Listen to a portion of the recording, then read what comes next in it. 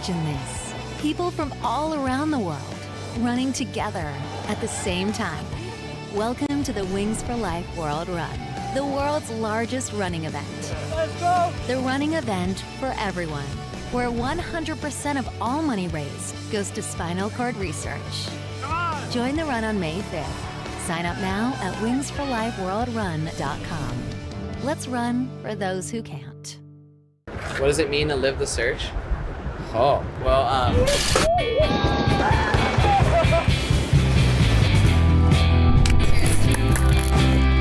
It's just like living the best life. I'll never stop searching.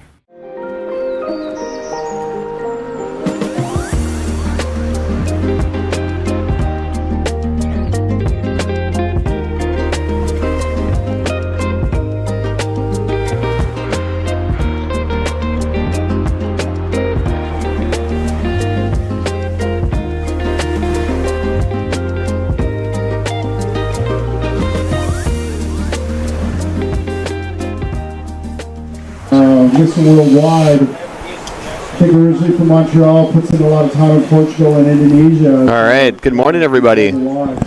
Hello. We got a beautiful day here today. We got so thanks for tuning in, everybody. Welcome to the 2024 Rip Curl Nationals, presented by Red Bull, and we've got an early morning start here, 7 a.m. In the water.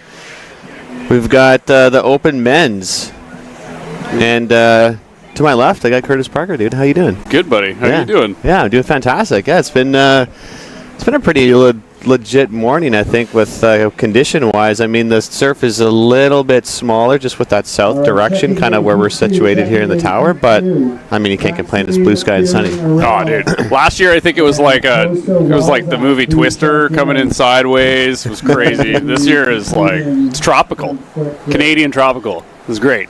Yeah, you can't ask for much more on when we're stuck with 3 days to do a contest, and you kind of got to gamble with the weather and the conditions.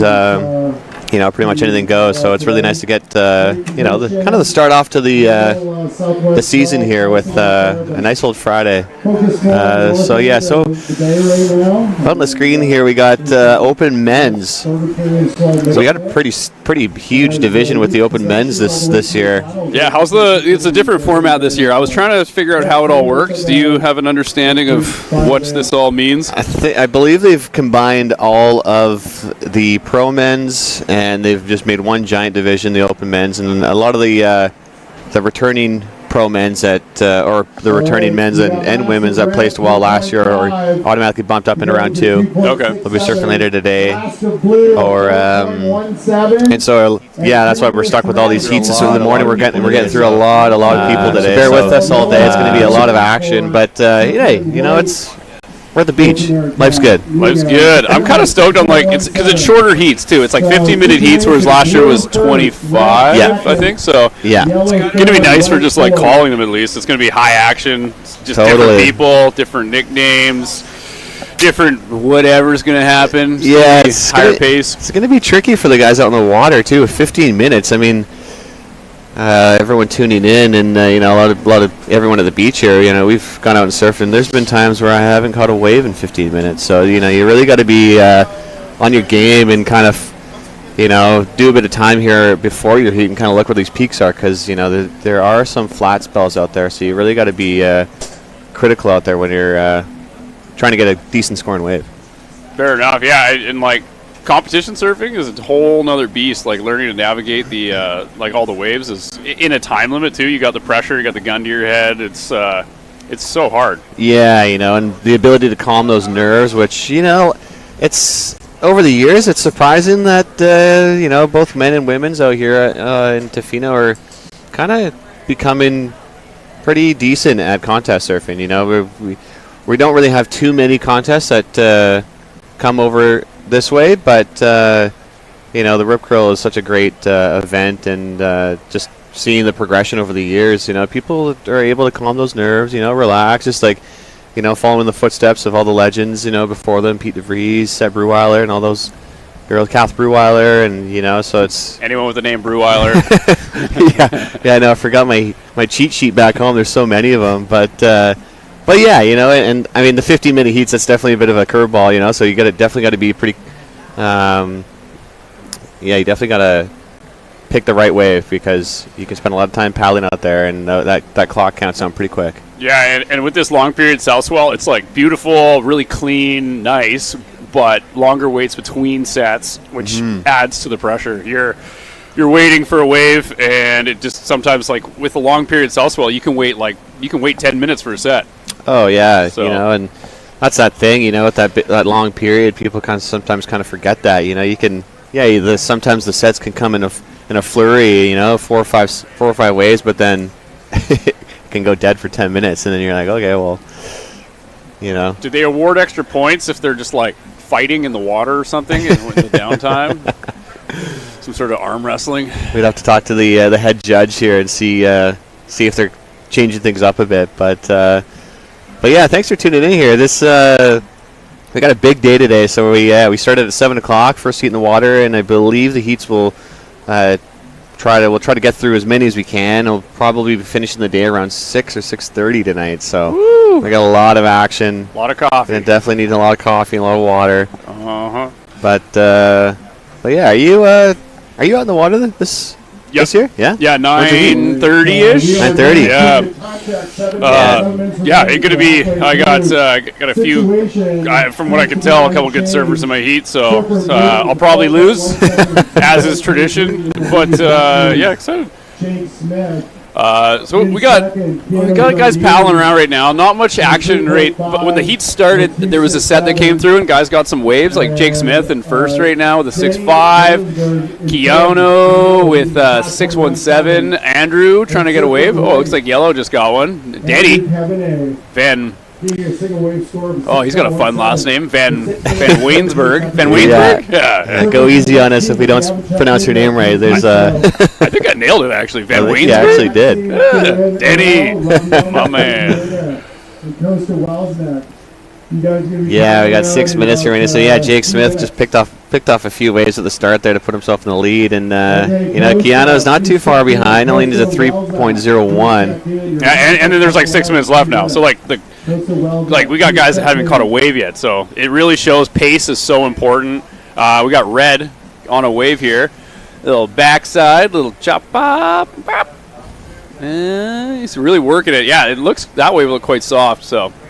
Yeah, those conditions are pretty tough out there. I mean, we've seen some of the sets roll through. As I was walking out of the beach this morning, I saw a couple sets roll through that had some decent size, but just with that south swell and the way we got blue up, looks like. Cox Bay faces. Yeah, here we go back to live action. Here we go. That's our heat leader, Jake Smith. Jake! Come on, work it. Milk it. Let's go. I don't know. What's Jake is sitting on a 2.3 and a 4.17. I don't know if that's going to improve. Do you know? I think probably improve the two. It was a ride. He was able to kind of get down the line, generate a little bit of speed, and nothing really critical. And those kind of were just little check turns. But I mean, I would be safe bet to say that he potentially could drop that 2.3, but he's asserting his dominance right now. Yeah, so we'll see how the judges go today. It's we got a pretty good judges panel here, and hopefully they'll keep things nice and fair and don't miss anything. But has there ever been controversy? Has there ever been controversy in the judging panel? Might just keep my mouth shut on that one. Dom said not talk about that actually. Yeah, I might not get my raise that I've been asking for. You get paid? What? And so, it's a pretty tough judging amateur surf contest. It can be pretty tricky because sometimes there's not too many waves caught. The skill level as well can fluctuate. And so the judges really got to set that kind of bar and not really sandwich themselves, so it's definitely pretty tricky. You get yourself in some interesting situations if you kind of give away some high scores or some too low scores, then you got to kind of bounce around with that and try to match everyone else's waves to them. So right now, do we have sort of a criteria of what the judges are going to be looking for scores, so that people back home will have an idea? Yeah, so ideally when a surfer's up and catches a wave, the main thing is speed, power, flow is kind of what they look at. that, you know, and obviously the size of the wave plays a bit of a factor as well, because that can go into that speed, power, and flow. So say if someone catches and kind of does the exact same turns on a bit of a smaller wave, it's going to look a little bit more intense when you're on a bit of a bigger wave. So it's a little bit easier for the judges to kind of take that into consideration and kind of give a bit of a better score. And I guess the degree difficulty change up in maneuvers as well. You know, if you're just kind of going down the line doing check turns and floaters, you might not score as high as just one big off.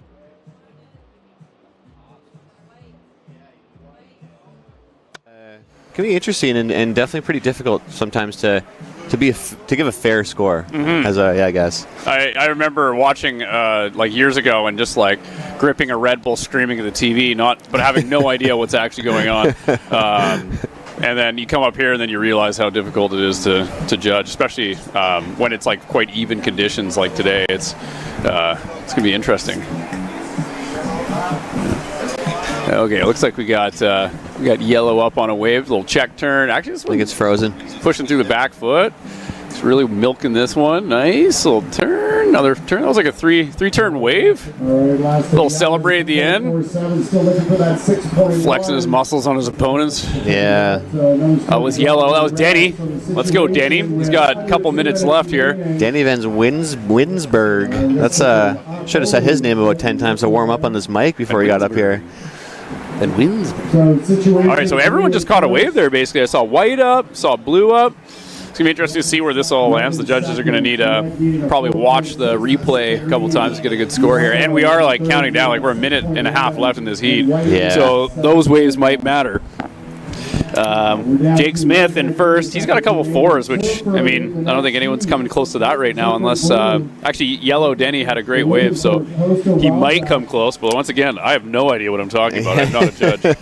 Yeah, you know, needing a 6.1. It's kind of just due to the conditions out there. I don't really see much high scoring waves, but I mean, also I'm not out in the water, so it's a little bit different from viewing it from the beach here. And I mean, we've seen Jake Smith here being able to pick off a couple fours, so there's definitely some waves out there. It's just hoping that the beach kind of cooperates and the wave kind of gives you a bit of a face and stays nice and open for you. But we got Surfer in red at the back there. This one Having looks a look nice. at this one. Yeah, nice looking left here. Daddy's home. Let's go. Piano Jardine on his backhand, looking for 4.6. I mean, that was like, he had some intensity on that. A little bit of jazz hands, you know, throwing them around. I wonder, one hit, can you get that score out of it? There's lots of scores waiting to be dropped as well, which is interesting. Yeah, you know, I've definitely seen in past contests, you know, people have been able to get some high scores, high 7s, 8s, just with one maneuver. But so we're counting down this heat here. We got 10 seconds remaining. Jake Smith, pretty comfortable out in front here with an 8.20. Definitely going to be taking that win there. And we got Keno Jardine in second. With the score to drop, though, and he needs, well, I guess the top two are more or less locked in here. Yeah, so Keno Jardine looking like he's going to move ahead as well. Still waiting for a score to drop, but yeah, sitting in second with a 7.53. Unfortunately, not advancing. Surfer in yellow, Denis Van Winsberg with a 3.70, and in Surfer in white, Andrew Kivani with a, fortunately, a 0.83. Yeah, tough out there. You really got to stay busy, and first heat down. Boom. Yeah, there we go. Nice little kickoff to the 2024 Rip Curl Nationals presented by Red Bull. So I guess we can go down the line here. There, Kurt would just give a shout out to all the sponsors. We've got Heineken Zero, our official non-alcoholic beer, and the Rip Curl Can-Am. Yeah. Cheers with no alcohol. Now you can get with Heineken 0.0, a zero alcohol beer that delivers all of the quality you expect from Heineken. I mean, they are pretty smooth. They go down very smooth. You see Pete, all those beautiful photos of Pete on the beach with no shirt on, just drinking those things. That could be you. That could be you. Could be anybody. Enjoy its soft, malty, toasted grain and refreshing fruit character. Ooh. Serve any time as the perfect palate refresher. I mean, I could probably go for one right now. Let's crack a couple. Damn. I want to thank the Canadian Union for Skilled Workers, building a better Canada, thriving communities, and better workplaces. Let's go unions. Join CUSW today for a more secure tomorrow. Yeah, security. We all want security. We've got Yeti Canada, the official insulated drinkware and cooler sponsor of the Rip Curl Can-Ams. Hashtag built for the wild. I'm not sure if any of you guys out there have ever purchased a Yeti anything. They're pretty unbelievable. I think you can shoot them with a gun. I think that's like something they advertise. And they'd still withstand. I don't know if they do. You just can do it. Well, let me know when we're going to do that. I would love to see that. Cause, one of the Brew Wilders probably done it. Oh, yeah. Yeah, a couple wild folk, those guys. What go down the line here. Mill Bay Marine Group, founding partner of Surf Canada and the Rip Curl Can-Am. And the Surf, the official surf park technology provider of Surf Canada. Marwick Marketing, digital marketer partner of Canada. Surf Canada, sorry. Hotel Z Tofino, the official hospitality partner for Surf Canada and the Rip Curl Can-Am. Network Music Group, the official music provider of Surf Canada. Nice, nice. And we've got the Surfside Grill, keeping Great. everyone fed on the beach, up in the tower. All you guys visiting Tofino and Ucluelet and the whole West Coast, come down to Surfside Grill. I heard it's pretty good. It's good. They got a coffee spot next to it too. That's I don't know what it's called, but it's they serve great coffee. Surfside actually makes good latte too. Yeah. It is an amazing venue. You grab a little fish and chips, and you get to hang around the beach. Yeah. What's better than that? I don't know. We got UK Poke Woo. as well, which if you guys haven't tuned in and haven't stopped in there, it's at the junction, kind of right when you turn right towards Tofino. It's pretty good as well. It's so good. Yeah, a lot of Nice little après surf meal. so much protein. A little nice and healthy. Yeah, David's in there. He's staring at you, just like asking you questions about your pokey. It's Critiquing you. yeah. Oh, it's a great experience. And we've also got the participation from the Government of Canada. So thank you guys very much for all your support. And we also want to gratefully acknowledge the traditional territory of the Toloquiet First Nations and the support of the District of Tofino and Tourism Tofino. So thank you guys. We can't thank you enough every single year for your continued support in order to let us come down to the beach here, take it over for 3 days, and throw on a surf contest for all you guys. So much appreciated. Thank you. Yeah. No, you did a great job. That was beautiful.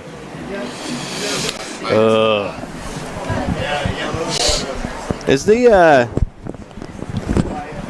feed going to come back on? What's Buddy's name? Is it?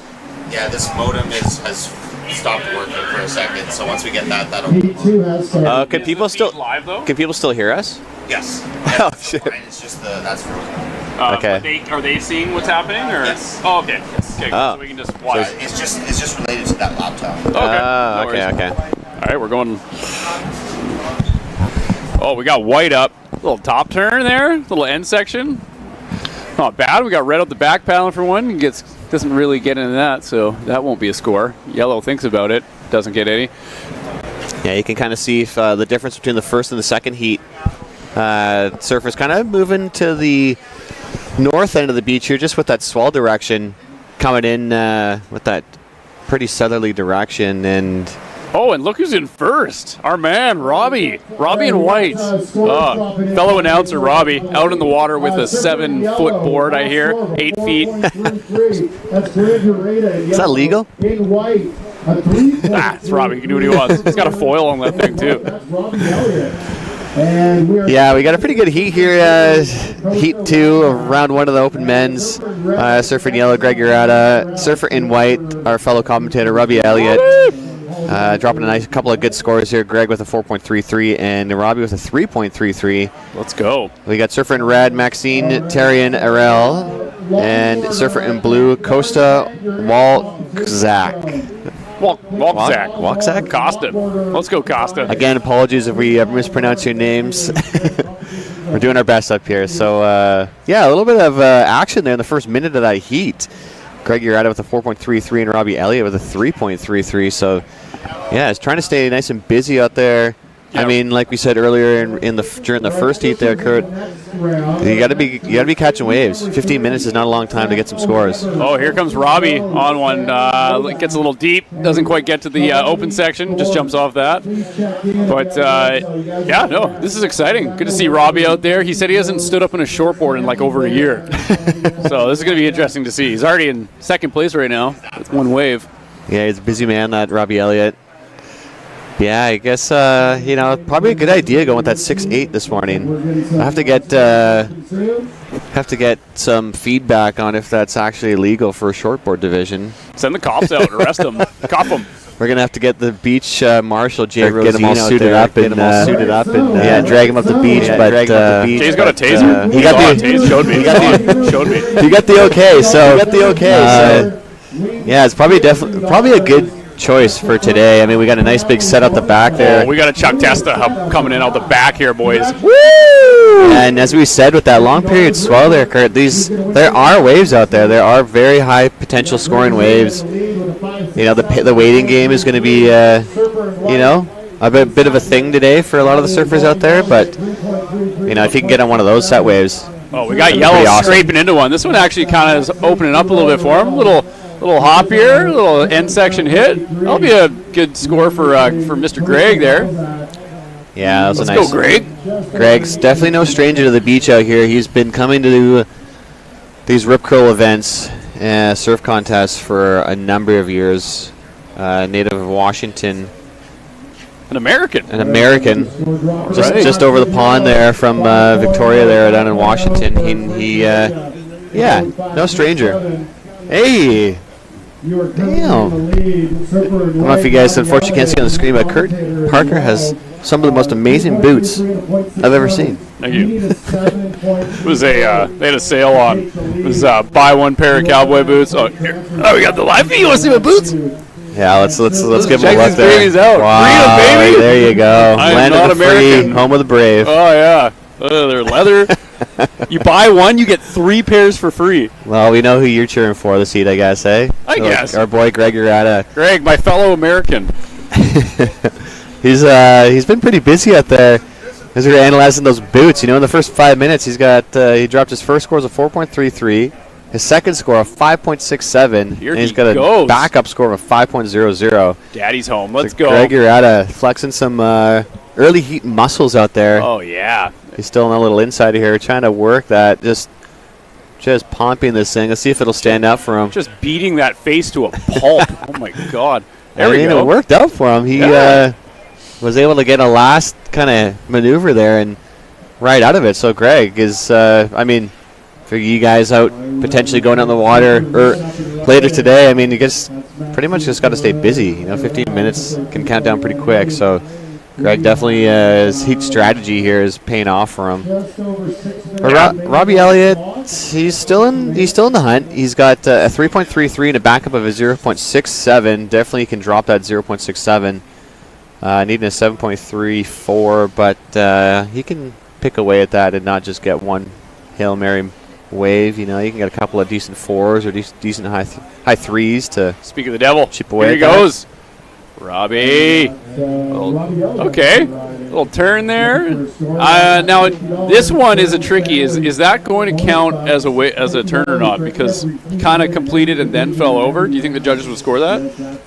Yeah, it's hard to say. So, if you as a completed maneuver, you got to kind of ride out clean with confidence. A lot of surfers will, finish a wave and quickly kick out the back so they can kind of get out the back and potentially save some pride. 7.34 to take the lead and get your fingers on that $50 from the Burns bonus bucks. Surfer in red, you're looking for a 5.46. Kick out right away so you can get out past the break and get out back. Get yourself into position. So, and right you are. Do you know they scored you, or not you, but Robbie, a 3-1. So respectable. He's holding on to second there, and Robbie needs a 7-3 to move up. So with the waves like right now, you get the right wave, you could totally do it.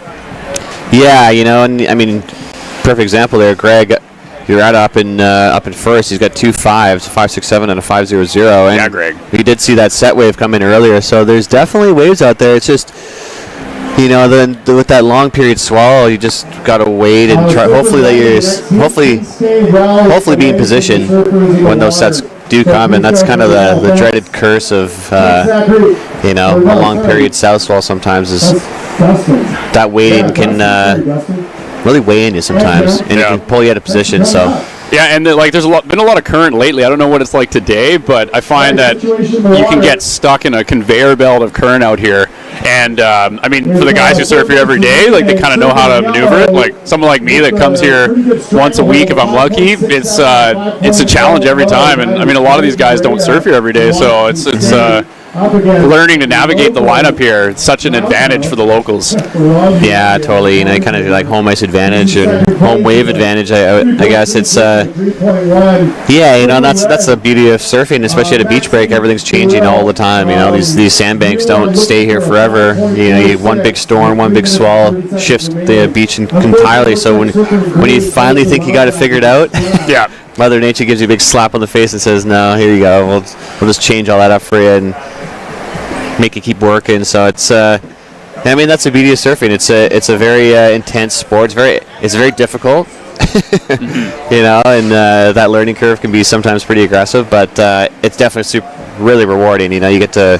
Oh, we got Robbie up. Let's go. He's on our left. Coming up, little end section hit. Okay, that was sell a it. Nice hit there by Robbie. Robbie. Oh, and we got yellow at the back on this. We got some action. Oh, okay, that was nice. Little whoop. Another hit there. Yellow's putting together a great wave here. It's Greg. Greg is on fire. He's got laser eyes.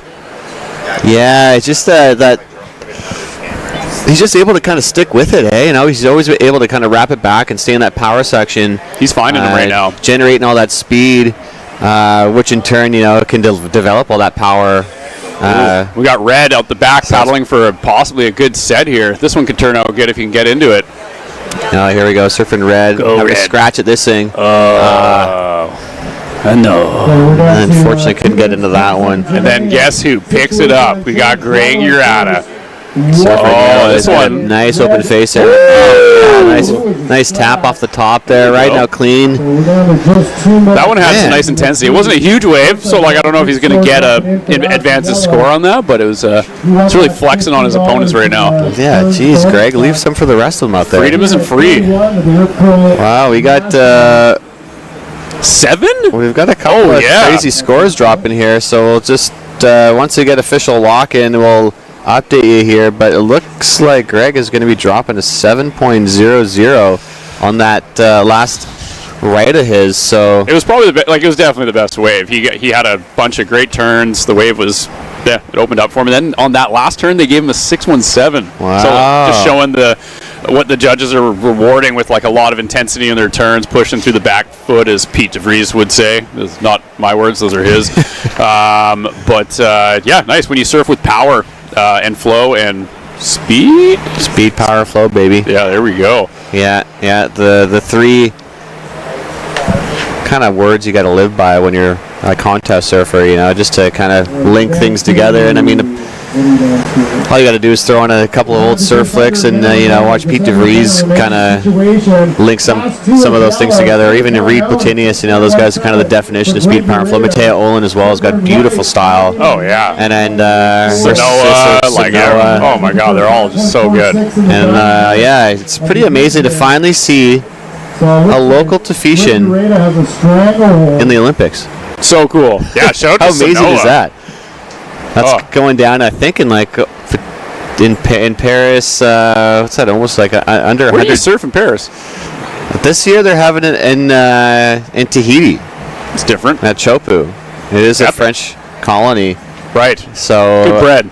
It's going to be pretty intense surfing at Chopu for the Olympics. But she's a gooby footer, so she's going to be surfing on her forehand at Chopes. She'll be fine. I've seen her surf. She's great. Yeah, it's going to be pretty amazing to see Sanoa display your skills out there on the world stage. The Olympics is a different beast from any other contest, so it's going to be it's pretty amazing. And what a better place to have it in Tahiti at one of the most probably feared and intense waves on the planet. I'm excited for it. I hope the conditions line up. It'd be insane if it's actually just like pumping. Yeah, it's probably going to be the most watched sport if it is firing. Oh my God. During the Olympics. So yeah, definitely have to tune in for that this summer. But yeah, here we go. So we got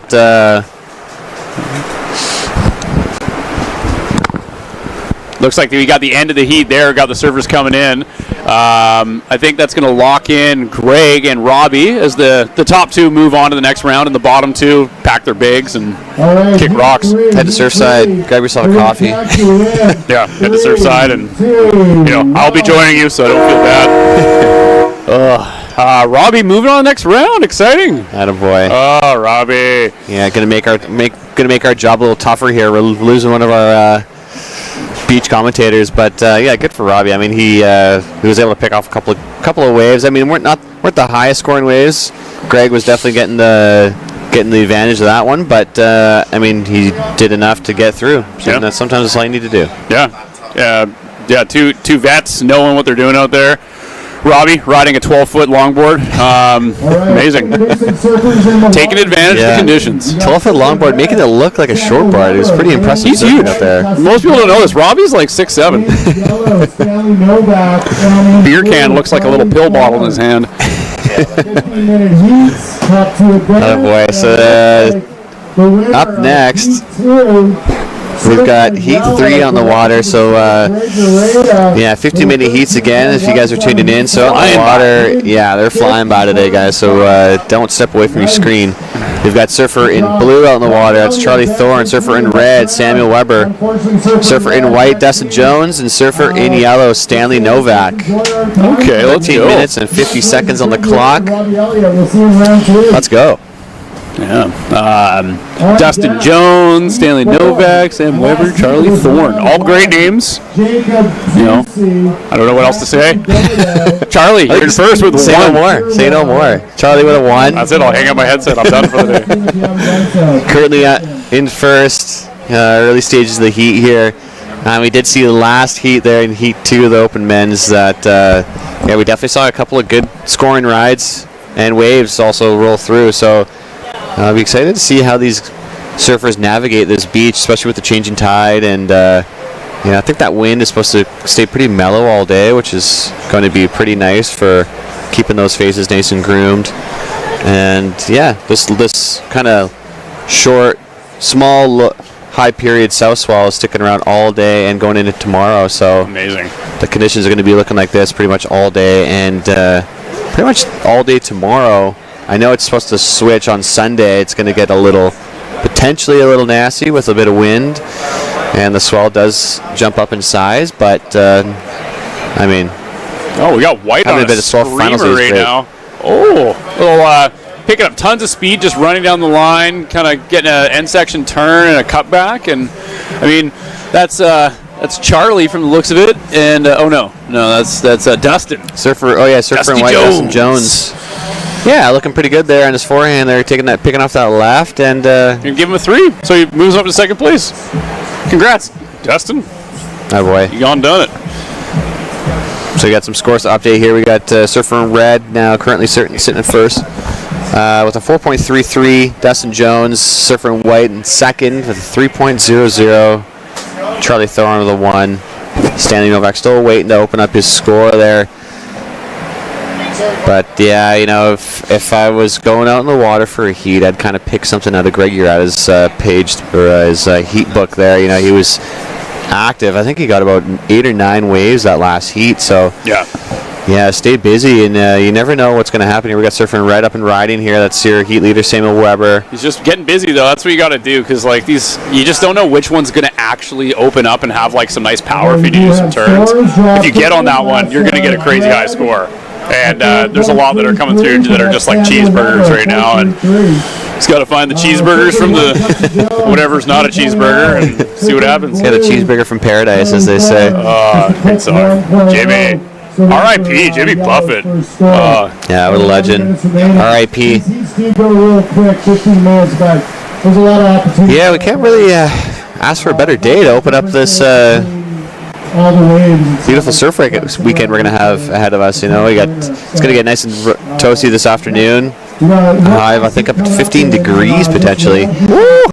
You bring sunscreen, you get roasted. Yeah, I bought the Maui Babe, so I'm about to get my first shade, drop a shade today. But yeah, a nice day to open up like this, and then looks like there's a little bit of weather rolling in tomorrow, but we'll see. The West Coast is such a beast. You just never know what it'll do out here. So it's a cruel mistress. It is a cruel mistress. It can be your best friend or your worst enemy at times when you least expect it. So that's kind of the beauty, though, living out here in Tofino. It's such a raw, powerful, incredible place. You know, we're right on the edge of the planet. You know, where land meets sea. So it's you can see Japan.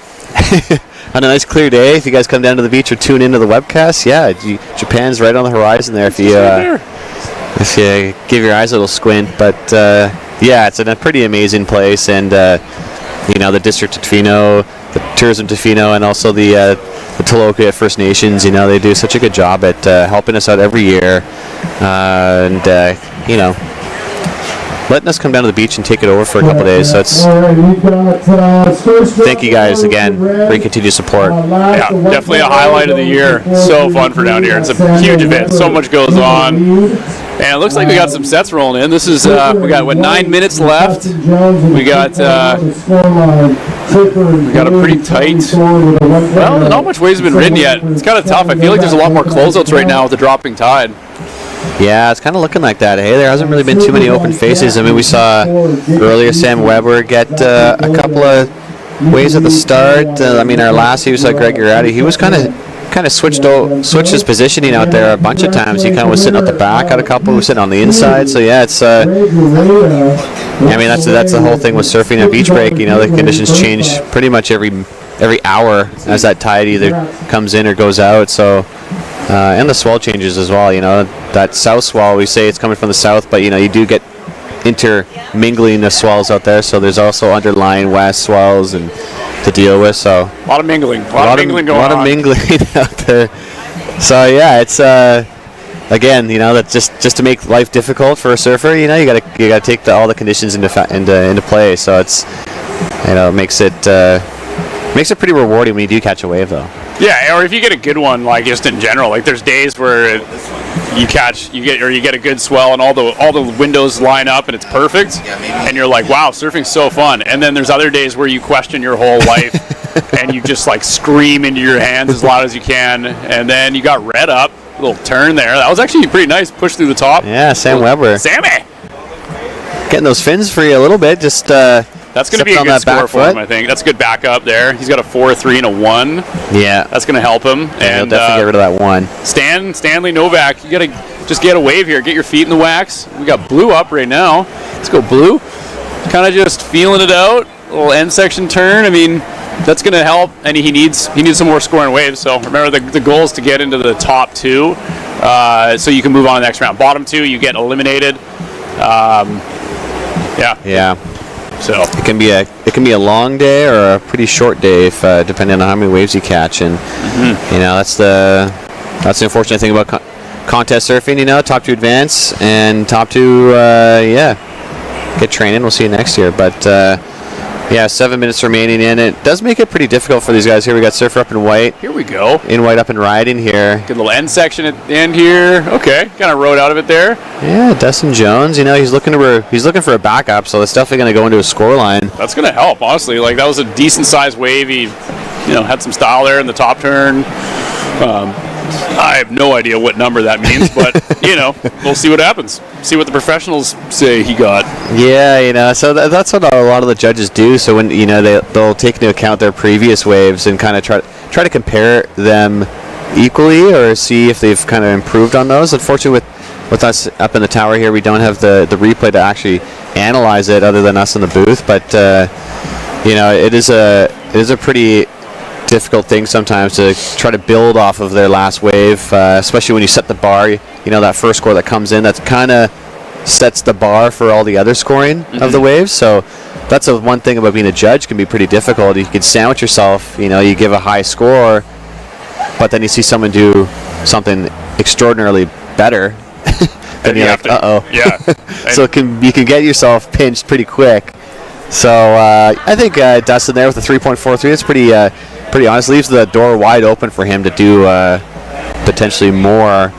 You know, we saw Greg Urata dropping 7s in his last heat. So yeah, there's definitely lots of scoring potential out there. It's just being able to pick off that right wave. So totally, and the bar is really going to be set when you get some. I mean, I think Reed's surfing in like an hour or something like that. So when you get like one of those like top tier surfers out there, and it's going to be interesting to see where their scores start lining up in these conditions too. And that's where the whole scale comes into play here. We got Surfer in Red having a scratch at this one. Let's go. He's looking on his back end here. That's your heat leader, Samuel Weber. Yeah, nice wrapping cut there. Tossing a bit of spray. Oh, it's going to be a good score here. Little end section finish. Little jab there. Okay. Second one. Kind of a check turn there at the end. Yeah, it's hard to say. I mean, those 2 4s, I think we're pretty good. We'll see how this factors into a scoreline. He's already sitting out front with 2 pretty good scores. So, yeah, Sam just trying to build that house, as they say. Started with that foundation of the 2 4 3 3s, and trying to get that framing up. Finish that bad boy. So, yeah, staying busy. That's good surfing there from Sam. He's looking pretty loose out there, and that's the thing with contest surfing. It can really be a bit of a mindset change compared to just being out there and free surfing. You can get pretty tense, and you just kind of lose your edge, or things that you've kind of really focused on that make you out in the water.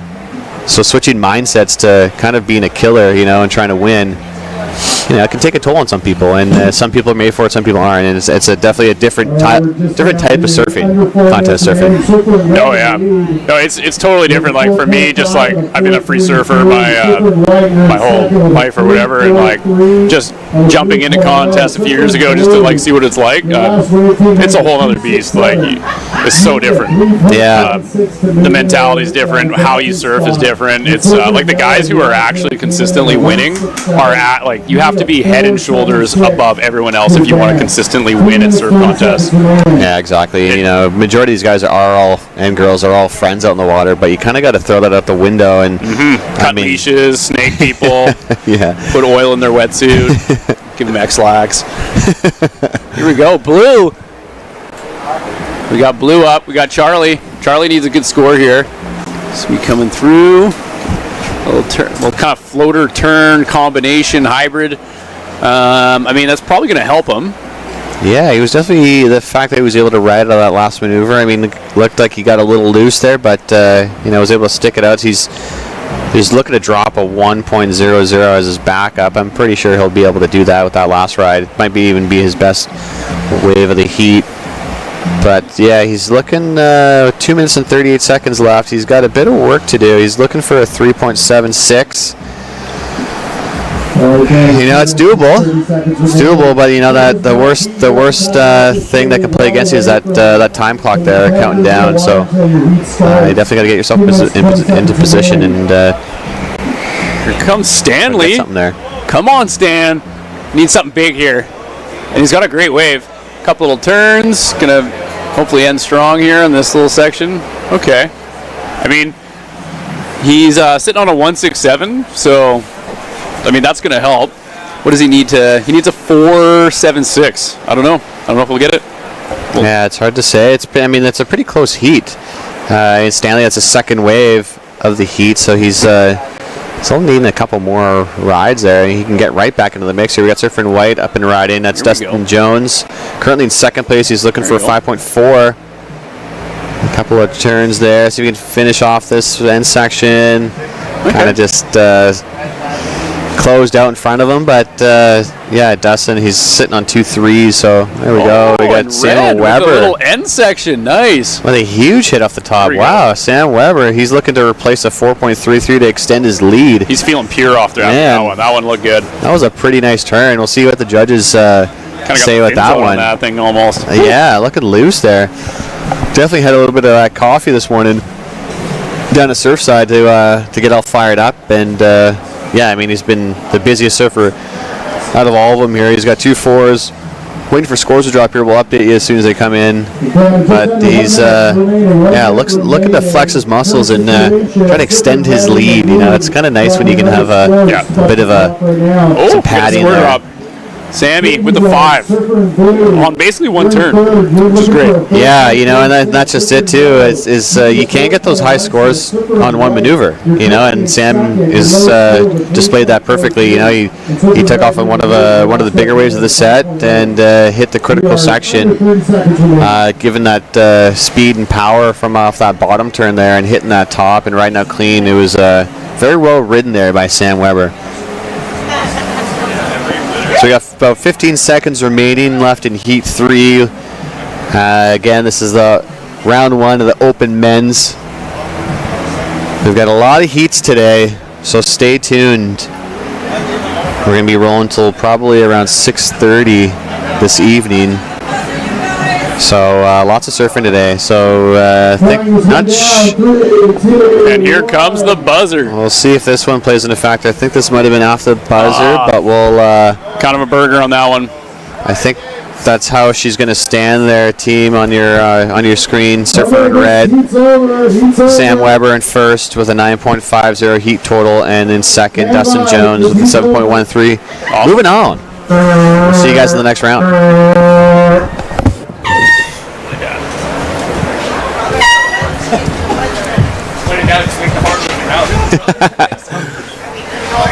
Make it look easy out there, buddy. That was nice. First 15 minutes I've surfed in 2 months. Yeah, that's what Kurt was saying. I was like, oh boy. We're going to start this next heat. All right, so those scores are locked in there. We'll see Sam Weber and Dustin Jones moving on. So moving on to the next heat, we got round 1, Heat 4. To my left, who's just out in the water, Robbie Elliott. How you doing today? Oh man, living my best life, my friend. Honestly, I entered because I just wanted 15 minutes in the ocean. That's all I wanted. I mean, tell us, you just surfed that last heat there, Heat 2. How the conditions out there? They look, from up in the tower, they look a little tricky. To be 100% honest, like, I am a notoriously positive person, but this is really honest. It's actually better than it looks. I know the surfer in yellow in my heat, Greg Ureta, he was ripping. Like, he got a couple of rights off the kind of northern end of the bank there that looked really good, super contestable. But even then, like, there's always like a one-turn section pretty much on every wave, so it's as long as you can keep yourself far enough inside to be on the bar, because kind of the outer ones are breaking a bit soft and kind of closing out, but there's definitely little nuggets and little wedges, and I mean, it's so clean and so glassy, but comparatively to what I saw when I first came down, I was shocked at how much better it actually was. Yeah, I know, and that's the kind of the deceiving thing sometimes. For on the beach, it kind of looks, a little bit difficult, not too much power, but then when you get out in the water, the conditions are totally different because you're actually amongst it. But yeah, so as a heat, we kind of see with the south swell, this middle bank does light up on some of the sets, but we noticed in that last heat of yours, people drifted a little bit to the right there. There we go, we got surfer in yellow up and around. We'll get back to live action here. Nikoi Clearwater. Oh, nice finish. A huge turn there to finish off that wave. Wow. Nikoi. Yeah, like you were saying, it definitely seems like from heat to heat, people are moving a lot. I think there's a kind of there's a south swell and a southwest swell, so it kind of seems like it'll go flat and then that southwest will kick up for a few sets and kind of light up. So, I mean, it's going to be, obviously the time factor is going to be massive. 15 minutes is such a small amount of time. Yeah, and I guess that's something new this year, just because we have so many competitors surfing throughout the day today, and chose to go with 50-minute heats. And so, as we were saying earlier on the webcast here, sometimes you can go be out there and not even catch a wave for 15 minutes. So, trying to change that mindset and get into that killer instinct of a competitive surfer and try to move it on, it's can be pretty difficult with only 15 minutes on the clock. Yeah, you're absolutely right. I mean, man, I've spent 45 minutes in the water without catching a wave many times, more than I'd like to admit. So, yeah, 15 minutes is going to be fast, it's going to be furious, and you kind of just have to throw yourself into whatever and, hope for the best. Yeah, we've seen that in the first couple of heats in the water, that the busier surfers are getting those results and getting those scores, because there aren't too many high scoring potential waves except on those set waves when they do roll through. But the whole thing of that is you got to be in the right position, and sometimes when the swallow does go flat, he gets pulled out of position, and it can be pretty hard to pick off one of those things. But staying busy, just getting little padded scores, a couple twos, couple threes, and can really be the difference of you moving on and you staying home. Yeah, absolutely. I mean, that was my heat to a T. I just went for whatever I possibly could. Yeah, and that's the thing, so if people tuning in or having their heats come up in a big here, I mean, yeah, there are waves out there, but yeah, you just got to stay busy. Easy for me to stay up in the tower watching, but it seems like that's the recipe for success. So here we got Surfing Live Red. Action. Jacob Bussey, nice. Solid little wave. Again, a little bit on the flatter side. Jacob, good buddy of mine. He's a big boy, so again, like when it's smaller and flatter, he's kind of got to let his board do a little bit more of the work there. But he got a couple little turns, so he should get in a decent score. The only score so far is our heat leader, Nikoi Clearwater, with the 5.33. He had a really nice finishing turn at the end there, and I think that's where he pretty much got all his points. Mm-hmm. But I mean, that definitely goes to show that it's going to be one of those scenarios where it's like if you can get one big turn on a closing section, judges are going to reward it all day long. Because even the last one of Jacob came in at a 2.67, where he had a much longer ride, but maybe turns of less consequence, so not being rewarded quite as handsomely as Nikoi. Yeah, and that's kind of the, I want to say, cool thing of competitive surfing is like you don't need to give it all you got and ride the wave completely to the beach. You can get those scores off one maneuver as long as you're kind of in the right place, right spot on the wave, and it provides with a decent open face, and things got to line up in order to get that high score, but you can get it off one maneuver, and so that's kind of fun about that contest surfing is you don't need to work it all the way to the beach. Here we got Live Action, Surfer in Yellow, Nikoi. And he's looking silky smooth on that, considering the size of these waves. Yeah. Unfortunately going down, but yeah, the length of ride, I guess, kind of comes into play a little bit, showing control out there and flow, but yeah, you don't need to milk it all the way to the beach unless you see something coming and you really want to hit the bag and go to town on it, but yeah, those one-wave maneuvers can pay off. When I look back in time to previous national championships, I just go back to Reed Platinius the last 2 years where he's had massive one maneuver waves where he's gotten like 9s and 9.5s that are just so shocking. But again, it's like literally 2 seconds. It's a 2-second wave. Yeah, exactly. And it's a nail biter. We've seen I remember that contest at Wickeninish when Pete DeVries with, I think it was like 15 seconds left, and did a full rotation and stomped it, and that's how he won, and it's like, it's pretty incredible when you can kind of channel and put everything together and calm those nerves and really just focus on, and that's the whole thing with having some confidence with contest surfing, is being able to kind of relax and calm those nerves. And those two guys, especially Reed and Pete, they're no stranger to contest surfing. You see Reed just kind of killing it right now on the WQS. Yeah. And I'm going to emphasize that he's kind of actually really killing it, and it's pretty amazing to see a surfer from our shores up here compete on that level, just like making everybody else look, putting them in a different class, So over the years, Robbie, you know very well. We've seen him grow up out here at the beach. It's amazing to see. Oh yeah. And I feel like it was like a blink of an eye. Like always Reed was incredible, young Grom, and then all of a sudden he was just a man. Yeah. And he was getting crazy tubes and doing huge airs, and it literally happened overnight. It was so wild. Yeah, racking up his shelter tab. Yeah, exactly. Surfer in Blue, big drawn out cutback. That was lovely stuff there from Nicholas Varela. And we did have last of White come in at a 7.67, so Nikoi just really putting himself way out in front in this heat. Yeah, we've pretty much hit the halfway mark of the heat here. So yeah, Surfer in Yellow, Nikoi Clearwater with a 13.00, clearly out in front. And Surfer in Red, Jacob Bussey with a 2.67. He's looking for a backup score, which he should be able to get, hopefully with this time on the clock there, but he's currently in second place, that transfer spot.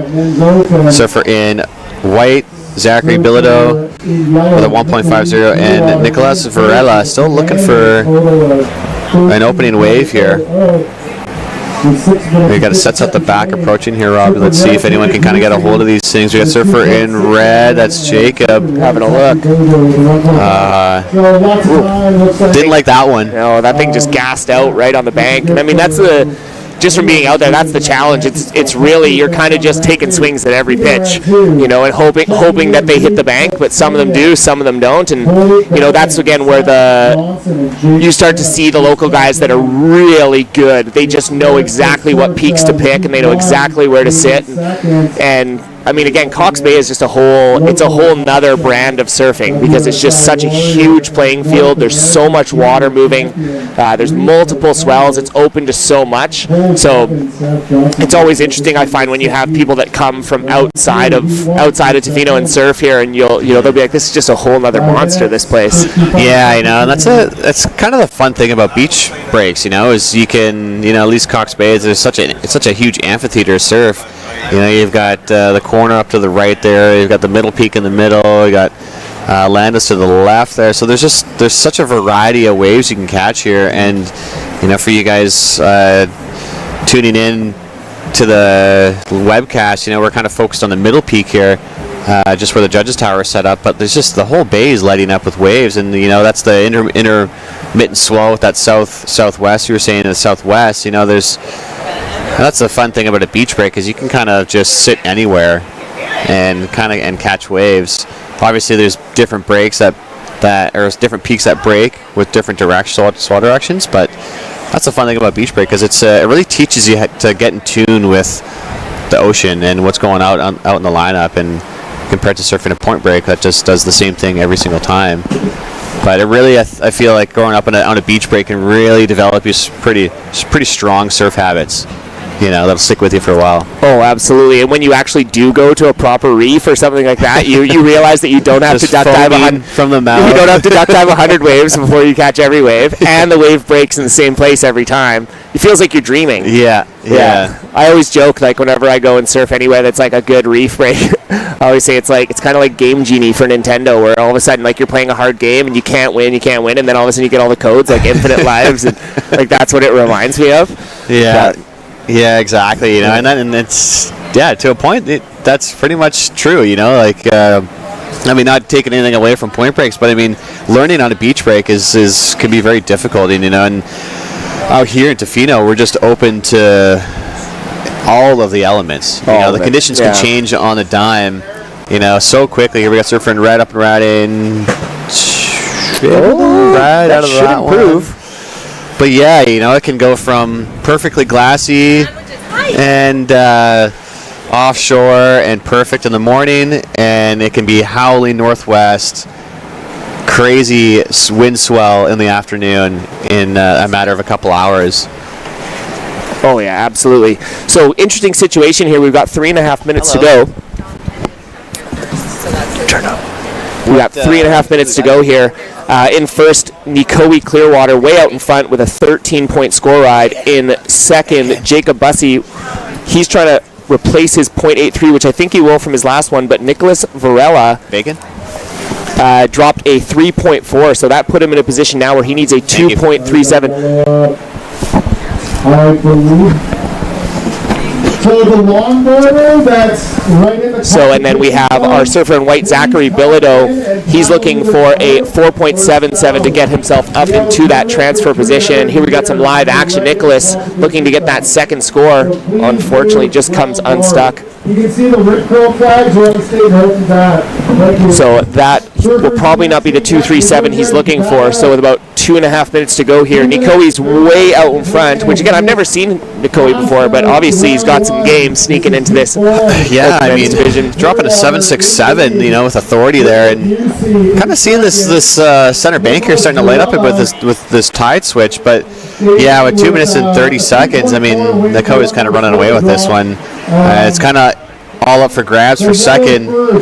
Nicolas Varela is looking for a 2.37, and Jacob just trying to hold on to that second place transfer spot. So we'll see how things go here with 2 minutes remaining. It's things are starting to heat up here down to the beach, you know, not just temp-wise, but skill-wise and surf-wise, you know. Look at the ocean starting to come alive as this tide, I believe the tide is dropping all morning, and we're switching in the afternoon, but yeah, again, that kind of goes back to those changing conditions, you know. These tide drops, all these different banks are going to start to light up, and definitely going to throw a factor in people's heat strategies, but I mean, we're pretty blessed right now with some actual waves for day one. Yeah, absolutely. And it'll be like when I was out there too as well, there was a couple of sets that broke way deep on a bank. So I would love to see that outer bank start to light up, which you can actually see kind of on your screen. It's starting to slowly hit that bank. So it's like there's going to be a number of heats right in the middle that are going to score that. There's going to be some absolute fireworks. So we're going to wrap up this heat. We got about a minute left, and then we're heading straight into the open round 2. Dino, new to this year, we've condensed the pro and the open division into one gigantic division. What are your thoughts?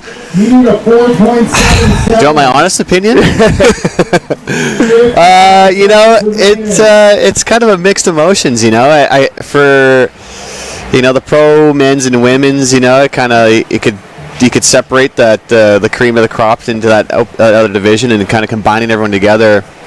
You know, when you wake up in the morning, you look at your heat sheet and you got to surf against Reed or Matea or Pete or something. It's can be a little you know, daunting, but I mean at the same time it's got that other factor where how often do you get to surf a heat with those kind of surfers? Totally. So, you know, it's kind of good and bad, you know, and I mean we've got so many surfers that always want to surf in this event every single year, so combining them, you know, the 15-minute heat is going to be a bit of a you know, that's definitely going to play a factor in a lot of people's minds because that's not a lot of time to score some waves. No, that's for sure. I mean, here's the thing. I like the backyard belt because that's what we call it. The open men's was always the backyard belt.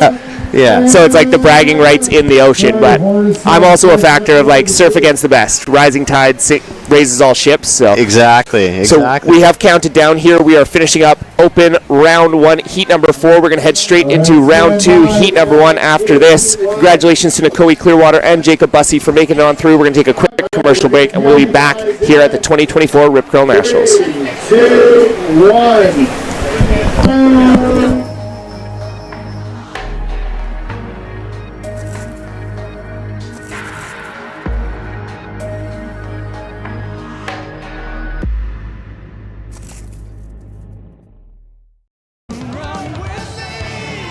Imagine this. People from all around the world running together at the same time.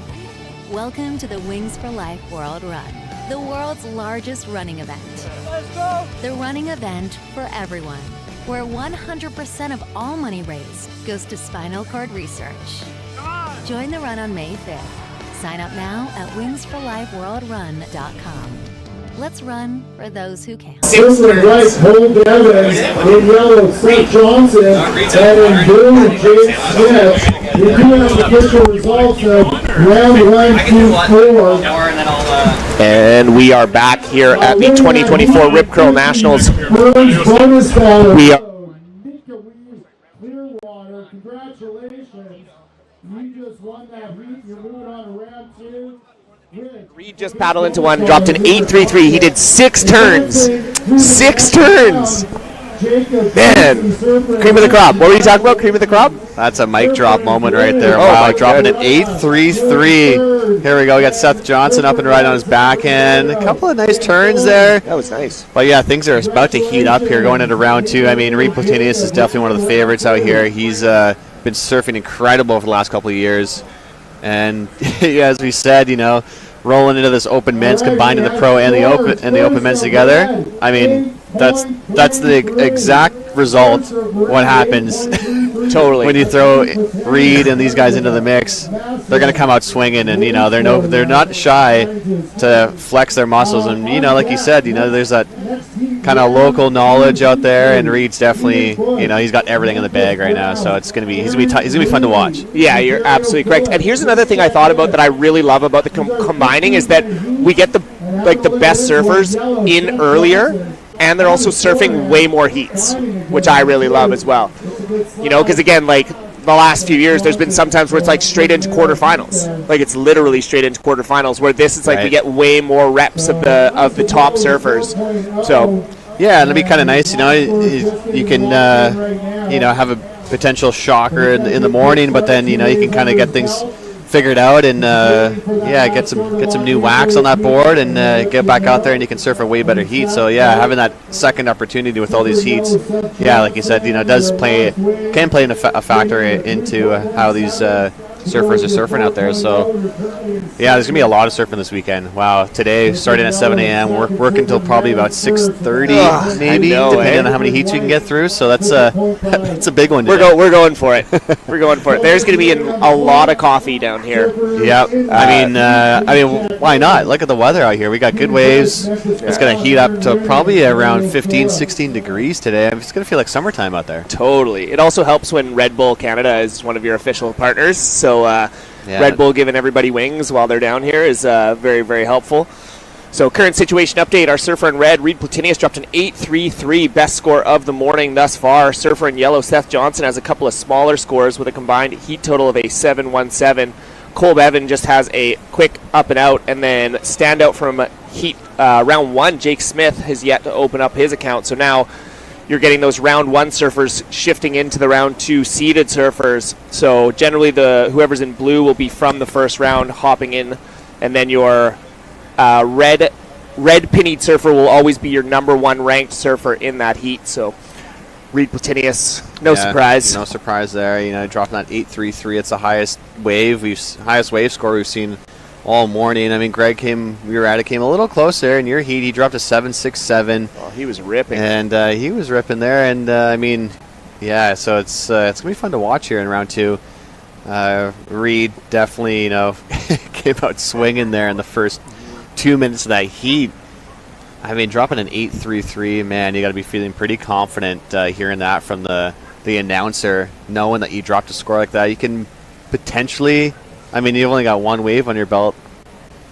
I don't know if you'd want to slow down or take the brakes off. I know Reed does not like to do that. So froth monster. You definitely got to feel good, though, and confident with these short heats moving forward because, you don't have to work as hard. But, it's a great opening heat for Reed.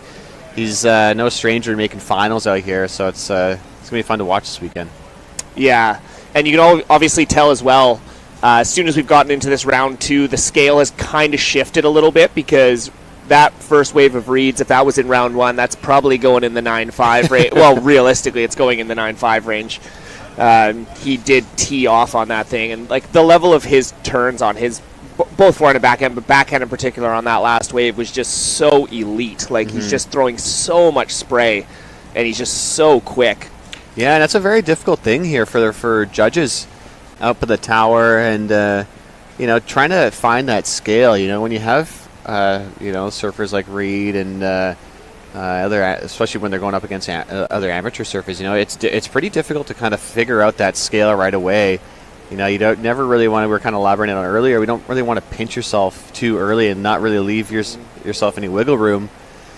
But that was pretty clear. Reed dropping an 8.33. That was definitely the score that he deserved. So, but yeah, it can be difficult because sometimes you'll get heats. We'll say on like the WSO level where you have like these Johns and Caitlin Simmer type surfers, and they'll go up against these Miguel Pupos and some other ones where they're totally different surfers, and the styles are completely different.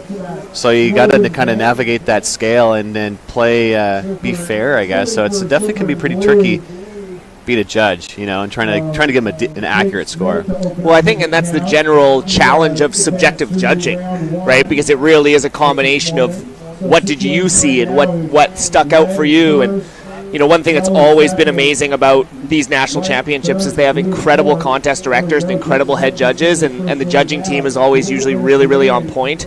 It's funny because I'll go by the judges and you kind of make a joke, and then you'll get a don't break the attention. And I'm like, come on guys, it's serious, but it's not. But it's serious, and like you said, it's a very challenging task to navigate everybody's different surfing style and surfing skills, exactly. Especially like you said in these earlier rounds when you have a little bit more disparity in the skill set. A guy like Reed against someone like myself is like, and my 10-point turn is a 500. Well, he gets a 500-point turn. You're 10 point in my eyes. Oh, yeah. In your eyes. There you go. I like that. It's good. Oh, Reed, another little 2-turn combination there. So looking to improve on a 3.33 to get a little bit more space here. Seth Johnson still sitting on those first 2 waves with a 4.0 and a 3.17, and then Jake Smith did get his first wave at 2.93, so he's looking for a 4.24 to jump into that second position. Remember, all surfers in the top 2 positions move on into quarterfinals, or is it do we have a round 3? I think we have a round 3. Yeah, I think there's a round 3. Wow, man, I don't think there's ever been a round 3. Yeah, that's how many surfers there are. I mean, that's a kind of the cool thing to see about this event. It's just every single year it's gotten. We'll go back to live action. Your surfer in blue on his back end, just trying to milk this thing. Unfortunately, not really coming up with anything on that one. But yeah, just seeing the progression and the growth of all these events that have come down and happened here at Cox Bay. The Rip Curl Nationals, just every single year it's getting more and more dialed in. I mean, this year, in years previous, like we've been turning people away at the door because we just fill up in a matter of days, and yeah, it's insane to see the amount of people that want to throw on a jersey and go out there. Yeah, absolutely. I mean, we had hundreds, plural, of competitors in the first day, basically sign up, and I mean most of the divisions were full in under 24 hours.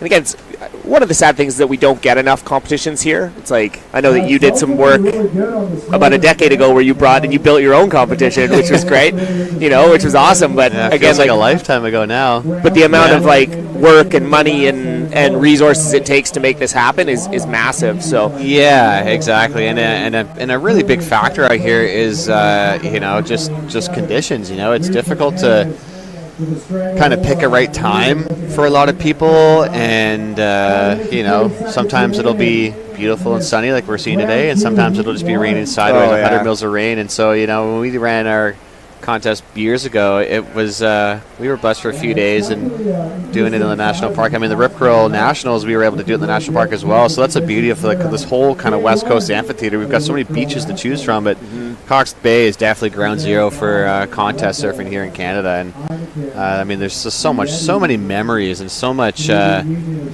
surf industry memories down here at this beach. Oh yeah, if this beach could talk, I mean not just with what we're doing out here on the beach, but even years previous. It's just like some of the big contests that have come here before us, some WQS events. Oh, here we go. And I mean, this Rip Curl has been such an amazing sponsor. Oh, here we goes our Reed. Yeah, he just getting loose. Yeah, he just did some sort of aerial, some air reverse. Looking pretty silky out there, Reed Platinius. So light on his feet. Oh yeah, for such a big boy too. Big man. But no, you're absolutely right. It's like there's so much history and there's so many comps that have gone down here and so many huge moments and all that kind of stuff. Even when you were talking about the weather, the first thing that came to my mind was 2 years ago when on the Friday I remember walking down here with Dom and we looked and it literally looked like carnage. Like somebody had thrown a party and just trashed the entire, so we had to cancel the first day. Yeah. We had to fully cancel the first day, and then we had to go to North and do double banks, 2 sets of judges at North. It was wild. It was like nothing I'd ever seen before. But then you have a day like today where it's like literally bluebird, beautiful, glassy offshore. Yeah, and it's I guess that's kind of the natural draw to this area is just the raw power and beauty of this area. We got surfer up in red, Reed Platinius just getting loose out there. Oh yeah, he's having a good time. Does he even have fins in that thing? I don't know, man. He's looking pretty good. He's looking tough to beat here with 3 minutes and 30 seconds remaining. Reed's got a 14.16 heat total. He's got dropped at 8.33 in his opening ride, and he's got a backup score of a 5.83. Looking to improve on that to extend his lead. But I mean, man, the way Reed is surfing here in his first heat in the water. Yeah, that's make sure you get some Red Bulls in you because you're going to need it. Yeah, because he's fiery for sure. He's just dropping fives like they're going out of style. Yeah, and it's yeah, with all that experience for Reed here as a contest surfer now, it's shown over the years of how confident he is. channeling all that energy and just putting it right into those 20, 25 minutes, 30 minutes, 50-minute heats. He's just able to kind of just bring everything together. I mean, who better to learn it from than the Brewilers and Pete DeVries as well? Having those guys to look up to your whole life, and riding Pete's coattails for event-wise. It's been a pleasure to watch, to see all these local kids and visiting kids as well just grow throughout these years. We don't a lot of you people tuning in sometimes don't see all of them surf all the time, so being able to showcase this on the live stream here and just see the progression they've come over the years, it's incredible. Yeah, you're absolutely right. I feel like a proud dad moment. Totally. Been doing this for over a decade, and just seeing where they've used to be in the U16s, or even younger, going to the Queen of the Peak, the Princess of the Peaks, and seeing just the development of all these surfers. It's insane. It's really insane. Well, like seeing like a 9-year-old Sanoa Olin who's now going to the Olympics, right? Incredible. Or a fairy tale story right there. Yeah, absolutely. Or even just like like going back to a 10-year-old Reed doing his first competitions, and last year he was the North American Junior Champion.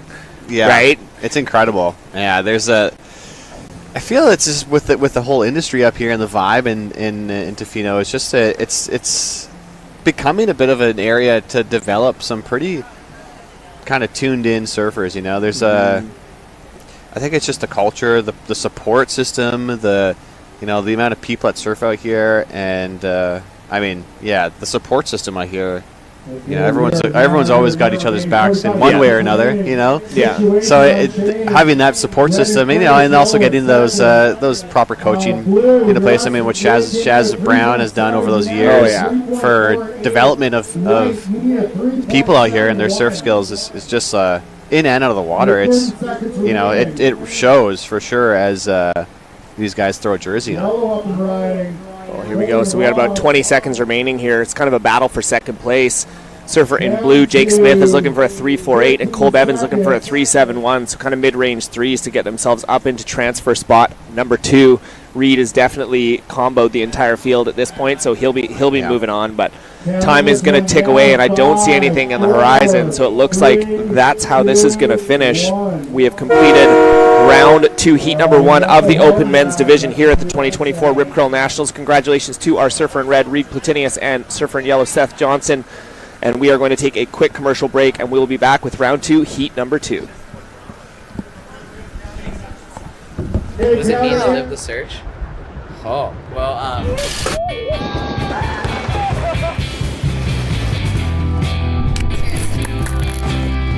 It's just like living the best life. I will never stop searching.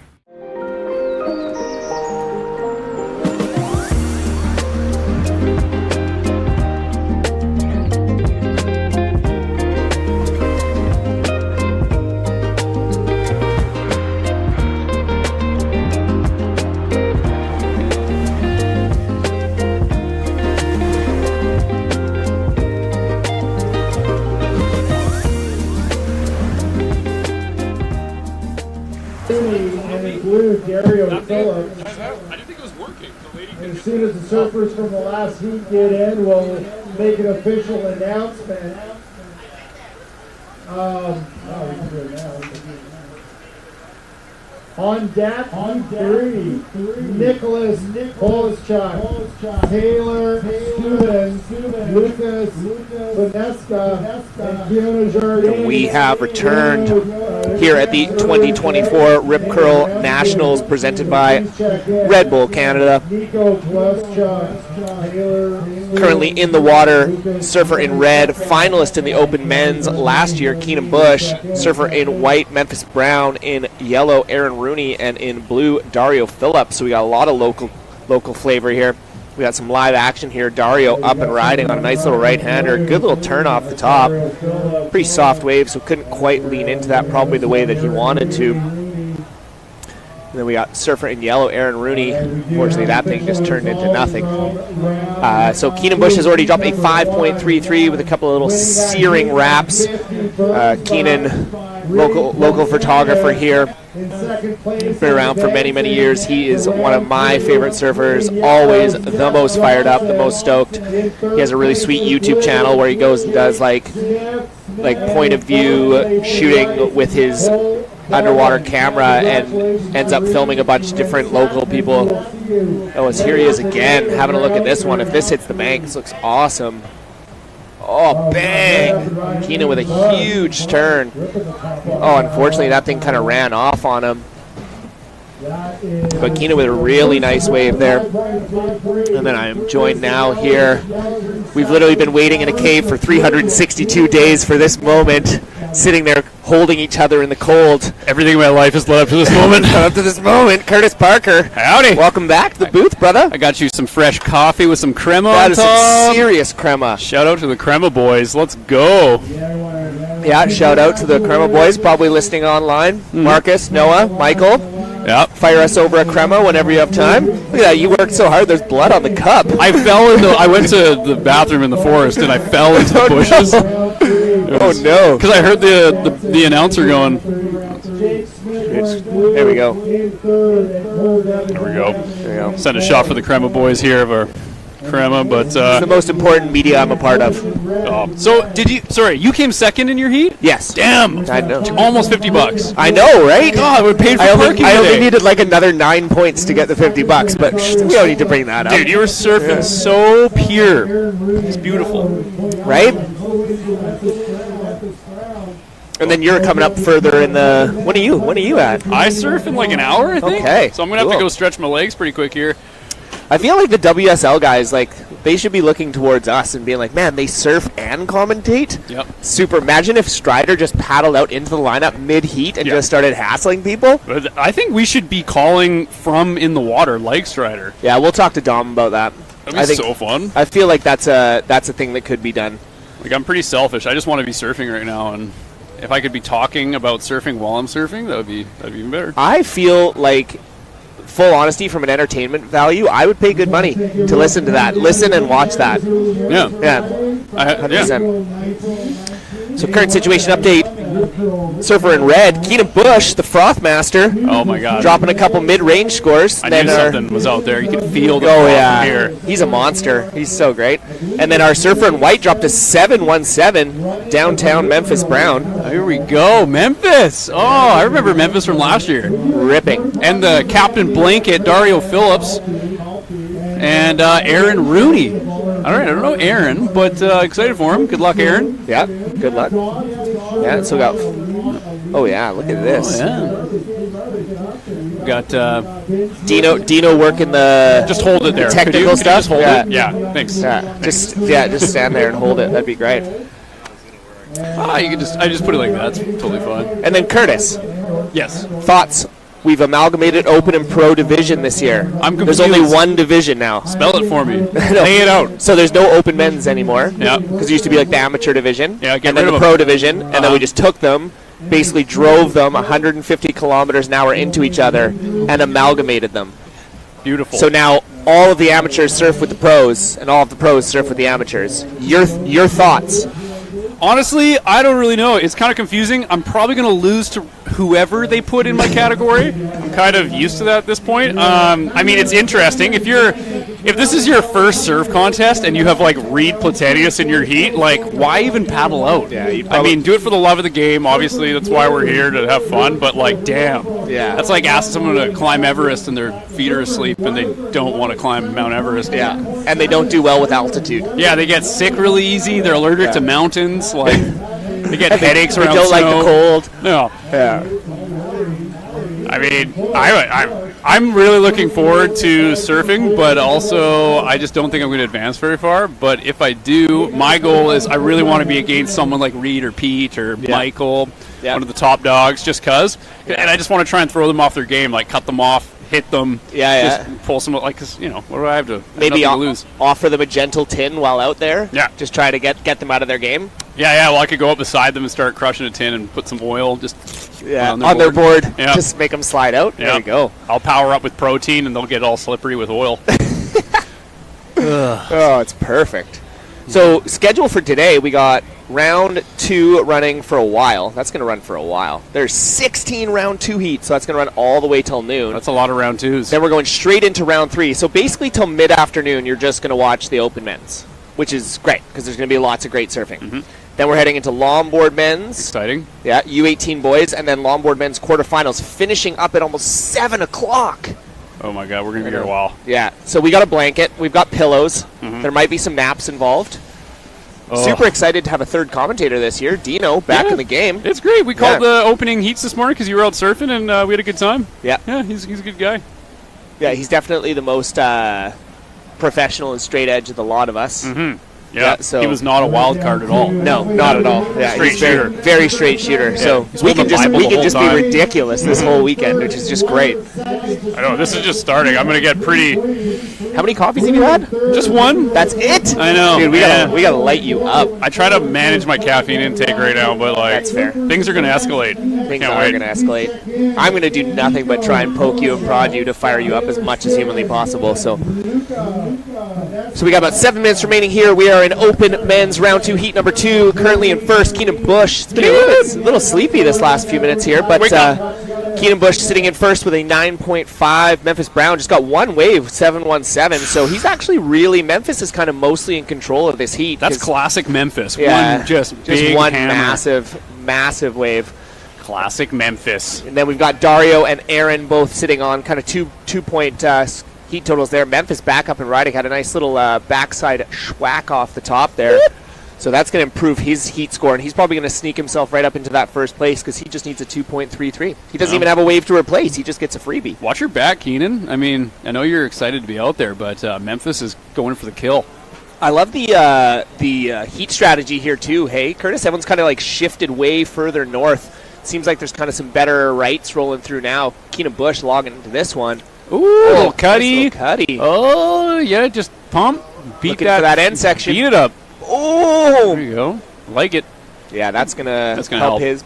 Yeah, it's gonna help his situation here. Does he have a GoPro? I hope so. He's got a GoPro on his GoPro. Yeah, Oh, we got yellow on the back. he's gonna go YouTube, and then like as he's doing his turns on his thing, it's gonna show the scores and everything. Maybe even have us commentating. Maybe he'll like superimpose us commentating onto his scores. He's so good at editing now. He's really, he edits in sea lions and all kinds of creatures in the background. Everyone looks all excited. Yeah. It's like surfing Canada, and then there's a sea lion and an orca in the same frame. Yeah. Yeah, they're very gripping. Oh, White with a bam! Oh, Memphis. Classic. Here we go, Memphis. Memphis with a his last move was a 4.17. Oh no, I'm looking at Keenan. Oh, that Memphis is going to take a commanding lead after that wave. That was a serious turn. Yeah, he's just looking to replace a 2.47, which I dare say he has done. Yeah, I have no idea how judging works really, but you got to assume that's going to be better. We got Blue. Is that Dario? Here we go. Dario, having a look. Here got we an end go. section. Bang! Oh. Way back. Yeah, kind of got hit by the wave there. He almost rode out of that. I like it. Oh, man. Starting to see some better peaks come through. It's kind of... Dude, that right is just nuts. Yeah, it's really turning on right now. It was kind of slopey and burgery when you guys were out. How was the conditions out there? Honestly, it was, like I was saying, it was better than I thought it. Like, from what it looked like, I was like, oh my God, I'm not even able to stand up. Like, I literally thought that. And then I saw Greg get into one, like, really nice one. I'm like, okay. Like, so I kind of stuck over there and followed him a little bit. Yep. But there's definitely, like, one-turn sections. But then now this, like, northern bank looks like there's rights. Like, that first right that Reed got, he got, like, 6 turns on that thing. I missed it, but everyone was screaming. People were throwing panties into the K-Bush. water. Look at this. K-Bush on this right. Oh, my God. Oh, my God. Oh, back. Oh, this thing's going to line up for him. Oh, my Hit God. it one more time. Boom. Oh, K-Bush. That's going to be his best score, I would assume. Keenan Bush is a threat. Yeah, Look he's out. looking to replace a 4.73. So That was a nice wave. That was a good wave for it. And then last of yellow white Memphis Brown dropped a 4.23 for the one turn. So I'd take a 4.23 for one turn. That feels good. Yeah. It feels good in life. It's good to be him. So kind of 1 and 2 are a little bit running away with this one at this moment in time. Remember, top 2 surfers do advance into round 3, which is coming up right after round 2. So Memphis and Keenan currently holding those spots. Dario and Aaron are both looking for some excellent scores to get themselves up into that transfer position. Oh, we got Aaron up. We got Yellow. We This one is really soft. He's really working. He's got to cut back a bit more to the power section, but he's milking it. Just doesn't give him much. You know? That did not give him a lot. Little Mick Picks menu there. Yeah, but last of Keenan drops a 6.83. Keenan. Man, we got Memphis versus a Bush, and it's tight. This is exciting. Yeah, they're kind of battling it out up top there. It's exciting. Yeah, it's exciting stuff. Keenan is just a wave catching machine too. Like, Yeah, he's like Energizer Bunny style for sure. Yeah, he's like literally vibrating out there. Yeah. I saw him last week surfing. He literally surfs the exact same way. So obviously the contest jitters does not affect him at all. No, not in the slightest. He might not even know he's in a contest right now. No, he's just out having fun. His mom just put his jersey on, and Yeah. she's like actually orchestrating all this. He just thinks he's surfing right now. And then the horn goes, "Surfers, please come in." He's like, "Why?" Just throws the rashi into the water and keeps going. This is how surfing works. So we got about 2 minutes remaining here, currently in red and white. Keenan Bush, Memphis Brown way out in front. Kind of a battle between the two of them. And then Surfer in yellow has jumped up into the third place position. Aaron Rooney. Shout out. Ended up getting a 1.93 for that last one. And then Dario, he's looking for a 9.23, and Aaron Rooney's looking for a 9.9. 9.9. Yeah, so interesting. This is going to be, what do we got? We got under 2 minutes, and really Keenan and Memphis going ham. It's exciting. Let's see what the boys can do. I mean, they both move on. It's a battle for $50 right now because it is a battle for $50. I don't know. Did you mention that the winner of each heat gets $50, which I had no idea is a thing? I love that. I love that addition. Put some money on the line. Put Yeah. some money where your mouth is. We were jawing off at each other about it out in the water there because Greg was just like, "I want that $50," which he got very easily, obviously. But I was stoked. I was like, "Man, get $50." Oh, we got 'Cause blue. If you win a heat and you're not even a professional, does that mean I'm a professional surfer if I win the $50? Because you got paid to surf. You're 100. And if you really break it down, it's $200 an hour because it's $50 for 15 minutes. You know, people like to say you don't get paid much to be a pro surfer, but $200 an hour is pretty good. That's pretty damn good. Oh, here we go. Keenan. Oh, nice layback. Just using the rail and then get caught up at the end there. But that first turn was sweet. I don't know if we could see it on the broadcast there or not. My eyes are so burnt from staring at the ocean. Should put sunglasses on. I got some. You want some? You want my sunglasses? No, not yet. Not yet? I like to, I want to warm up. Oh, white. Memphis with a really nice turn. There you go, Memphis. Oh, end section hit here. Ooh! That's going to be... Oh. I mean, he's got a better 5.3 or a 6.8. That might do it. That was nice. Oh, so he's looking to replace a 4.73. He needs a 4.99 for $50. Will he get $50? Oh my God. Memphis Brown. He needs. What does he need? A 5? He needs a 5-point ride. He's a 5-point ride. I'm gonna say he got it. I'll bet you $50. 5 for $50. You're gonna bet me $50? I'll bet you $50. I won't take that bet. Okay, fine. I don't even have $50. I don't have $50. Will Memphis get $50? Oh, Keenan with a 4.8 on his last wave. So we are done and dusted for the heat. But he did it! Oh, he did it! Memphis 5. That's the best 5.43 he's ever gotten because he just won himself $50. Memphis Brown. Canadian or American, or is this like Bitcoin? I think it's Bitcoin. It's Bitcoin. They're going crypto now.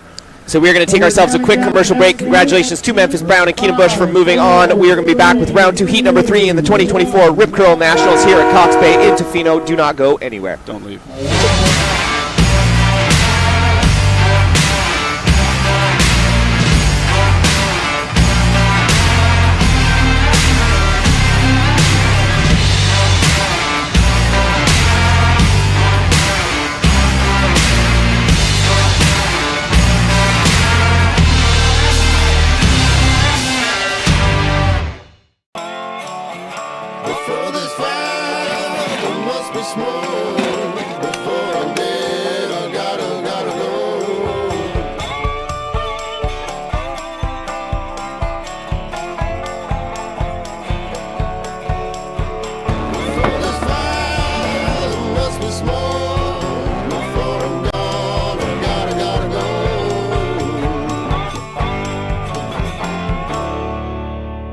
looks like our last wave may have turned the heat.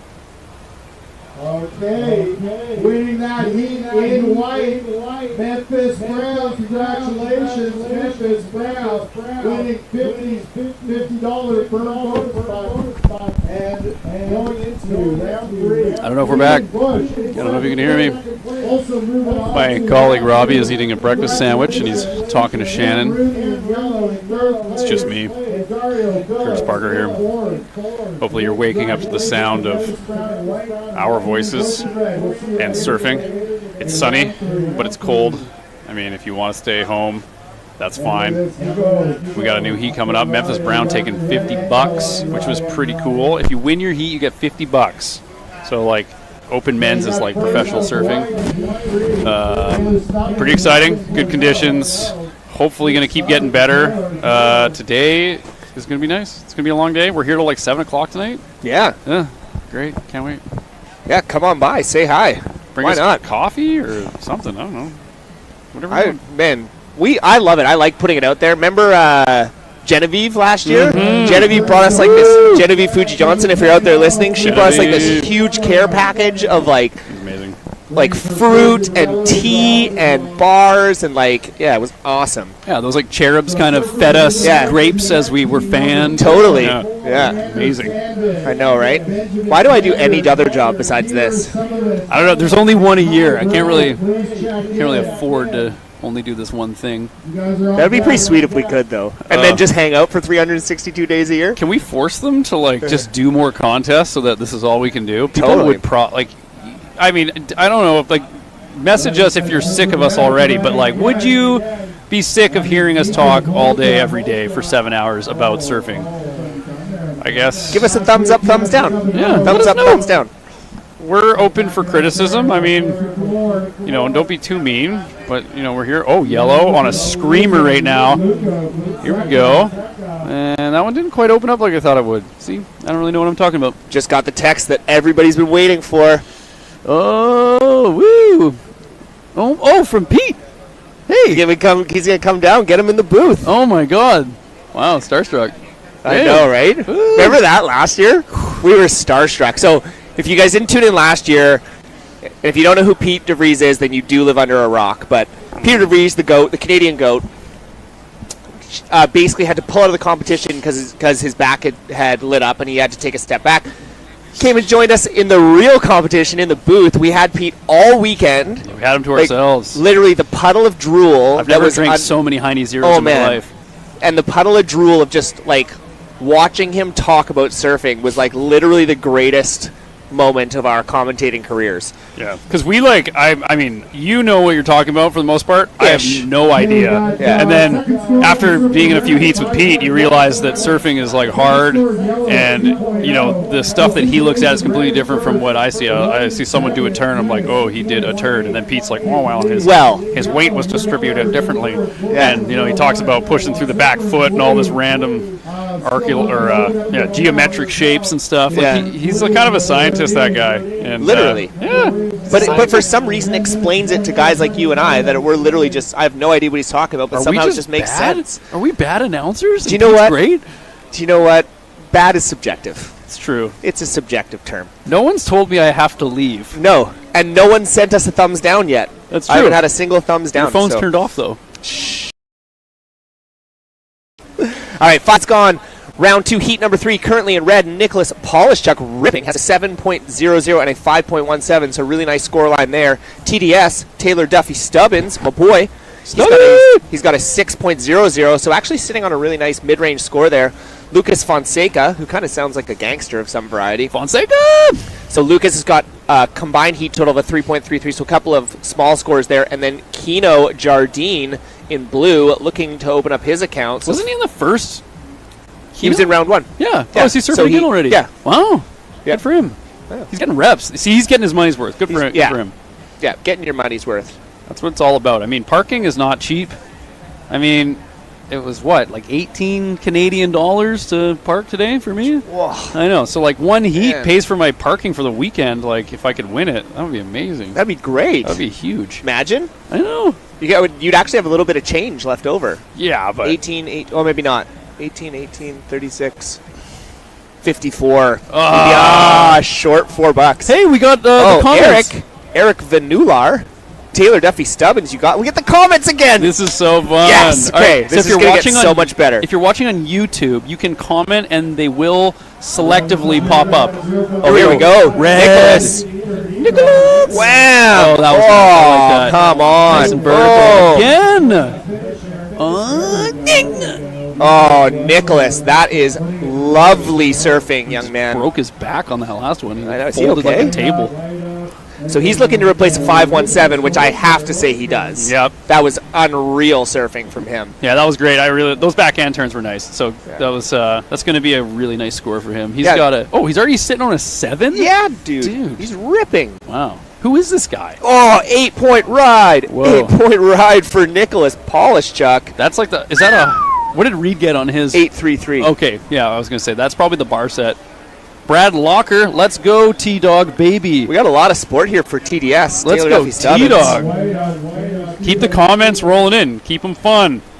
Or I don't know. Keep them positive. Or be like critical but constructive, I guess. At least, you know. Yeah. Oh, Taylor looking to back it up. Nice surfing there from TDS. That's going to give him another solid score. So give him a little bit of space in that second spot. Remember, this is round 2, so people are trying to get into those top 2 spots, make it on to round 3, which is happening later on this afternoon. So Taylor's going to improve his total, give himself a little more of a stranglehold on that second position. Currently, Lucas looking to replace a couple of small scores there. He's probably going to want to replace both of those bad boys. And then Keno doesn't have a wave yet, but he surfed really well in that first round. So last of TDS comes in a 4.5. Oh, what do we got here? Samuel Weber represent East Coast Corner board riders from Bali, Indonesia. That's confusing. East Coast Corner board rides. It's very specific. Like I was thinking he was saying East Coast, like Nova Scotia, but then from Bali, I got confused. It is an island, so it has all the coast, I guess. Oh, red up. Oh, Nicholas. Whoop up. Nice, Dude, this kid is ripping. Here's got another section. He's my Bang. hero. Oh, no way. No way. Oh, my Who God. is it? What? Oh That my was God. insane. Okay. Where are they going to go with that? I don't know. You got to give him $100. Because the first turn was insane. That was the best probably turn of the morning so far. Wow. That's got to be like up in the 9 range. This is why I'm not winning a heat. Hey. People like him. Curtis, we got to talk about your self-talk right now? I'm trying to talk myself down so my expectations are low. Oh, okay. Don't worry, my That's confidence fair. is high. Confidence. Oh, okay. Okay. Shh. Oh, here we go. 9-point ride. Nicholas Polishchuk. Oh, wow. Daddy's home. Come on in, Nick. Remember when I thought Paddle it was too small and it wasn't really contestable, and then that happened? Yeah, just That paddle was- in, Nick. Yeah, paddle in, dude. Dude, come in. You Maybe earned it. paddle in on an orca. Blow the horn on the orca's back. That was insane. Well, don't ride. People get mad when you ride orcas. Yeah. You're not supposed to do that. That's fair. That's fair. Yeah, but like, what if the orca asked you? Would that be rude to say no? I mean, like, I think so. you wouldn't want to turn don't down say an no to orca. Mother Nature. I mean, the orca comes up and he's like, "Hey, you want to go for a ride?" I'd be like, "Well, I'd be terrified." Yeah. I've seen blackfish. All right, we got scores. Oh, here we go. Look at this. Look at this replay. Watch this first turn. Here we go. Oh. Bang! Oh, Nicholas. Again. Bang! Nice. And then this end turn was something special. That was awesome. Oh, look at this thing. This is great. Just Boost! got the fins out. Fins up! So Wraps sick. it! Nick Olas. Boom! Oh, TDS going big too. Oh, and kind of gets caught up at the end there on the end section. But how much time do we got left here? Uh-oh. Oh, that's cute. Oh, we're out of phones. Uh-oh. We just tried to log into Dino's phone, and it was a really cute photo of him and Lisa there. Oh, look at It was that. lovely, wasn't it? Oh my Just have it up. goodness! Oh, you're so happy. Dino, you're so adorable. I don't know if you guys can see this on. I don't know if you have it on the cam, but Yeah, it's so good. nice. Love is love. Look at There it that. is. Look, there you go. Point to the camera. There Look it at is. that. Here you Oh go. my god! Ah, that's Dino nice. and Lisa. Look at him. Oh, that's like a fairy tale, Hey. right? Yeah. My goodness, Lisa, if you're out there, sending you. Thanks for letting us have your man for the weekend, Yeah, text us We what his appreciate password it. to his phone is. Yeah. actually, so we can get in there. or maybe a photo of his face, so we can do the Face ID. Put Can our you phone- Face ID a photo? I don't know. I wonder. if Technology's actually- crazy, let me man. try I've this. lost track. Oh, here we go. Nico up again and riding, flying down the line. Whoa. This worked. It worked. No, it didn't. Whoa! Oh my goodness. I can't believe that worked. Okay. So there's 4 minutes remaining here. Round 2, heat number 3 of our open men's at the 2024 Rip Curl Nationals. Currently in first. Man, heat of the morning, Nicholas Polishchuk dropping an 8 and a 9. 2 excellent wave scores. 2 excellent wave scores. And he also dropped a 7-point ride, so he's got a 7, an 8, and a 9. He just needs to come in. Like, he's just wasting talent out there at this point. Or at least give some scores to somebody else. Yeah, like, are you allowed just to hand a score over to someone else, to a lucky fan? I know, right? I would take one for my heat. That would be nice. I would take that 7 he doesn't want. I would take that. Let's get his board framed somewhere. I know, right? Like, talk about one of the best opening heats I've ever seen in today. Totally. Unbelievable stuff. I know. I did not expect that. We got some love for Dustin Jones, who's not surfing right now, but that's cool. Yeah, no. Let's keep the love going. Yeah. And we got, what are we at? We're at 3 minutes to go. NP Polishchuk with the Nicolas. Oh, here we go. Lucas Fonseca. Oh, yeah. Here you go. Nice end section. Bang. Hit that, Lucas. Oh, and then ride it out. But, so that won't be a scoring wave. You really got to sell the ride out.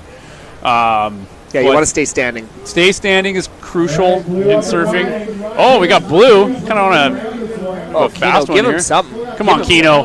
Here he goes. Bang! Oh, nice. Man, he surfs really well. How has he not gotten more waves? I don't know. Sometimes you just get stuck in a spot and Cox Bay. It just gets you. It's a whirlwind out there. Oh, Cox Bay. It is a cruel mistress. Yeah. Absolutely, but look at this right-hander that's just started to light up on this bank, hey? Yeah, I mean, I hope it's still around for when my heat comes. Oh, we got more love for T. Stubbins right now. T. Stubbins! T. Stubbins, thus far, is the Rip Curls national champion for the most support on YouTube. Yeah, he's got quite the fan base. Must be nice. If things continue the way they are, he'll be in another heat in round 3 later on this afternoon, so nice stuff there, T. Stubbs. Yeah. I mean... Okay, so everyone's comboed by Nicholas right now. That's not even close. Like, he's comboed like the next 4 heats. Give him $100 or something. Yeah, you should get more than 50. Give him 1 Bitcoin. What's that, like $90,000 or something? Yeah, that's probably blows the budget a little bit. Yeah, there goes our paycheck. All right, so we got about 90 seconds remaining here. Nicholas Polishchuk, heat of the morning so far. Good on you, young man. Rushing it. Then we got our surfer in yellow having a look at this one. Scratching, but can't quite get into it. 1 minute 15 seconds remaining. Minute 15. Yeah, and after this, we're going to head into round 2, heat number 4. Who do we got? Ooh. I'm not even going to start mentioning those names because a lot of them look very challenging to pronounce. So Tanner that Sandberg. sounds like future Robbie's problem. Yeah. Just push it down push the ball down the court. Or just figure out something else to talk about for 15 minutes so that you don't have to do challenging pronunciations. We could play like, what is it, Candy Crush or whatever on your phone? Or Clue. Clue would be kind of a fun game. I think we should play Clue sometime. I do love Clue. We have Harry Potter Clue at our house. Ooh. Is that a next weeker or what? Maybe, yeah. Coming over for Harry Potter Clue? Harry Potter Clue. Isn't it like always Voldemort, though? Like, wouldn't it be kind of obvious? I guess Harry... You know what? Like, Harry Potter's supposed to be like this hero, dude, but, like, he murked so many people. Like, he's... You know... I don't think... Nobody's perfect. He had a rough childhood. I guess. Yeah. Fair enough. Trauma. Yeah. All right, so we're counting down 10 seconds remaining here. Round 2, heat 3. It looks like it's going to be our surfer in red, Nicholas Polishchuk, and surfer in white, Taylor Stubbins, moving on to our next round. Dominant performance. Yeah, very, very incredible surfing. Come on down. Have a look at that stuff. So we are going to take a quick commercial break. We're going to be back with round 2, heat number 4 here at the 2024 Rip Curl Nationals, presented by Red Bull Canada. Nicholas is getting paid money.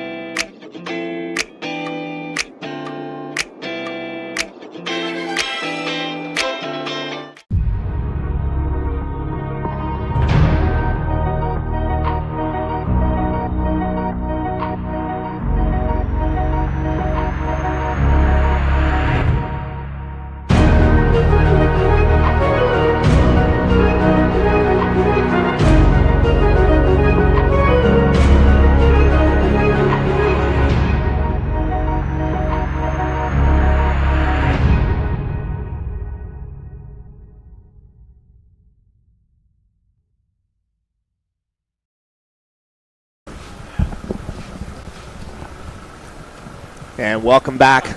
Ladies and gentlemen, we are here at the 2024 Rip Curl Nationals, presented by Red Bull Canada, Heineken 00. Oh, I love Heineken 00. Best thing ever to have a non-alcoholic beer sponsor your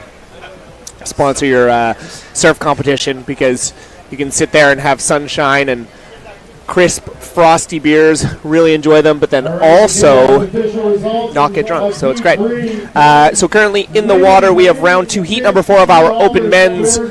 Cox Bay has started to light up. In the water, we've got in red Tanner Sandvig, in white Benjamin Taggart, in yellow Peter Semahen, and in blue Kai Bray, and we've got our surfer in red Tanner. Bang, huge first turn, drifts the fins. Looking at another section, nice surfing there from our surfer in red. So that is our number 1 seed heading into this round 2 heat number 4 clash. So we take a little bit of time to, what I love to do is send out some thanks to all the people that have made this competition possible. So the 2024 Rip Curl Nationals is obviously, Rip Curl has been a huge part of this competition for many, many, many years. Huge thanks out to Nick. He's always been such a beautiful ambassador man for years. I mean, I remember Nick coming here easily 15, 20 years ago and just really driving this competition. So big thanks to him and team over at Rip Curl Canada. Red Bull Canada, big thanks to you, obviously the official presenting partner and energy drink of Surf Canada. It revitalizes the body and mind. Hashtag gives you wings. Heineken 00, the official non-alcoholic beer of the Rip Curl Nationals. The CUSP Canada, Canadian Union for Skilled Workers, Yeti Canada, Millbay Marine Group, Endless Surf, Marwick Marketing, Hotel Z, Tofino, Network Music Group, Surfside Grill, Yuki Pokey, the Government of Canada, the Taloquiet First Nations. We always want to gratefully acknowledge the traditional territory of the Taloquiet First Nations and the support from the District of Tofino and Tourism Tofino. So big thanks to all of our sponsors here this year at the 2024 Rip Curl Nationals. I'm once again joined by Mr. Dino Muhlenberg. We had a really cute moment with you and your phone that we showed the web world, because your photo on the front there is just darn adorable. Yeah, my beautiful wife, Lisa. We gave her shout-outs, don't worry. Unfortunately, I'm locked down now, ladies, so yeah, get in line. What's a guy to do? Yeah, maybe we can edit that out, actually, when post-production. But, so in the water here with 11 minutes left, we've got Tanner Sandvig, Peter Semahen, Benjamin Taggart, and Kai Bray.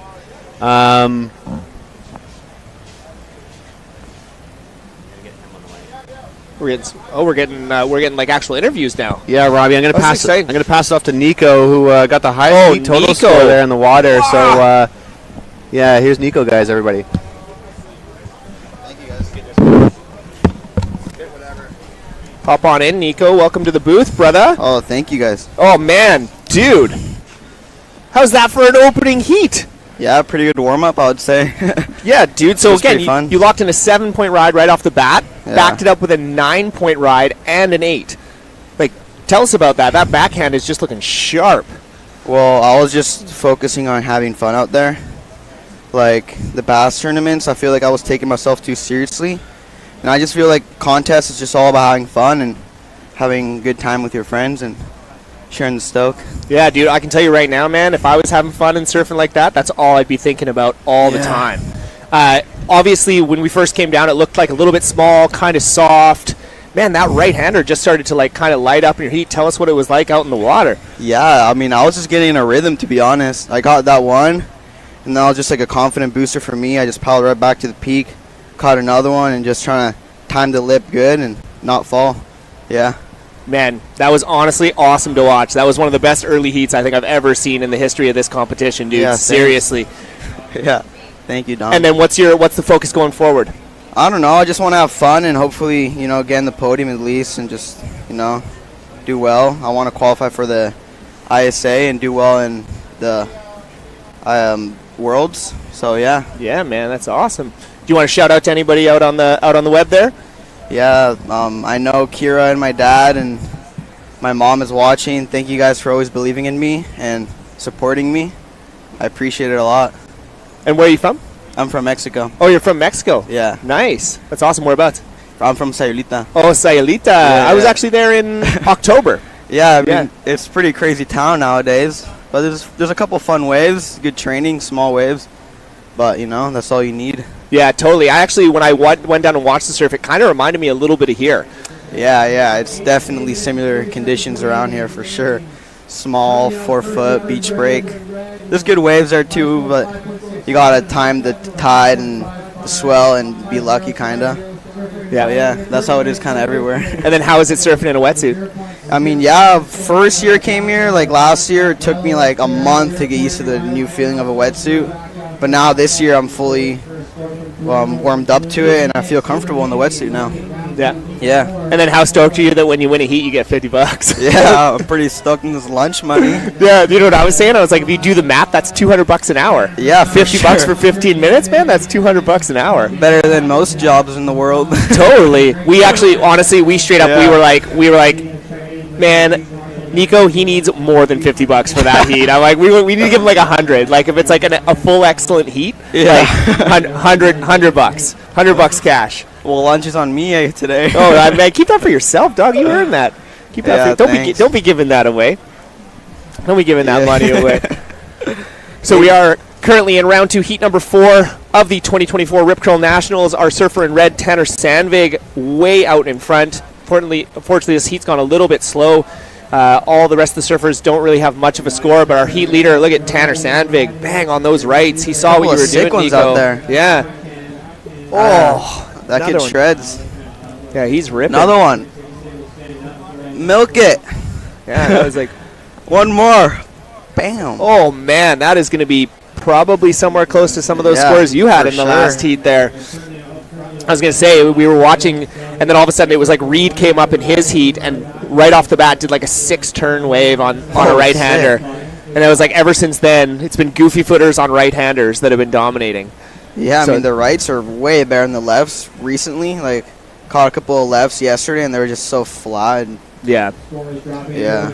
It's like for lefts to really work here, you want more north in the swell. You gotta have more north. The rights have really good shape, actually. I was looking at the cam today, and I was like, damn, it's so bad out there. But, like, once it piled out, caught that one wave, I was like, yeah, it's actually kind of fun.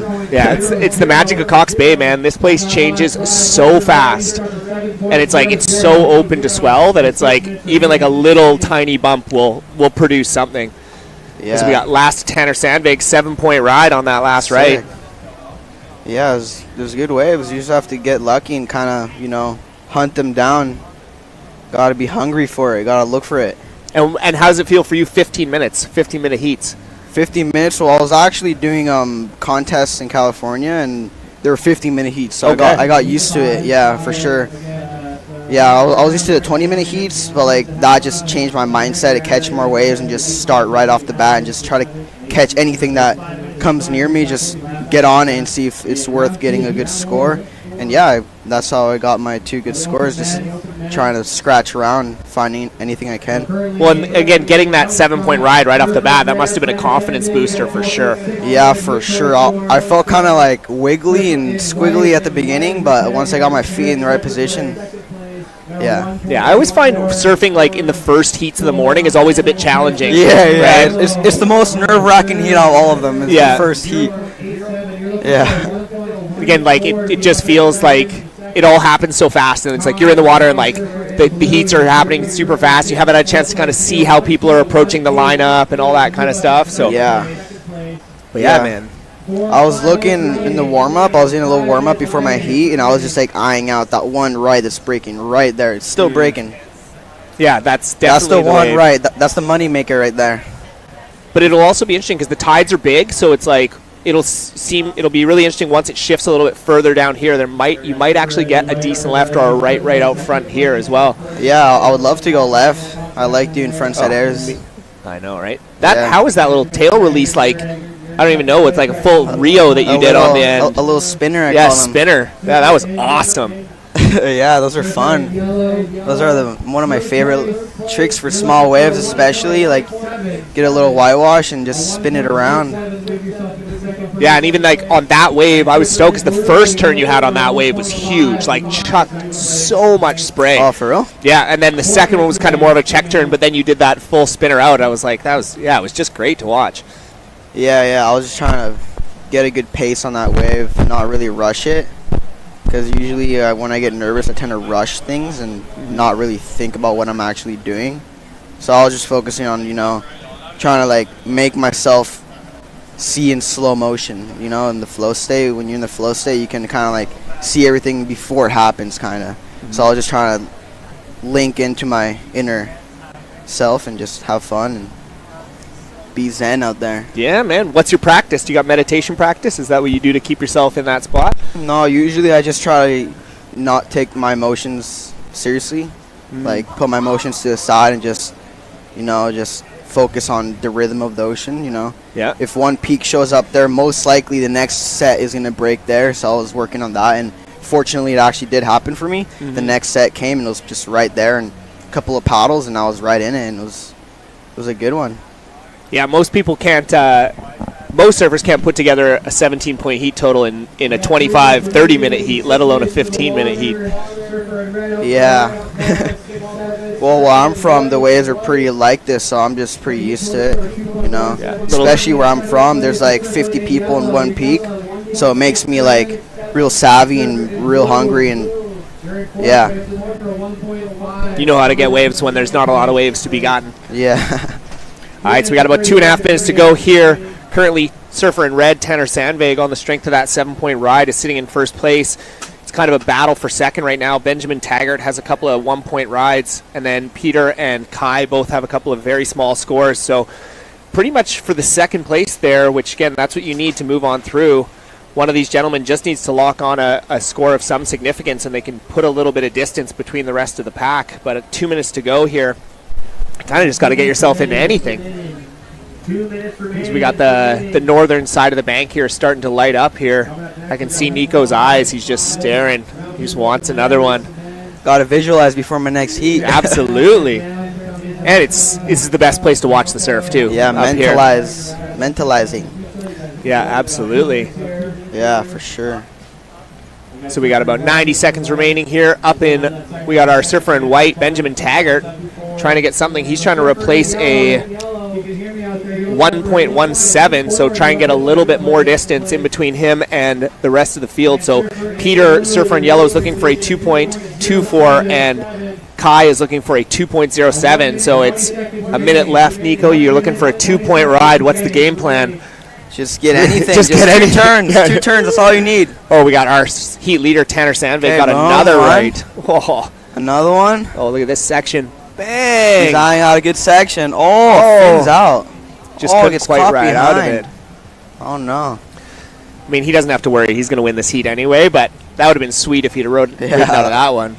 Sick fin blow. Snap. Right? It's fun thing. Yeah, man. It's all goofy footers on right-handers right now. Yeah. Which I know Shannon Brown's in the next heat, so that's a guy you want to see a goofy footer on right-handers for goofy sure. footers for the win. Yeah, right? That's awesome. So we got about 35 seconds to go here. We're going to end up counting down, and after this, we're going to shift into round 2, heat number 5. Remember, we're going to go all the way through round 2 of the Open Men's Division, and then we're going to head into round 3 of the Open Men's Division. So you're going to be surfing again pretty quick here. Oh, yeah. I didn't even check the heat schedule yet. Probably about just after noon sometime. Oh, cool. What time is it right now? It is 9:04. Okay, cool, yeah. 9:04. And all the time to chill out. Oh, yeah. Drink a little coffee. Yeah, that a guy. Yeah. Get my vibe in. Get your zen back. So we are going to we're going to finish up here with round 2, heat 4, Tanner Sandvig and currently Benjamin Taggart making it on through. I want to say a big thanks out to Nico Polishchuk for joining me up here in the booth. Brother, you were ripping. Thank you. Appreciate it. Good luck in your next heat. Yeah. Hopefully we'll have you up again, my man. Yeah, for sure. Appreciate it, guys. All right, we're going to take a quick commercial break, and we'll be back to the 2024 Rip Curl Nationals presented by Red Bull here in Cox Bay in Tofino. Take a quick commercial break. Oh, $50. Oh, 50. There it is. Yeah. Stand by. First start for wrestling.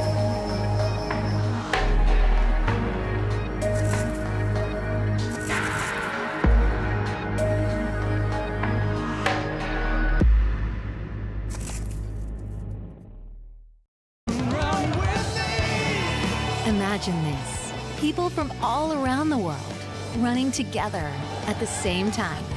Welcome to the Wings for Life World Run, the world's largest running event. Let's go! The running event for everyone, where 100% of all money raised goes to spinal cord research.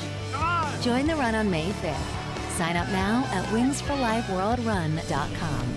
Let's run for those who can't.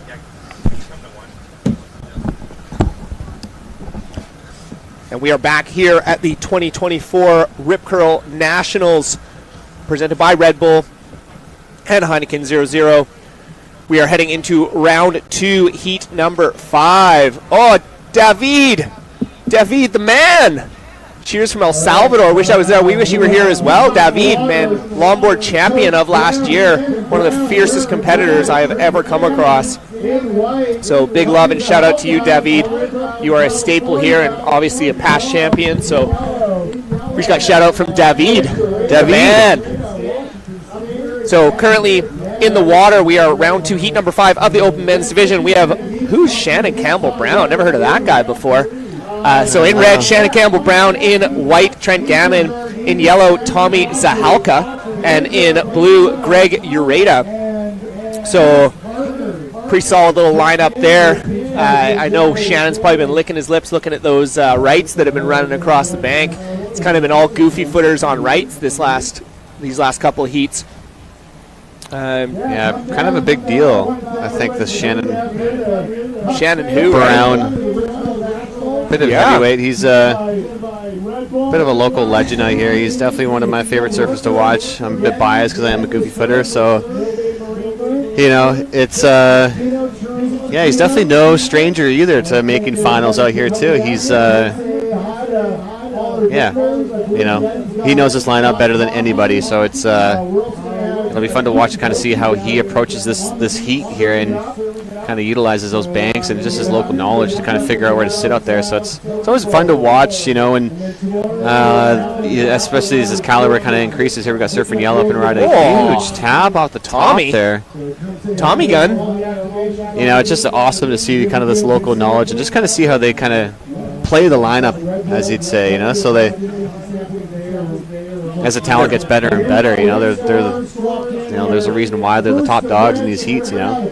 Yeah, those red pennies. Always keep an eye out for those red pennies. Yeah.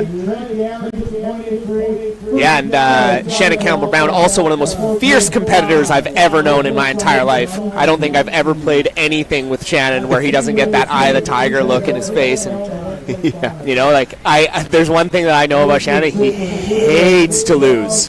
Hates it. Yeah, you know. Who's that? Greg Ureta. There we go. Surfer in blue. Greg Ureta. Greg, ride that out. The ageless wonder, Greg. Oh, man.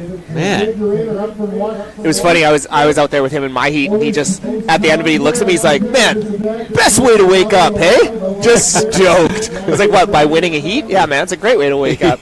I think he was talking about the surfing part, but. Yeah, I mean, waking up to this and helping in the water. I mean, it's definitely pretty nice today. You know, it's going to be a great day one here down at Cox Bay. So if you guys aren't on the beach, you can always tune in and watch, listen to us, fine folk on the webcast here, and bring surfing right into your living room. Straight into your, we can bring the ocean directly into your living room. So we'll give you some scores, as you guys can see dropping on the webcast there. We got Greg Ureta jumping up into first place currently with a 6.50 on that last ride.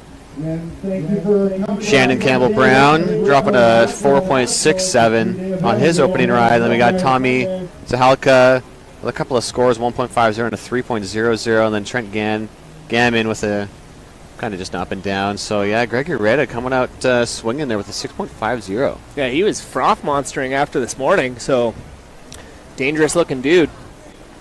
A surfer that's, like, happy and having fun is a dangerous surfer. Well, here goes Greg again on another little right-hander. Bang. Yeah, he's been kind of playing that inside bank there. Oh, unfortunately goes down on that last turn there. We got some live action with Trent. He's got this little, Tommy. Boom! Nice, Tommy. Rides out clean on that one. Ditching the fins a little there. Wow, so this is like actually quite a tight heat to start here. Man, 15 minutes is such a short amount of time. So we got 5 minutes gone, 10 minutes to go. Currently Greg Ureta in first, looking for another. He's going to get another score there. It's not going to be as good as the 6-5, but that will definitely improve his score line. And then Shannon looking for a backup to that 4.67. Oh yeah, you know Shannon's going to be nice and patient out there. He definitely likes to go big and kind of wait for those set waves. Just with his stature there too, he's not a small guy. No. I'm not going to jab at the old the LBs there, but he's looking Tall. pretty trim right now. Yeah. And we were just kind of chatting before his heat there. He's been kind of getting some fire back to kind of just build that kind of confidence. And he was saying he just feels a lot better when he's paddling around out there, which is kind of a dangerous Shannon. Very dangerous feeling Shannon. confident, And so yeah, confident Shannon is a dangerous Shannon, that's for sure. Yeah, and it's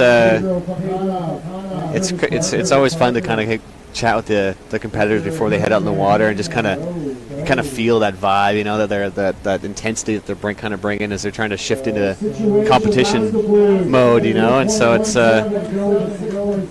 Shannon has done that for quite a number of years here, coaching the Canadian national team and getting a lot of our Grammies, on the world stage, and they're actually doing pretty damn well. We got one girl in the Olympics. Right, and we got a North American junior champion.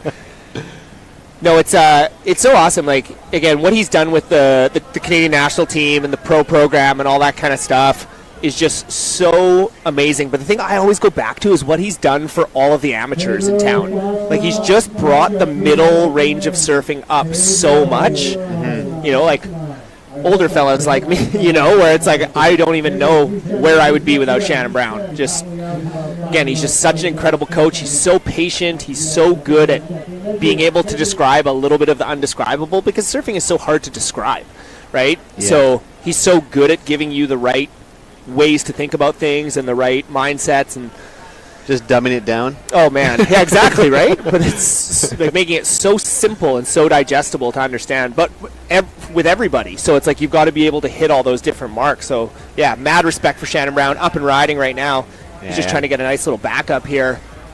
Unfortunately, a couple of good turns there. It's definitely Shazza can definitely step on that back foot and tee off. So maybe even a little reserved on that last ride, but he's still looking for a good backup there. He's got a 4.67. He'll definitely increase his score line there with that backup. So I always get a little anxious, when you see, especially as we get into these later stages in the rounds. The surfers that are supposed to be here are here for a reason. They're surfing well, and so every time they paddle into a wave, you're like, oh, buddy, here we go. I can't wait to see what these guys are going to throw down. So it's like Christmas morning every time. Oh, I was getting a little anxious there for Shaz. I thought he was going to kind of go ham, but that wave was just a little bit on the smaller side, I want to say, and maybe just didn't really offer that kind of steeper face that Shaz was probably looking for. But he did drop a 6.00. Yeah, it definitely increased his score line. So he's making lemons out of not a lot. Yeah, there we go. Making lemons out of salt water. That actually jumped him right in the first place. So there we go. Shazzy dropping a 6.17. I know he can definitely increase that one. So we'll see what happens with the later stage of the round. Oh, surfing white off the top there. Trent Gammon. It's like a little layback snap. Yeah, that was pretty nice. It's going to be his best score for sure. 100%. Yeah. Man, these heats are flying by. 6 minutes left. Feels like it just started literally just started. So current situation update. In first, we got Shannon Campbell Brown with a 10.84. Greg Ureta in second with a 10.73. So super close in that 1-2 position. Tommy Zahalka, he's looking for a 6.8 to get himself up into second position. And then Trent Gammon needs a 7.73. So again, in these earlier rounds, it's top two surfers advance into round 3, which is going to be directly after round 2. It's a lot of open men surfing to start this day. Yeah, we got a big day today. So don't go away. I mean, yeah, but you don't have to win, but you do have to come in the top 2 if you want to keep surfing. Yeah. So, we got some excitement here from Trent. Surf Grove stoked on Trent. LFG, I don't know what that means, but I don't know. Lots of fun, Gammon. Yeah. Yeah, we got 5 minutes left. Yeah, Shazzy jumping up in front there with that 617. In third place. I mean, it's you've seen a lot of the other red jerseys, dropping some 8s, some 9s. There's lots of scores out there. We got Surfer in Yellow scratching to this one. That's Tommy Zahelka. Oh, nice turn, Tommy. Jab there. Oh, what does he need? He needs a 6.8. I like that surfing. That first turn was lovely. That first turn was pretty smooth, and I love that when they're able to kind of finish off their ride there and not pull out too early. They just go out there and just hit that end section there, ride out clean. The judges love to see that when you're able to ride out with confidence and authority, just putting a stomp on that score line. So good surfing there from Tommy. Yeah, Tommy's a Halka. We don't know where Tommy's from, but he's ripping. First time I've seen his name in this draw. Yeah, there's quite a lot of firsts in so far, and it's I guess that's what happens when you have a huge open division with so many surfers allowed to enter. And here we got Surfer in White on screen here. It's Trent Gammon looking for a little inside section Trenty here. Boy. Let's get some speed. He's laying into that one. Oh, sneaky out the back. Shannon Campbell-Brown, look at this thing. Here we go. Let's see if this thing will stand up for him. Nice little tap off the top there from Shaz. Give him a little more. Oh, the crack off the top there. This thing's looking like it's going to give him a little bonus section. Come on, Shaz, stay with it. There we go.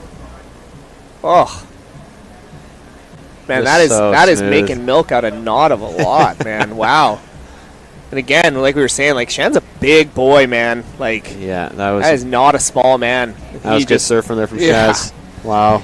I always remember him telling me, because we would do surf coaching and it would be small and I'd get super frustrated, and he'd be like, if you want to see people who have good technical skills, put them in small waves. Always put them in small waves. He's like, anybody can look good surfing big waves because the wave does the most of the work.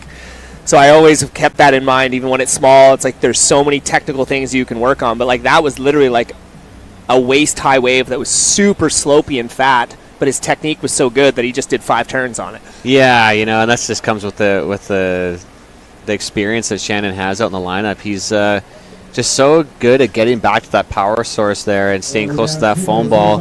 Kind of allows you to generate all that speed to link into those bottom turns. And in a waist-high wave, Shannon was throwing some pretty decent-sized buckets there. So it's just good critical surfing there from Shaz. So I'm curious to see what the score comes in on, because I feel like it was pretty comparable to his 6, but maybe not the biggest wave, but I mean he did a lot of work. Couldn't do much more on that.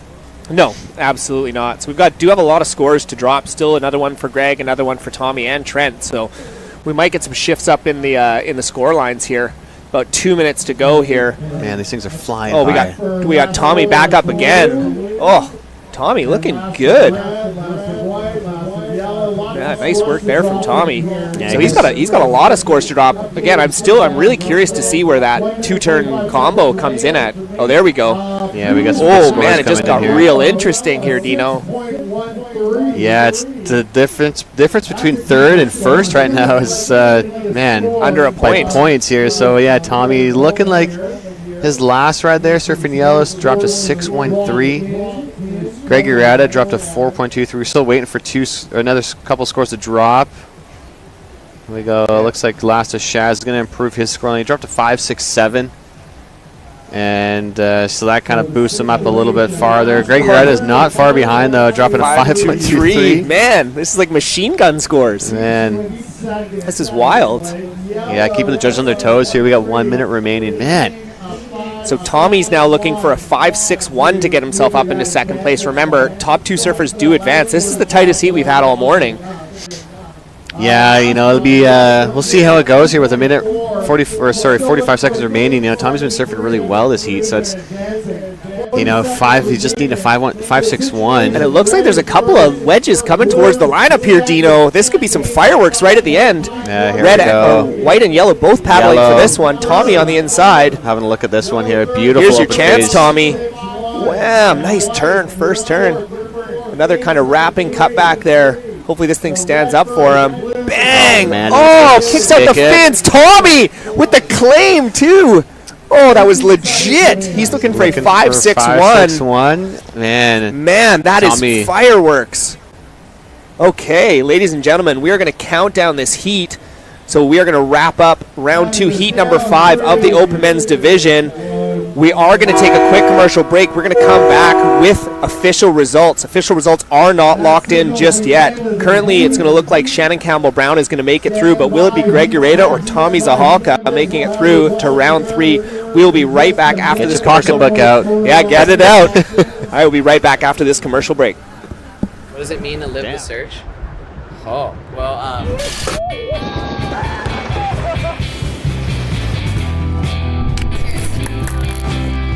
It's just like living the best life. I will never stop searching.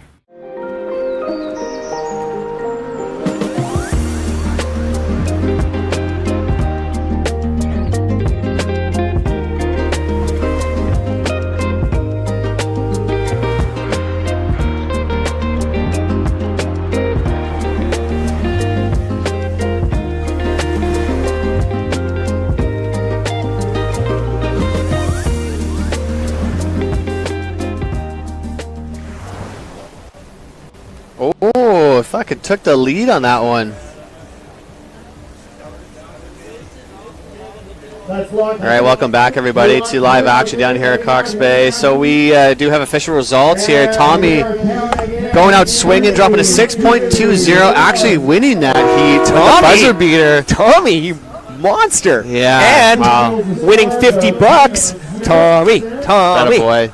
Yeah, that a boy, Tommy. Yeah, it's just kind of went out swinging on that last one there. He just needed to throw everything that he had to get up there in second. So we got Surfer in yellow. So Pedro.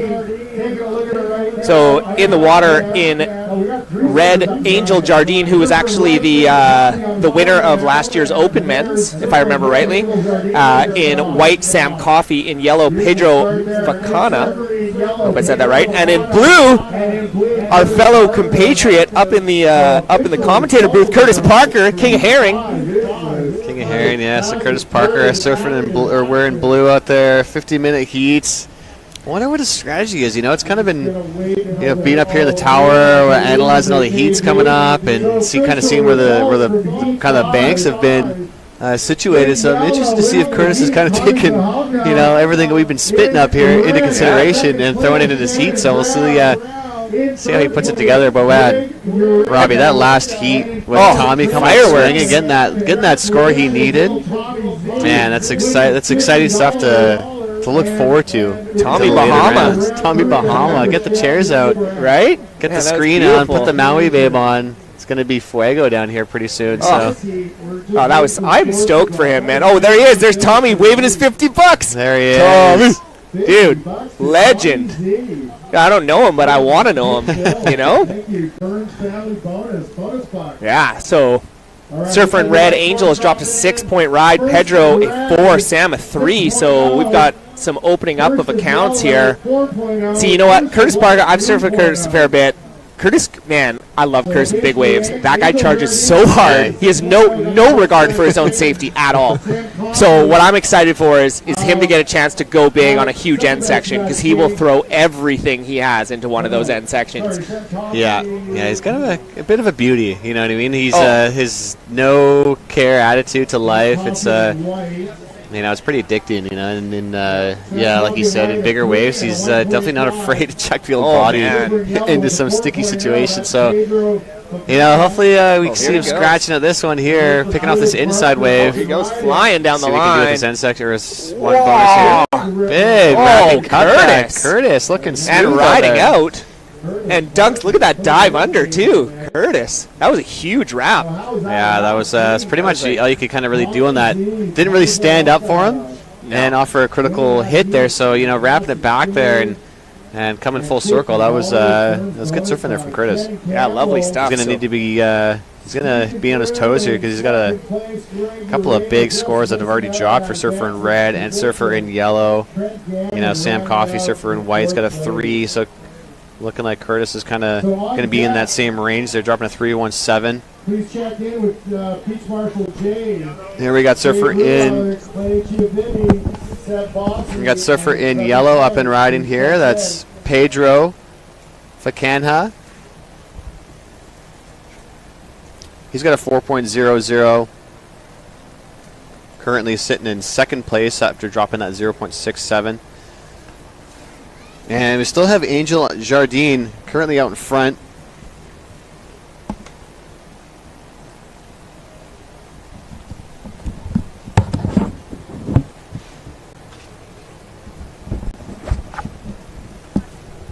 Here we go. We have Surfer in white up and riding. Sam Coffey.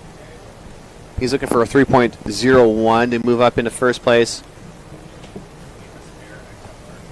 Getting a couple of scores under his belt there. He's already sitting with a 3.00 and back up with a 1.5. A lot of action out there in the lineup. You know, with this underlying south swell with a southwest kind of mixed in there, it's kind of offering a bit of flurry of waves kind of all over the beach here. We got Surfer in yellow up and riding. That's Pedro. A nice little tap off the top there.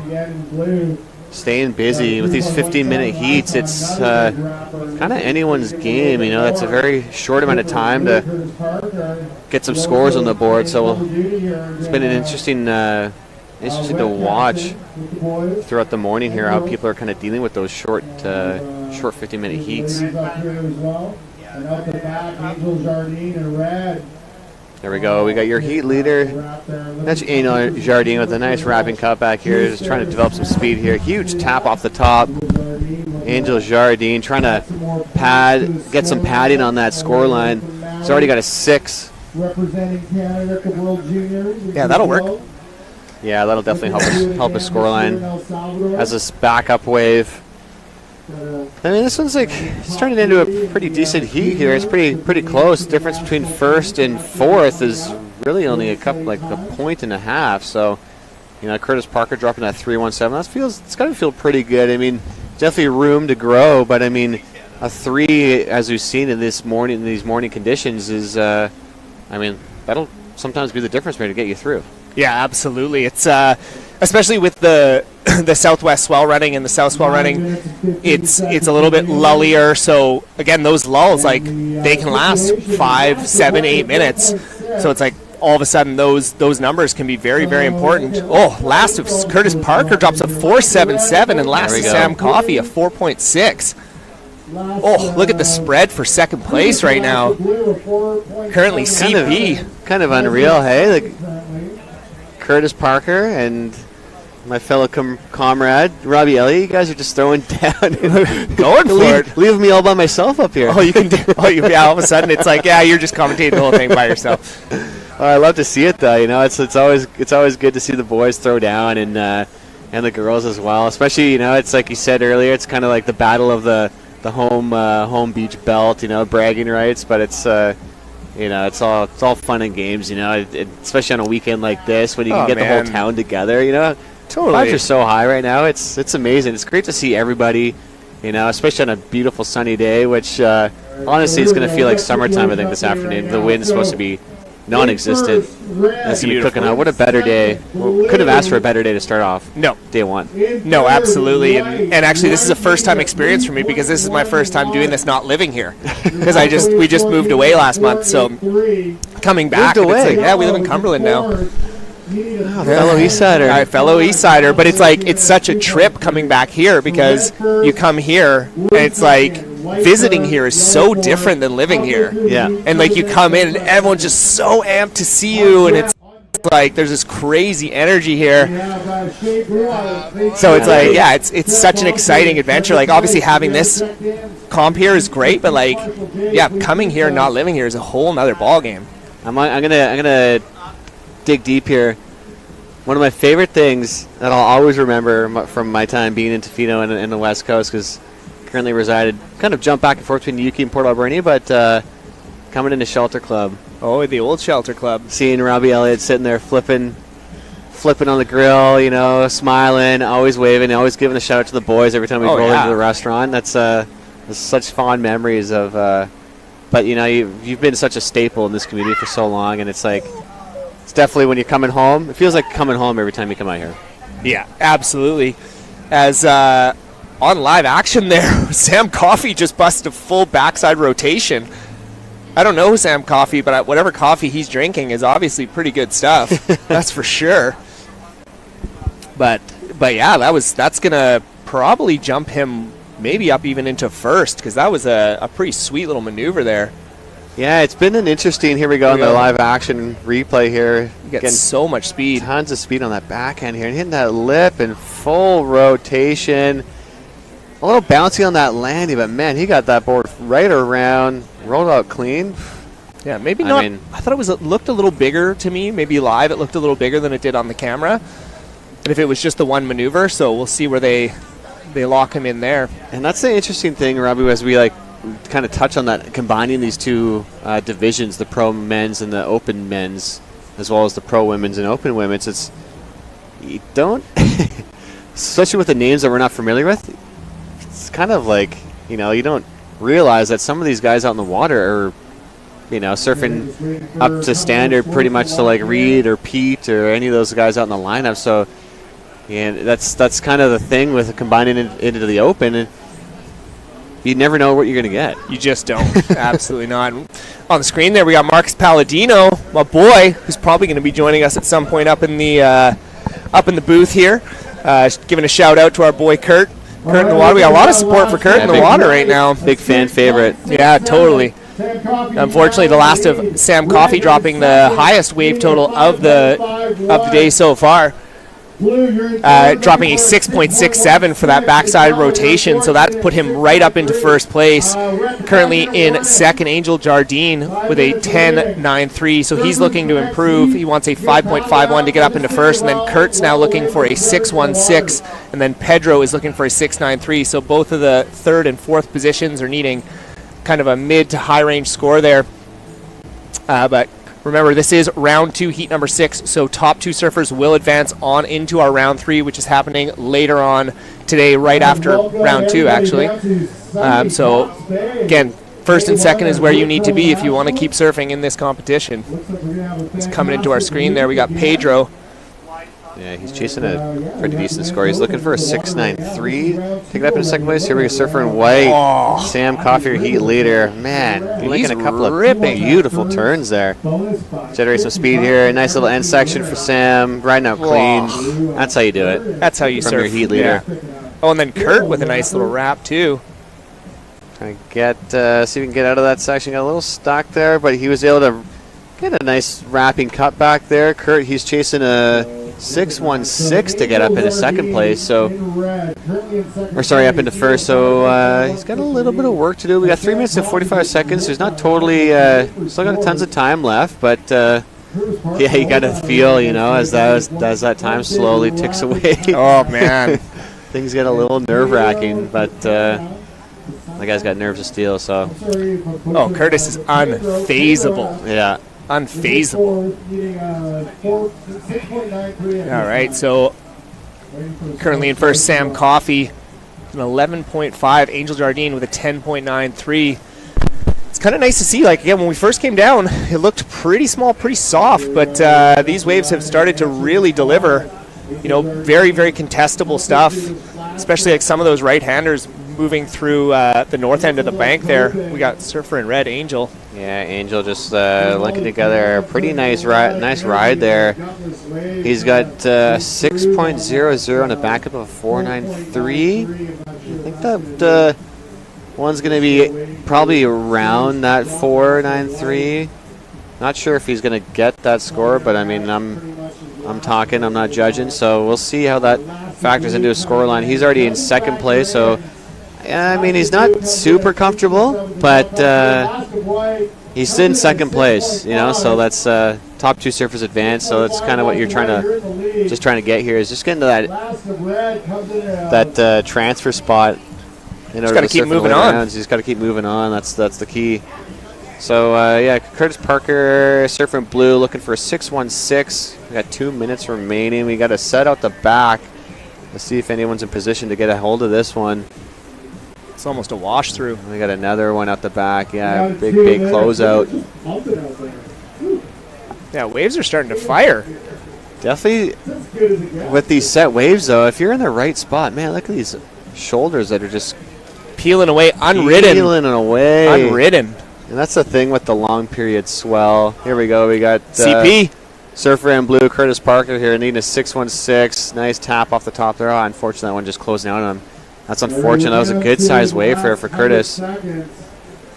1 minute and 30 seconds. Let's see if he can get out the back there and link another one of these waves. It's looking like the ocean's going a little bit... I mean, that's the thing, hey, with the southwest swell in that period. It's can be pretty tricky, you know, with those long lulls in between sets. But, yeah, we'll see. We'll see if anything comes through rolling through here with a minute left. Well, it's like you say, like it factors into a 15-minute heat. Like when you get those lulls, because if that lull comes at the back 5 minutes of your heat and you're looking for a score, you really don't stand a chance. Yeah, you know, and that's always unfortunate, and that's kind of the fortunate thing about surfing. We've got a set rolling in here. Yeah, it's not going to happen this heat, that's for sure. See if Curtis can get a hold of this thing. Is a beautiful looking left out in front here. Surfer in white. Oh, unfortunately couldn't scratch into it. We got surfer in yellow. Having a look at it. Didn't like it either. Get into it. Counting down 30 seconds to go here. Yellow needing a 6.93. Hey, good from far, but far from good. Here we go. Oh, Curtis here goes Parker. Curtis scratching for this thing. Oh, come on. Give the man a little love. Oh, really like the dive. His exits have been fantastic. Really good stuff there. Yeah, that's unlucky there for Curtis. He definitely got some sizable waves there with some potential scoring. High scores there, but unfortunately just out of position, and that's unfortunate for Curtis because he was looking really good out there in the water, and you know, he was definitely able to get that 6.16, but yeah, you know, just unfortunate for the guy out there. All right, so that is the end of round 2, heat number 6. Sam Coffey, Angel Jardine moving on here at the 2024 Rip Curl Nationals. We're going to take a quick commercial break, and we will be right back with round 2, heat number 7 of our Open Men's Division.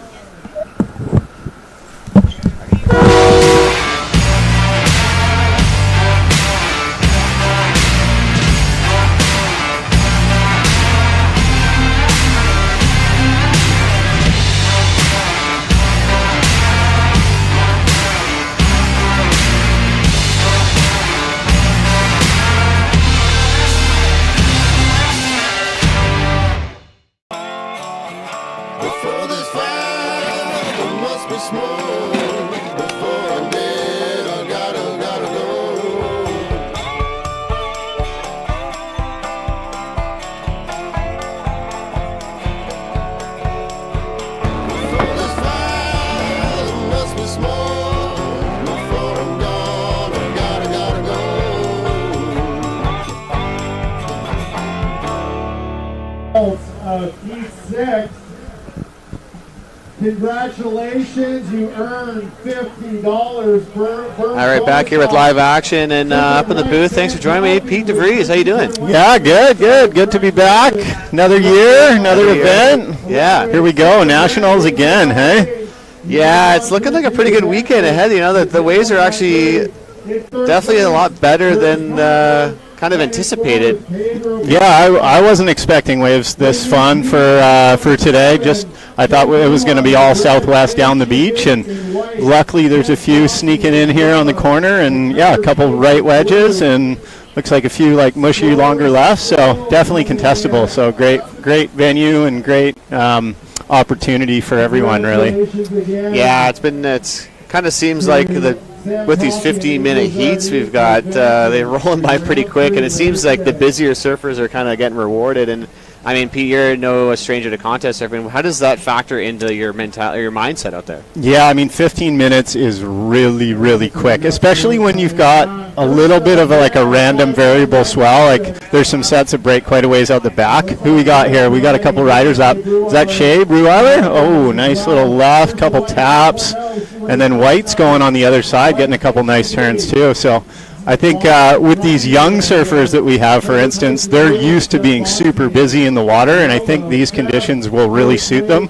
With the smaller waves, they're just, frothing, excited groms. So I assume there's going to be probably a few upsets going on today and throughout the rounds, just with, you got to get lucky to get on the right wave, because even if you do get a big one out here, sometimes they're not steep and they're super soft, but then you can find like a little pocket on the inside and tee off a couple times, and you've seen throughout the morning, you'll get big scores for good maneuvers, even if it's just one or two. So It's just about finding the steep waves like it is in most contests. Yeah, exactly. And like you said, with these just these conditions and those big lulls, sometimes with that long period swell, it's kind of, you know, I guess being in the right position and sometimes having a little luck on your side can go a long way. But I mean, yeah, these young gouramis out there at the moment, they're just so frothy, and they're able to just kind of move around the lineup so quick. And exactly, they just want to ride waves, right? They're out there to just catch waves, show what they can do, and have fun, put it on the line, right? Yeah. Whereas you maybe get some more experienced competitors that are a little more calculated. They want to sit and wait. They only want to catch the waves that they catch, and you just never know in that situation, especially with this combo of a long period south and then like a local tiny southwest.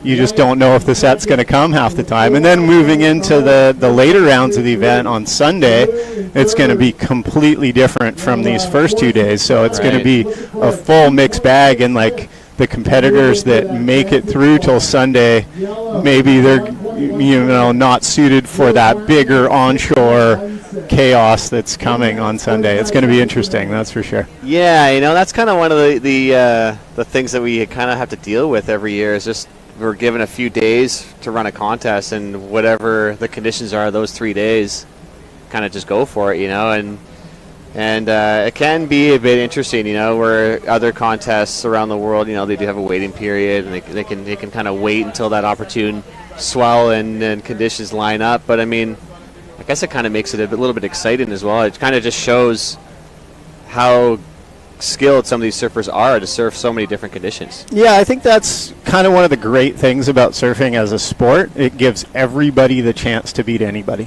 You can paddle out on any given day and beat the best surfer in the world if you have a good heat or are in the right spot, catch good waves, or like perform a big maneuver on a big section. So that's what kind of makes it interesting. It's like the best surfer doesn't always have the best chance. Like, sure they do, but the opportunity is always there, and everybody's dealing with the same environment, same conditions within that time frame. So it's about as fair a playing field as you can get when you're dealing with something like the ocean that's completely unpredictable at the best of times. Yeah, exactly. It's definitely makes it exciting out there, because it's, like you said, it's an even playing field. So anybody can have a day out there. Yeah, exactly, and that's the cool thing.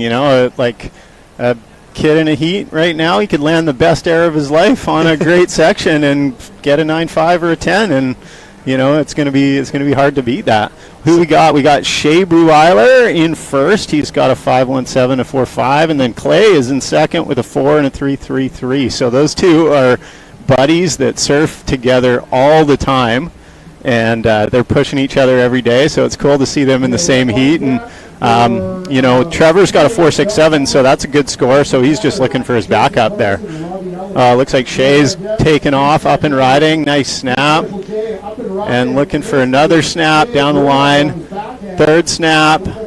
And a finish. Nice little drift on the finish there. Wow, that was a nice look. Yeah, that was a great wave. Nice, really nice. Oh, we might have a bit of interference situation maybe. Blue taking off, white getting underneath. We'll see what the judges say. That was an interesting one. It's tough, these no priority heats. In 15 minutes, you kind of got to scrap and battle if you're in the same position as somebody else, and we'll see what happens there. Yeah, the priority thing definitely comes into play as in the later rounds, but it's as you saw right there on the screen, that can happen with not knowing which priority is given out there. But look at this, is going to work out well for Clay, because he's onto a little nug here if he can get in. It's a little deep, but nice little nice swoop. Another beautiful swoop there, and then finish, boom, drifts the fins. Very nice. Judges are going to like that. The ability to finish off a ride like that, just shows so much confidence and control in your surfing. And I feel like that is a major part to conditions like this. If you can ride out clean and just kind of show to the judges, like, hey, Yeah, if you can get a good wave and you don't have to push as hard as you possibly can and do the craziest thing ever, especially in these opening round heats, solid, clean surfing will get you through. As the rounds condense and the competition gets tighter and tighter, then you might have to bring out a little more flair to get the big scores. But that was a solid wave by Clay, and also by Shea. Oh, Shea's looking down the line here. Oh, nice little punt, and couldn't quite ride out. Unfortunately going down. And Shea's surfing over the years has just gotten so much better. He's just so smooth and confident, and it's going to show right now, and his score is dropping to 5.17 and 4.50. Unfortunately falling that last one. Yeah. But it just shows how the progression over the years and his confidence in himself is relating to his contest surfing right now. Yeah, I have a feeling those scores that are coming in are going to be a couple of their best scores, both Shea and Clay. They were both, the previous wave of Shea's was really well ridden and just super smooth, as you said. It's amazing watching these kids. I get to see them on a weekly or daily basis, and if I go away or I'm not around, I don't see them for a month, I swear they're like way better within that 1 month time frame. It's wild. It's really such a fun time to be a surfer when you're their age and you're just elevating and pushing and having a great time with your friends. It's awesome. So it's great to see how complete they're becoming as surfers, and then they're kind of that next generation, and then you got Reed and the Olin girls who are like phenomenal surfers, like world-class surfers. So they've got that template to look at just a few years ahead of them, right? Think it's time to pass that torch yet? What torch? Is there a torch? I already gave the Olympic torch back to them when I had that. So yeah, I don't know. It's surfing, right? It doesn't matter how young or how old you are. It's just about getting out there and having fun, and whatever that represents to you. For me, it's always been pushing myself and trying to surf as good as I possibly can. And even though I'm over 40 now, I'm still trying to do that. It's a little different now, but I'm still having a lot of fun with it. So I'm looking forward to this event and putting the jersey back on. It's been a while. Yeah. So it's been 2 years for me since I've been in Jersey because I didn't compete last year. So stoked to get back out there and see what I can do. It's got to almost feel like a sort of a proud dad moment for you, just seeing all these Grammies out there, and just, as a representative out here on the coast for so many years, it's like you've paved the way for so many people out here, and this is like a direct reflection of just the effort and the progress and just the dedication that you've applied to yourself and just giving back to the community. And look at Shea Brewell up and riding. Little caught behind there, hey, just about. But it's amazing to see. We've just had such a great surf community here for a long time. Even when I was younger, I had the Breweiler brothers to look up to, and a couple other surfers like Brian Gregg and guys that were ripping when I was a Grom, and I could watch them and see them up close. So, I kind of built on that, and then, the next generation that are obviously a few years behind me, but even Noah, he's 6 years younger than me, and, I took him under my wing when I was young, or when I was getting into my 20s, and we surfed and traveled and competed for years together, and then, the next generation, they're taking it to the next level for sure in terms of, just being on the international competition scene. You look at Sanoa and the year that she's had, first Canadian Olympian, just that's amazing. Yeah. And she. Did you ever think that when you were surfing here that one day there'd be a Canadian in the Olympics? Yeah, I wouldn't or surfing in the Olympics. That wouldn't even cross my mind. Olympic surfing. I was busy watching hockey and cheering for Team Canada. So that's that was the Olympics to me. But to see her progress, and Matea and Reed, and how they're not just competing on the international scene, but competing and winning and doing well. The sky's the limit for that group, and they're just the beginning now. And you've got all these young Groms. I'm seeing younger kids surfing all the time now, even making it out at Cox Bay when it's overhead. I'm like, how did you get out here? You're just tiny. So it's really cool. The great thing is we've got it all here. There's waves consistently. Shea with a nice little snap there, but having a few falls in this heat, maybe feeling a bit of the pressure. He's in the lead, so nothing to really worry about, but definitely pushing hard and going down. It's a learning experience for all of these competitors, especially coming from a place like this. We have one contest a year, maybe two. It's hard to learn how you want to compete, and to take that to the international stage like Reed and Matea and Sanoa are doing.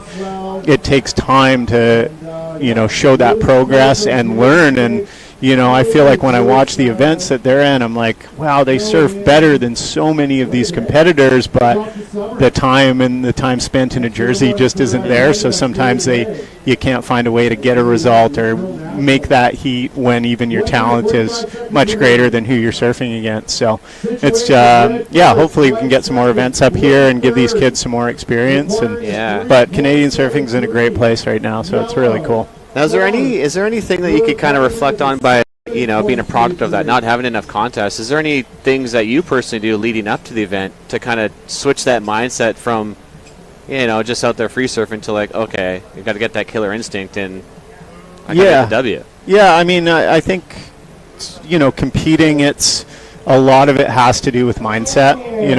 Oh, what's going on there? A little double trouble.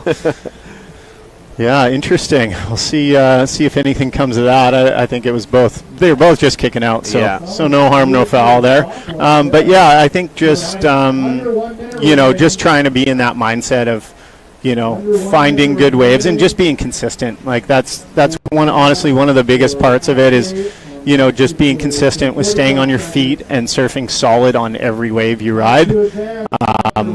Speed and quickness comes into play, especially at a lot of these events where you're surfing in fairly mediocre beach break. So that's always been a strength of mine, and I kind of attribute that to most of my success in competitions over the years, just being quick and fast and solid, both forehand, backhand, feeling like whatever the wave gives you, you can complete a maneuver with speed and power. Yeah, and it's interesting that you said that, just kind of committing and like on any wave that you get and trying to surf as to the best of your ability is kind of a thing, and it's been showing kind of all morning here. Every wave that someone's caught, if they've been able to kind of capitalize and just ride it to the best of their ability, they're getting rewarded. So it's a great example. I mean, you look at the scores in that last heat. Trevor had that 4.67 at the start, first wave of his heat, and he couldn't get a backup. He only needed a small score of 3.73 and just, had a couple small scores, a couple falls after that. So that just goes to show that a bit of consistency there would have been enough to get him through. Yeah, we're going to take a quick commercial break here. Next up in the water, we'll have Heat 8, Round 2, the Open Men's. So stand by. Light is green, horn is on. This is I think we're going. Heat 8. Heat 8. Are we going? Number 1 seed, Noah Cohen, in red. In white, Pierce McKellar. In yellow, Jesse Carson. And in blue, the voice of Sydney. Do what you want to do.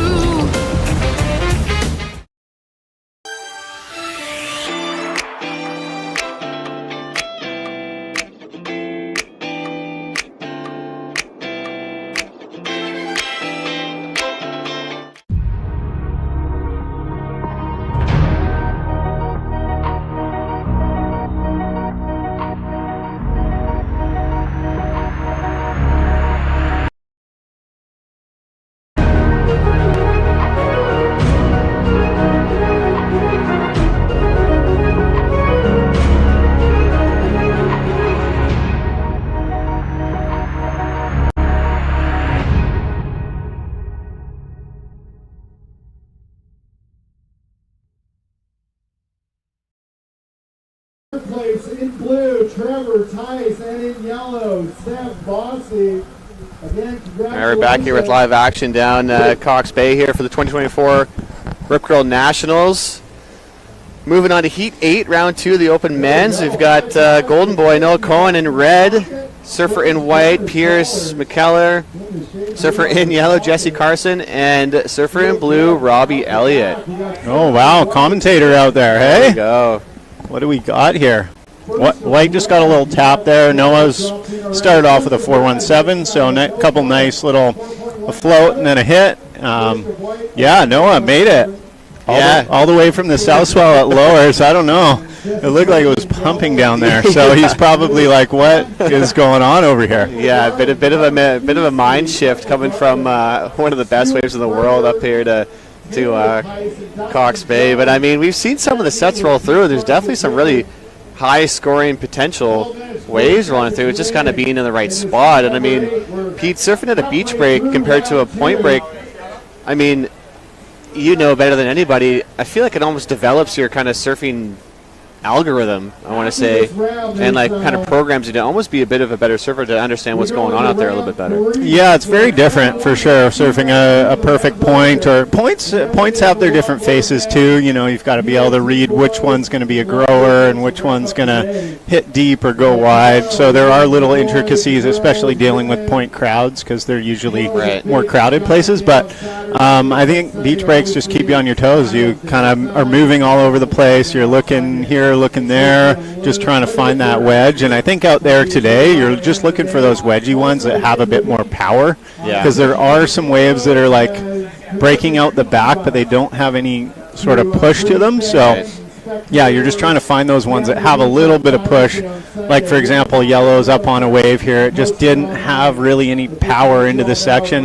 He got a little tap in. White, another little tap. But just finding that corner where you've got a bit of push is important for sure.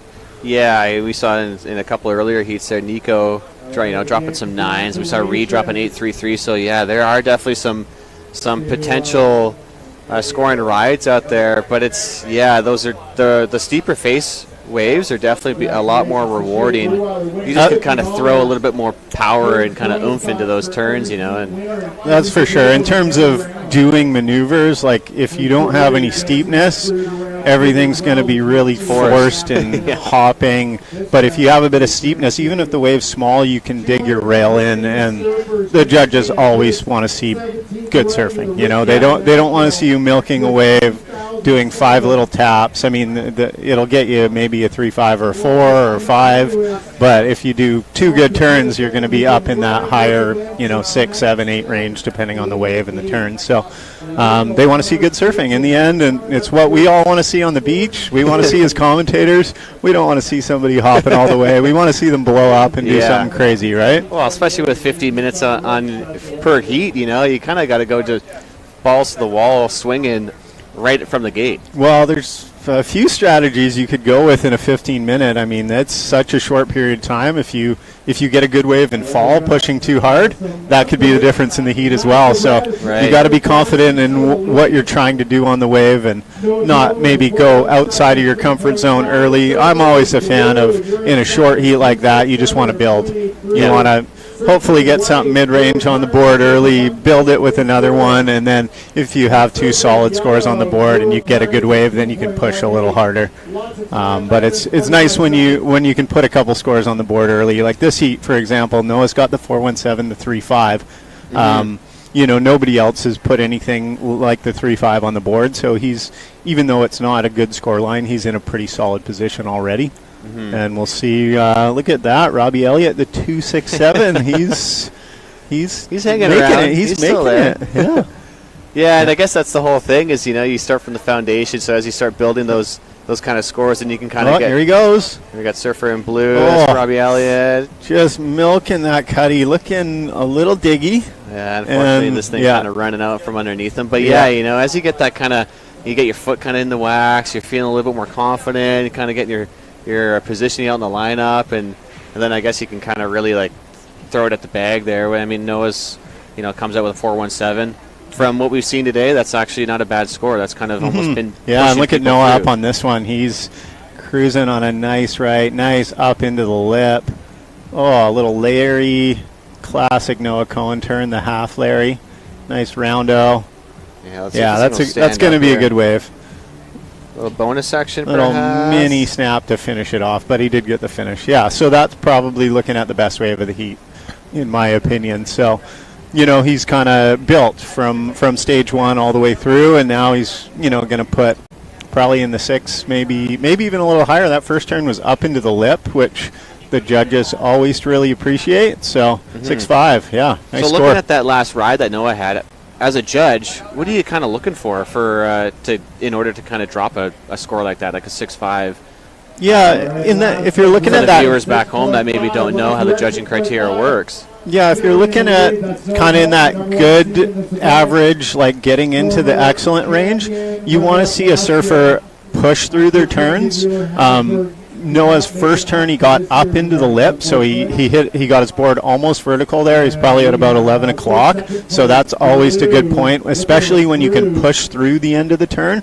And then he had variety also in that wave. He had a couple turns. He hit the lip. He got a little finish bonus. So there's just a little bit more than doing the same turn over and over and over again. You know, repetitive surfing can score well if it's big surfing, but on a smaller wave like that, you want to have a little bit of variety. You want to carry speed, and you want to surf the wave well from start to finish. And I'd say that 6.5 is indicative of surfing a wave well, not amazing from start to finish, you know. So he had the layback, he had the cutback, he had a couple little lippers, and yeah, nice score. Yeah, it's pretty honest score there, 6.5, and he's got a nice backup there with a 4.17, so sitting pretty comfortable out in first.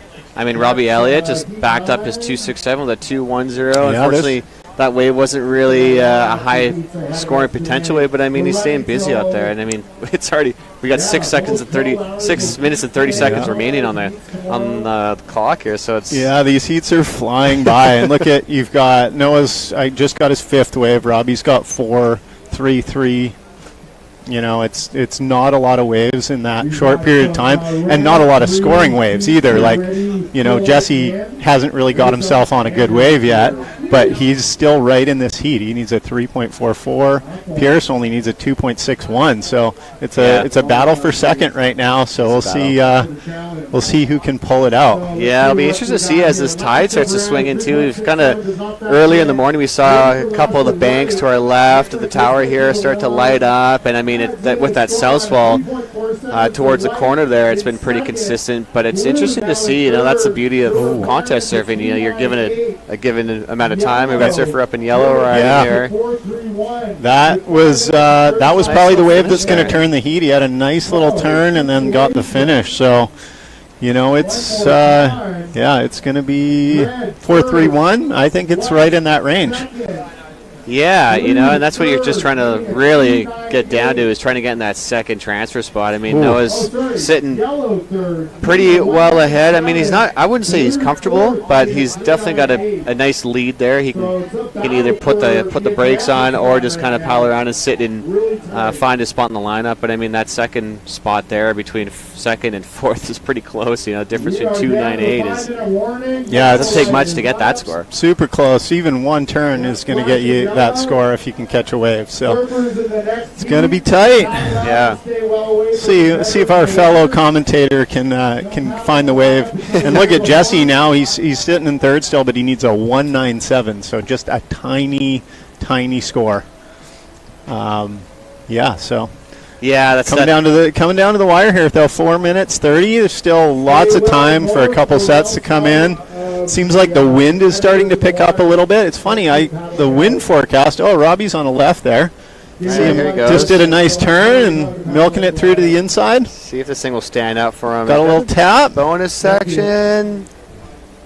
All right. Yeah. All right. 2.98. That's doable. It's right around there. Yeah, so this, I saw, it's funny, the wind forecast said pretty strong southeast today is what I saw.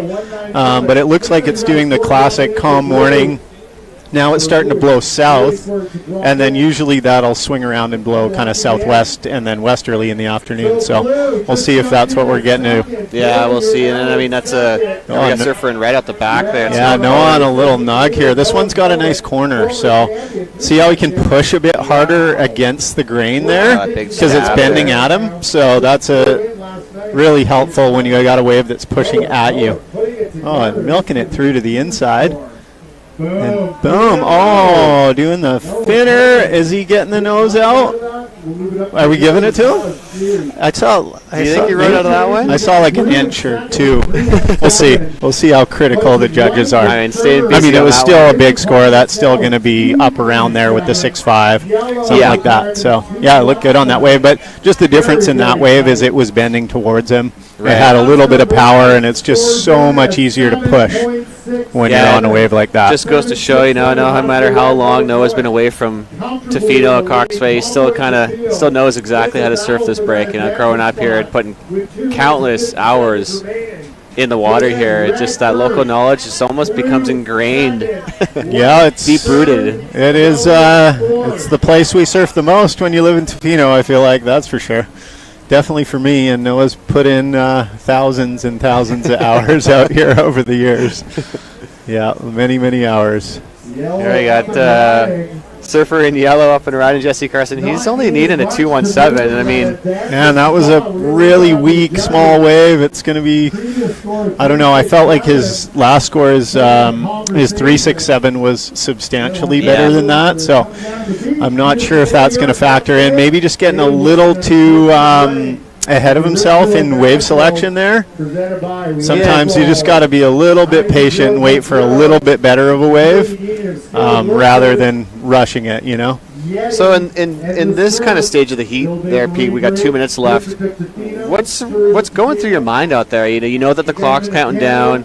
I mean, depending on what position you're in, how do you kind of try to focus and narrow in those nerves and just try to focus on the task at hand? Because sometimes it can be pretty difficult. Yeah, it really just depends on the situation. I mean, Noah right now, he's like, oh, I'm comfortably in the lead. Everybody else is comboed. So yeah. He's not thinking anything. He's like, oh, I'll just catch another wave or two, stay fresh, stay warm, feel out my board. And then, see, here he goes. He's just cruising. You can tell he's like, okay, I got this in the bag. But then, you know, for example, for Robbie, he's sitting in second place. The competitors behind him need tiny scores. Yeah. So if he's playing the game, he's going to be all over the person that needs, I mean, either one of them. They both need tiny scores. So he's going to be trying to sit inside of them, trying to not let them catch a wave, or also trying to better his score on a set out the back.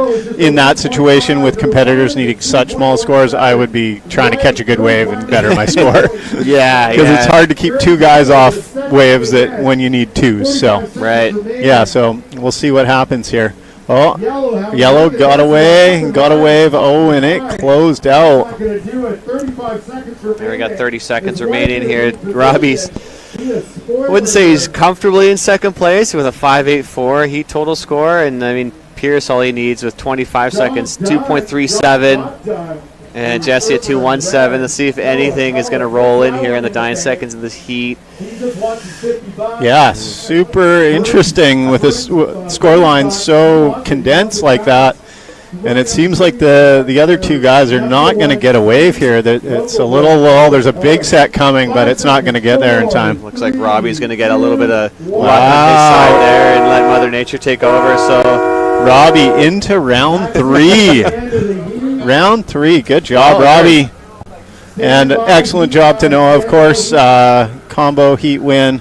Taking everybody out, looking solid as always. Yeah, he's looking pretty confident moving on to round 3 here. So, fortunately, Pierce, surfer in white and surfer in yellow, not moving on. We'll be back here with Heat 8, round 2, the Open Men's, right after this. Heat 9 is on.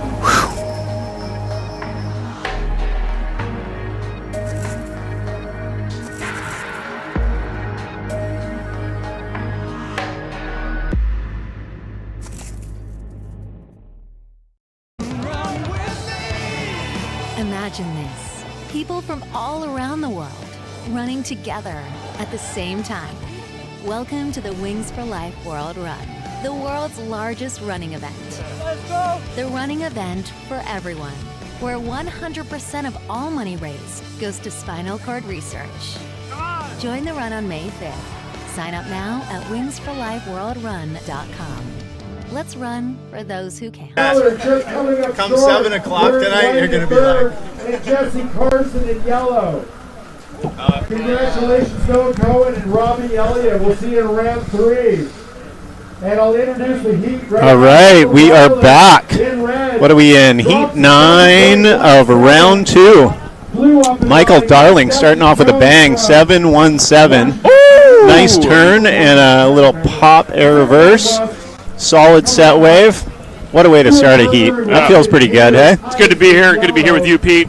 Yeah. Messiah. An archaeologist. Harry, be with you too, brother. Oh, an archaeologist, eh? Oh, look at this. Michael out the back on a left. Oh! Nice snap. Oh, he didn't like it. Man, he's getting picky, hey? The people's champion, like, going for it right now. MD. Yeah, he's looking spicy. He's been surfing good. And who else we got in this heat? Got Dustin Jones, who is, this might be like the third time he surfed today. I think I've seen him in a few heats. Taylor Tice. And Stuart Berger. Ooh-wee.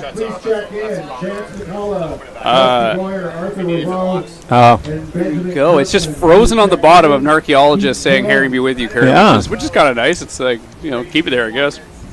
I guess I'll move that so it doesn't block the camera. But, we got a commentary camera too. Yeah. Just why would they want to look at us? Like that's kind of strange, don't you think? You got a famous face. Oh, a famous face. They want Is that to a see thing? it. Is that a thing? Famous face? I don't know. Could be. It's you. Wow, Michael, 3.5 on the back up. Already got the solid 10.67 total, so he's looking good already. Just easy money with 3 minutes, not even 3 minutes gone. He's sitting on a 10 total. He's about to get his parking paid for free for this whole week. Yeah, you know what? Now he can just blow up on the next few waves he catches. He's sitting way out the back too. He's like thinking, I'm looking for the bomb. Yeah. Which is what you want. You want to see MD on the bombs. Yeah. And he's usually on the bomb. He's got those long arms, and he's just silky smooth paddler. He's all over the place. He's very unique. He's got a unique body type for surfing. Mm-hmm. It works well. Long, lanky, loose. Just big garbage scoopers. Garbage scoopers. Whoa, yeah. So this south wind's definitely picking up. You can see it across the back there. So good air wind if you can find a little section into the rights. Backflip wind, you think? I don't think there's a backflip section out there. No? But hey, you could try it. For MD, I can do anything. I don't know. I think a little thinner spinner. Okay. A little air reverse. Why not? So if you're like a competitor right now, let's just say your name's Dustin, Taylor, and Stuart, and you're trying to get up on Michael Darling right now, is that just like too tall of an order at this point? Should you just come in? Is there? I mean, like that's a daunting task. Michael Darling's sitting on a 7 and a 3.5. Yeah, I don't think you're necessarily looking like I've got to beat Michael right now. If you're those guys, you're thinking I need to get a good wave. I've got to put myself on a scoring wave where I've got opportunity to do some turns. That's probably what I'd be thinking in that situation because Michael's, he's super far ahead and top 2 at bat. So, as long as he can slide into that second spot, like in that last heat, Robbie Elliott, had 2 smaller scores, but they were 2 smaller scores that were just a little bit better than 3rd and 4th, and he snuck through in 2nd place, even though Noah Cohen had him beat handily. So. It is, you're just looking for that advancement at this stage. You're in heat 2 or in round 2, so you just want to get through. Here we go. We've got some action up the beach. It looks like yellow. Yeah, nice little swooping in. White. Oh, that was a slidey little turn there for yellow. Yellow's and does he have fins? I don't think he has fins. That was those wooden tuna boards. That was the slipperiest little hack, and then the hack and spin. How do you score something like that? Well, I was just going to say I'm really interested to see what the judges are going to do with that, because you look at turns like that. There's not a lot of speed. There's not a lot of power. There's not a lot of spray, but he's in complete control, and he's really surfing. Different than anybody else. So how are they going to score it? Oh, here's Michael out the back. Little nod. Oh, little tap.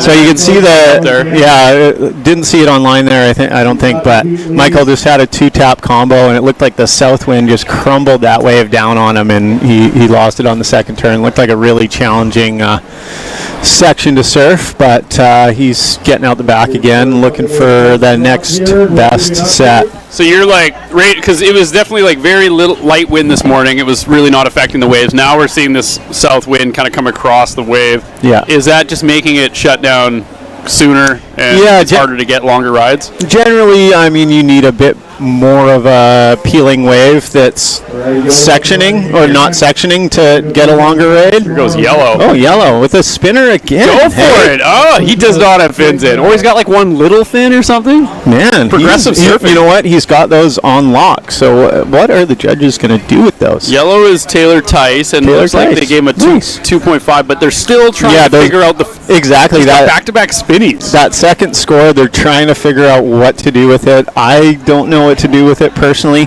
I would probably put it in that 4 range, just because he had nice control. It was something different. It wasn't super critical or gnarly, but I don't know. Seems to be like a raging debate right now at the judges' table. Yeah, They've got Britannicas out. They're looking up charts and different compass readings. They have no idea. I mean, I don't have any idea. Is this surfing? I'm confused. Oh, Michael out the back. What's he got here? He's got the little crumbles again. Oh. Kind of getting stuck. Yeah, it's south wind. I'm telling you, it's really changed the conditions. You need a wave now that it's blowing south like this. You need the peakier ones, or else they just kind of crumble down the line away from you. And because the swell is so soft and weak, it's like you don't have any power to get there, so you can't even get up and do a little floater to get around it. So T-Tice getting rewarded. Okay, I think 417. I feel like I'm on point with the judges there. Okay. I was thinking in that 4 range. So yeah, pretty good. Not like excellent because it's not quite. It's kind of it's more of like a chop hop in a way, right? When you're doing those 360s. I mean, they're nice, but when you do them, you'd like to see the tail push through the lip, and that will add risk. It'll add spray. It'll add power, and then you get the rotation, and that adds a bit of flair and difference. But when you do them on the open face and don't push through the lip, they're just a little bit weaker, right? Okay. So generally you're thinking the more critical the better, which means the more up into the section the better. So if you blow the tail and backward, it's just so much harder to do than on a horizontal angle. So. I see. Yeah, anytime you throw a fin throw reverse or tail throw reverse, when you're starting the maneuver vertically, it's way harder, and it looks a lot better. Like you'll see it, and you'll just be like, wow, that looks good. Oh, we got looks like white up here. Nice little wrapping cut back. Another little wrap here. Kind of try to get through the chop in the face here. And I feel like the wave didn't give him a whole lot there, so that was kind of tough. But, it's a good backup score it'll probably be his best score of the day, actually, for Stu. Yeah, that was tough. It looked like he had some momentum, then he caught a little chop. But, yeah, it looks like it's coming in all right. And we got Yellow up. And Blue. Getting some speed. Setting up for something big, maybe a backflip. Let's go. Oh, nice little slide there. He's got that slidey snap going, hey? Weird. Very unique style. Yeah, I mean, I like that because he can extend his back leg and it looks dynamic when he really pushes through the turn. Be nice to see him get that on a bit bigger of a wave so he could throw a bit of water, a bit of spray. I'd be curious to know what fins he's using in his board. It looks very loose. So it's hard to add power, but he's got the flair. You can tell he's got flair in his surfing, which Could it be like those Costco fins that go the opposite direction, kind of like the hook goes forward towards the nose of the board? Oh, yeah. The ones that are or the really bendy ones, that they just bend so much, they're almost not even there. Maybe the bendy one, yeah, like the real soft plastic ones. Let's get a board check. Can someone go out in the water and just swim underneath and just kind of see what gear we're working with? We got a Strider Wazalewski guy in the water. Looks like MD has moved quite a ways north. He's trying to push the edge of the area. Oh yeah, wow. He's mining. Think, the judges, we're behind the judges. We can see what they can see. We could be in the corner right now, or close to it, front of the Long Beach Lodge. They could totally see it. Maybe we should go down there. That would be sick. It looked really fun this morning. It's much bigger down there. It's just classic south swell hitting the north end of the beach there. And standard. We haven't had a south swell all year. And then get a big one. And then now it's the contest, and it's definitely bigger down there. But we've got waves. It's contestable, and it's sunny too. Last year we had Hurricane Katrina coming through. Just wait, it's coming. Is it? Yeah, tomorrow into Sunday, it's going to be an interesting one. Seriously? Yeah. Oh, we got Yellow spinning around, little slide. Again? Slide reverse. Oh, you caught the rail this time. Oh, look out for your board. You might need a new dental plan after that one. I like it. He's fully gone south on the bank. He's away from every other competitor. He's just enjoying his time. Get away, get away from the other surfers. You know what? Like when I'm out surfing, I like to be alone, so I get it. Oh, I get that too. Okay, we got a little double peak here. We got blue and white up. Oh, blue's got a nice little chip here. Is it going to have any power? Oh, caught the rail on the south bump. White just white was that face into a pulp. It's a tough go. If you go left on the wrong wave, you're literally just going to sink. So it can be really, really tricky out there. Oh, Michael might be on a nug out the back. Oh, come on, Of course MD. he is. Let's Come on, MD. put on a show for the fans here, Michael. For Hobie. Here we go. He's coming. Oh, nice. Huge snap. Oh, my God. Oh, no, he missed the second turn. It was not as good as the first, but it was nice. Should have done a floater reverse there. Should have done a backflip. I mean, Floater reverse. Yeah, Michael's looking snappy, though. I really like that. I really like how he accentuates his turns and pushes through his back foot. It's it's kind of unique because he is so long, like he's so lanky and long, but he's really good at that kind of torque through turns and different maneuvers. So he's fun to watch him surf. Yeah, it's like he's just got such smooth style when he surfs. He's very unique and like one of the more like satisfying surfers to watch. Yeah. His like movements are cool. It looks really like clean when he does things that when he surfs at his best and you see him do something, it's super clean and also like really precise and snappy, you know. Well, he used to be a tap dancer. He grew up tap dancing, and I think that's where he gets most of his like surfing background from. He's got those long tap dancing feet. Yeah, I can see that. He'd be good at that. He's amazing. You should ask him. Like, he'll give you a little tap. Show you a couple tap. He's going again. He's going again. What's he got? Oh, backflip. Oh, beautiful. Nice little swoop. Oh, see and that's that southeast crumble, but he still makes it work. Totally. Nice little swoop beautiful. again. Come on. Yeah, he's just cruising. He's got this heat pretty locked up. Like almost comboed. But T. Tice just doing 360s into the next round. Yeah, he's fully committing to the 360. Taylor Tice is looking solid. I mean, Dustin needs a 5.33, so does Stewart. So those are pretty substantial scores, especially when you're sitting on ones and twos for every wave in the heat. So I feel like Taylor's looking good to bust through to the next round. Yeah, we got a minute left, and I mean, it's like you said, everyone's sitting on some lower scores, so all it takes is one decent wave, and there could be lots of movement. Yeah, exactly. I mean, the second spot's still up for grabs. 5.33, totally attainable score. Oh, T. Tice, nice little snap. Nice, a little more rail on that one. I like that. We're not looking online. There it is. That was nice. I don't think you saw that online, but that was his best wave of the heat for sure. 3 solid turns. Didn't go to the spinner this time. Just solid rail surfing. Is that enough to move him to first though? He No, needs a 7. no. That it just the difference in. You'll see the surfers in red in this round for the most part, the higher seeds. They're just going to have more power, more speed, more flair. Like Michael, even his one turn on his 4, it's just like the turn is substantial, it's powerful, it's solid. So there's just a difference in level there. Well, that'll do it. Is anybody waiting on any scores? I think everybody scored, and it looks like we got Michael Darling, the tap dancing wonder from Tofino, and Taylor Tice moving on. Nice. Good job, guys. $50. Here we go. Make it rain. Through Heat 9 done, on to Heat 10. Amazing. Yeah, we'll see who's up next. Yeah, who do we got in the next heat? We're just flying through this round. These 15-minute heats are just flying by. We got Chance coming. Rusty, Arthur, and Benjamin Kirkland. Not related to Costco. Well, we should ask him, but up next. Amazing. All right, we'll take a short break and see you guys for Heat 10. What does it mean to live the search? Oh, well,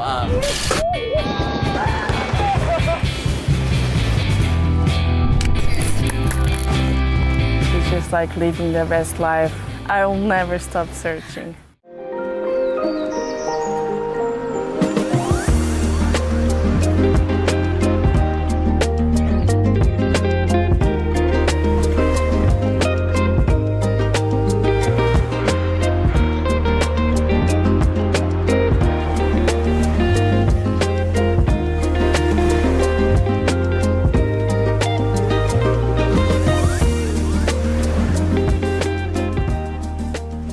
1.0, Canadian Union of Skilled Workers, Yeti, as a serve.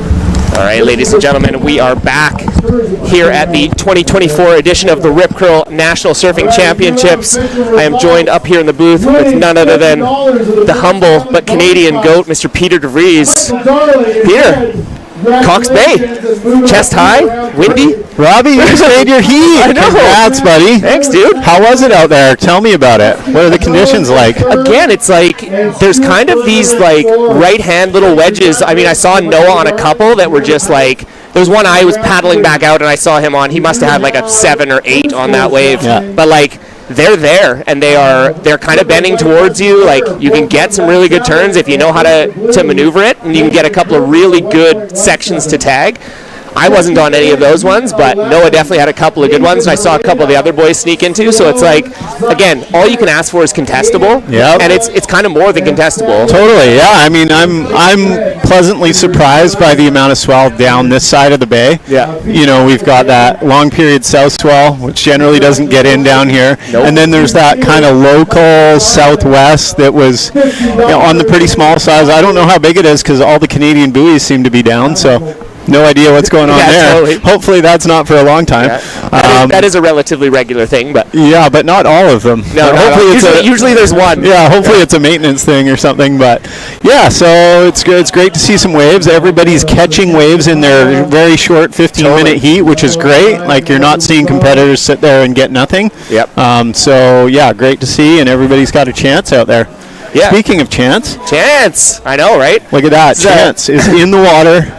This is kind of a loaded heat from what would have been the Opens men's from last year. 'Cause I think these were 2 finalists. Both Chance and Rusty were both finalists. I think Rusty was finalist 2 years in a row, actually. This is him up in white. Ooh. Oh, he's got that layback. He loves that layback. Going for the Larry, but it's tough on those lefts. The sections are very, very soft when you're going left. It's like little chip right wedges. If you find one with wall, you're happy. Yeah. I was asking the other boys that I'd love to hear your opinion, combining of the pro and the am division this year. I honestly, I'll tell you what I think. I love it for 2 main reasons. Number one is I'm a firm believer that rising tide raises all ships. So if you want to surf well, surf against people that are better than you. Period. That's how I've always seen it. Sure. But the other one that I really, really like is it gives, as the more top seeds and the pro seeds, we get them into the comp early. Like, I mean, you don't usually see Reed surfing at 8 a.m. on a Friday at Nationals. Yeah, that's true. Everybody's surfing, right? You get them surfing early, and you get way more heats of those top caliber surfers, right? Yeah, that's a very valid point. My question is, did anybody know this was the scenario?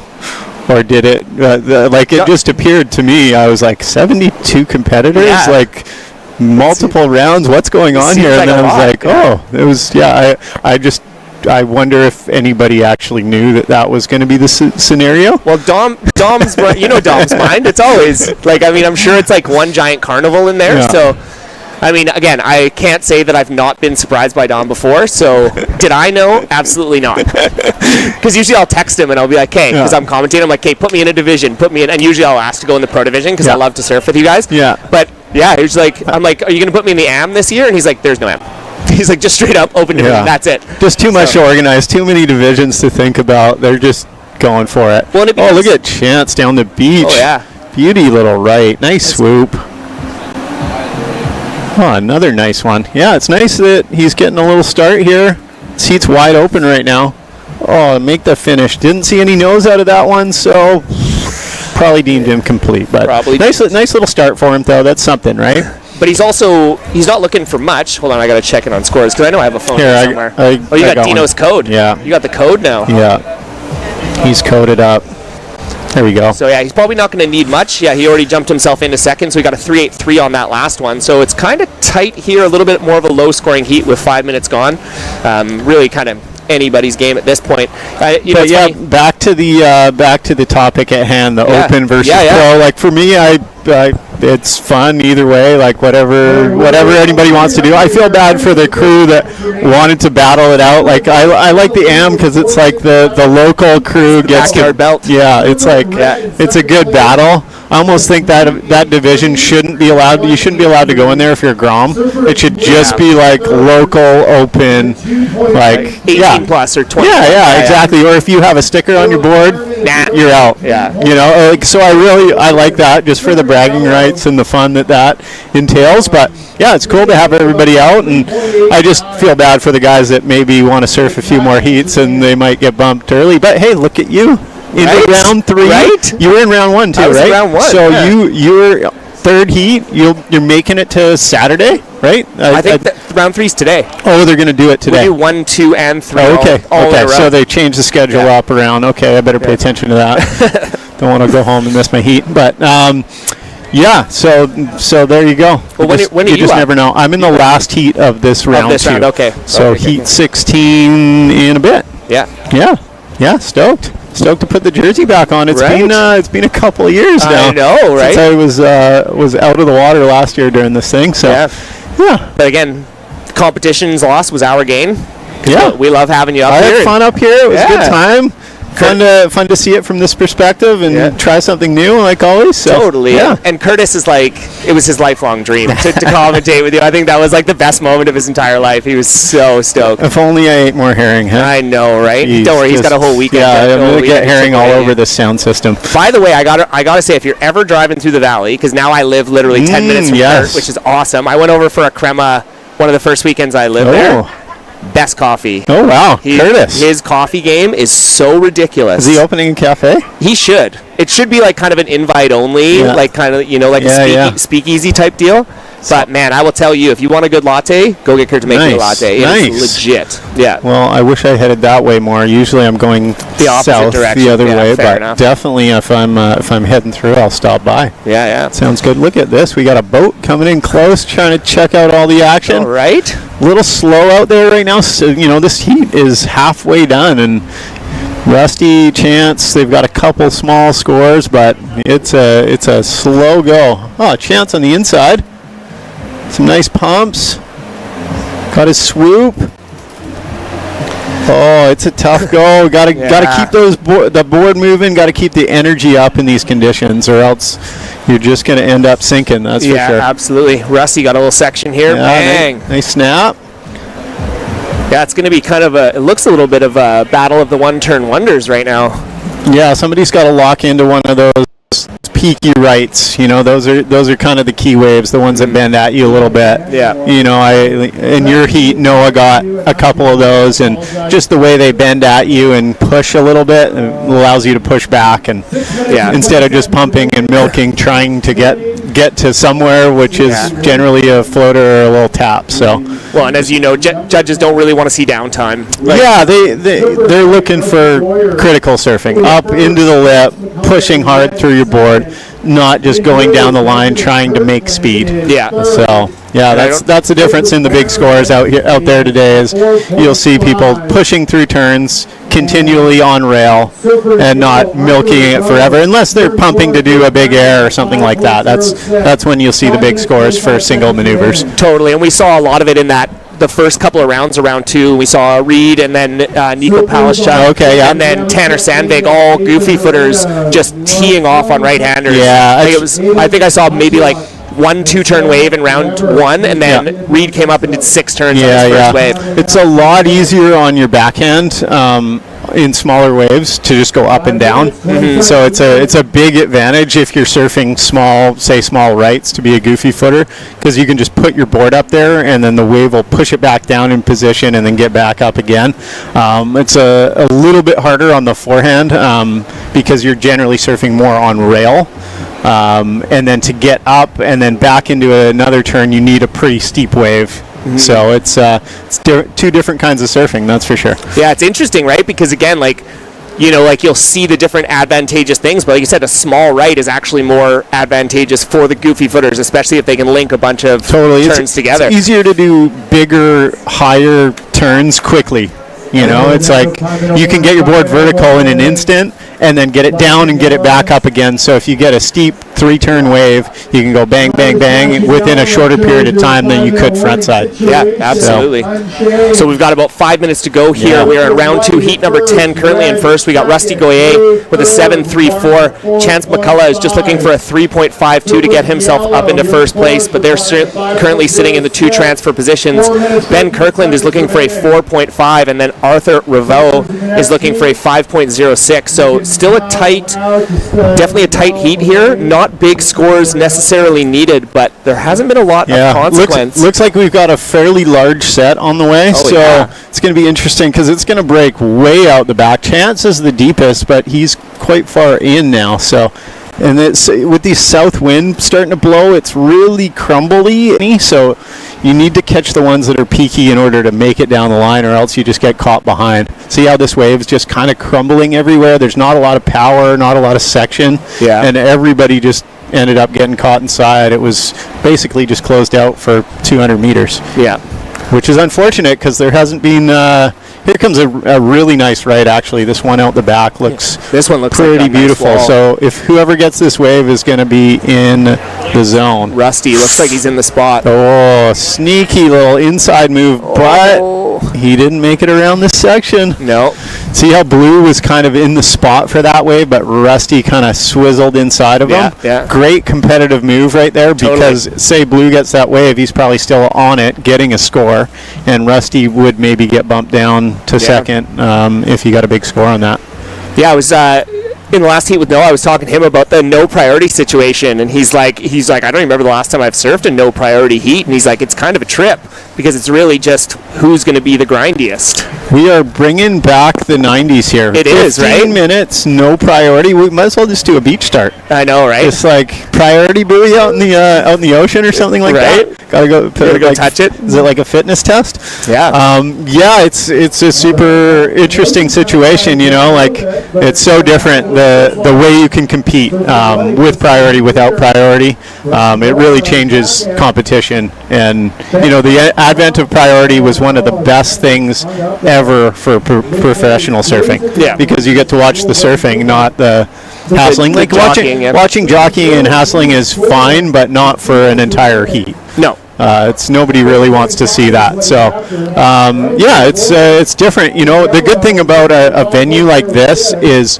there's enough waves and enough peaks that you can sneak away unless somebody literally just wants to sit on you the entire time, which totally can happen. It totally could happen. It's happened before. It's something that it just depends on the mindset of the competitors and what they're out there to accomplish, really. One of the things I do enjoy about the Nationals as well is there is a lot of sportsmanship. Like I find, it's like I didn't really feel hassled in any of my heats, like where guys are really grinding it. I mean, when it gets into the deeper heats, and it always depends on who's there, but totally, I found it was very sportsmanlike. Like if you were in the spot, you went kind of thing. So for sure, I mean, as the rounds get deeper and the competition gets more heated, that'll change. That was just a beautiful set. Nobody in position. Nobody. Probably the best set I've seen since I've been sitting up here. Maybe a little soft, but still solid waves. You could have done a lot with that. You could have done a couple nice turns and then be grinding it through to the inside. Yeah, unfortunate that the competitors were a little caught inside because there's only 46 seconds left, and any of those waves could have made a huge difference for all of their heats. Absolutely. Yeah, tough with these 15 minutes. Decision making becomes more condensed and tougher, and especially if you don't get a good start, you're thinking about it or looking for maybe waves that are too far in, or there's a lot of stuff that can go on in that 15 minutes. That's for sure. No, absolutely. Yeah, 15 minutes. It's not a test of your surfing; it's a test of your competitive prowess. That's for sure. Exactly. If you find a good wave early, you're going to feel pretty comfortable. But if you don't, then panic can set in pretty quick. That's for sure. Yeah. Oh, that was a nice wave out front too. Yeah, it seems like these guys are just too far in right now. Yeah, it's unfortunate. But nothing's really broken that deep yet this morning, so it must be just the shift of the tide. And I guess what are our tides today? It's high around now, right? I think it's already dropping. I'm not 100% sure. Okay, it's probably. We'll get back to you with that information. We are going to wrap up here, round 2, heat number 10. Congratulations to Rusty Goyer and Chance McCullough, a couple of local boys making on through to round 3. We are going to take a quick commercial break, and we will be back with round 2, heat number 11 of the 2024 Rip Curl Nationals, presented by Red Bull. We will be right back.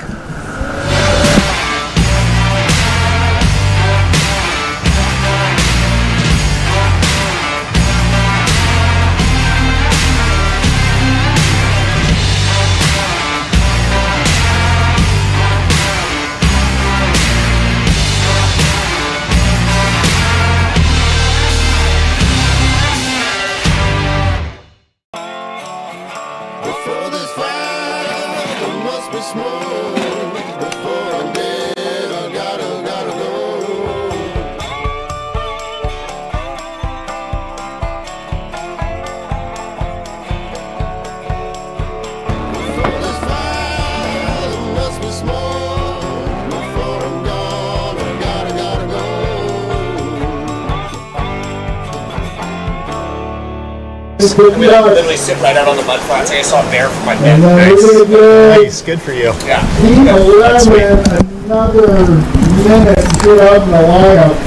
And we are back here at the 2024 Rip Curl Nationals, presented by Red Bull and Heineken 00. God, I love having a non-alcoholic beer as a presenting. Yeah. partner. You guys busted out the Heinies yet? We haven't, but as soon as we get some, we'll be crushing them for sure. That's great. Yeah, no, so stoked to have Heineken 0.0 down here supporting Canadian surfing. Mm-hmm. Just awesome, crisp, cold, clean lager. Well, and zero alcohol. Can't go wrong. So I've been on the near beers for a long time now, and like when I first started drinking near beers, it was not good. It was like literally golf course beers. That was it, and they did not taste good. They tasted like sock water for a while. Yeah, it was pretty bad. It was bad. And then all of a sudden, like, just the whole like sober movement kicked in, and it was like every major beer company was making 0.0s, and most of them weren't very good. Yeah. But then all of a sudden, Heine's came out, and I was just so stoked because it tastes so simple. Because all I want is actually to taste like a real beer. Totally. That's all I want. Exactly. And it real tastes, beer, no alcohol. It tastes great. exactly so good, like a Heine. Yeah. So it's amazing,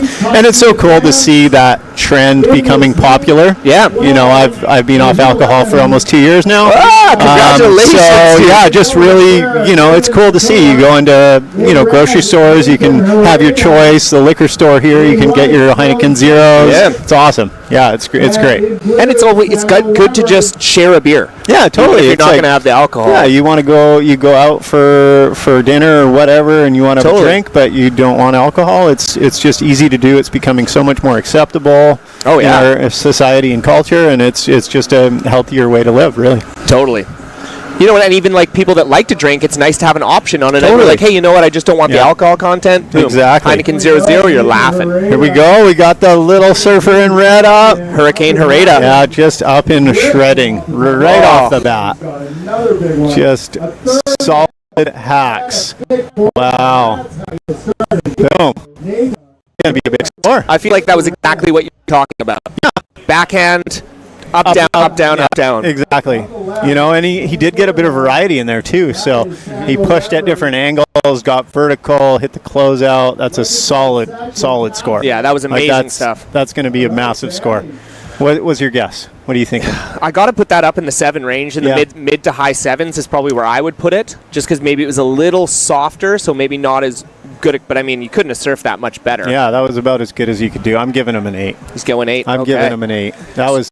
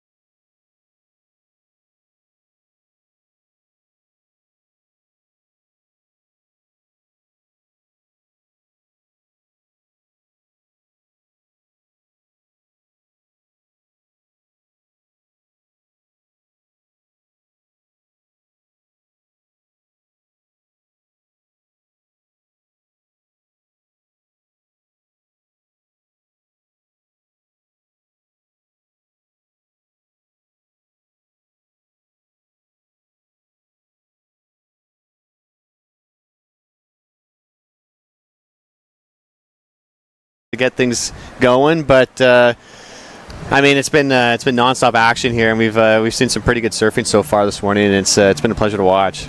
Right? Yeah, so we are into round 2, Heat 12. Currently, we have in yellow Jens Kalwa, old school legend. Andrew Sadler, old school legend. We've got in blue Sandy Close, and in red Jackson Mezkis. You know, it doesn't seem that long ago, you know, when the Grammy Andrew Sadler was, you know, doing Ironman mission, surfing every single event. And now, you know, 2024, kind of an old dog. He's an adult. Andrew is an adult. Yeah, it's kind of wild. Yeah, it's been amazing just to see, as we were kind of touching back a little earlier in the webcast, just how these surfers have grown over the years, just watching them right before our eyes kind of blossom into the surfers they are today, and the young men and women that they are today. It's it's been amazing. It's been amazing. Gets you nostalgic, hey? A little teary-eyed almost. I'm not a dad, but I feel, you know, a couple proud dad moments today. Totally. I consider myself an uncle. I'm an uncle to so many. Yeah. That's what. It's funny. Whenever I get texts from Reed, he always texts back Uncle Robbie. I like that. That's a good title. That's the old family, the community out here. It's you know, it's one of the best things going out here is, you know, as you put your time in and spend a lot of time in the water, just in town and stuff, and you build those friendships and relationships that really become family over the years. Absolutely. You know, you know sometimes too much about some people, sometimes a little bit too little, but you know, you find that in between, and it's just it's awesome to be on the West Coast, and such a beautiful community here. We got Surfer in Blue up and riding. That's Sandy Close. Nice little rip there, Sandy. Yeah, he's sitting on he's got a couple of scores here, a 1 and a 2. Definitely like to throw those away, and I mean, yeah, we were kind of looking at majority of these heats here. There hasn't really been a crazy amount of high scores, you know, up in the 8 ranges. There's been a couple, but I mean, these grindy heats here, you know, putting up those 4s and 3s, that's honestly kind of almost all you really need. I mean, it's a little maybe not comfortable. No. But, staying busy and working away and just packing on that foundation here. We got Surfer in Red up and riding. Jackson. Look at loose on that first turn there. A nice wrapping cutback. I love how he's just staying in that power section there, Robbie. Hey, just generating so much speed off that bottom turn. Nice little crack off the top. He's definitely doing a lot with a wave that's not giving him much of anything. Wow. Yeah, he rode that really, really well. Pretty much everything you can do really on that wave, he did. So that should factor into scoreline there. He's sitting on a 1. Right. So he'll look to improve and keep building there. And yeah, it's just as his tides kind of filled in, there's still waves out there, but I think with the wind as well, kind of going a little bit across shore there, it's kind of flattened out those faces a bit. But as we see a set approaching here, we got Surfer in Yellow and White having a look at this one. Oh, set of the day. That's a bomb coming through.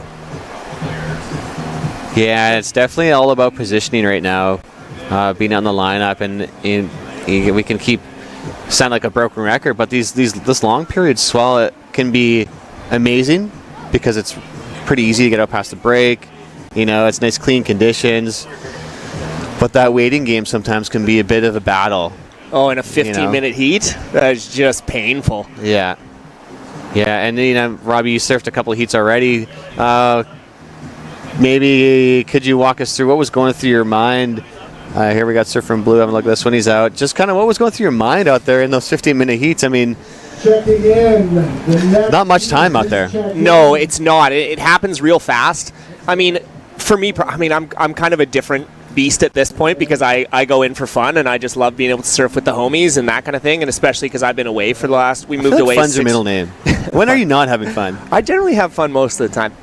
But like, because we just moved away 6 weeks ago, so I haven't surfed in 6 weeks. I haven't been in the water, so I actually entered just to get 15 minutes in the ocean because I knew that I was going to be up here most of the time. And it honestly went really well. Both heats making it through, but yeah, I think it's like one of those funny things. One thing that's really neat that I don't know if anybody's mentioned thus far is that you can hear super well out there. And I've found a lot of times competing here before that like it's very, very hard to hear. You so quickly, and it's real time that like even I knew exactly what I was looking for. Like I overheard and it was like, Blue, you need a 2 point whatever it is. So I'm like, you just need to do 2 turns. Like just do 2 turns. If you can do 2 turns, you'll probably get the score. Yeah. And I did. They weren't even very good turns, and then it was like you got it because it was just enough, right? So I think that's really advantageous to be able to know exactly what you're looking for and knowing what you need. But yeah, it's wild. You blink and it's over. Talking to Pete earlier here, give him 50 minutes all the time. So it's every single that yet and you're up on, you're kind of really just got to try to commit to every single turn that you're trying to do, even if it's not a big turn. At least try to show the judges that it is a big turn, you know, if you can, by digging those fins in and kind of setting that rail. And I mean, easier said than done compared to being out there. But I mean, yeah, going back to that, just saying any wave that you're up on, just try to maximize your scoring potential, because as we've seen all morning here, it can be few and far between. 100%. And then the other part that's a factor is like sometimes you can just take a chip shot into one and just go for it, and it can double up and you can actually get it to run along the bar. So there is a little bit of luck involved, you know, like you don't want to kick out on one that could potentially give you something on the inside. So yeah, there's a lot of factors going on. I mean, there's always a million factors at Cox Bay, and it's like it changes from heat to heat. So I think, you know, the other piece is like just be very, very observant before your heats of what people are doing. Right? Exactly. You know, and the other thing that's great, I love this about this competition, is like people will literally be running out and you'll be going to head back in and they'll be like, hey, like sit down there. Like, you know, it's like everyone wants to just see the best surfing. Totally. Right? So like, hey, this is where the waves are breaking, or this is where this is. And like, it's like literally everybody just wants to make everybody better. So I think that's a good factor as well. You know, it's not like people being like super blinders on, don't say hi, don't talk, don't anything, you know, don't give anybody anything. Not yet, at least. Not yet. We'll see finals day. But it gets a little deeper. I know what you mean, you know, and that's kind of nice, because sometimes when you're out there, you sometimes feel like you're a chicken with your head cut off, because you can be paddling around and waves are breaking all around you. 50 minutes left. You know that there are times not your friend, and so being able to kind of share that knowledge of being on the lineup and be like, hey, you might want to sit over here, or oh, hey, sit on that shoulder over there because it's going to break this way, or it's not going to going left's going to close out. So it's getting that support is nice. Here we got Surfer up and right now, Jackson. Surfer in red. So we got Surfer in yellow up and right as well, picking away here. You got Yenzi. The old dog, look at him, just showing his confidence in there. A couple little taps off the top. Milking this one. There's a ton of speed here. Is he going for an air? Boom. Yeah, a little chop hop. And then a claim. Is that a claim from Yenzer? That a boy, Jens. I mean, anything to throw to the judges and be like, hey, boys and girls, you know, give Check me that this score. Out. Yeah. So current situation, we got 4 minutes to go. Jackson Meskis well out in front here with a 12.34 score line. Andrew with 7.6. So Jens is looking for a 2.77 from that last wave, and I dare say he probably did get that. So if he did, that will jump him up into second place. And then Sandy is looking for a 5.6 to jump himself up into second place here. Oh, flat four. Flat four for Yenzer, so he's jumped up into second place into transfer spot with 3.5 minutes remaining. Remember, top two surfers do advance, so it's kind of a bit of a battle here between Jens and Saddles to get themselves into that round three. Again, top two surfers do advance on to the round three, which is right after this round. So if you want to surf again, top two. Yeah, and I mean, Andrew Sadler only need a 4.84. You know, he's definitely got that ability in his repertoire to drop a score like that. So we'll see. You know, with time counting down, 3 minutes remaining, he'll definitely want to be looking to definitely try to get something better than a 4. I mean, I'm sure everyone out there is like, you know, I get something big, because, time's not your friend, and also those are going to help you just kind of push you ahead and get into those two transfer spots, because, unfortunately, only two surfers advance and two go home. Now we're hitting one of those nerve-wracking times that you were talking about, right? Like we got sub 3 minutes here, and the ocean is looking a little bit flat. So, again, we're going to see our surfers kind of scramble around, maybe shift a little bit further to the inside in the hopes of getting something before that 3 minutes passes. But these are tense moments here, especially for Andy Sadler. Again, he doesn't need a big score. People getting that score. And as you see this lull kind of lay in here, you definitely know that something is on the horizon. It's just when is that set going to show up? And that waiting game can be sometimes kind of brutal. Oh, yeah. Especially when you just slowly see that time clock just count down. It sometimes in moments like this, you wish time would go a little slower. Yeah. But it doesn't. When you're wishing for it, it probably feels like it's going multiple times faster. Yeah, exactly. But yeah, it's been a pretty good morning here surfing. We've seen a couple of big scores get dropped earlier in the round. I mean, we saw Reed Platoons drop an 8.33. Saw Nico dropping a 9. Oh, and an 8. And an 8. And a 7. So it's just, there are waves, and it's kind of cool seeing this the combo with the pro men's and pro women's mixed in with the open men's and women's. Now it's kind of just winner takes all instead of having a pro winner and an open winner. Now it's all put your money where your mouth is. Totally. See if you can kind of compete with the big dogs. And I mean, it's also a pretty fun experience for these guys and girls as well, going out there and competing against your idols, people that would usually compete in the pro. Yeah. So it's a pretty good feeling as well, being on the water with for sure your idols. And we got a couple of surfers looking at this one here. We got 1 minute left in white. That's Andrew Sadler. He's chasing a 4.84. Unfortunately, just not going to do it. Kicking out of that one. We almost should have gone the wave behind. Yeah, we got 40 seconds remaining. It's going to be a bit of a... Andrew Sadler in white third. Andrew's not going to be too happy with that choice there, but that wave didn't really offer up too much of an open face or much scoring potential. So, and there's an unreal right heading right towards heat leader Jackson Meskis, and he's going to scratch into this thing. There we go. Trying to get around that foam ball here. Big open section here. Huge crack off the top there. Lincoln do a nice little check turn there. Set up some speed. Another huge crack. Let's see if this thing's going to stand out for him. Nice wrapping cutback. Here we go. Jackson with a buzzer beater here. Just a bit of a victory lap here for Jackson. Surfing it right to the beach. Man. Signals the end of heat 12. Got to be feeling confident with that one. Just being able to link a couple of turns in there. It was a pretty difficult heat to surf with not too many sizable waves rolling through, but Jackson got...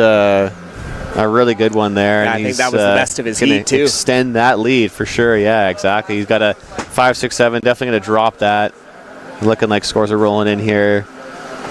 Backing it up with a 6. Pushing him ahead. We'll definitely be seeing Jackson in the next round. Yeah, we are going to bring to a close here round 2, heat number 12 here at the 2024 Rip Curl Nationals. Congratulations to Jackson Meskis and Jens Kalwa. You will be moving on into round 3 later on today. We are going to take a quick commercial break, and we'll be back with round 2, heat number 13. Do not go anywhere.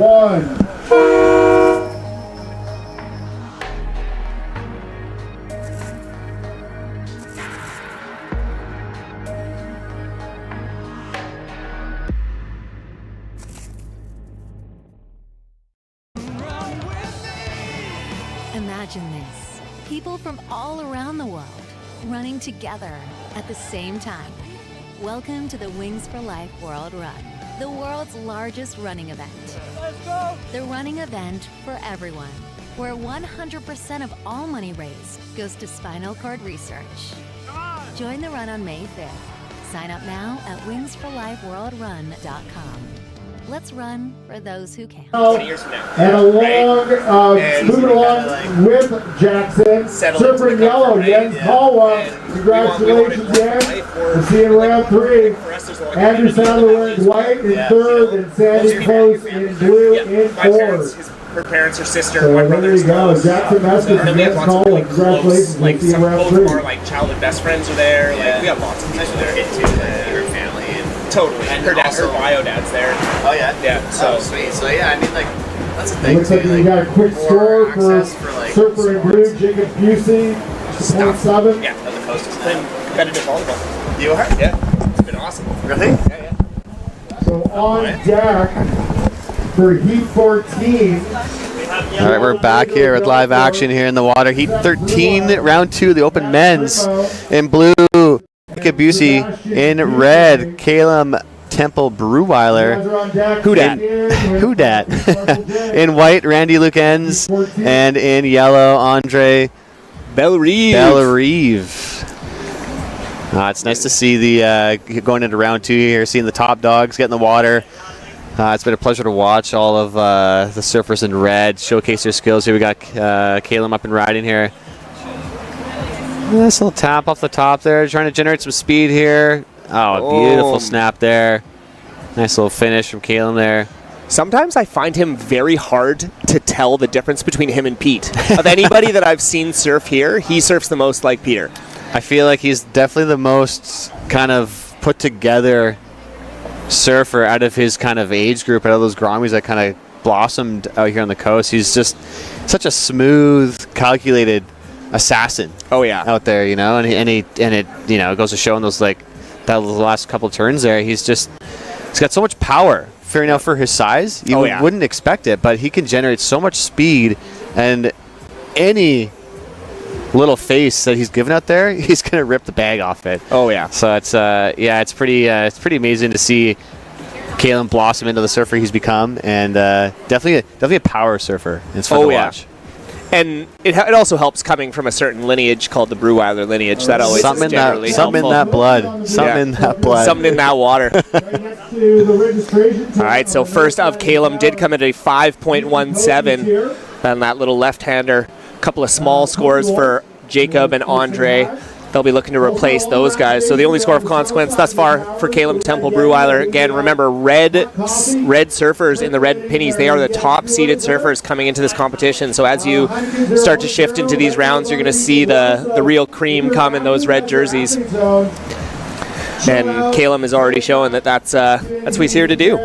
Yeah, you know, this as we get into these later rounds here, we're going to start seeing a lot more of these scores kind of hit the upper 6s, 7s range, and that's a nice opening score there for Caleb. You know, it's a 5.17. It's kind of on the higher end of scores we've seen drop this morning, and he's got to be feeling pretty confident with that as a first score to kind of build on, because anything after that, you know, we'll put him up in the 10, 11, 12 range for a heat total score. So, and we've been seeing those scores kind of roll through that, you know, that's what people have been getting to advance. And that's kind of a famous Coach Shannon kind of phrase, is start building, you know. Build the house. Build that house, start with the foundation, and Caleb just did just that with a 5.17. Oh, there we go, Jacob. Up and riding. Nice wrapping cutback. Dude, that was sweet. Give him some more. Keep milking it, bud. See if the thing will stand out for him. He's got a bit of a bonus section here. Oh, nice redirect tap. Jacob, my boy. Saying hi to the Newfie contingent. I wonder if there's anybody out there in Newfoundland checking in, watching their boy Jacob ripping. That's going to be his best score for sure. So that's going to give him, currently he's sitting in third place. He needs a .99, which I dare say he definitely got. So yeah, we'll see where that locks in when that score drops. About 10 minutes remaining here. But yeah, that was good surfing there from my boy Jacob. Yeah, that's got to be feeling pretty good out there. And I feel like that's the kind of what you want to do, really, to start your heat is, you know, even if they're not high scores, it's just really nice to kind of get a wave, link some turns, get the feet buried in that wax. You know, kind of get in a groove, because we've seen a lot of the surfers, the busier surfers are getting rewarded, and I mean, here we go, we got surfer in red up and riding. Oh yeah, Caleb, this is a nice little right-hander. Oh, Caleb. My goodness. Beautiful top turn there, linking it to the power section. Beautiful second turn there. Got a bit of a bonus section here, so you can hit it there, snap off the top. Caleb, we're ripping the bag off of this. We got surfer in yellow up and right behind him. We're going to keep our eyes on Caleb. Wow. Beautiful surfing there from Caleb. Oh, man, that first turn was just a insane wrap. Yeah, that's definitely going to help him move up into first. He's already got a 5.17, dare to say. That's going to definitely increase his score line and probably be the best wave of his heat total of this heat.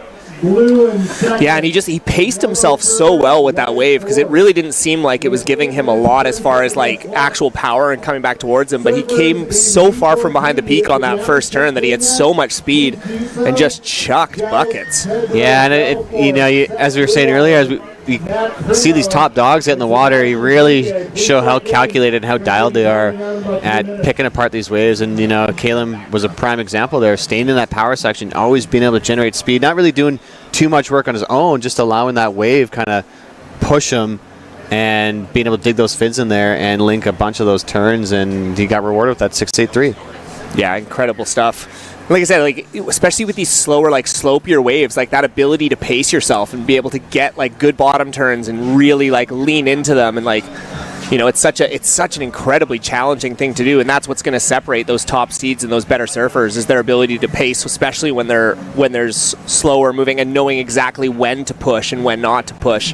So super smart surfing there from our heat leader, Caleb Temple.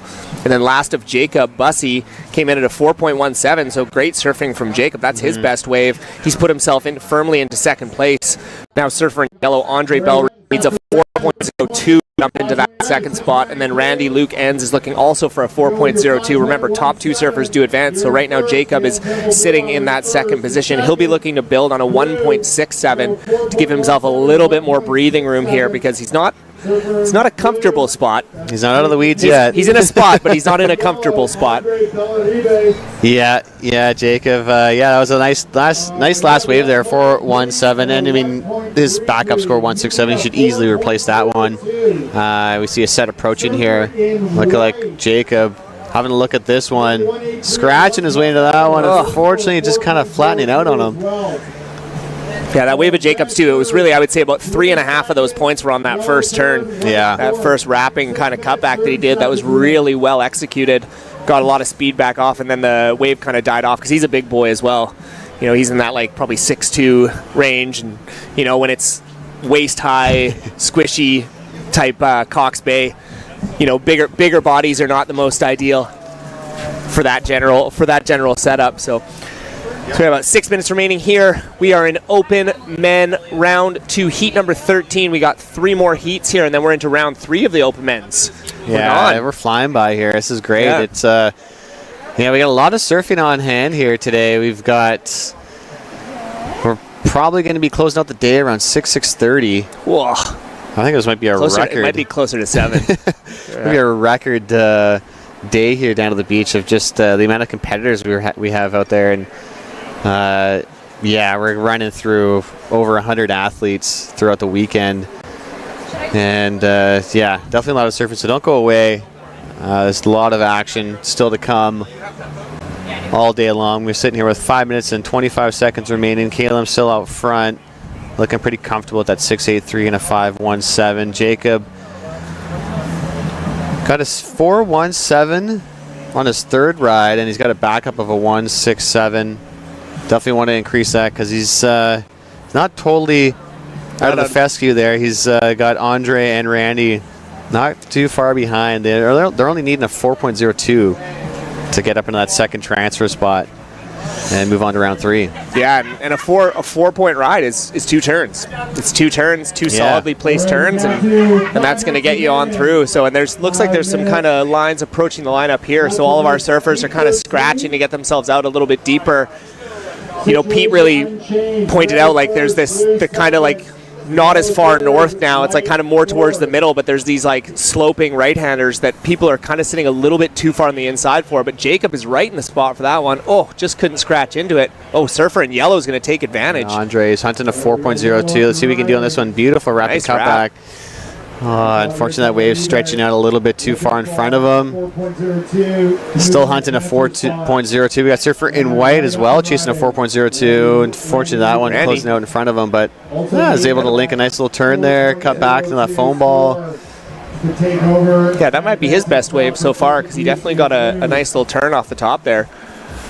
So we got about 4 minutes remaining.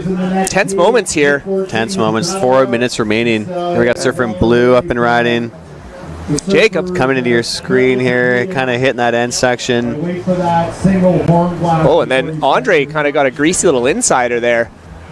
That's better. Trying to make something out of the 4.4 point. He's a 4.02 to come into second place there, but unfortunately that one's not going to really give it to him. Oh, and here comes Calum. Wow. There you go, coming into your Huge screen there. turn. Oh my goodness. He went for a full fin blow there.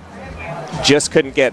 I mean, it's such the section was so soft, but man, he almost landed that. That would have been just a beautiful score. Yeah, he's looking pretty loose out there. You know, he's this. It's a nice heat to build on. He's already got a 6.83, 5.17, so kind of getting that dialed, building that repertoire, and knowing what the judges are kind of looking for.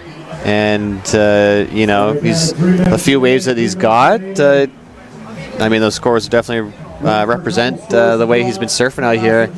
But it's nice to see, you know, in these early rounds, especially as you start advancing, kind of see how the judges are scoring. You know, a turn, an air, wrapping cutback, or whatever you throw out there. So it's, you know, this is definitely a good learning heat for Calum. You know, that 6.83 is a good score. That 5.17 as well. So something to build on moving on to the next rounds. They ain't over yet. 2 minutes and 30 seconds still. One more score to lock. Yeah, that second place position is still up for grabs for whoever can get themselves a solid score. Really, it's a mid-range score that's going to get them into second place. You know, again, our surfer in blue, Jacob's looking to kind of back up that, get rid of that 1.67. Oh, he did. Oh, so last of blue came in at a 3.33. So now Andre needs a 4.67 and Randy needs a 5.67. There we got Calum up and riding here. A couple of beautiful turns to start off his campaign there. He's rolling into this inside section. Get some speed here. Nice wrapping cutback. Tap off the top there. Getting back in that pocket. Nice snap off the top there, Calum. Man, looking smooth on this one. All the way to the inside. Come on in, son. Come on in. Yeah, he'll probably replace that 5.17 there. Yeah, Calum almost, got about a minute and 30 seconds remaining. He's definitely knows he's sitting out in front pretty comfortably at the moment. He's probably paddle in on this one. And yeah, Robbie, just like he said, he's definitely going to replace that, dropping a 6.17, increasing his scoreline. Got to feel pretty confident, pretty comfortable coming into the beach with a 13.0 heat total. Well, and smart surfing from him because he only had 4 waves, but nothing was less than a 4. You know, and again, there's a lot of low-scoring waves out there, and he just didn't paddle into a single one. Like, again, it's really, really intelligent surfing there from surfer in red, Calum Breweiler, and heat winner. Let's call it what it is. Yeah.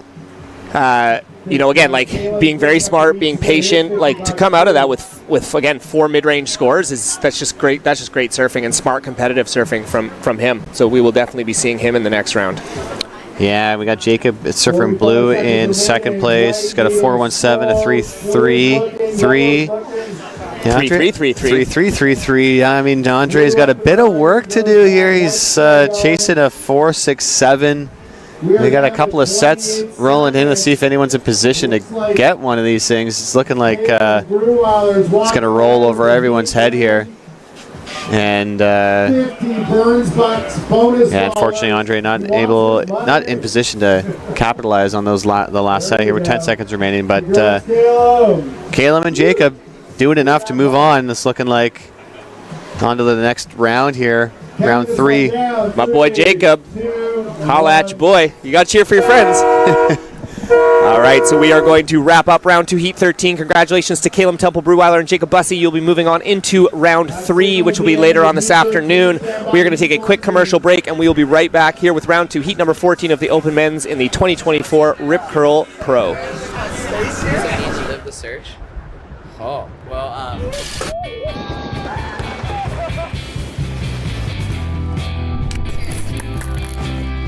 It's just like living the best life. I will never stop searching.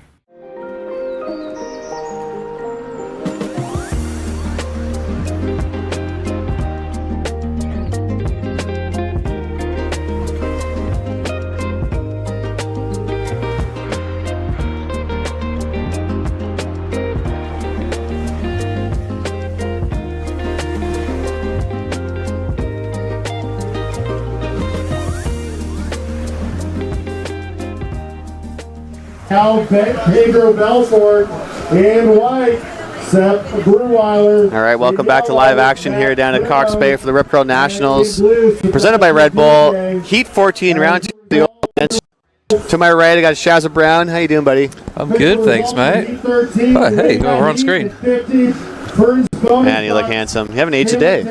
Well, that's what day you started from. I haven't aged since today. Since yesterday, though, man. Whoa.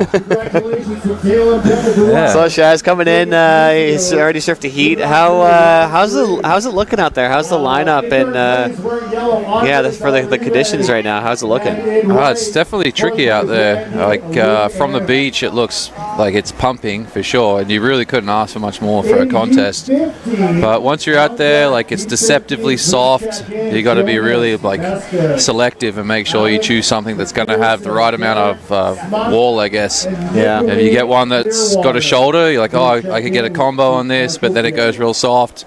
You know, you look at one that's like a little too closed out and you just don't have time to get turns done.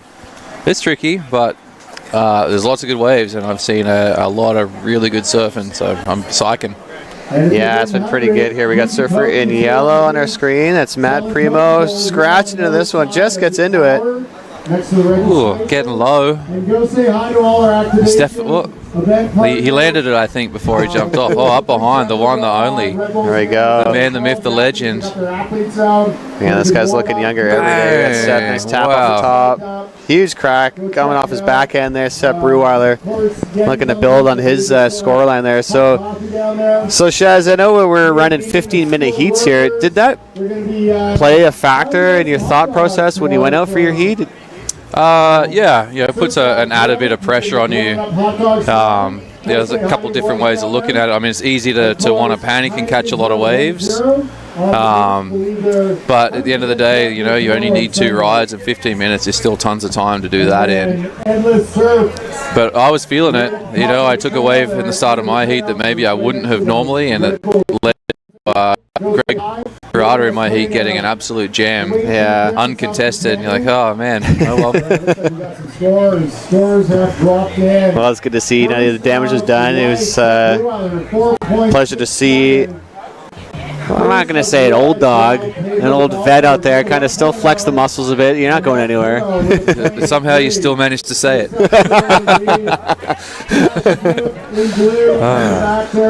That's all right. That's all right. With age comes wisdom, and hopefully composure. That's what us old farts should be able to do, is be able to sit and wait and trust that a good wave is coming, and let the young guys freak out and get frantic and hopefully take a bunch of bad waves and leave the good ones for us. But all the young kids coming up have gotten so good, so it's kind of every heat's scary now. Must be pretty you've probably coached 99% of the people out in the water here, and it's probably a lot of proud dad moments, a lot of proud coach moments, seeing all these guys rip. And we got surfer in blue up and right at Sebastian Duque. Sebastian, one of Yuki's finest. Yeah. This is a good heat, man. Like, you'd have to say Sep would be the usual favorite, but João Pedro, man, he rips, and Sebastian, he can get the job done too. So this is going to be a tight one. I don't know too much about Matt.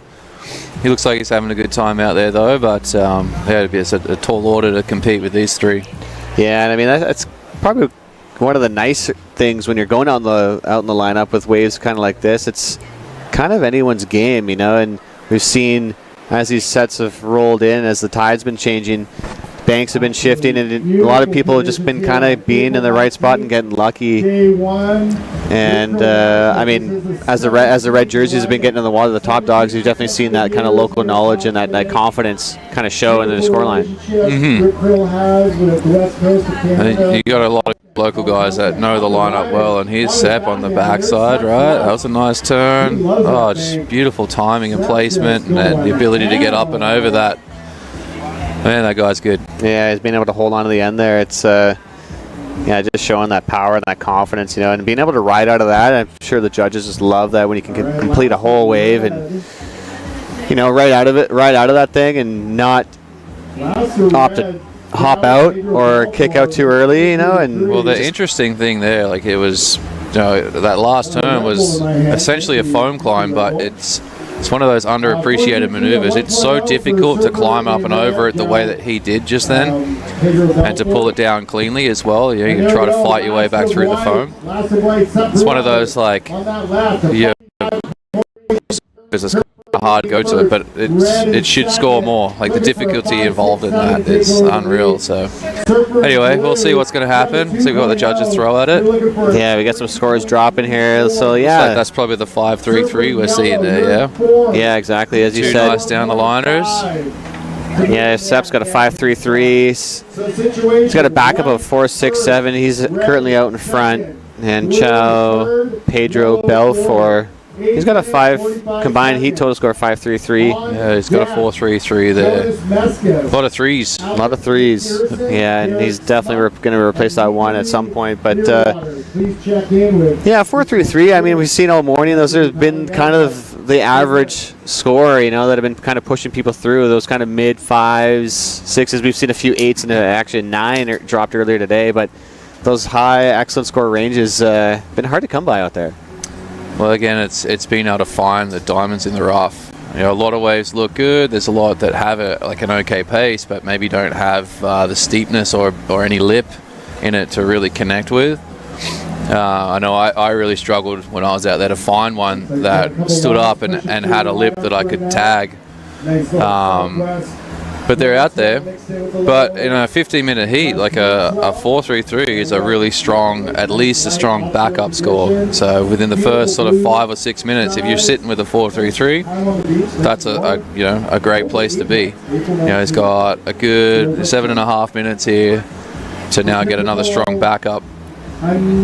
Yeah, and so being out in a contest environment there, Shannon, with as the time's starting to tick down, is there any kind of things that you kind of do out there to calm the nerves and just kind of focus on the moment, or you just go out there and just kind of focus on just catching waves and focus on having fun? Well, different strokes for different folks. I find for myself is that I have a list of things that I try to do. If I'm giving myself something to do, I'm focused on that, and I'm not worried about the clock, or the scores or my competitors around me. Yeah, so first and foremost, I'm focusing on having good, stable breath. So going through mindful breathing. I got a list of questions that I ask myself, and maybe I won't announce them over here. People can call me up, and if they want to learn those sorts of things, I'll teach them. But it definitely helps me stay calm, focused, present in the moment, and not overwhelmed by the situation. And above all else, it's a really important thing to remind yourself that whatever happens, it's okay. Yeah. If you're okay with the outcome, no matter what it is, every possible outcome, that doesn't sit heavy on your shoulders. And I find, at least for myself, that allows me to free up and just surf. Yeah, and that's kind of, I guess, the main point is just, the looser you are and the more fun you're having, then sometimes you get rewarded. We got Surfer up and riding here, Joe. Belfort. Nice bit of rail there. See, he's looking light on his feet. That board's looking nice and zippy. Oh, just, maybe one more pump, need a little bit more speed. I think he was kind of like thinking he's going to hit that section, get around. Right. Maybe he needed to either commit fully to that one or a bit more projecty there. Yeah, it's been an interesting little switch in conditions here. As that tide's kind of filled in, that wind kind of a little bit of cross shore there, and it seems like it's kind of flattened the faces out a little bit. Yeah.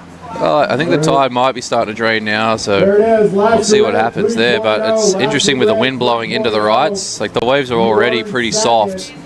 So then you're trying to fight the wind to get your speed. Yeah. It's, another little element there. It makes it difficult, but the best guys will do just fine. Yeah. We'll see that. Yeah, we see Lasta White there, Sepp dropping a 6.50. Man, that guy is just an Iron Man. Been out here for, I don't even know how many hours that guy's putting in the water, and it just goes to show, when you're dropping scores like that, just the amount of confidence he has in his surfing still, at the age that he is, and it's... well, he's an inspiration for sure. I've really enjoyed surfing with Sepp over the couple decades that I've lived here now. He's been one of the guys I look up to most, and I've tried everything I can to learn as much as I can, watching him surf and imitate all the best parts of his surfing, and it definitely helped me get a lot better. Being surrounded by guys like him, his brother Raf, obviously is Pete and Noah as well. Kind of the big four, I guess, the big Tofino four. Yeah. And it's cool now. There's like so many more coming up as well. But everybody is influenced by those four guys in a big way if you're a Canadian surfer. Yeah, definitely made the cold water surfing kind of culture, you know, bringing that up to full speed now on the main stage. And yeah, you can definitely thank those top dogs there for kind of showcasing their skills. And like, as you've seen throughout the event so far, a lot of these Grammies now that are, and I guess they're just byproducts of all of that inspiration and good role models, not just in the water but out of the water, to kind of like compare yourself to and also build on. And here he goes. Oh, the camera's going with blue. A split screen. Let's go. There we go. Boom. Sepp looking loose on that board there. Yeah. But you see, there was a moment where he kind of thought about a 2-for-1 and then, you know, instead took a little extra pump and made sure that he hit the end section with really good timing and placement. Yeah. Through buckets, through fins. Again, that's like surf smarts right there. Yeah, and Sepp Bareilles definitely got a lot of it. He's already got a 6.5 and a 5.33 as a backup. We'll see where that factors into his scoreline. He's sitting pretty comfortable ahead, out in front right now. Chow chasing a 7.5 to move himself into first place, but he's looking pretty comfortable as well. I mean, Sebastian's only in a 5.33, and Matt's got a bit of work to do here, looking for a 6.51 to move up into that second transfer spot. And I mean, Sebastian there, he's only got a 2. He's got a couple scores dropping here. Something's coming in. He's going to lower the requirement. Like 4.66, he's very capable of dropping a 5 for sure. It's going to take the right wave, of course, and then hopefully, you know, he's in the right headspace when he stands up on it. Yeah. Yeah, and again, it comes back to the conditions, you know, with that long period swell kind of mixed in with this, you know, intermittent kind of west. We've seen a lot of lulls in these sets. I mean, we got a set approaching right now. I guess that lull is kind of difficult to kind of to gauge, to figure out where to sit out in the lineup. And I mean, that's the beauty of kind of learning and surfing a beach break. It really develops that surf knowledge. Here we go, got Sebastian Duque up and right, and surfing blue. Building some speed. Let's see how he goes. He's put it up. That's a strong snap turn off the top. And I mean, there's still 2 minutes. He's got time to get back out. Like, I haven't paid too much attention to the scale, but that felt like a really strong turn on a big, heavy section. So I don't think that's going to be the 4.66 he needs, but I think it gets him a lot closer. Yeah, it should definitely drop that 2. Jiao might need to go make friends with Sebastian pretty quick here. Elbow to elbow, shut him down. But I don't know where Jiao is in comparison in the lineup there. It's hard to tell. Yeah, it's definitely kind of nervous feelings there. 3-1-7. Okay. Yeah, that you never really want to be in that second transfer spot. You know, you're always a little bit on edge because you know you got 2 other guys. He's got to take it, put it in his own hands. Oh, maybe not. Score, but that won't factor in. Blue, your last wave came in at a 3.1. We got Lasse Sepp there dropping a 5.57, increasing his lead again. So he's sitting out in front here with a 12.07, looking pretty confident moving on to round 3 here. Oh, Sepp is up. Have a look at this. Building speed. Nice little check turn, but in the lip. Oh, full rail. Bang. Nice and high. And let's see. You know, they're not going to give him that, but again, he's so far in front. Yeah, it looked like he did a majority of the damage there at the start. There we got 25 seconds remaining. It's almost a bit of a victory lap there for Sepp, just to kind of come in there and brush it off and move on to round 3. It's $50, man, in the back pocket. There you go, buddy. We're down 2. There we go, got Surfer in yellow. Matt getting low, trying to stay in front of it. We are at. Yeah, he's fired up. Oh, let's go. I've been so proud of these people just to enter and give it a go. You know, I'm sure this is the first contest for a lot of people. Yeah. What an experience. What an experience as well, surfing with you know, Chow and Sepp Bareilles. You know, that's a kind of, it's one of the nice things that they've been able to do is combine the pro and the open. I mean, it's kind of, you know, now you've done all your talking, now it's time to walk the walk with the big dogs. And I mean, there's a reason why Sepp's at the top of this heat, and he's been at the top of his game for so many years. He's just the man. So we're gonna move on to Heat 15. Seth Brewell and Joe Pedro Belfort moving on. We'll be right back after this short commercial break.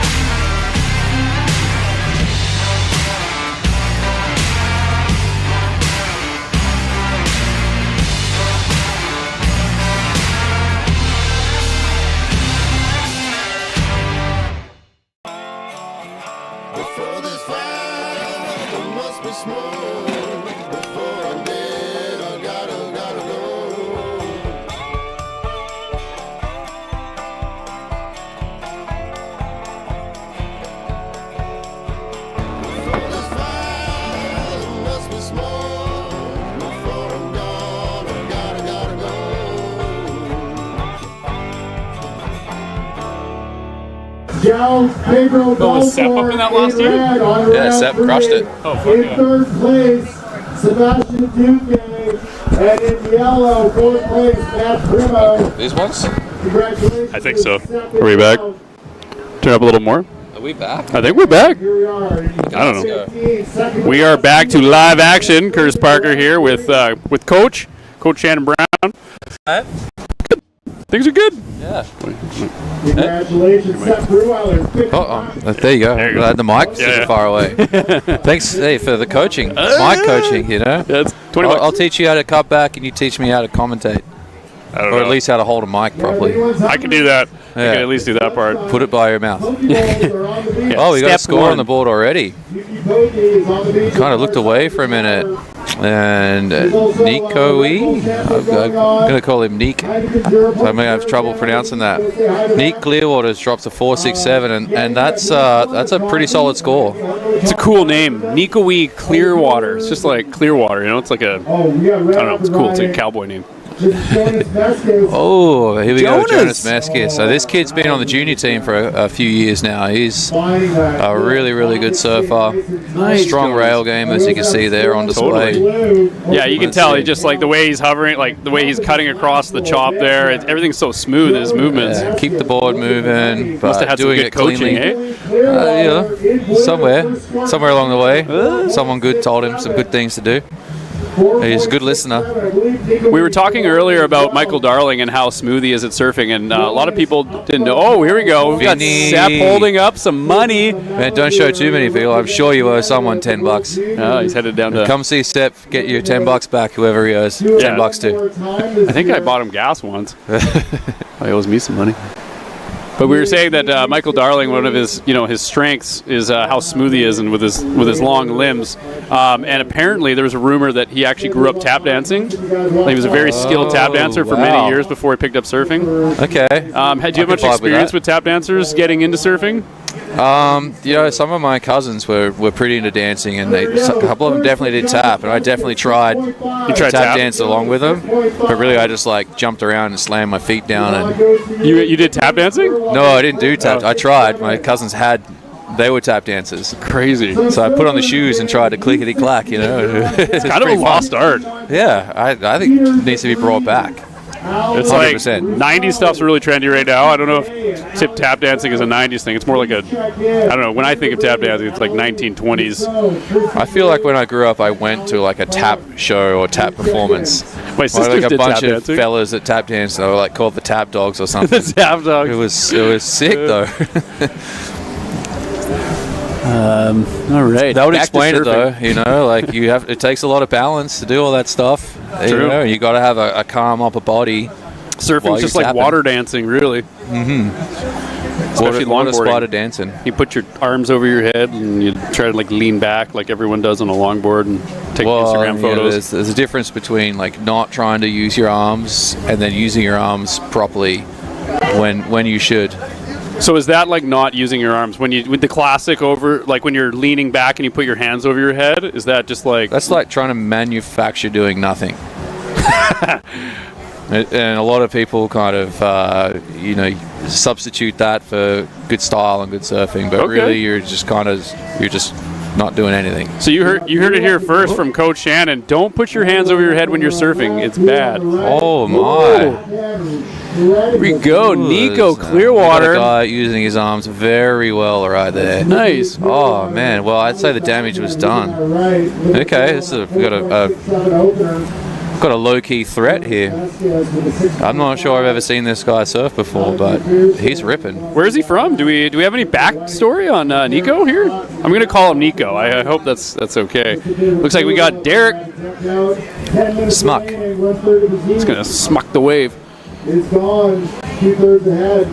Called the first period. We got 10 minutes left. What do you think of these short heats, the 15-minute heats? You know, sweating. It goes fast, man. It goes really fast. You know, you just adjust your strategy. It's kind of a wave catching contest for the first little bit. You know, like stay busy, get a couple of scores. Again, like Nico there started that 4.67. That's a perfect start. And then he's got lots of time to sit there patiently, knowing he has a score. And then you can see he's picked off a jam. Now he's got is that a 5.67 or a 5.87? 6.7. Okay. Well. Yeah, so Nico is, Jonas has got the 6.5, which is great. But, like, in these short heats, how do you, traditionally, you're like 20 to 25-minute heats, I guess? I'd say 20 is, like, your traditional heat length. So they shorten them up. Do you know why they shorten them? It's because there's so many people entered this event, and there's so many heats that to try to pack it all into 3 days, okay, it's the only option. Okay. So, you know, it's tough, for sure, but I would rather as many people be able to participate, you know. Yeah. Like, I'm happy that they did that so that we can get more heats, get more participants, and then the later rounds I'll lengthen it up again. Yeah. Again, 15 minutes for 2 waves. It's especially here at Cox Bay where there's, look at it out there today. There's non-stop waves. Lots of time. Yeah, I don't think anybody's paddled out and not caught 2 waves. Yeah. You know, or had 2 quality waves that they could have gotten scores on. So plenty of opportunity. We're getting a delivery from Dino here. Ooh, we got some fries and a burger. Is that wild side? Here we go. We got action here. Action on yellow. There we go. That's up into the lip. Derek. Split screen. There goes Nico again. Nico again. I'm really impressed with this guy. So I'm going to have to go meet this guy. Yeah, figure out where he's from. I love your surfing, Nico. Nico, shout out. Super sick. Cool name, cool surfer. Mm-hmm. God, his whole package. Good to see someone putting pressure on one of our junior team members too. Yeah, Jonas just sitting there with one great wave. If you're Jonas and you got 7.5 minutes left, like, what's kind of the strategy right now? I'm probably sitting and waiting at this point. He knows there's good waves coming. He's seen lots of good waves, so he's just going to trust that the wave is going to come. He can go a couple different ways too. I guess in this heat, when he knows he's one of the top dogs out there, one of the top tap dogs out there, it might be a good idea just to back it up with anything. You know, like right now, all he needs is a 3.5, and he's up above the 10-point mark, which for the most part, in the early rounds, will get you through 9 times out of 10. All right, so we got Alec in 4th place. We got Derek Smuck in 3rd. Jonas sitting in a good position with 1 wave and a 6.5 in 2nd, and then Nico just getting lots of. All of his waves have been great. He's got a 4.6, 5.7, and 5.3. So it's funny the way heats go like that sometimes. You know, you can paddle out, it just feels like there's so many waves, everything comes right to you, or you can paddle out and it feels like everywhere you go it's flat, and everywhere you look it's good, and you're just never in the right spot and nothing's ever coming. How do you get around, like, when that happens? Is it just your fault? You're not going to succeed, you just paddle in at that point, or is there like stuff that you can do that you would coach someone to? You've got to remind yourself it's not over till it's over, and then, you know, have a look around. Like, okay, this was my plan to sit here. It's not working out. I'm seeing waves over there. I'm going to have to divert into this new plan. Go over, see what I can get anything that, you know, is going to allow me for 1 or 2 maneuvers, and hopefully get on the board, get started. And you never know. Every time you catch a wave and paddle back out, you get a fresh look at the lineup. You kind of see a bit more of what's going on, and you know, you can get yourself back on a roll pretty quick. Yeah, confidence is so important too. If you catch a couple waves, at least you get like the jitters out, I guess, and makes things a lot easier. It feels like. Yeah, I mean the general strategy when people surf heats in shifty beach break like this is to catch a wave. A wave that's good enough as quick as you can, just to get your feet in the wax, calm the nerves, and again, like paddle back out, feeling like a bit more confident and being able to see where opportunity is coming. Yeah, I mean, like I think Reed, his first wave was like a 7, or he had like a. I heard it was in the 8s. Maybe. Yeah, he had like a 5-turn wave, I think. So that's a good one to start with. That's like recommended. You'd recommend doing something like that. Yeah. On your first wave. Yeah, you should. I mean. Plan A is to start with an 8. Fair enough. Yeah, you should start with an 8, and then you should get another 8. And then you should do that every time. Here we go. He's waited. He knows what he was looking for. A nice, strong little zippy off the top. Oh, cutty. On the rail. Nice. Rounder. Gets the rebounds. You can see, yeah. You just hear the beach announcer saying tight in the pocket. And it absolutely was. And he's got a really good height on every maneuver as well.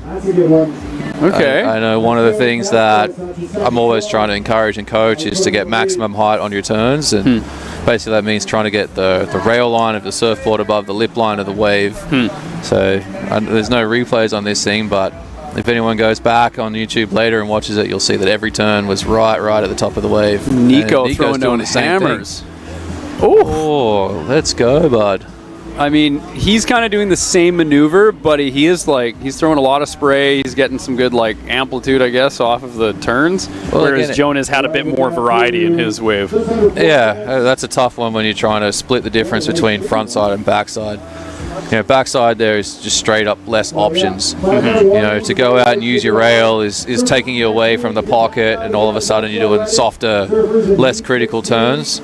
So you have to be trying to place everything tight in the pocket, and then it's just a mix of how vertical you go and whether you hit lip. We got Jonas after that wave, that right he got, he's got a 5.83, so that's going to put him in first, but we are waiting for a score from Nico. Nico needs a 6.6. I don't know if he would have got a 6.6 for that one, but I have no idea. He did go to town. Yeah. There's definitely reasons to talk that up towards a 6.6. And even though those turns all look very similar, there was subtle variety within all of those turns. A couple of them there was a bit more turn, and then some of them was a bit more hit. Be interesting to see where they line up. That's going to be a tough one because it's close. Ultimately, it's not going to matter. These two guys are way out in front, so it's battle for we're going to need a big comeback for Derek and Alec there, but.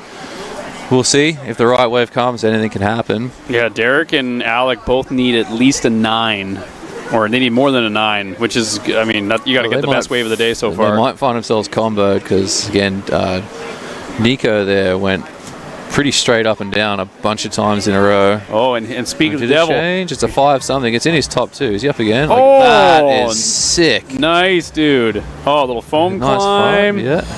Another foam climb. Oh, if you could have got another turn like that first one, then that's definitely going to push up into the 6s. Great turn. 5.83. Okay. All right.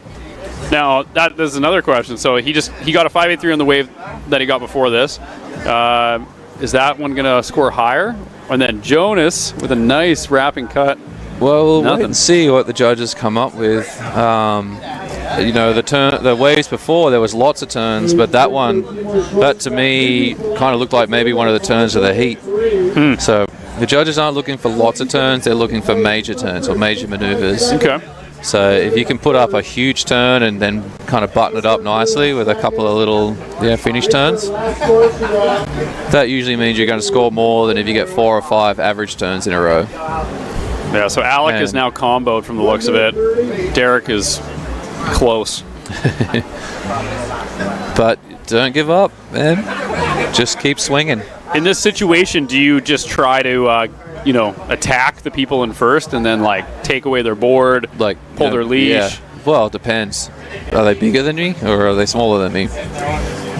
Right. Yeah, if you can take their board away though, usually you can paddle faster than them unless they are a really fast swimmer.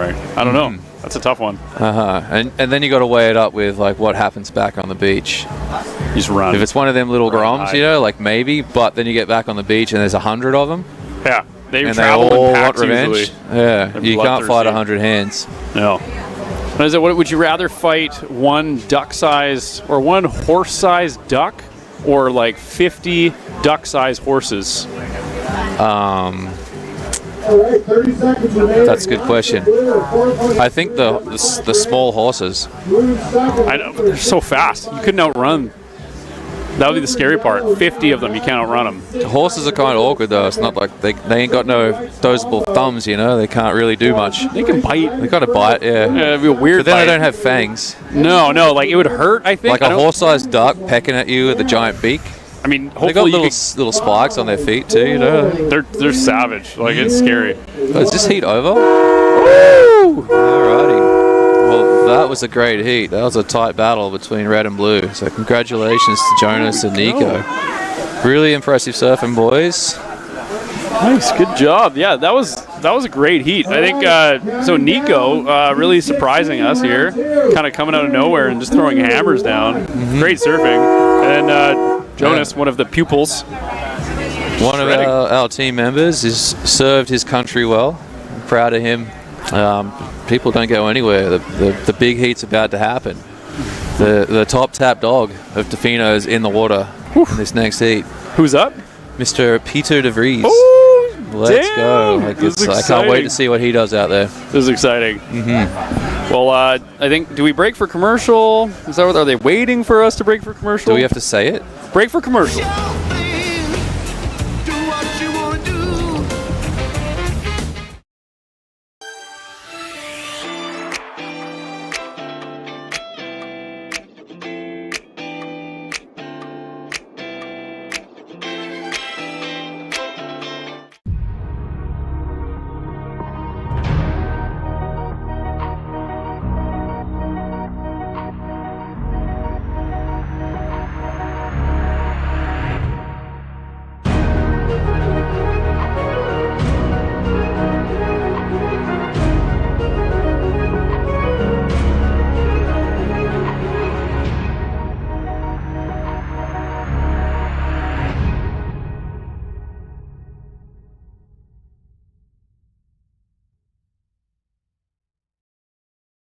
Clearwater, we'll see you round 3. I'm from Cordy.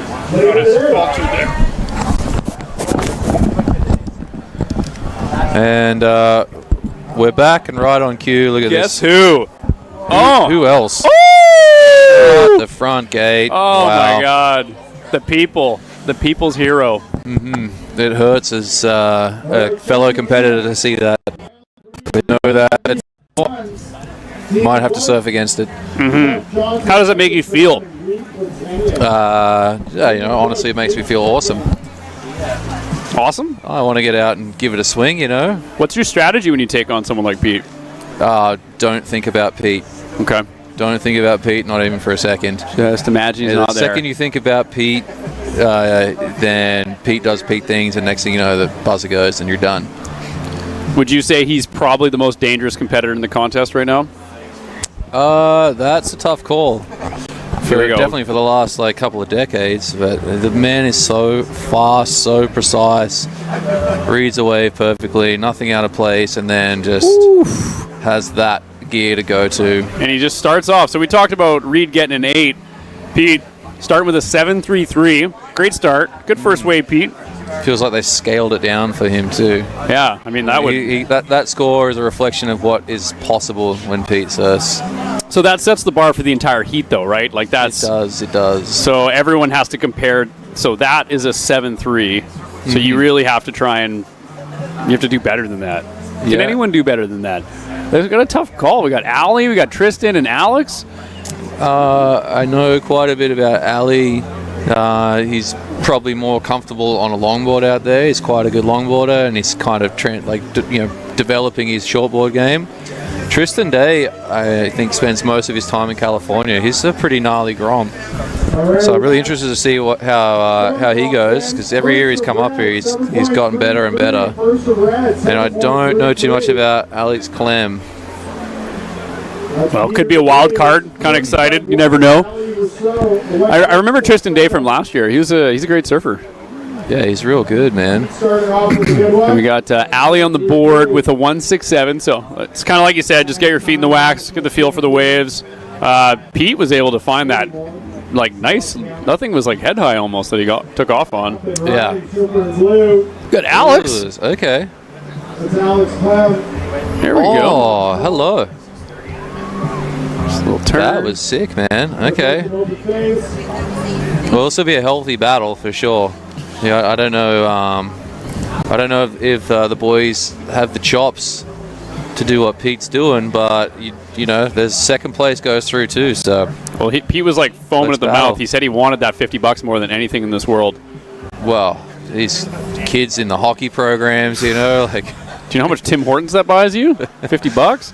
A couple Timbits for sure. Oh yeah. Oh, here we go. I think out the back here we got the Messiah.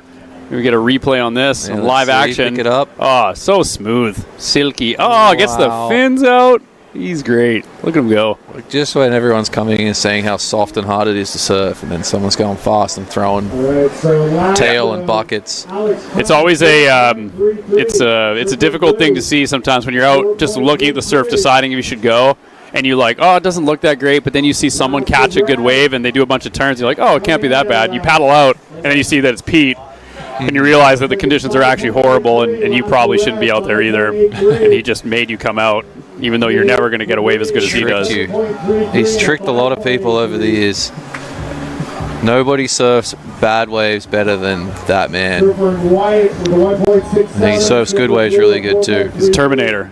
Half the machine. difference in what Pete can do in this stuff to what most normal people can do, it's like unreal. Nice little replay here. So just kind of little like maneuver to slow down on the wave, get back in the face, and then fins out. Nice job. For a 5.83, again, I think Pete's kind of on his own scale here, and the judges are trying to leave room to make sure they can separate second and third cleanly. Yeah, it makes it tough on the other competitors, right? It's a tough one.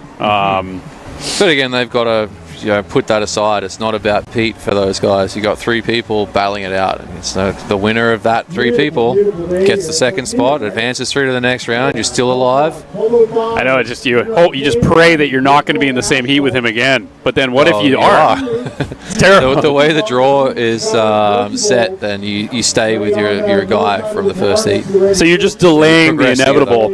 No.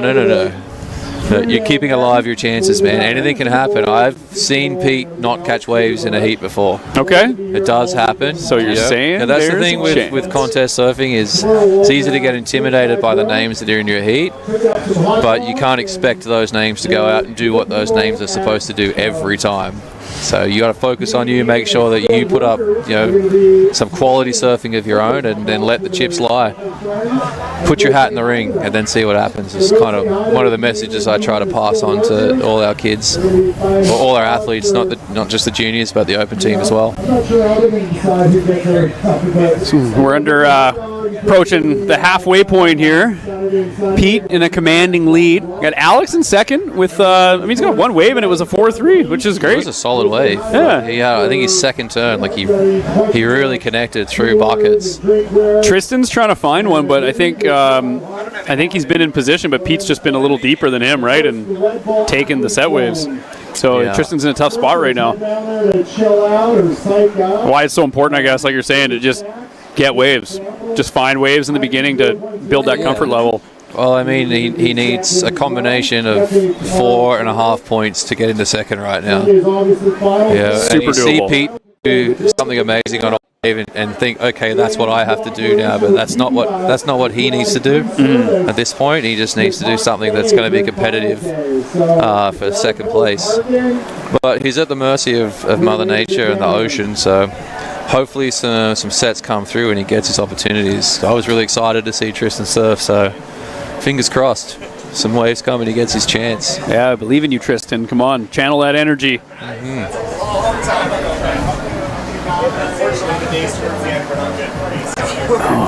And when it goes flat like this, is by far the hardest time in any heat. Yeah, made even harder if you don't have a wave on the board yet. Totally. I mean, it just builds more pressure. You feel like you should move, but before that, you felt like you were probably in a good spot for an actual set. So the second you move, you might be out of the wave or out of spot for an actual set that will get you that score. And again, the wave comes through. like, you want a wave that's going to give you lots of maneuvers, hopefully lots of major maneuvers, but one big hit can be a solid score. So what I don't know is, did he let any waves go that would have given him time to set up and hit it once really strongly? And we'll probably cut to it in a sec, but I think, Pete was paddling for a wave, he missed it. So I mean, that happens, man. Yep. You know, Pete does miss waves. Pete does fall from time to time, but then, as we'll see in a second, Pete then turns around and absolutely. Oh my God! Here we go. We got Pete up on a.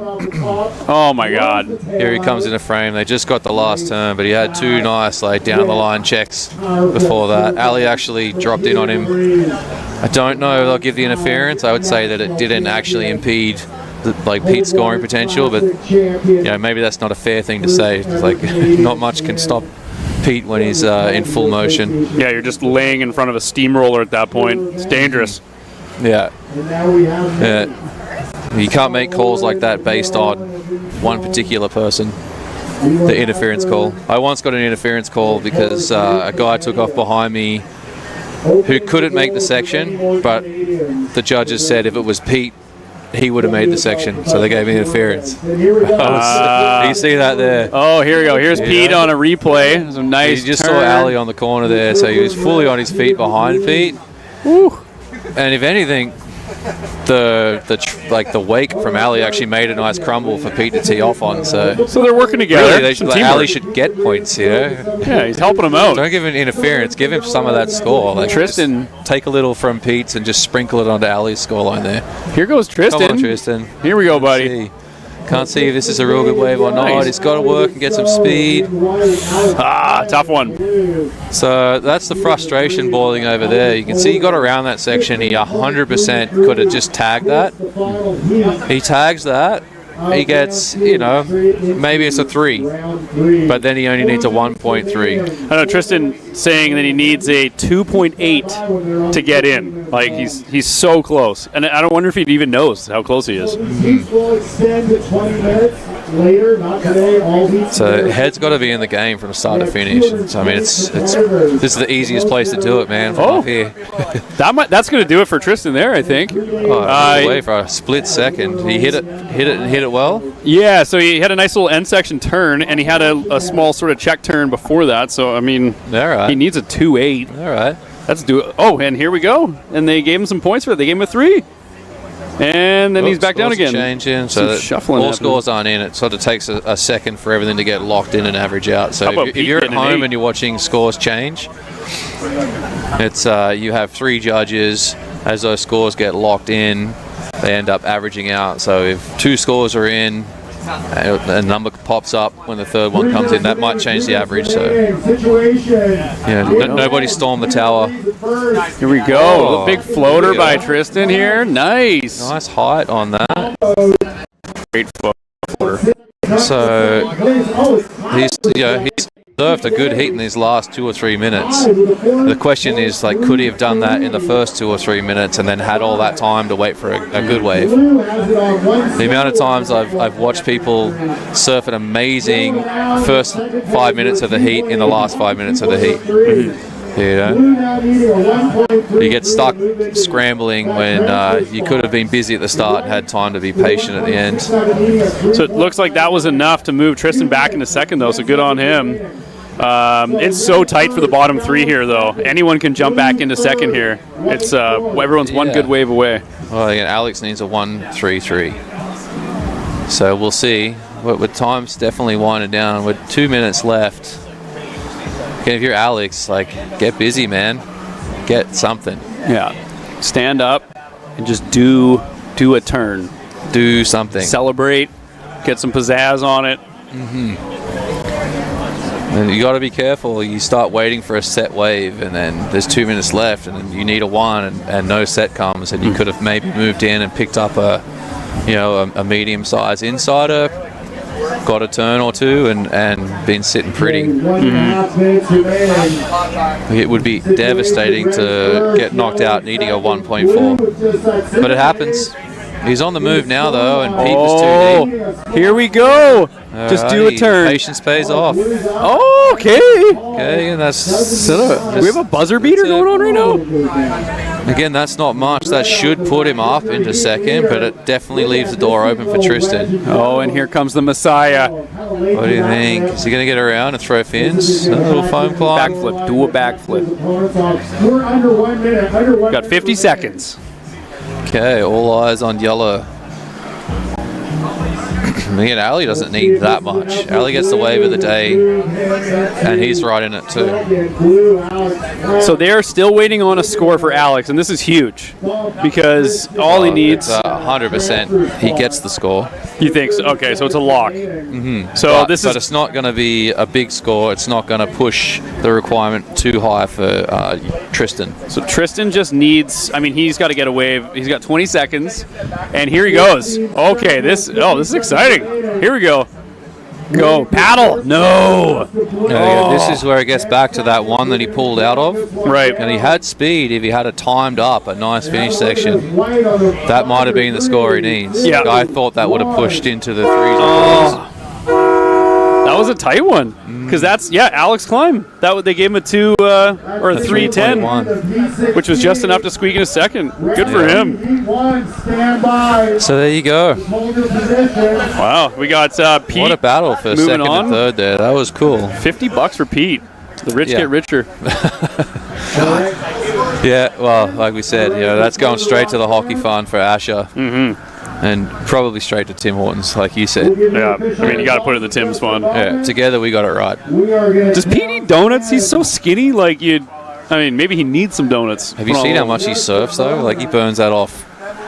Yeah, he could just eat a donut every minute of the day. Yeah, a couple Timbits. Yeah. Okay. Well, I think they're waiting for us to go to commercial or something. Are we going to? Or we got Reader. Oh, that's not Reed. That's not Reed. Is that Pete taking off after the heat? He's disqualified. I guess he's out. Well, that's too bad. Better luck next year, Pete. Shotgun not being the guy to tell him. No, he's not. Everyone knows that's Pete coming in. You can tell the difference between him and Reed. Oh, we got Reed, Memphis Brown, Seth, and Keenan Bush in the next heat here. This is going to be a banger. I'm excited about this one. Well, I might have to step out because I'm up soon. Robbie's going to tase.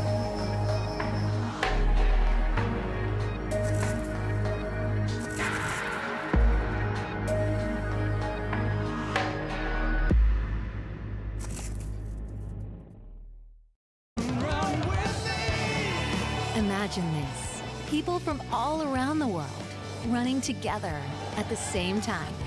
Welcome to the Wings for Life World Run, the world's largest running event. Let's go! The running event for everyone, where 100% of all money raised goes to spinal cord research. Join the run on May 5th. Sign up now at wingsforlifeworldrun.com. Let's run for those who can. Alex. Round 3, congratulations. Outcomer in the final wave. All right, and welcome back. We are here at the 2024 edition of the Rip Curl Nationals, presented by Red Bull and Heineken 00. We're now into round 3. I don't know what happened. What happened? I blinked and we were in round 3. My alarm went off at 4:40 this morning, and I panicked, and now I'm here. I know. We've had 20 heats already.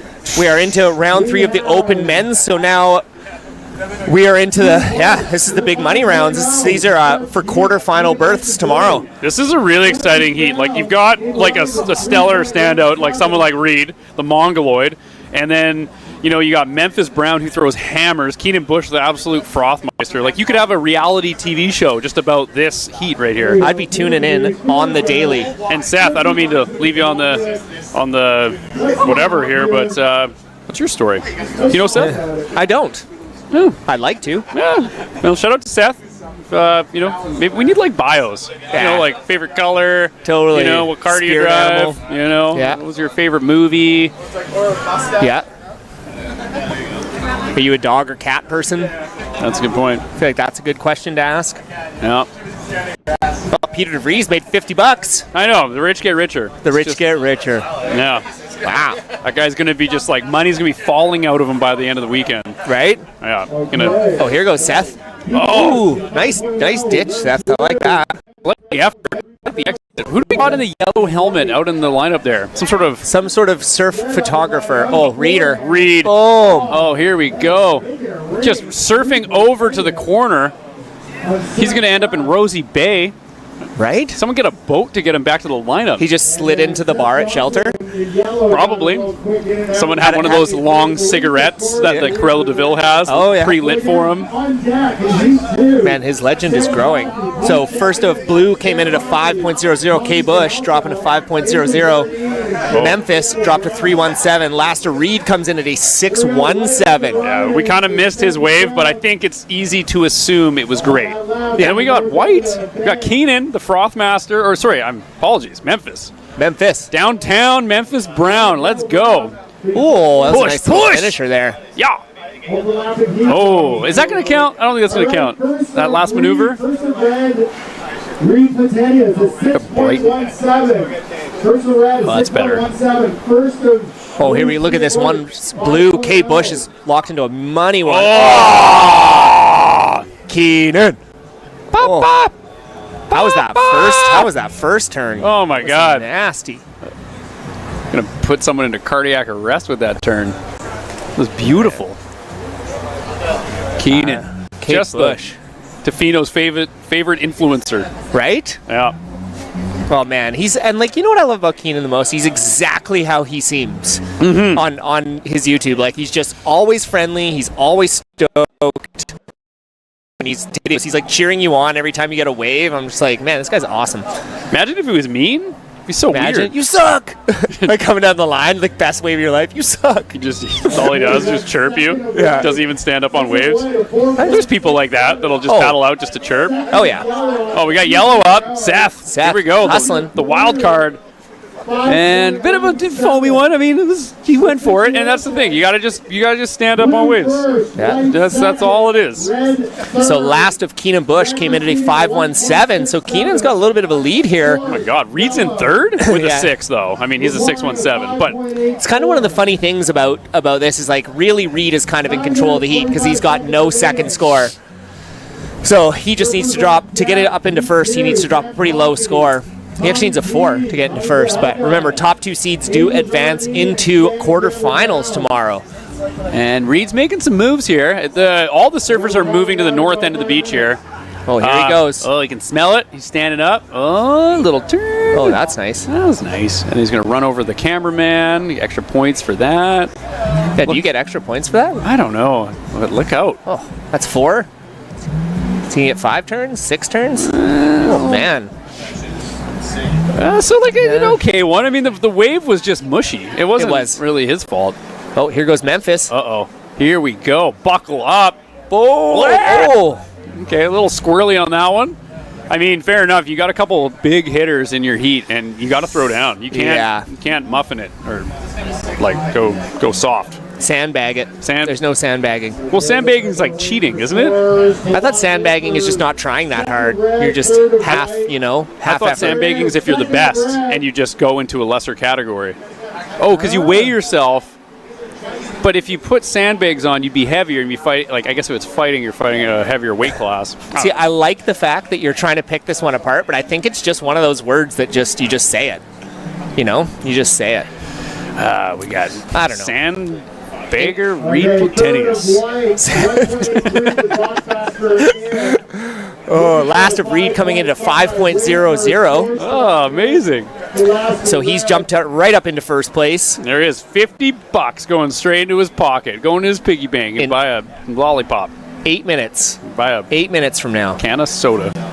Or he's drinking age. You can buy a beer. Yeah, if he wants to.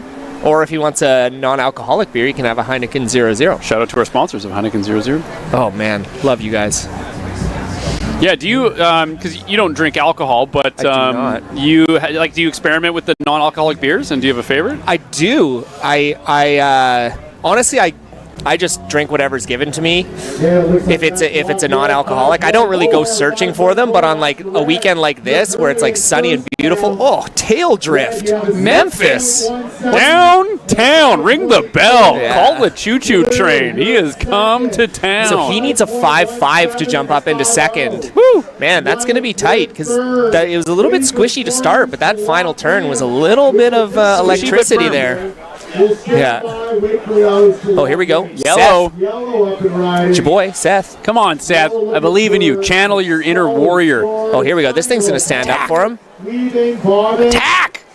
Oh, that thing is just so squishy. Oh, Keenon out on the back. Okay, let's see. Cameraman, swing out. Here we go. We got blue. Okay. Keenan. Oh, whippy. Okay. Keenan Bush, man, that was just awesome. Keenan, froth master. He's trying to improve on a 5-point ride, which I think he will. That was beautiful. See Keenan the Bulldog Bush. Keenan the Bulldog. Bulldog Bush. He's just so fast. He's twitchy. He's fast and whippy and twitchy. Like a rabbit. Yeah. Yeah. So excited. I mean, he kind of like, I don't think he resembles, bulldogs are like kind of angry. That's not really who he is. That's a bad nickname. And kind of chubby and have ugly faces. He is nothing like a bulldog. No. That was a terrible nickname. Yeah. Bulldog Bush. Well, you're going for the alliteration, and sometimes you got to do it. I mean, it's got to kind of fit the person, though. Like Keenan Bush. Keenan Flaming Bush? Second. Maybe he's on fire. Firecracker Bush. Ooh. Well, we don't want to endorse forest fires. You just did Flaming Bush. I know, but it was already on fire. That's how you start. You're talking a fire. about starting fires. Yeah, the fire can be there. I don't want to be the one starting it. That is fair. It's fire. It's becoming fire season. Everyone should be mindful. Be bear aware. You don't want to visit from Smokey the Bear. Yeah. Don't approach bears and don't start fires. Be nice to people and pay your taxes. It's tax season. All right, last of blue, Keenan Bush dropped to 5.87, so he's actually improved his total. He's just right at Reed's heels here. So he needs a 5.71 to jump into that first place position. Currently, Memphis Brown. Oh, here we go. Oh, Sandbagger, a person who pads or handicaps and acts if he or she is at a lower skill level than he or she actually is, so he can achieve better during competition. Wow. Okay. So, I think Reed's not hiding the fact that he's one of the best surfers in Canada. He's definitely not. And he's in the only division he can go in, so you can't really call him a sandbagger. He's a sandbagger. Oh, man. We're going to hear about this later, aren't we? God, what a sandbagger he is. Super tight situation. Because right now, Memphis, all he needs is a 5.75 to jump into second position. This is good. This is a great heat. If you're just tuning in, you tuned into one of the best heats so far. They're all great. This one's great, too. Maybe better. Maybe better than good? It's all surfing. It's perspective. Totally. I'm always excited to see Reed surf, and I'm always excited to see Keenan. Downtown Memphis Brown is just scrapping into that thing. Oh, here we go. All right. Oh, give him a section. Milk it. Yes. Oh. I like how he's going for broke. Yeah. I love it.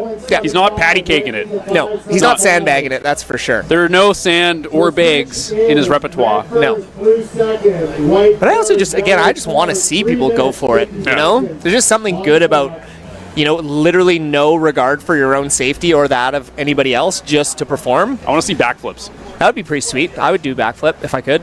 Reed's got literally two waves. He's got a 6.1 and a 5.4. And, he's got 3.5 minutes. So, all he's got to do is get another crazy one, and it kind of cements his $50. Oh, here he goes. And question is, do you want that $50, Reed? $50. Oh, yeah, it's going to be a good first turn. $50. A little glitch happening here. And that thing kind of just gassed right out. I like the first turn. Yeah, first turn was insane. This guy gets paid to do people. How is he still on a wave right now? There's another little wedge. Oh, he's going left. Oh, my God. Oh, my God. Is that legal? Oh, my God. Is there a foil under that board? Right? Wow. Imagine if he just hopped off the back and pumped into the next one like the foil people do. He almost did it. And it's crazy because when the waves are soft like this, usually the smaller guys have an advantage because they kind of the wave has more power for small people. Reed is huge. He's 7'2" or something. He is an alarmingly large 330 pounds. Yeah. It's massive. And it's a miracle that he's able to stand up on a board, let alone surf it. Totally. Sometimes if he's behind me, I'll turn around. I'm like, oh! Because you just think it's you're going to get eaten right now. It's crazy. Sometimes he shakes my hand and my whole hand just fits inside of it. I feel so small around him. All right, so last of red coming in, 6.67. So Reed wants that $50. $50 for Reed. Yeah. Putting a little bit more space. So Memphis needs a 5.75. Man, this would almost be a bit of an upset, I feel like, if Memphis didn't make it through. Keenan's obviously a very solid surfer, but usually in the AM division. So, and Memphis is usually in the pro division. So I am sad that one of those two guys are not going to be making it. Yep. They're both such exciting surfers. I love that Memphis is just going for it. And then Keenan, obviously, super exciting. I just don't see a situation right now. It's possible. Both these guys are capable of throwing down like a 7. So it could happen where they move into first. But both of them would have to do it. Yeah.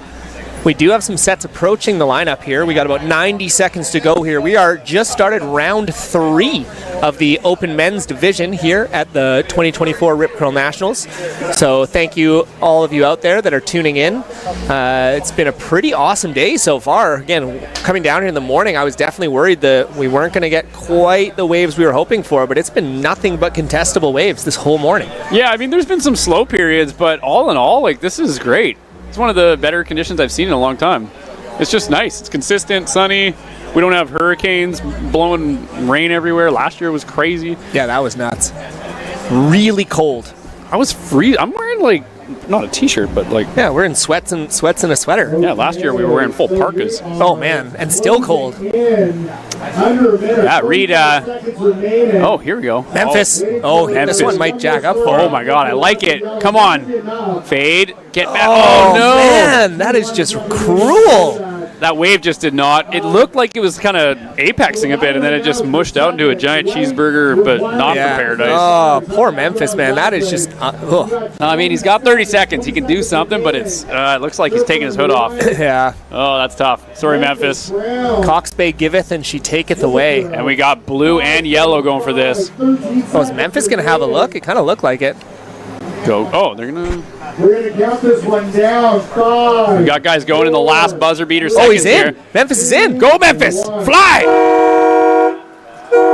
And, damn, wave just, that was a tough one. That is not going to be what he needs, that's for sure, unfortunately. Nope. So, unofficially, but officially, round 3 heat number 1 has come to a close. Reed Platinius and Keenan Bush are going to be on through to the next round. Reed Platinius, the proud owner of a $50 bill. Is this his second 50? I think it's his second 50. He's buying me dinner tonight. Our first second 50 winner. Unfortunately, Memphis and Seth will not be moving on. We're going to take a quick commercial break, and we will be back with round 3, heat number 2 of the Open Men's here at the 2024 Rip Curl Nationals. Very praise. What does it mean to live the search? Oh, well,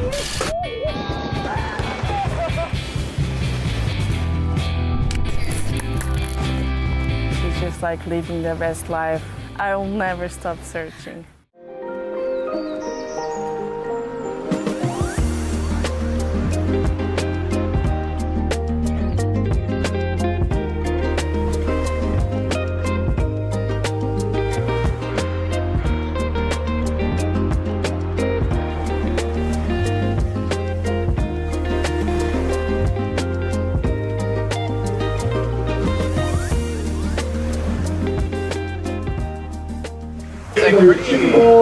You just never really think about when you're thinking about that group of people, but good contest surfer. Like, he just gets so many waves. And he always was finaling in the Opens. He would always make the finals.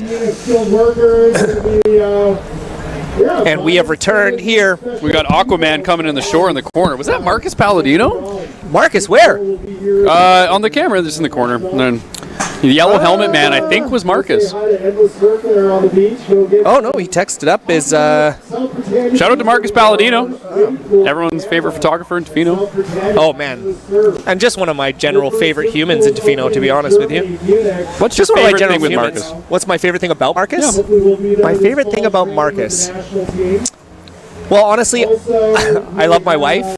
They are very distinctly similar in how immaculately and perfectly clean they keep their house. Marcus is elitely clean at his house.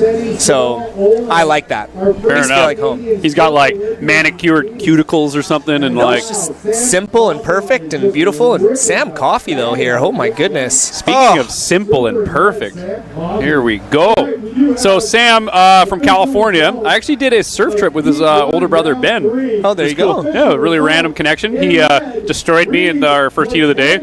He tried to tell me our heat was like a couple hours later, so he was playing the mind games right off the bat. There you go. So respect, I guess. But yeah, he's definitely a threat out here. He was throwing down like backside airs. He's a great surfer. And I love coffee, so that kind of hurts that like I was beat by someone with the name Coffee. I'm like a big coffee enthusiast, and he just crushed my soul. We're getting a little replay. Just smooth rail work, pushing through the back foot. Looks so nice. Nice job. As much as it pains me to say, he's a good surfer. He's very good. Well done. Then in white, we have Tommy Zahalka, who was one of the standout surfers of the morning. He had the buzzer beater to win his heat, take home his $50. Woo! Yeah. So he's $50 richer, and he's going for Sam Coffee. Yeah, and then we've got Angel Jardine, who was last year's Open Men's champion, and I think he might even have been the under 16 or under 18. He was definitely a finalist. I can't remember if he was champion or not. Good surfer. And then that guy Also in beat blue, me. Shannon Campbell Brown. Woo! SCB. I like this heat. This is fire. This is all fire. It's nice because I think we're getting to the point where it's really narrowing down on the skill. We're getting every heat is stacked full of great surfers at this point, which is really exciting. We got some longboarder out there. Looks like we make. Oh yeah. So this person is not in the contest, but they are turning and burning. Look at this person. Oh, stand up! Oh, almost hit their friend. Hey, and man. the other person needs to learn how to duck dive a longboard. Yeah, the They just Nationals took that to the face. Oh, look at this person still paddling out. No, I love the enthusiasm, Oh, yeah. the determination. This is like, it's kind of like the Nationals surfing's version of like people of Walmart when they like make fun of people. It's like the person who's just flailing out, paddling out into the lineup. If you're going to come down for a surf, do us a favor, stay out of the competition ground. Like, see this guy on the red board. Maybe you can't quite see him on your screen, but don't be that guy. Yeah, I mean, to be fair to them, they're just trying not to drown. Yeah, well, They have a blade right now. I guess they're succeeding, and they're still paddling out. I mean, interesting tactic. They must know something's happening. They're like, yeah, must be some good waves up here. People have colored jerseys on. Yeah. He's probably asking them what's up, how they're doing. Yeah. You know, asking them about the stock market. Is that Strider Wazalewski? It's probably Strider. It's like some weird Canadian Strider version. Look at them. There's a whole bunch of them following him, too. It's like a gang. Oh, man. I actually paid them $50 to do that. Did you really? Oh, yeah. To get back at Sam? Yeah. Yeah, he I deserves said, it. see that guy in red? Go circle him and hit him with your board. In the legs. Have you ever been Charlie horsed by a longboard? I've definitely been Charlie horsed by a surfboard. Maybe not a longboard. It's devastating. Oh, man. It sounds painful. Oh, here we go. Heat leader. Sam Coffee back up again. This thing looks like it's going to double up. Oh, man. This guy had his caffeine this morning. Oh, my God. We have some sort of like Oh, man. What? Sam, and he's still going. Oh, my God. We get it, bud. We get it. Okay. This thing's going to double up, too. Calm down. We get it. You're good. Sam has had a lot of coffee this morning. He is fired up. He doesn't drink water. He doesn't believe in it. Only coffee. Yeah, only coffee. It shows. Coffee, Red Bull, and Xanax. That's, oh, whatever it is, it's a wild combination. So where does that come in? I don't know. Kind of just broke. Like, he's. Do you get points for just distance? He pumped for like 40 kilometers. Oh, yeah. Oh, we got Shannon Brown. Shannon, here we go. Ah, the smooth as ever. He's 7'6", so you know this. Yeah. He is a large man. He is huge.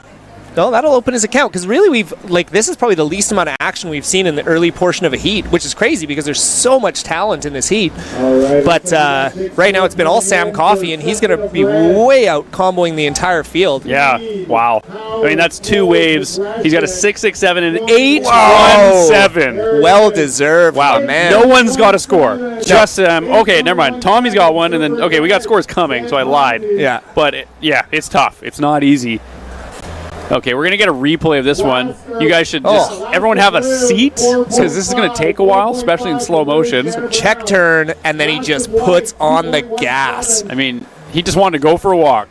Take the dog for a walk. And boom. Oh. Very smooth. And such a beautiful transition and landing, hey? Yeah, just very smooth. Like, I think he's done this before, but that could have been a one-off. Like, that might be the first time he's ever landed that maneuver, so he's probably really excited about that. I'm fairly sure he had an air in his first heat. Well, it was going the other direction, though. Yeah. Doesn't count because he's going the other direction. Oh, look at him almost run over Tommy. That's classic Shannon Brown, he's gonna shave the hairs off of your arm as he goes past. You can't see it, but he's beating his chest on the outside of the lineup right now. Oh, yeah.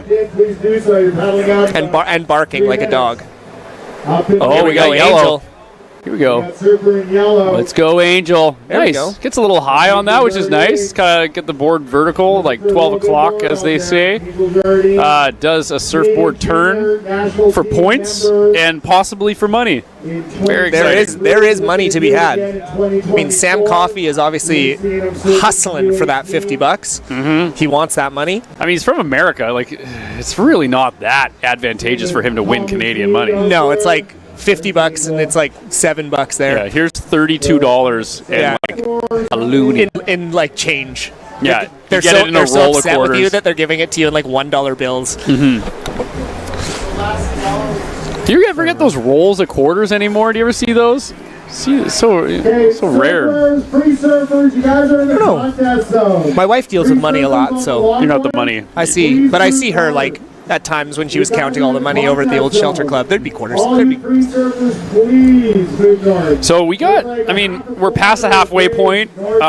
Great heat so far. Sam is dominating. Shannon been kind of quiet. I mean, it seems like the waves have been hard to get.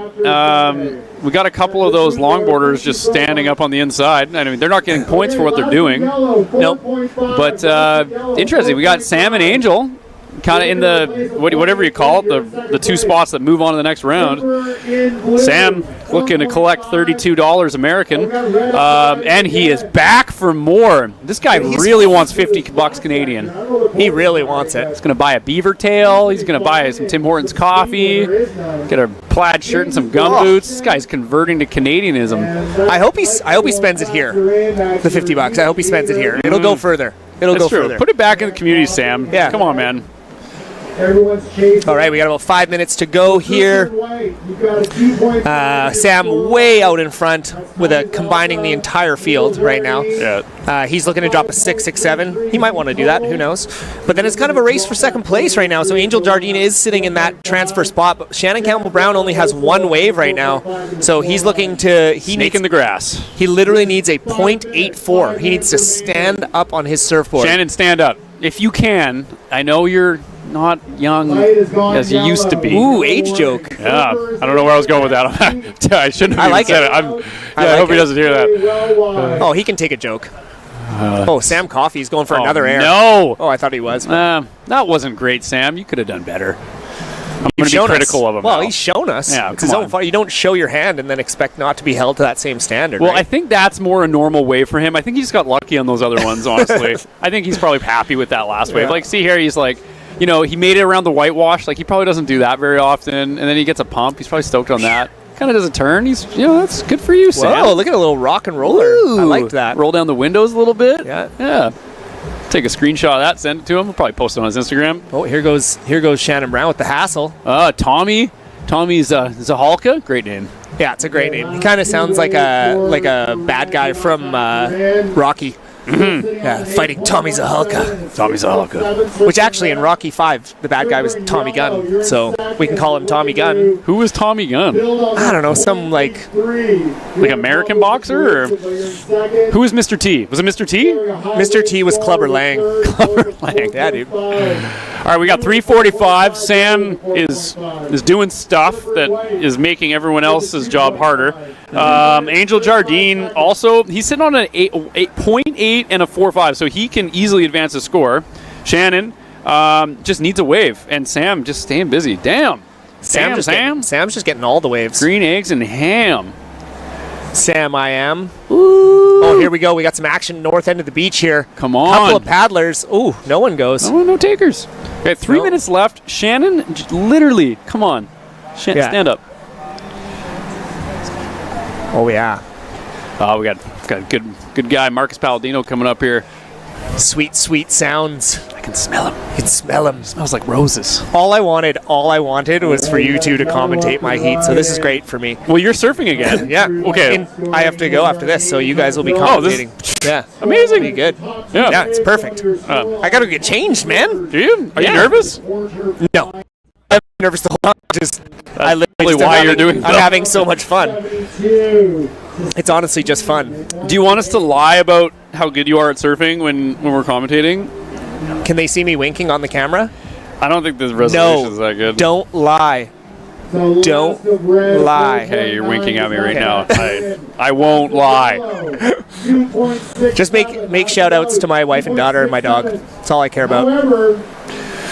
Oh, Sammy boy. Oh, last is Shannon Campbell Brown. Oh, there we go. Shaking up the standings here. Drops a 5.3. The snake. Brownie, the brown snake. Because that's Australian, isn't it? Yeah. Oh, there we go. The brown snake. Oh, here we go. Up and riding.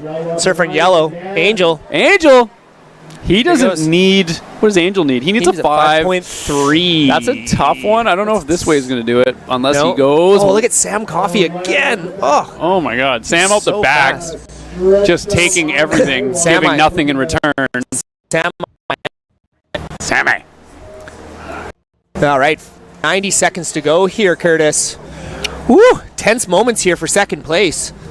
We got to see the last of Angel to come in. We'll see. And Shannon's got a score waiting too. I didn't see Shannon's wave. Is it going to better his score?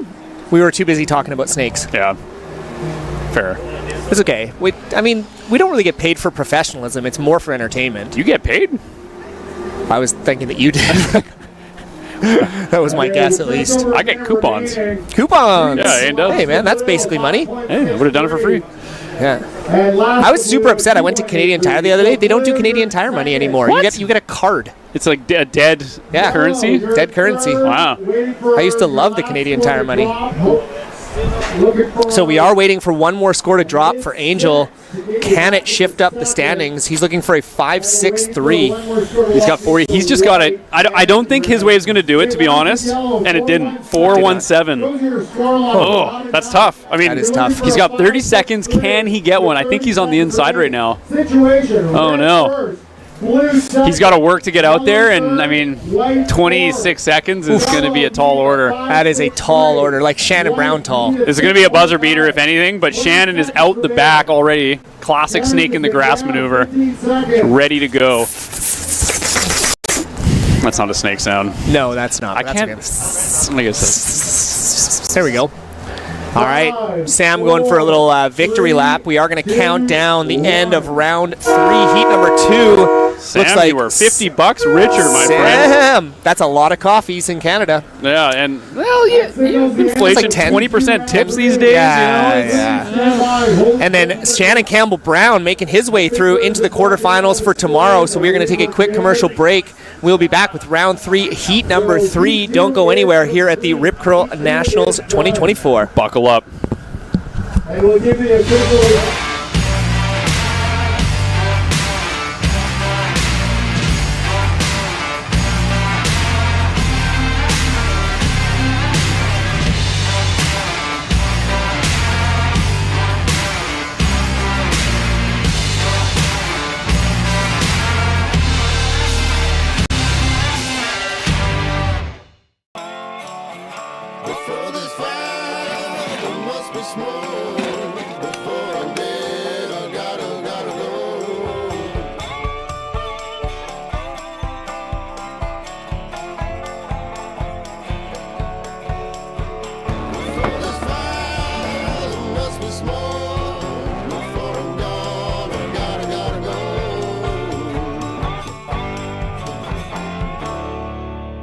Robbie Elliott and Taylor Stubbins check in, heat 4. And here we are. That's your headset. Official results, heat 2. In red, Sam Coffey winning the heat and 50 Burns bonus bucks.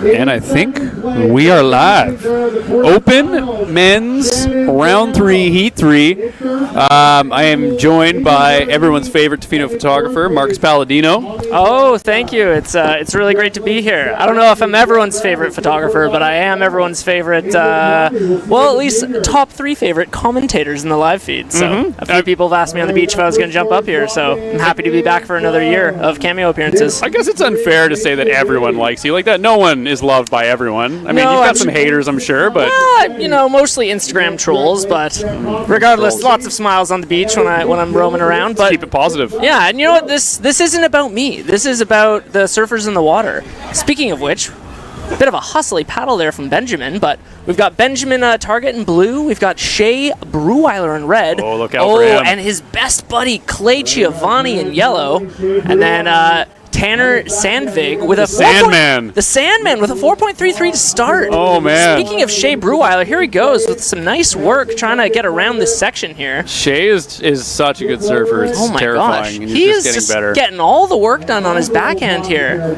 Just making it work. Gosh. Shea the Milkman Breweiler. He has had some fantastic coaching sessions with his father, Raph Breweiler. As you can tell, a bit of the Breweiler backhand flair there. Yeah, it's a trademarked maneuver. And that's going to put him in first place.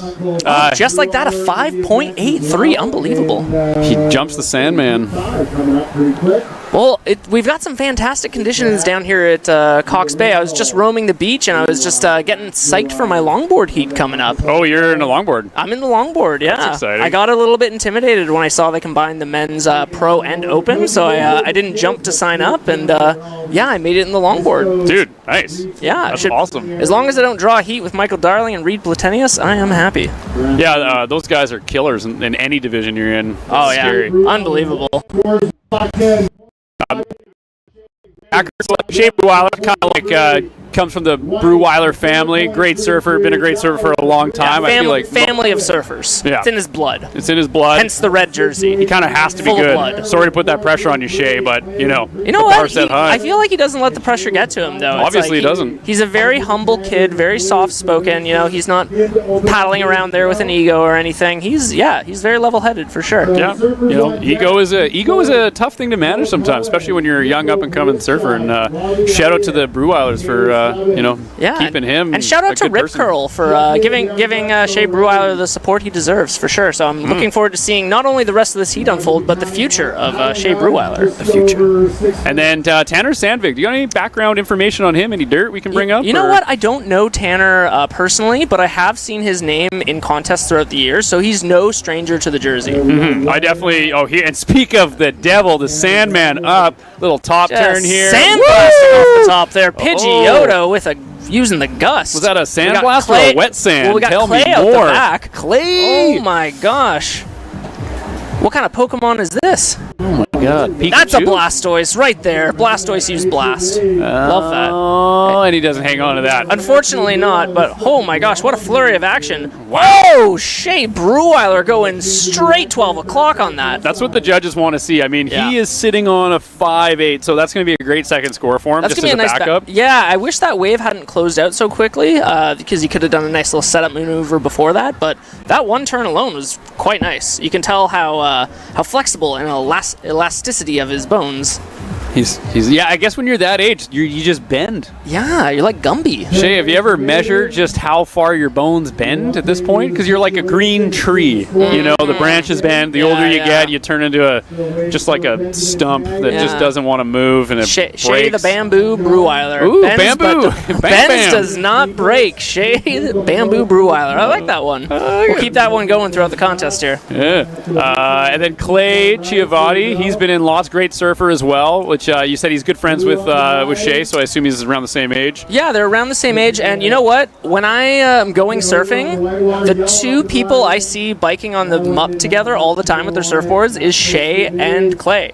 So I'm actually Tai Yeah. Chi. So I wonder how what the mentality is about having your best bud in a heat, like or just in round 3 here. It's pretty early on. They're both really good surfers. I mean, could this end their friendship? You hate to say you it. never know. The tensions could be high out there. Oh, this would be so sad if they weren't friends after this. Well, I think if they can both get in the first and second position, they might maybe they'll do a little team up to make sure that the other guys don't get good waves. Do you think they'll split the $50?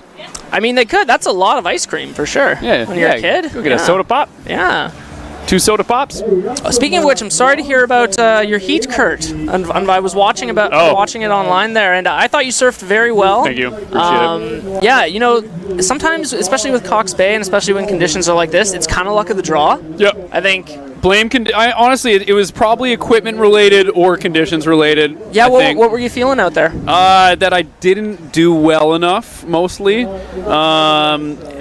Sam did an air, so that's hard. I saw the air. I was like, well, that was a nice air. Battle for second. That was probably the best 6.6 you could get. You know what I mean? Yeah. Like if he's doing a backside air, and like what chance do you have? You know, it's a tough go, rough heat draw. But I'm proud of you nonetheless. Thanks, brother. You're out there all the time, and you surf so well. And yeah, man, I just want to give you that congratulations. No, it's just a challenge for anyone that's thinking of getting into competition surfing. It's just a totally different beast. I mean, I'm just doing it because it's like a new skill, really. It's like a skill to learn. It's so different. Absolutely. Like it's one thing to just be an avid surfer and free surfing all the time and having fun, and it's another to try and manage a heat and heat scores and strategy and all that stuff. Yeah, I think it was about my third heat, so it kind of it definitely felt different this time. Felt better. Just obviously wasn't enough. Well, let's hold the phone here. Shea Brewer dropping a 5.27 for that single maneuver wave. That was a great maneuver. Yeah, that was fantastic. Can you imagine if he did a little cutback before that? Unreal. And Clay is just going to say, you know what? I'm going to go do other stuff on a surfboard and get a score, which is what he's doing. Keeping that busy work going for Clay, looking to drop a 3.67. Meanwhile, we've got Tanner Sandvig. He dropped a 5.0. That's exciting. And still waiting for Surfer in Blue, Benjamin Taggart. Benjamin. Oh, speaking of Benjamin. Here he goes. His ears are burning. Go, Taggart! Go! Trying to get down the line on this one, but it kind of holds him up a bit. Unfortunately, that was a tough one. Yeah, the waves look really tricky out there. Like, you got to get in early. You got to get going fast, from what I can tell.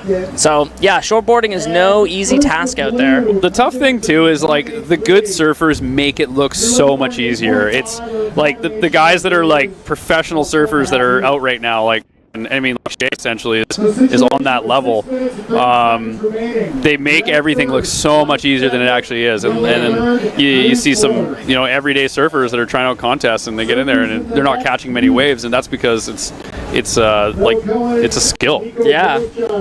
Definitely.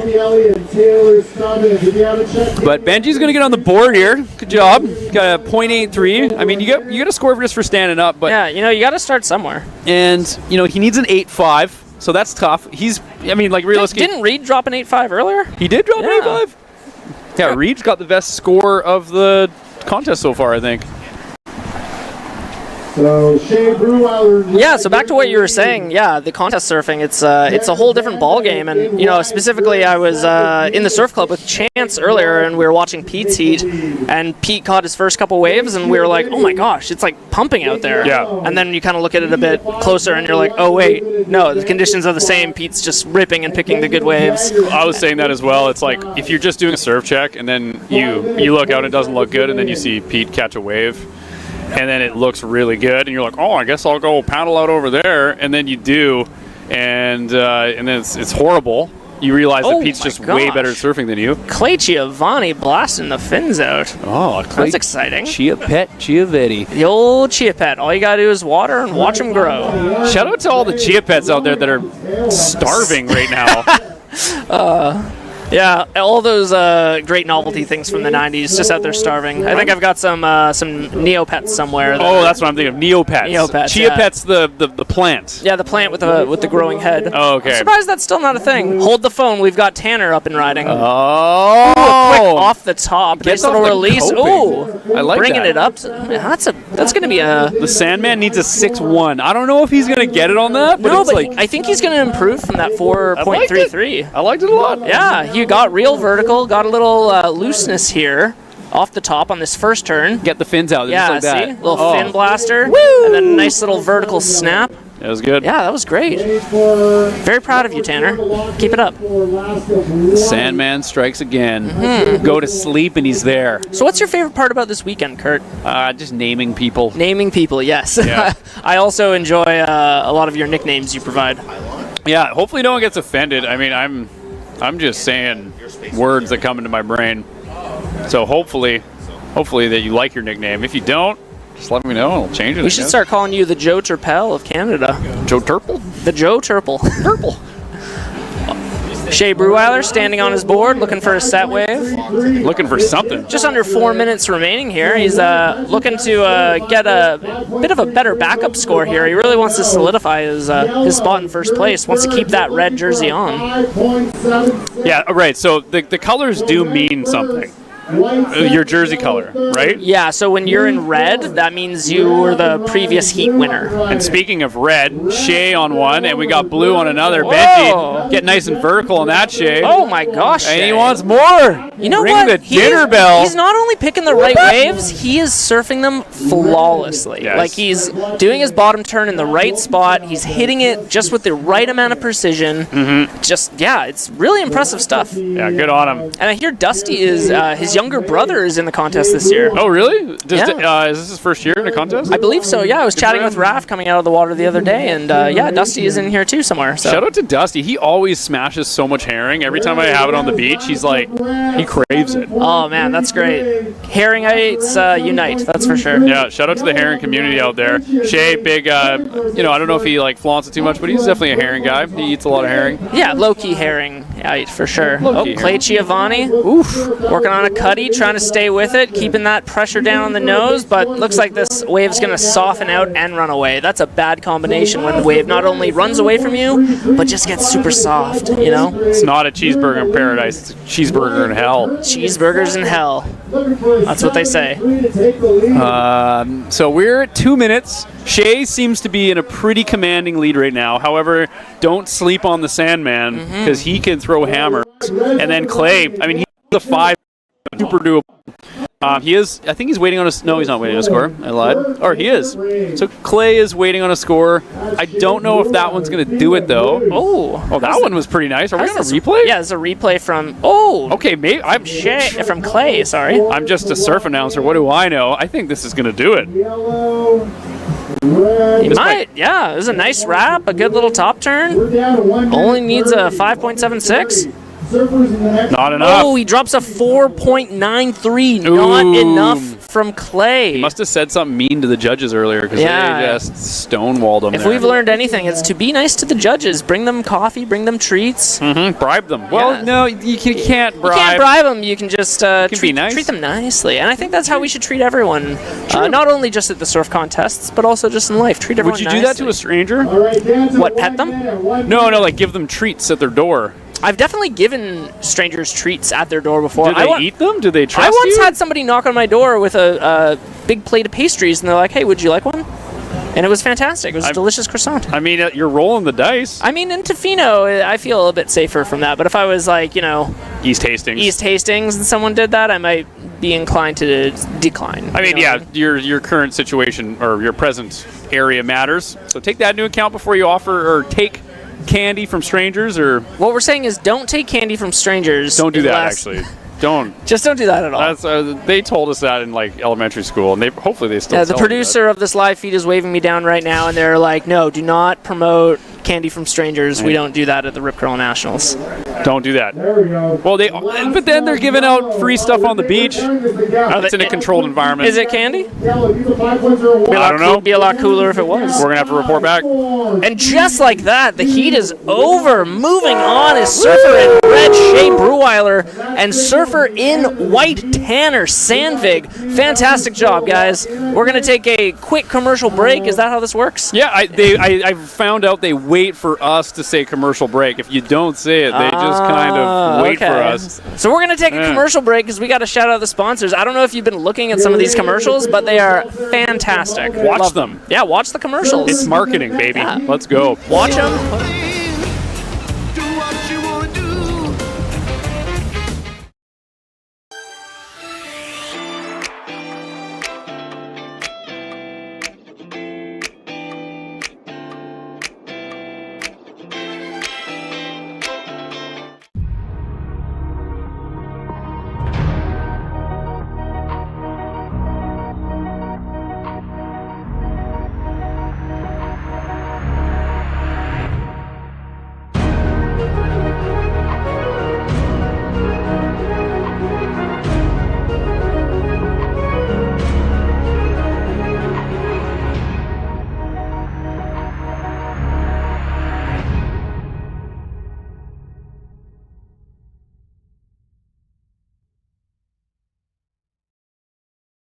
So I'll call this heat, and then I'll go get ready. Yeah, stoked. Getting the performance reward, Burns bonus box $50. All right, we're back, everybody. So Curtis Parker is going to go take a quick break, and I've been joined in the booth here by the one and only Coldwater Messiah himself, Peter DeVries. How you doing, Pete? What's up, Marcus? I'm doing good. Just had a little 15-minute surf, quick one. Oh, nice. Got to keep back. Nice. Got to keep the body loose, limber, and warmed up for your next heat. Yeah, look at Noah Cohen is in this heat. He's already got a 6 on the board. Smokes, fantastic. I literally didn't even see it. We just started, 13 minutes left, and he's already dropped a 617. We got Nico Polischuk, Robbie Elliott, the commentator, and Taylor Stubbins, the man in blue himself. TDS. Yeah. Here we go. Wow, this is going to be an interesting heat. Nope. Can the two underdogs take out the big seeds? What do you think?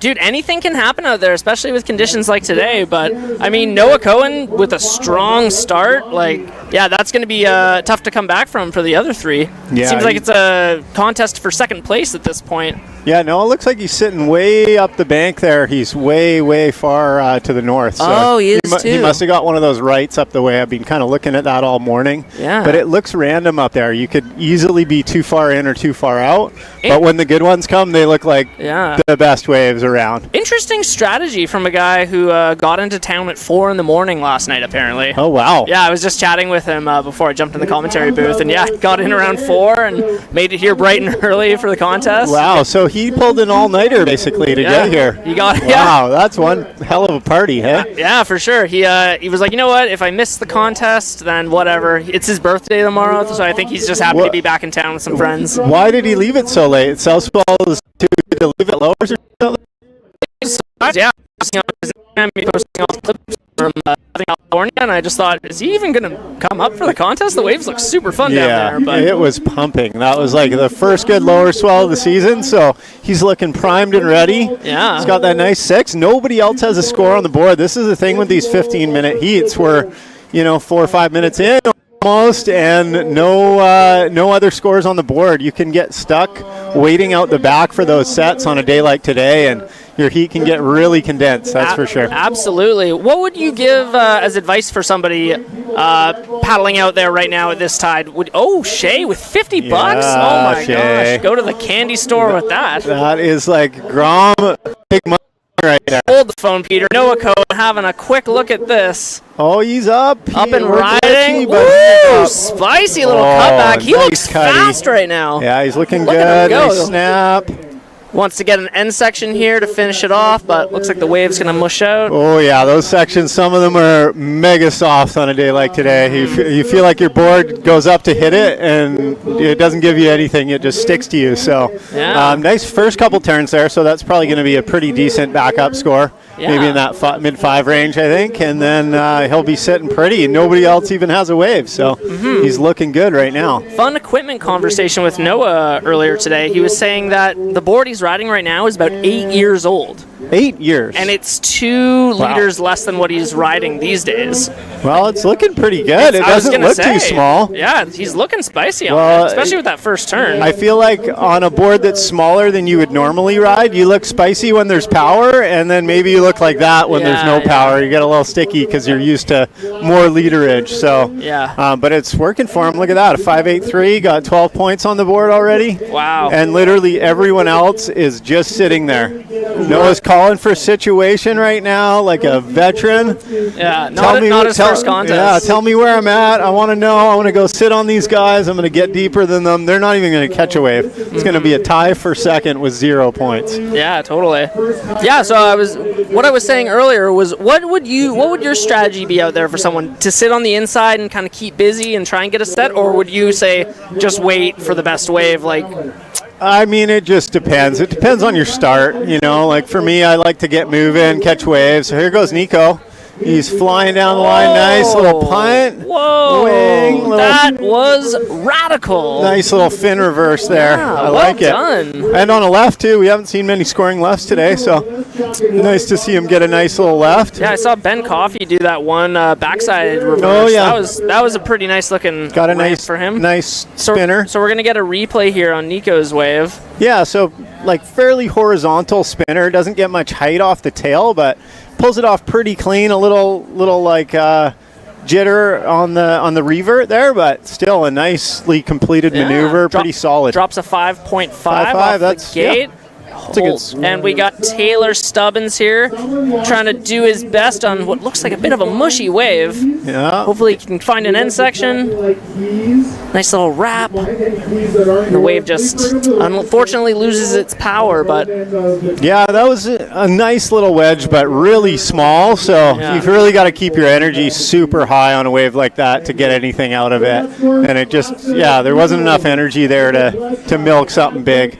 So that's probably going to be a pretty low score in the 3 range, I would think. 2.67. You called it 2.67. Good to get on the board, though. Yeah, I mean, shakes off the jitters. Look at where he's at now. He's got a 2.67. He only needs a 2.84 to move into that second advancing position. So it's something. Oh, here we go. California Dreamboat Noah Cohen with a nice little carve down wrap. And trying to stay with the wave here, see what else it does. Bit of a slopey cutback, just for good measure. Yeah, he's waiting for it. Milking it to the inside. Oh, I think he would. You know what? I could tell he was thinking ramp. He was like, if I can get that end section to come at me, I'm going to throw the tail out. He just wanted to hit something there, and the wave literally gave him nothing. Yeah. So I don't know if that one's going to factor in. That first turn was really nice, though. Like, I don't know. I always like to see that nice tight in the pocket arc. Here goes Nico. Really nice couple little snaps. Nice blow the tail there. Another tap. And, a little sticky on that last one, but he's got a backup on the board now. And, I don't think that'll take him in the first, but at least it's another score for him. It'll put him in solidly in second. Yeah, good to create a bit of separation there between Surfer and second place and Surfer in third place. So yeah, Taylor's going to need a big score now, and I think Robbie just got his first wave. We didn't really see it, but it didn't. I didn't see much happening on it. So what were you feeling out there in your heat, Pete? What are the waves doing? What's the situation? You know what? I had it in my head that it was going to be like yesterday, and it was so mushy and grindy yesterday when I had surfed, and then I paddled out and. Decent shoulder high set came right to me, and I was like, wow, I can actually come off the bottom. I actually got confused what I was going to do. I did like a little snap and then a floater over the section. It was a proper wave with a good section. Normally I probably would have pumped down the line and done a big punt, but I was just thinking I'm going to be doing cutbacks the whole heat. So it was surprisingly more powerful on the good waves, but then the smaller waves that don't really wedge well, they're kind of mushy and not really breaking down the line very well. So there are good waves out there. It's just there's not that many of them. Well, here we go. Surfer up and riding. Taylor Stubbins, quick off the foam there, but the wave, unfortunately, doesn't allow him to do much else, but he's going to throw down a quick backup score there. Yeah, he's in a bit of a situation now. He needs an 8.1 after that last Nico.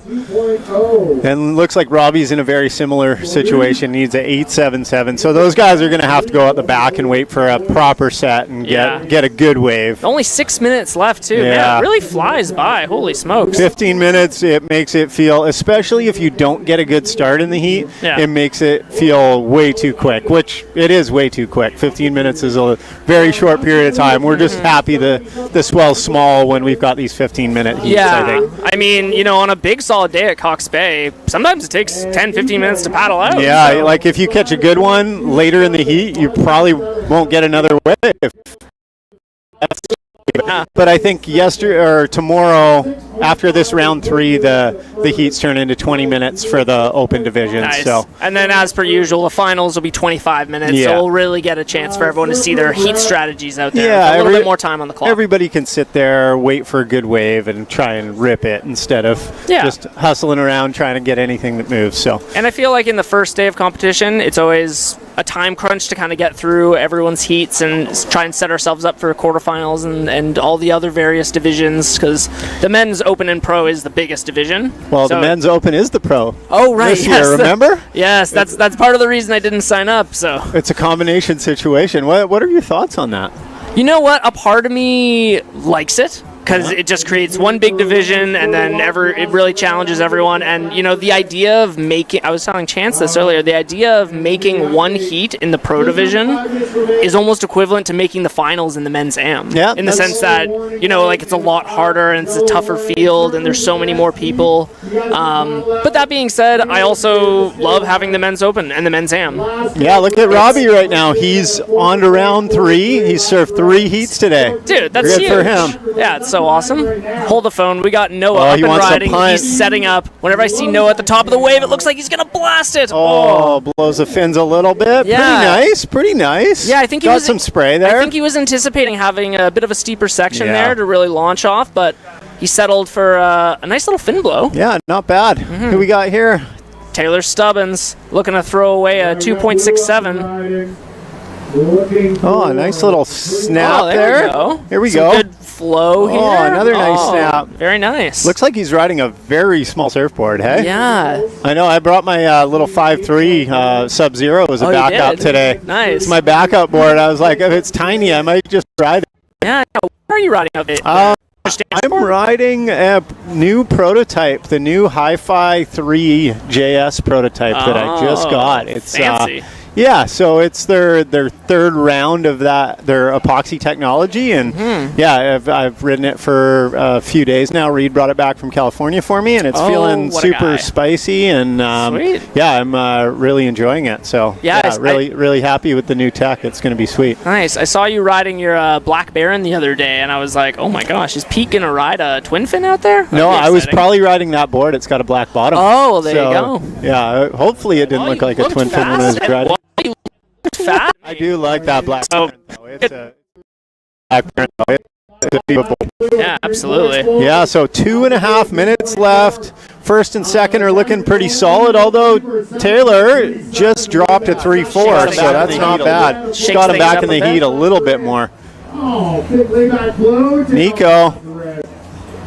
Whoa, Nico says, hold the phone. Oh, he wants it. I want first place. Oh, he got it. Yeah, he's not happy with second place. He wants to take out Noah Cohen. He wants that 50 bones right there. Big money, 50 bones. 50 bones. You get $50 for every heat win. That's pretty sweet. So you win some heats, you come in, you actually get cash. That's my goal. I want to win one heat. There you go. So I can buy a couple beers tonight at the brewery. There you go. $50. Yeah. Pretty good deal, really. It's not bad. I like it. Yeah. Here we go. Blues up again. It's good incentive as well. Getting a few pumps, a little flow. I'm really liking his flow and style here. Unfortunately, he's just been on some soft, smaller waves. Yeah, he definitely hasn't been out the back on the set waves in this heat. And, those 2s and 3s can turn into 5s and 6s pretty easily if you're on a better wave. Doing maneuvers, like similar but bigger maneuvers. It's just being on the right wave, trying to find the right pocket and pushing hard. Yeah. Oh, and just like that, we've got a position change. He drops a 6.77. Wow. Nico in first place. How about that? Dang, the judges really like that fin blow on that last wave. Yeah, the first 2 turns were a little soft, but that last one was dynamic. Got caught in the foam for a little bit, but rode out, made sure the judges knew he was going to stomp it, and got the heat change. Well, that was exciting. Let's see if Noah can find another. Oh, he's sitting far to the south here. He's waiting. He's just been waiting for that gem that have been coming. There's actually been quite a few waves where he's sitting right now, but it seems like it's getting slower and slower. We've got a tide change happening right now, so it's dropping out, and that'll change the conditions for sure. I'm excited to see what the low tide looks like. It's either going to be a bunch of closeouts or it's going to be a super rippable section. So we'll find out down the beach here. I think with this combination of south and southwest swells, they'll be peeling rights all day. So hopefully the wind stays calm and doesn't come around onshore too hard. Yeah. And it's good finish to the day. It's a long day out here in the booth, hey? Yeah, absolutely. I think they're running till like 7 p.m. Holy smokes. Yeah, it's an all-day affair.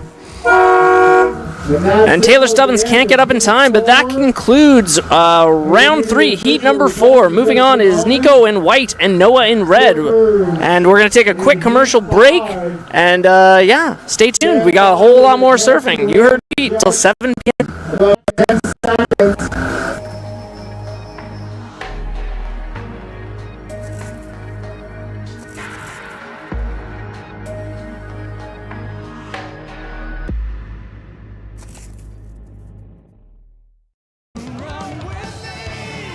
Imagine this. People from all around the world running together at the same time. Welcome to the Wings for Life World Run, the world's largest running event. Let's go! The running event for everyone, where 100% of all money raised goes to spinal cord research. Join the run on May 5th. Sign up now at wingsforlifeworldrun.com. Let's run for those who can.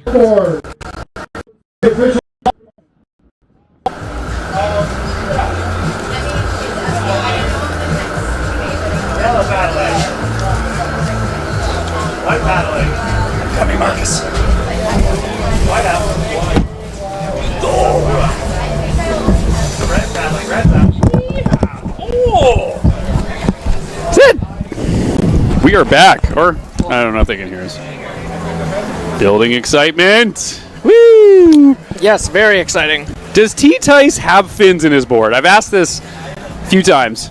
Rumor has it his fins have blown out on every wave. Like, he just has no fins. His fin boxes are completely destroyed. They're barely hanging on. I feel like they're retractable fins. Ooh. And that the second it feels any pressure from him doing a turn, they go and they suck up into the board. They're retracting. Yeah, that would be pretty cool. We got Brianna Bradley up here taking some photos of us as Shout well. out to Brianna Bradley. Fantastic photographer in town. Check One of her the out best. at Brianna Bradley Photography on Instagram. This is. I just came in for a banger of a heat. I had no idea. This is a stacked heat for sure. We got Michael Darling in red, Seth Breweiler in white, Taylor the Finless Tice in yellow, and then Joao Pedro Belfort, the South Island man himself, in blue. And he's in first. Just like that. Is it Joao? Joao Pedro? Yes, it is Joao. Belfort? So I've surfed with him a couple times, just in the men's open division in the past, and he is a fierce competitor. He's got his eye on the prize out there. And we got Sepp. Surfing good today. Yeah, inspired by his son-in-law Nico, and trying to do a little backside spinorama there. Hold the phone. We got Taylor Tice. Just looking for a section to lose the fins here. Whoa, looking loose. Nice little action to start off. Yeah, like low scores. So like with all the caliber of surfers we have right now, I'm going to expect to see some higher totals from these guys. But all in all, like I'm stoked for this heat. We got like the legend Seth Breweiler, one of Canada's best, put surfing on the map for Canada. Yeah, absolutely. Like just a total legend. Still absolutely rips, and he bumps up into first. Taylor Tice now going to first. What a flurry of firsts there. So, little update for everybody. Taylor Tice in yellow is currently in first place. And then we got Surfer in blue in second, Surfer in white in third, and Surfer in red in fourth. Michael, the tap dancer darling. Michael, tap dancing, water spider, whatever you want to call him, darling. Oh, imagine a spider with tap dance shoes on. Oh, man, that would be exciting. Dude. Never sleep. Can you imagine that being your upstairs neighbor? Oh my god, and you know it's a spider too? Yeah, it's like he tap dances, so you know it's like, great, there's a spider here, which I hate, and now he tap dances and he's annoying. Right you are, Kurt. Anyway, back to the action here. We've got Seth Breweiler on Go Vince. A nice little clean left here, looking to find a section. Nice. Up the top. And Gonna he goes turn back into for a more. right. Oh my gosh. Nice. Yeah, total legend. Us regular footers love going right, so any opportunity to bounce off. Oh, we got 50 bucks. 50 bones for Nico. Looking good, buddy. Fantastic. So we are crazy. These heats just fly by. It's kind of like it makes it exciting, but it also makes it sad because when you get these stacked heats, you don't want them to end. No, never want them to end. That's why I'm so looking forward to the finals. 25 minutes. That's like a lifetime. It's a lifetime. That's like your favorite episode of Seinfeld. Mm-hmm. Or Friends. Yeah. Or The Office. Oh, we've got a little mix-up again. Taylor Tice. Taylor. No, now he's in second. And then Joao back into first. We got some shuffling. Taylor, the Tokyo Drift Tice. Yeah, spinning around on that board. Tokyo Drift. I like that, actually. Yeah. Tokyo Drift Tice. And Sepp's in first. Okay, so we got a bunch of scores that we're waiting to drop there. Looks like the judges have now caught up. Got a bunch of servers held it back. And then Michael Darling with, a couple really small scores. You know that I feel like he is the red jersey, so he is the favorite in this heat, technically. Yeah, he won his last heat, so that's why he's got the red leader jersey. And I think he's, looks like he's paddling to the south end of the beach. I think he wants to get a bit of separation from the rest of the competitors there. We'll see how that strategy plays out for him. Very interesting. He's relocating, and, he's in a bit of a funk, and he just wants to relocate, which is great. Good for him. Fair enough. It's good to keep busy out there. Adjust your game plan accordingly. But I'm no coach. I'm just a humble commentator out here cheering on the world. Would you coach? If someone asked you, I'll give you $100 to coach me right now. I don't know what I would coach them on. That's for sure. What if they wanted to stand up? Could you teach them how to stand up? I could probably teach him how to stand up. Okay. I don't know if that's coaching or more just teaching. You're a surf coach. This one time, so Pete and I, we both have Monero wetsuits, and there was one day out where we were both riding our red JS fishes. Mm-hmm. And a fella came up to me in the parking lot, and he started asking me for surfing advice. And then I quickly realized throughout our conversation, he thought I was Pete. Nice. Not that I was Pete, but he thought that Pete surfing what a golden was opportunity. Me. Yeah, I know, right? So I'm trying to give him advice, and he's like, "Oh, you rip, bro," and I'm like, "Wait, what?" You should have just started talking about aliens, weird conspiracies, and then the guy would have been like, "Man, Pete is crazy." Yes. Like, don't let them touch you. The government. Just throw Pete right under the bus. Mm-hmm. It's fun. Anyway, so that was my one opportunity to do some coaching. He was asking me about doing turns, and I was trying to describe them, and the entire time I was like, why is he asking me? This seems very random. So. And he thought you were Pete. Did you sign anything? I didn't sign anything. That's no. too bad. But, another blown opportunity. You could have tried. Well, what does Pete's signature look like? It's got a P, and it's got a swoop and a couple squiggles, and then a dot. Okay. Yeah, I got him to sign a print a little while ago. Oh, nice. Which I'm going to be doing a giveaway on my Instagram at some point. Nice. Yeah, signed Pete DeVries print. That's cool. So stay tuned for that. All you got to do is like and share. Check it out at MarcusPalladino.com. You have a website with your name on it. Instagram, it's pretty website, cool. Instagram, I got website. I got threads. I got all the things. So. You got threads? Do you like threads? Oh man, we got some like movement threads. here. It's kind of like Twitter. Holy smokes! Look at this wave. I like this thing is going to shape up really nicely, I think. And we got Vince out there throwing some spray. I was looking for. Nice, Vince. Nice. There you go. See if you can get another. Woo! 3 carves, 2 off the tops. That's going to be a nice score. He is going to throw that 3.5 into the trash. Burn it. Get rid of it. Never Don't burn your garbage. Just throw it away and let it be recycled. So it looks like Michael Darling has adjusted his strategy, and he's now paddling back to the north end of the beach. He was just bored. He just, he needed to work out. He's paddling around. He's a strong guy. Speaking of which, looks like he's going to have a little dig at this wave. Let's he's go. In the right position. Just go, Michael. Oh my gosh, 3 surfers up and riding. Burn him. How are the judges going to be able to score this one? I think Michael was probably clear on that one. The other 2 were way too deep. So I'd give him extra points for burning them anyway. It's great. I wonder what they're going to do as far as if there was any sort of interference with the other 2 surfers interfering with each other, but true. That was really interesting watching and then trying to just take off at once there and then trying to figure out who actually had the right of that wave, because there is priority. Right, but you can get docked points for interfering with people, though. Yeah, but judging that wave, it didn't look like Michael closed out any section, so I think that was Michael was in the best position for that wave. And looks like a score is going to be coming from Michael. But Sepp put down a 5.8, which advances his score. Michael needs a 3.3. That's pretty minor. I think he definitely did on that. That had nice flow. Oh, just like that, a Michael Darling 7.17 flying up into second place. That's what we like to see. The tap dancer strikes again. Oh, shout out to Hobie. He's surfing for Hobie right now. He really is. And if anyone's wondering, Hobie is his cat. So if anyone has any pets they want us to shout out on here, you can let us know on Instagram or text us, and yeah, just let us know what your pet's name is and whether or not they're a good boy or girl. Yep, and you can actually you can comment on Facebook, and they'll put the comments on the live feed here, and we can read them and stuff, which is kind of fun to do. Helps us get through the day. It helps us have things to talk about, especially. Did you see my comment when I was like, "Go, It was Kurt"? great. Yeah. It was great. Thank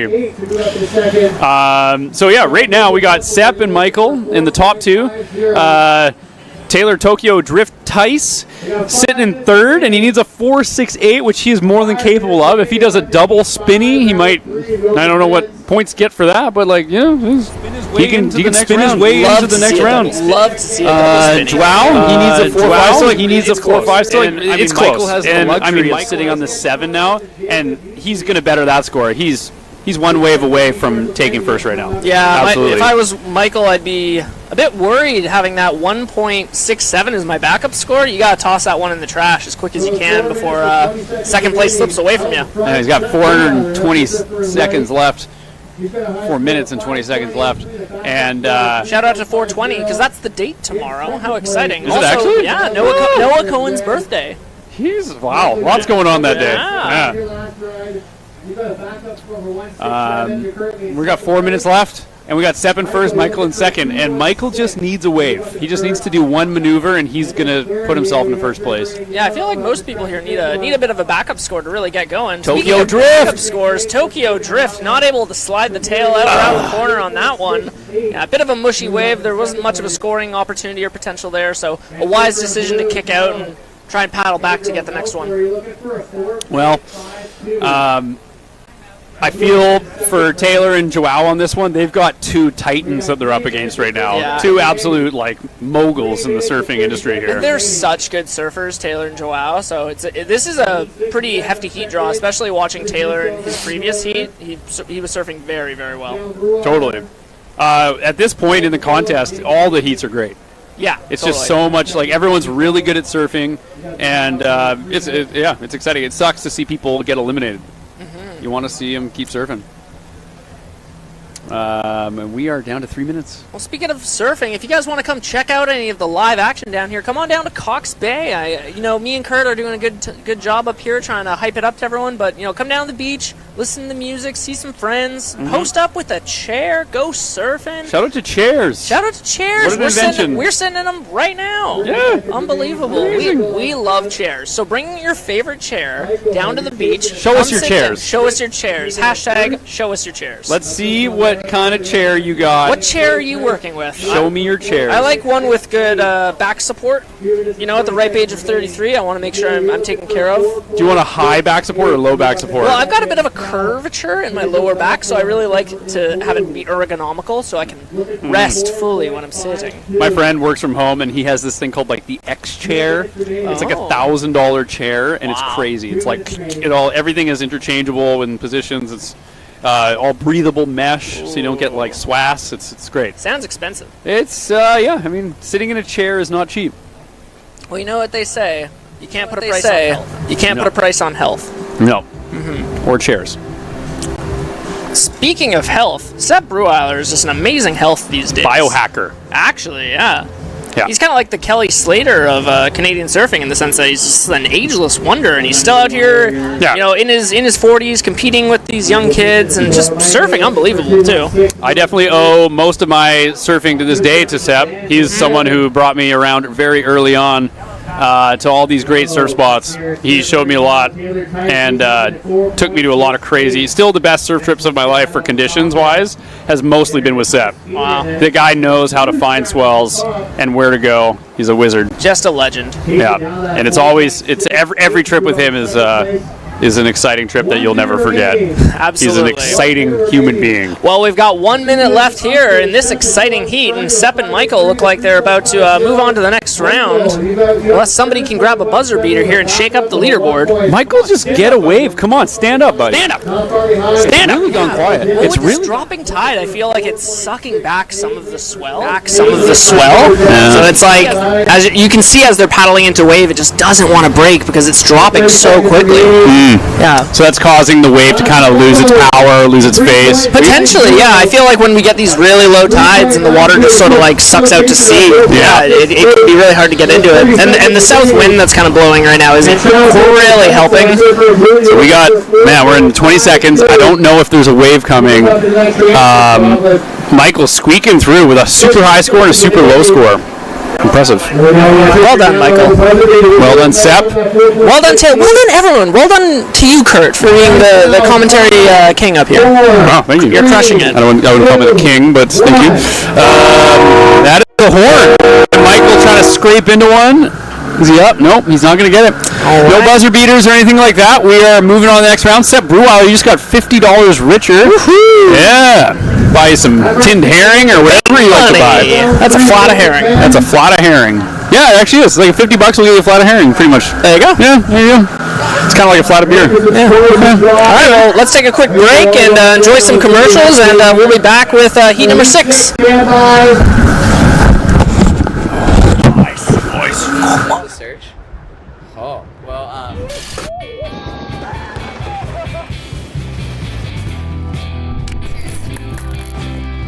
It's just like living the best life.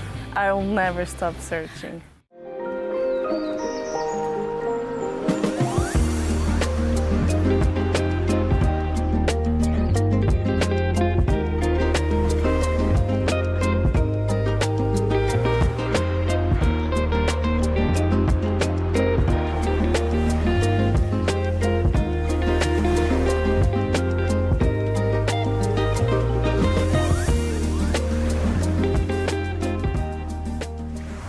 Unfortunately, not advancing, that's what we got to the other side.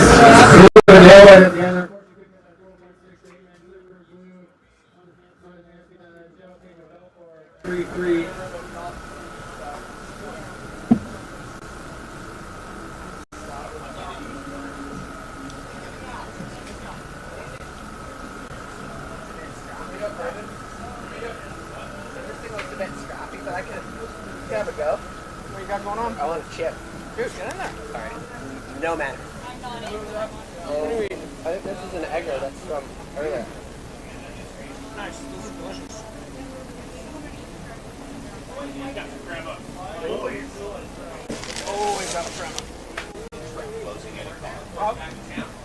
How do you want to do one with me and then... All right, out of the water. Heat 6, round 3, the open men's, wearing red. Oh, if you want to. Just want to do a heat with you and then all the guy really wants Down Blue in yellow, Chance McCullough, and in blue, Jacob Busey. 15 All right, we are back, everybody, with a stacked heat here. We've got Surfer in red, Rusty. He is just the pride of Long Beach Surf Shop.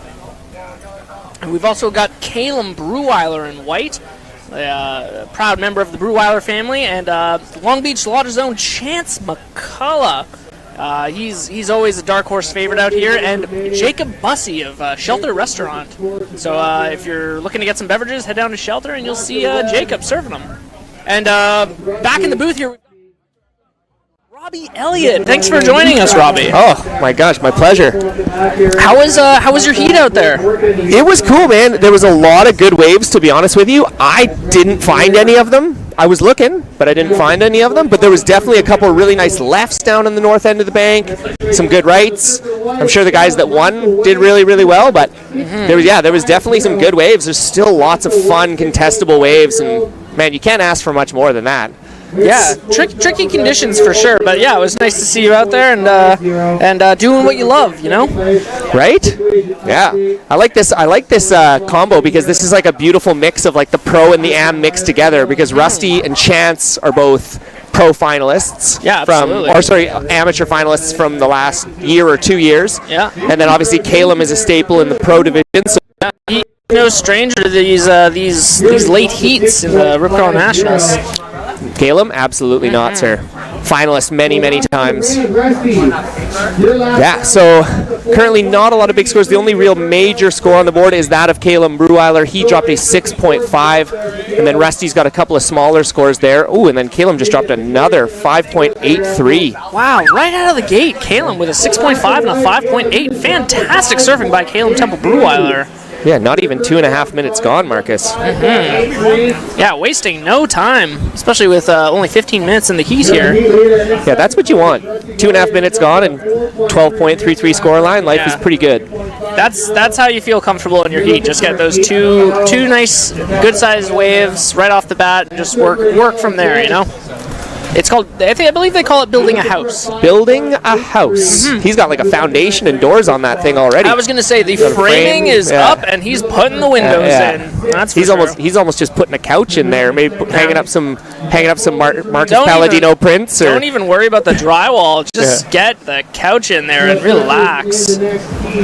All right. There goes Rusty having a dig. Oh, he just barely scratches into it. Let's see if it can shape up for him. Quick off the top and a little backside carve down. Oh, and one more for good measure.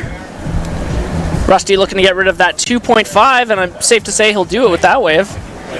Yeah, he did what he could with that. Again, not a lot of power on that right-hand side, but again, got top to bottom 3 times, so that should knock off his 2.5 and increase his stranglehold on that second place position. Again, Chance and Jacob haven't really locked anything in yet. Both of those gentlemen are very capable of some solid scores. So. So last to Rusty comes in at a 3.3. So that's going to improve his score line. Now Chance just has 2 small scores as well as Jacob, so they're going to be looking for 2 solid scores now. We got about 11 minutes remaining here. We are on round 3, heat number 6. We are going to finish up this round, and then we are heading pretty much directly into the longboard men's division. Ooh, exciting. Is that a division that you will be partaking in, Marcus? Yes, I will be in heat number 7, which I am anxiously excited about. Yeah, good anxious or? Yeah, you know, it's always a bit anxiety-inducing to go in a heat and surf because you feel like everybody's watching you and everyone's judging you and critiquing you. But like in reality, everyone on the beach is just kind of having a good time. The contests are happening, and you know, people in the live feed are watching, and you know, the judges are watching. But in reality, it's mostly all in your head. So it's a bit of a. Yeah, it's an anxiety-inducing feeling, but it's always really exciting, especially if you feel like you've got some good waves and you're doing some good surfing, because at the end of the day, everyone here just wants to showcase their best surfing, and it's just a whether or not the waves will allow you to do that. So. Yeah, you are absolutely right. My go-to is just to always blame the waves if I didn't get any good ones, so. Yeah, but I feel like with longboarding, for me, it's a little bit less pressure than the shortboarding. Right. Because I often will shortboard every day, and I longboard, you know, when the conditions are given for it. So I feel like I put less of myself into longboarding, whereas I feel like with any physical sport that you put a lot of effort and work into, you know, you put a part of yourself into it as well. And showcasing it and not being able to display it the way you want to is always really hard. Yeah. So with longboarding, I feel a little bit looser, a little bit freer, and yeah, I don't know, excited to try and hang 5 because that's all I can do. Would you say that you're actually a better competitor in the longboard division because you put less pressure on yourself? Not at all. I had such a shocker. I remember that last year. Yeah. That was tough. That was when we had that low tide death bar on the inside there. So it was like in my heat, it was real mushy out the back, and then just detonating on the inside. Yeah. So that was pretty much all I got for my heat. Was a solid closeout that I pig dogged into, and so that was the highlight of my heat. And got smashed. Yeah, exactly. All right, so we got about 9 minutes remaining here. Currently in first, Caleb Temple Bruweiler had those 2 scores right off the bat. He's got that's about to drop. Ooh, shout out to the crows flying by. That was pretty sweet. Whoa, they're like right by us. That's cool. Yeah, Rusty Goyer sitting in second place on a couple of 4 and a 3 there. And then Jacob Bussey, he's looking to replace a 1.67. He's a 5.63. And then Chance McCullough, very uncharacteristic Chance here. Yeah, he's playing the patience game for sure. He's just waiting for the best waves to come through. But with 8 minutes remaining, he might want to consider getting to work here. Yep. He said he had a plan. Well, he did. He told me on the beach, he's like, I got a plan.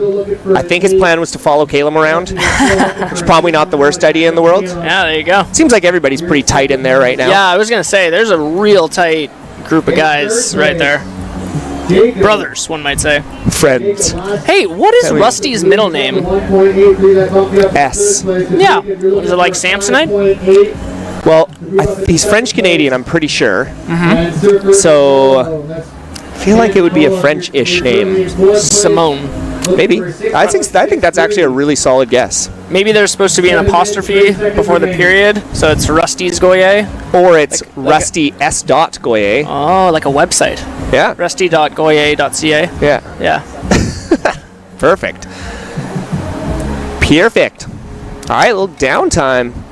What do we got? Should we talk sponsors? I feel like we should thank the people that... hit me with a sponsor list. I've been up here this whole time. We haven't heard what the Right, so Surf Canada is proudly supported by our premier sponsors, Caleb Temple Brewweiler Surfing. Rip Curl Canada, of course, they are official wetsuit and apparel partner of Canada's national team and title sponsor of the Rip Curl Can-Am. Red Bull Canada is the official presenting partner and energy drink of Surf Canada and the Rip Curl. Heineken 0.0, official non-alcoholic beer. Ooh, get me one of my those. favorites, since we got some live action here. Oh, in the back, Rusty blowing up, and then Chance in the front. We got like split wave here. Oh, Rusty's going for a little more. Oof. Trips falls. So we're going to have some scores drop in for those guys. We've got the CUSP Canadian Union for Skilled Workers, building a better Canada, thriving communities and better workplaces. Yeti Canada, the official insulated drinkware and coolers for the Rip Curl Nationals.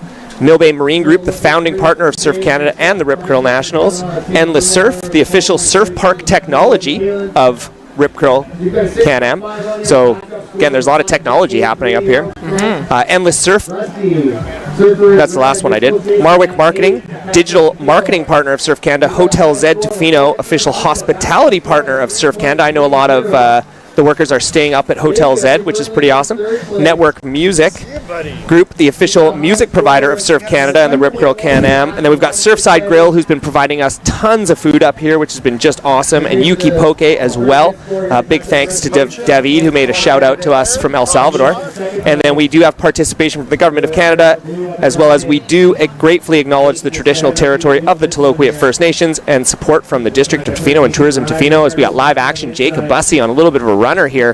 He's got a couple little wraps that he's done there, but unfortunately that thing just goes squishy on him. Holy smokes, Robbie. Thank you for shouting out all those fantastic sponsors and jumping into live action immediately. I can tell you've been doing this all day. Chance McCullough up and riding, just looking to find something here. Yeah, just pushes through that one. Good technique. Just looking to throw away a couple scores here. We're still waiting on scores to drop. He had a wave prior to that one, so we might see a little shake-up in the leaderboard here. Yeah, and then Rusty replaced his low score with a high score of the heat so far with a 5.27, so nice surfing there from Rusty. But currently, Caleb basically had this heat pretty close to 1 in the first 2 minutes. It's true. He came out with fire in his eyes, and he got those first 2 waves, and now he's sort of sitting pretty out there, just looking to improve on a 6.5 and a 5.83. With 5 minutes remaining in the heat, that's 5 minutes remaining, also known as the witching hour. The hour of witching. Where anything can happen. And we've got 2 more heats. We have 2 more heats, and then we're done round 3, man. We did a lot of open men's heats in the last 7 hours. Oh, it's been open men's heats all day, hasn't since it? the beginning of the morning. Holy smokes, yeah. Flying through. Yeah, so we got about 4 minutes here. Currently, Jacob Bussey is needing a 7.17 to get himself up into that transfer spot, and then the last of Chance McCullough came in at a 2.77, so he needs a 6.83 to get himself up into second place. Remember, this is round 3. Winners go on to the quarterfinals, so top 2 surfers will advance into tomorrow's quarterfinals. So you want one of those spots. That's where you want to be, is in the quarterfinals tomorrow. You don't want to be celebrating and partying tonight. You want to be going home early and getting to bed for a fresh start to surf tomorrow. That's the dream right there. Good night's sleep. Yeah. Can't put a price on a good night's sleep. No, sir. That's like the pinnacle of life. Oh, here we go. Caleb looking at this one, doesn't like it. But if you're not surfing early tomorrow morning, you should come out to the brewery tonight for the photo of the. Sorry, it's the Rip Curl Canadian Surf Photo of the Year contest, and also premiering is Nate Laverty's short film with Matea Olin. And that'll be premiering as well, and it'll be a fantastic event. I believe it's first come first serve at 7 p.m. So yeah, pop on by. I'll be there. You can shake my hand, ask me questions about photography, tell me I did a good job commentating, whatever you want. Whatever you want. Yeah, are you going to be there, Robbie? I am going to do my darndest, that's for sure. Yeah, you've had a big day. And unfortunately, I did not get a great night's sleep last night, so I might hit 7 o'clock and fall asleep on the beach and just sleep here till tomorrow morning. Or honestly, you may as well set up camp up here. I know, right? You probably could. If it wasn't too windy, I could set up a little camp spot. We could flip this table over and make a nice little nook for you. But I would love to come and support you because I am a huge fan of Marcus's work. If you have not checked out Marcus Palladino Photography, please do so. You might even get lucky like me and just have some random photos sent to you. Oh. You know, if you get real lucky. Yeah, well, if I'm taking photos and I see a ripping, I'm not going to click the button. So. Yeah, just so you know, the first piece of art that went up in our brand new house was a Marcus Palladino original. Thank you, I appreciate that. Steph was stoked. She put it right on top of in the kitchen, like you can see it in the entire house. Nice. It's the most visible piece of artwork. You know what? I'm coming to the Valley next weekend, so I'm going to pop by. Oh, you are? Come check out the place. Yeah. I am not going to be there next weekend. Oh, Steph will be. Steph will be. Well, maybe I'll come have a tea with Steph. Yeah, she would love that. Yeah. Oh man, that'd be great. You can also head by the Parker residence and get yourself a crema. Oh, I'll be there. Treat yourself. Oh, I'll be there. We're going to watch the NFL draft together. Oh, nice. Yeah, 3 years in a row, baby. Oh, wow. Best pals. Here we go. Caleb got a little finishing section here. Ooh, a little jammer. Yeah, I like that move as like the end section hit, just sort of laying down into it, not necessarily going vertical. It's got a good bit of flair to it. Oh, in behind him, Rusty is ripping. He just had like 3 sweet turns. Letting that hair flow too. Right? Holy Give us a flick. Yeah, I like that. Ooh, that might even improve on his last score too. Yeah, it was a nice little backhand swizzle. I really enjoyed watching it. Right, so we got about a minute remaining here. Round 3, heat number 6. Currently, Caleb in first place. I'm not sure if he's going to replace that 5.83, but it will be close. But Rusty dropped a pretty good hammer there, and I wouldn't be surprised if he drops that 4.33 and puts a little bit more of a stranglehold on that second place. Remember, top 2 surfers go through to the quarterfinals tomorrow, so Rusty trying to make that as far away from those other 2 surfers as possible. Oof, tense moments. Yeah, 45 seconds remaining, and there's a couple swell lines. Yeah, I was gonna say there might be a wave out the back for a bit of a buzzer beater here, but you know it's so hard to tell with all the surfers bunched up together. It's kind of luck of the draw who's going to be in the better position without getting interference. Hold the phone. We've got what looks like to me surfer in white, Caleb Breweiler, pumping down the line, looking for a section. Blasts it out of here. Holy sticks cow! It and then jumps on his belly. Wow, what a way to finish the heat. He didn't even ride it out. He just like popped straight onto his belly and he was out of there. Dang. Yeah, that was. You know what? He did a good use of positioning priority there because he was the one surfer who didn't necessarily need a wave at the end of the heat, and he took it. Totally. And we are wrapping up here round 3, heat number 6. Going on through to the next round officially is Caleb Temple Breweiler and Rusty Goyer. Wonderful surfing by those 2 gentlemen. Unfortunately, Chance and Jacob, you will not be moving on, but wonderful performance from these 2 gents. We are going to take a quick commercial break, and we will be back with the final 2 heats of Men's Open round 3. But don't go anywhere. Stay tuned for longboard after that, and come cheer me on. You guys want to do a couple more? Oh, I'm good now. Okay, he said stand by. He's coming in here in 5, 4, 3, 2, 1. That one there marks the start of heat 7, round 3 of the Men's Open.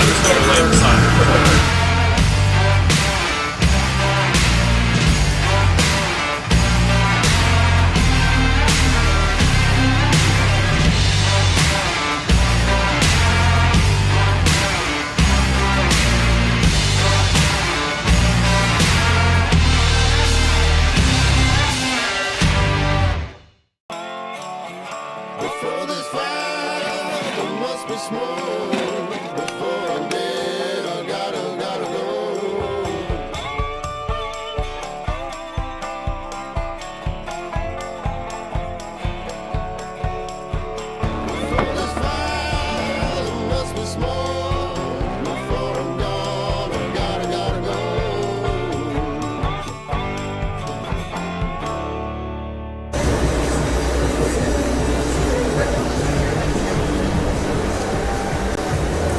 So out in the water, heat 7, 14 minutes remaining. So last one, white.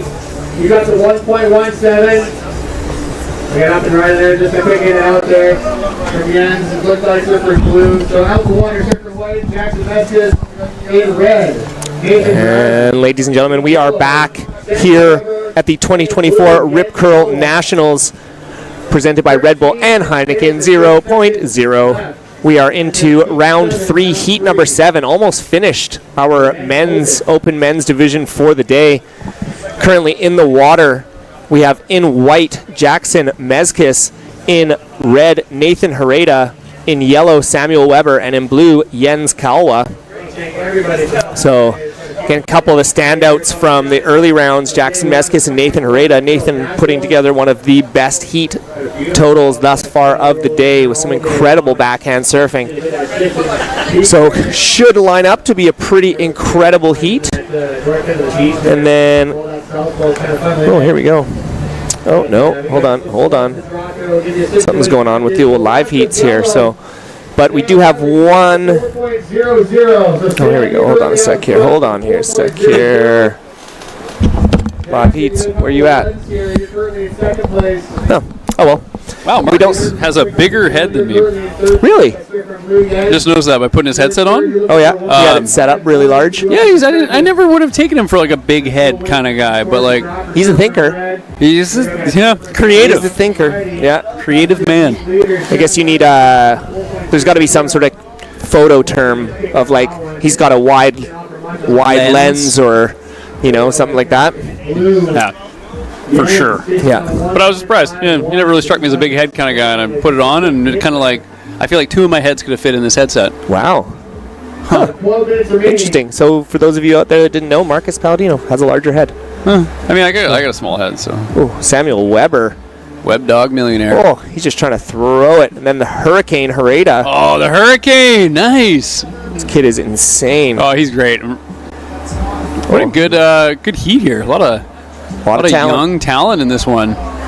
Yeah, it's like Jens and the Kids. Mm-hmm. It could be a reality TV show called Jens and the Children, or Jens and the Teenagers. Yeah, he's like Jens is older, I guess. Oh yeah. Jens is probably in his mid-40s, I would say. Okay, yeah, so this is a interesting dynamic we have here. Reminded me of what you were looking to face early on in the day.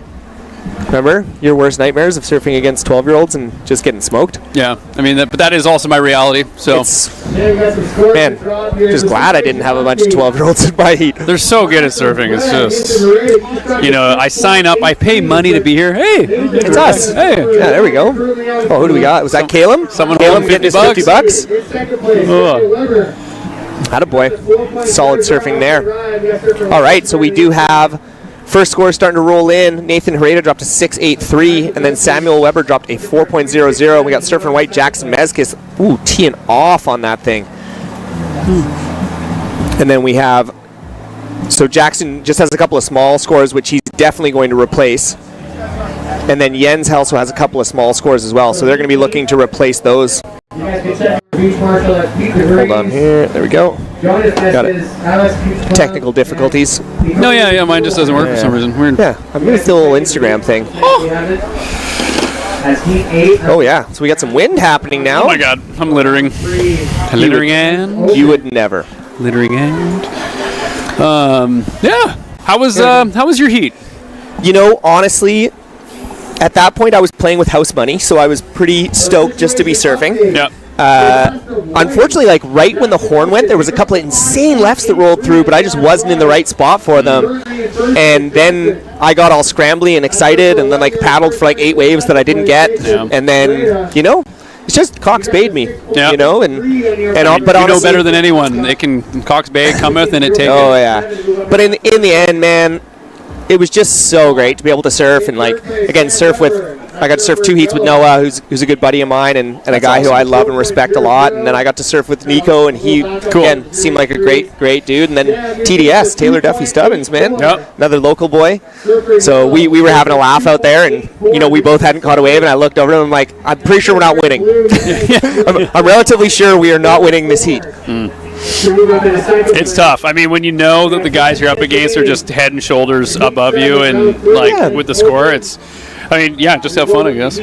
Totally. And again, I love it.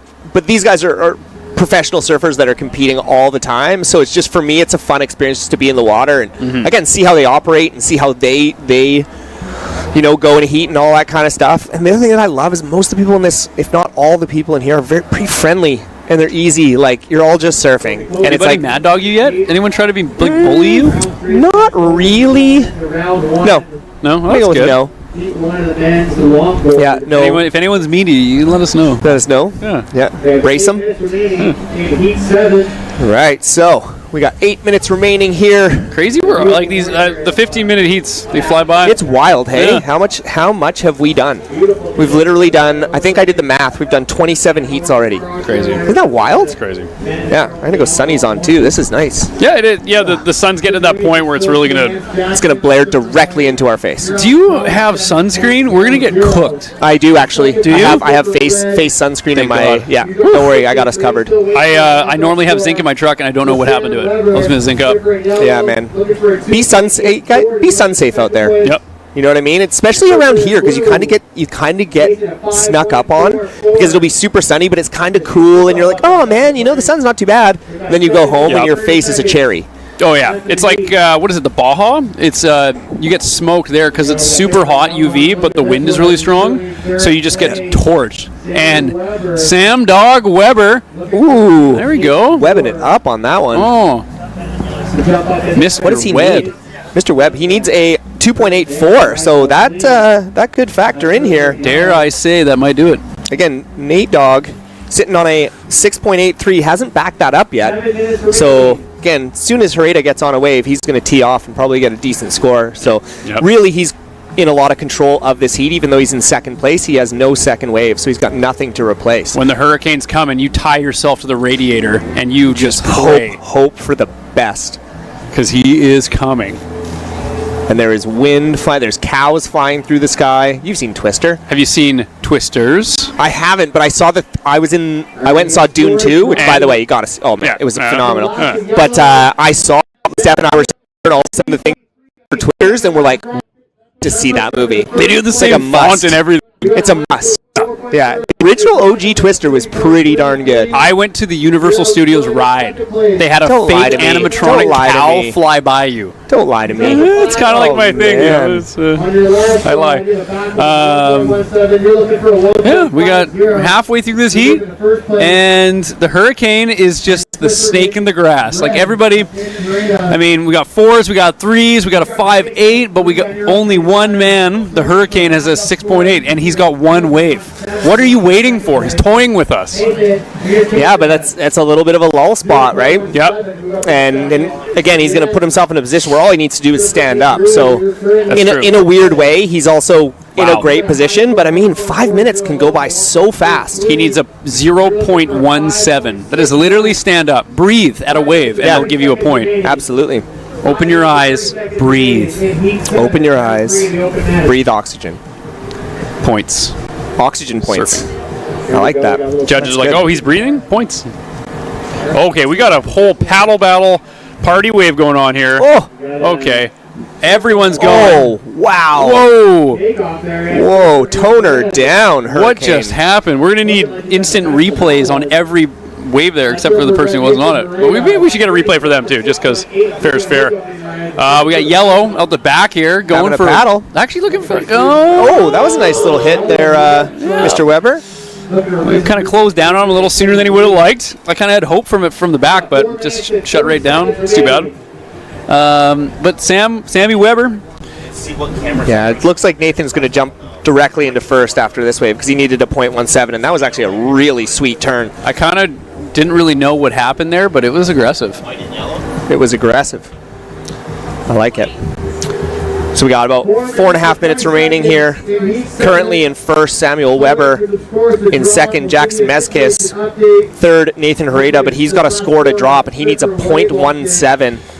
So I dare say he will jump into first place. And then Jens Kalawa has a couple of small scores. He's looking for a 5.61 to jump into that transfer spot. Remember, top 2 surfers will advance into tomorrow's quarterfinals. We got a score drop. We've got a score. Oh, one turn. Nathan Herrera drops a 5.4, and well deserved for me. That was one of the biggest and best turns I've seen all day. I wish we could see a replay. I kind of missed it. Yeah, he definitely blew it off, and then like fully tweaked it out and came down sideways. Amazing. Yeah. Oh, I love the hurricane. Yeah, you don't even know what direction he's coming down. Oh man, southeast, northwest, it's every direction.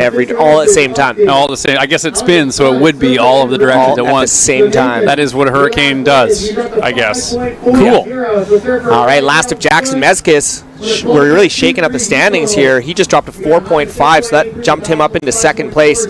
So that leaves Samuel Weber needing a 6.33 to get into second. He's having a scratch at this one. Sorry, this is Jackson. Oh, never mind. The white. He's flying down the line. Ooh, big. Kind of got the fins out on that one. Yeah. Pop.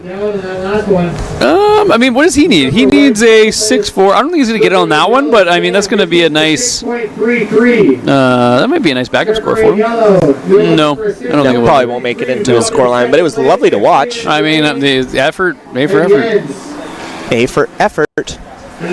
But A does not translate into points, unfortunately. That's a letter, not a number. Yeah, you need numbers in this one, unfortunately. Letters are fun. You know, yeah, but you can spell words, like inappropriate words on a calculator and stuff like that. Yeah, and those are numbers. And they're numbers. Whoa, that just blew my mind. Okay, we got another party wave happening right now. We got red and it looks like yellow up. We got Weber just, oh, here we go. We got red going down the back.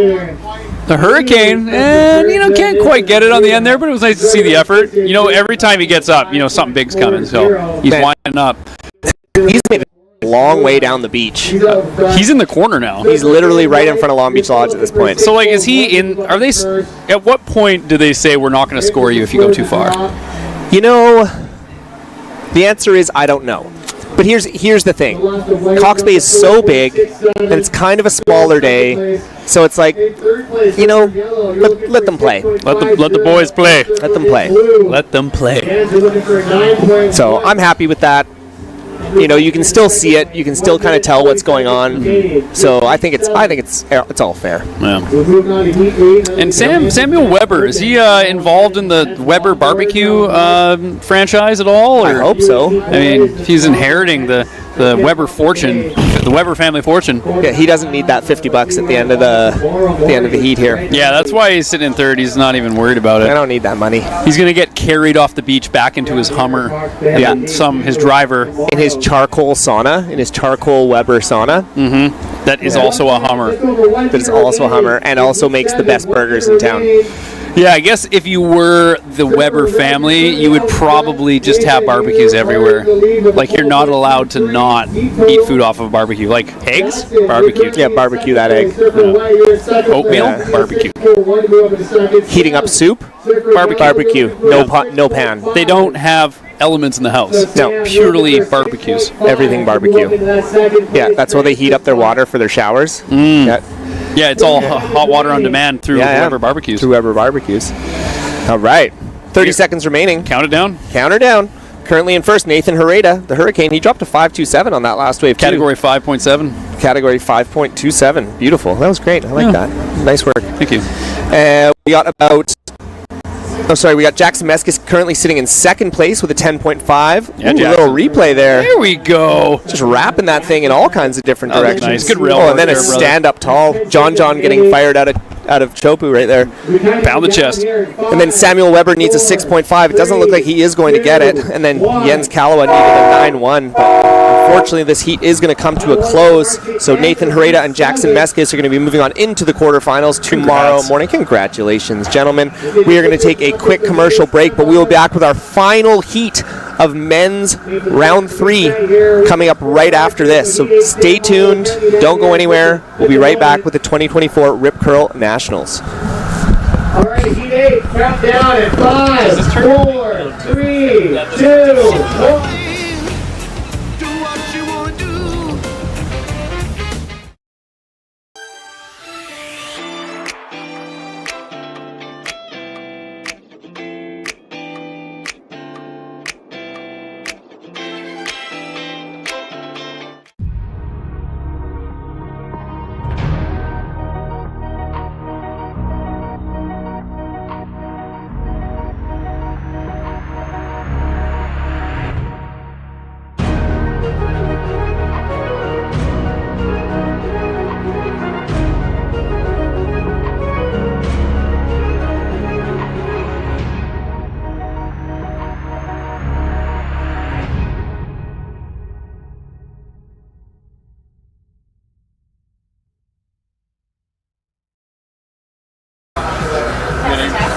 Sand. You hear me, Marcus, talking about sandbaggers? So moving on, Nathan Rada, Johnson, Oakley, 27. So out of the water, we have I got heat my 8. step pumps sitting The last heat of round 3, the men's open.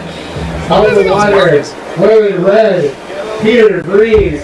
In white, Jonas Meskis. In yellow, Alex Club.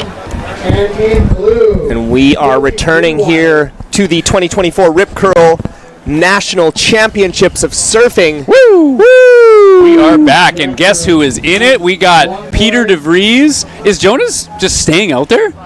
Twin brothers. Oh, I've done this before, Jonas. right? The Jonas Meskis brothers. Nailed it. Yeah.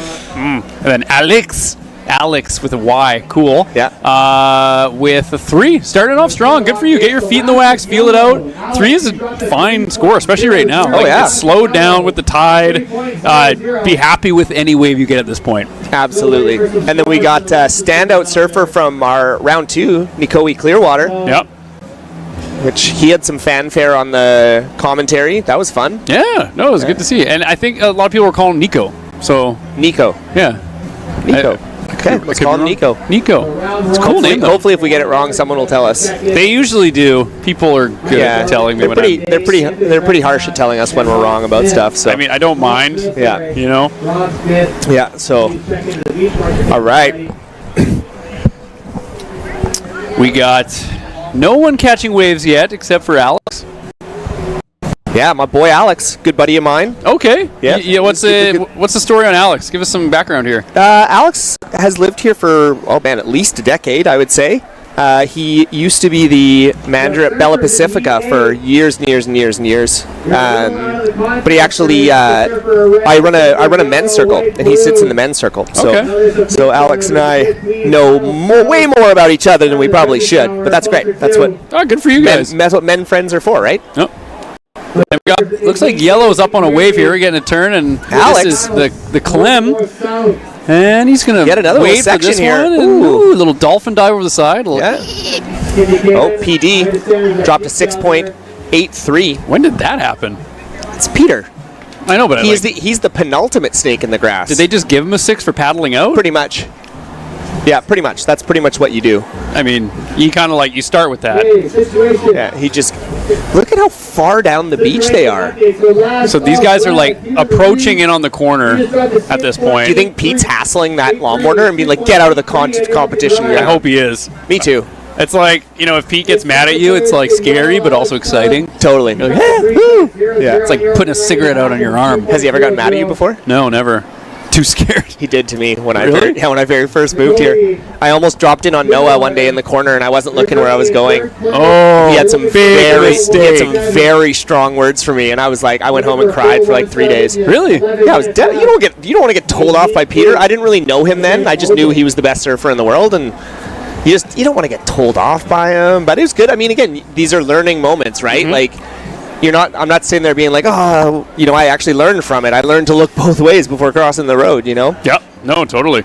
I had someone ditch their soft top into my chest a couple weeks ago, and it's nice. should I get mad at this person? They clearly have no idea what they're doing, but would they learn if I get mad at them? And by the time I thought about the pros and cons, they had paddled away. So maybe they hit someone else and they got mad, or maybe they didn't. To be determined. Yeah, but I mean, again, and those are important moments, right? Yeah. Look at that! Jonas! It's like, yo, check this.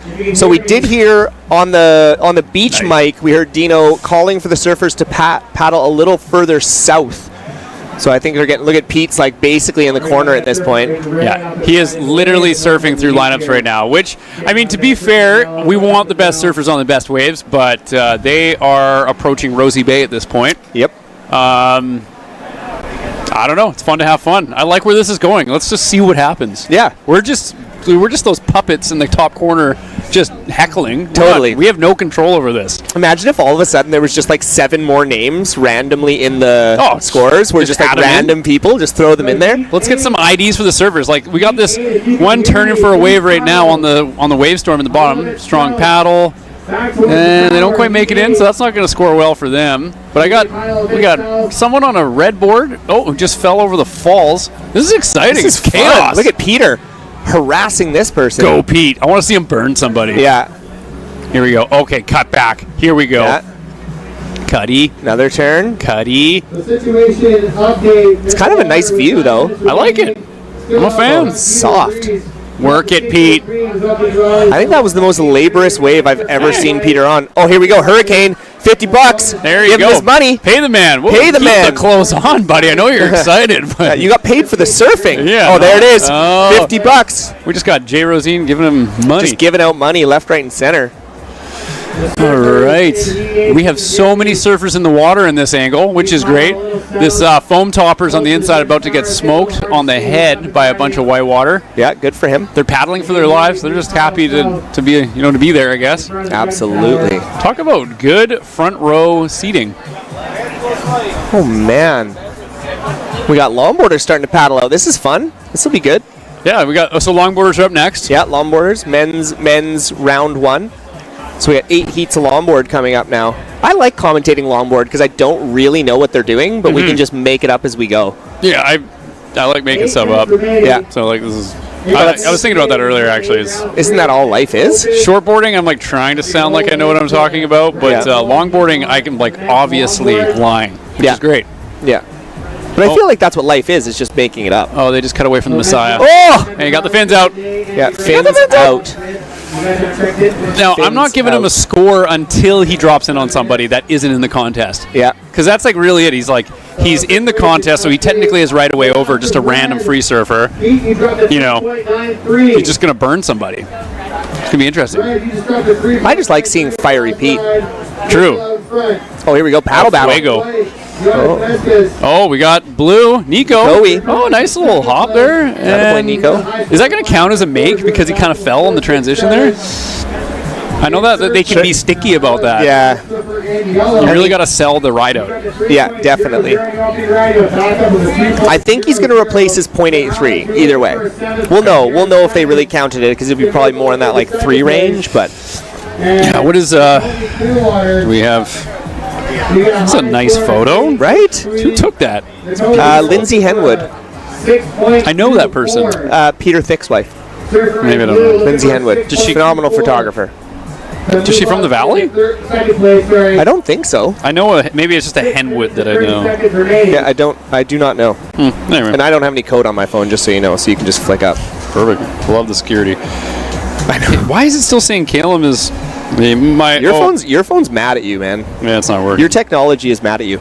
We did have a wave lock-in for. We calling him the Messiah now? I like the Messiah. That's good. Messiah. For PT. Pete DeVries dropping in a 4.53, so that's increased his total. He wants that $50. Mm-hmm. Yeah, he wants to make that money. Hockey is not cheap, and he is working for every dollar right now. He's shaking it for dollar bills. Yeah, agreed. And then we've got our surfer in white, Jonas Mezkis, in second. Oh, here we go, Alex Clem. Ooh, lighting up, Alex. Getting under the love lip. that. I love that bottom turn. That was sick. Yeah, dude, blowing up. Here we go. We got White. We got a little exchange, but he doesn't want it. But guess who? Guess who? Who's hungry? Couple of Timbits for the boys. There it is. Ooh, nice little wrap. He just got such good rail work. So consistent. Oh, here we go. What is what's going on here? We got an interference or something. He still hasn't even noticed. Wow, that's interesting. So that's going to be a dock on Nico for sure. Nico, you didn't even notice. But I wonder, too, because I feel like Nico was up on his feet before Jonas was. Ooh, this is going to be a spicy one. I like the drama. Should we just start making up what we think is going to happen? I didn't see the stand-up. All I did was see them standing beside each other, and White had his arms in the air. Yeah, he looked upset. He was probably thinking things. Would you appreciate it if it was solved by a medieval horse joust? Yeah, 100%. You can do it with people. You piggyback and you just like run each other, but you're not allowed to. It's called playground jousting, and you just keep your arm straight as the people run. You're not allowed to like punch. Okay. It's just use your arm as a blunt object. Okay. But the trick is with the person that's on the back of the horse, which is the human, you kick them in the stomach, and they fall. Ooh. It's dirty, but it works every time. Works every time. I had back when we used to do it in elementary school. Albert Liu, shout out to Albert. He was just super jacked, like a tree stump kid. Like he was just so strong, and he was always my horse. Yeah. couldn't take him out. Like, he was like a very stoic, strong man. Yeah. Shout out to Albert. Wherever you are, there's a lot of respect for him. He had the stomach of steel. Like, you could kick him in the stomach, and he was the one guy that wouldn't go down. Didn't phase him. Like, didn't blink. Albert, I got mad respect for Albert. He was a smart guy. I think he's probably like a... And you guys are probably a good team because I feel like, you're light and wiry and you had no regard for your own safety as a human. Absolutely. At all. So. And then I had the Terminator, Albert Lou, underneath me. It was just, we were unstoppable force. Nice. All right, last of red, PD. Peter DeVries dropping a 7.83. Yeah. There we go. Pretty big score, but I guess considering the conditions, it's, I mean, we've seen better waves so far, but I think the judges always take in the conditions into account, right? Yeah.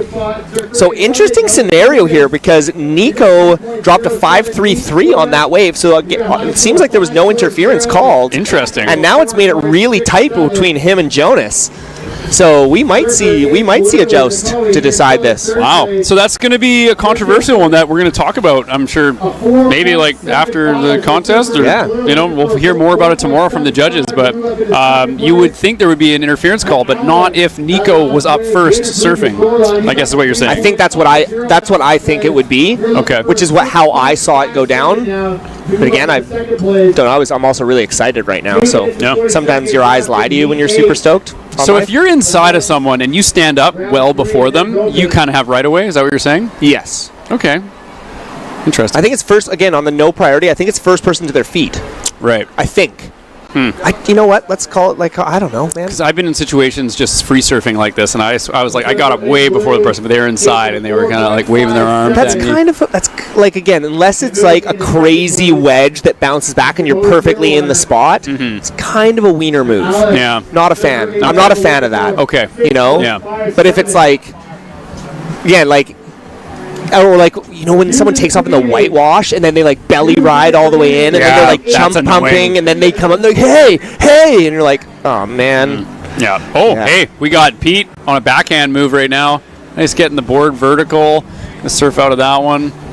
Nice job. Doesn't want it. Doesn't need it. No, he doesn't care. This is his 7.83. That was nice. That was a great turn. So sweet. 1 minute. And then you're right. There's the interference potential that I guess you're right. He was standing up and surfing before. It's wild that he just didn't even notice, hey? Like, he was literally 6 inches. Or he did, and he just said, he knew that he was in the right. Yeah. It's altogether possible. So if you're watching on YouTube right now, comment in what you think should happen. Medieval joust? Should they duke it out? Maybe flip a coin? Yeah. I don't know. What are the other options? I would say obstacle course is usually a fun one. Ooh, yeah, with gators. I mean, you could make it a death obstacle course, but I mean, I was just thinking more jumps and I didn't think monkey the bars and get them, but yeah, you're right. Yeah. That is their lives are on the line. Or like MXC, like Most Extreme Championship or whatever. That's a great show. Or American Ninja Warrior, like one of those obstacle courses. Yeah. 1 minute remaining. But before you do it, you got to eat a pound of butter and have be just slippery. See what happens.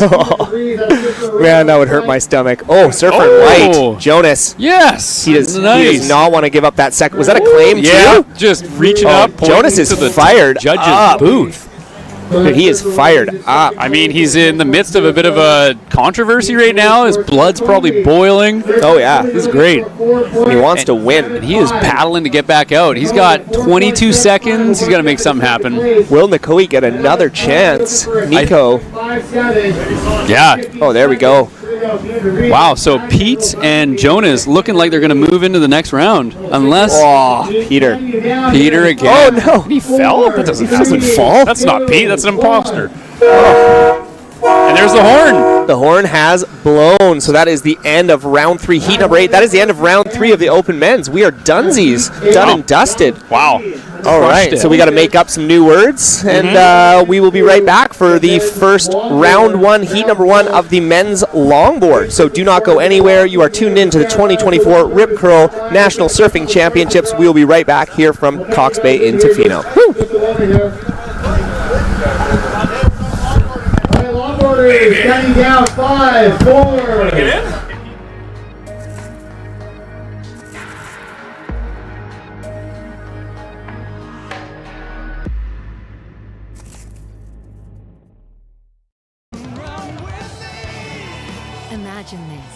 People from all around the world running together at the same time.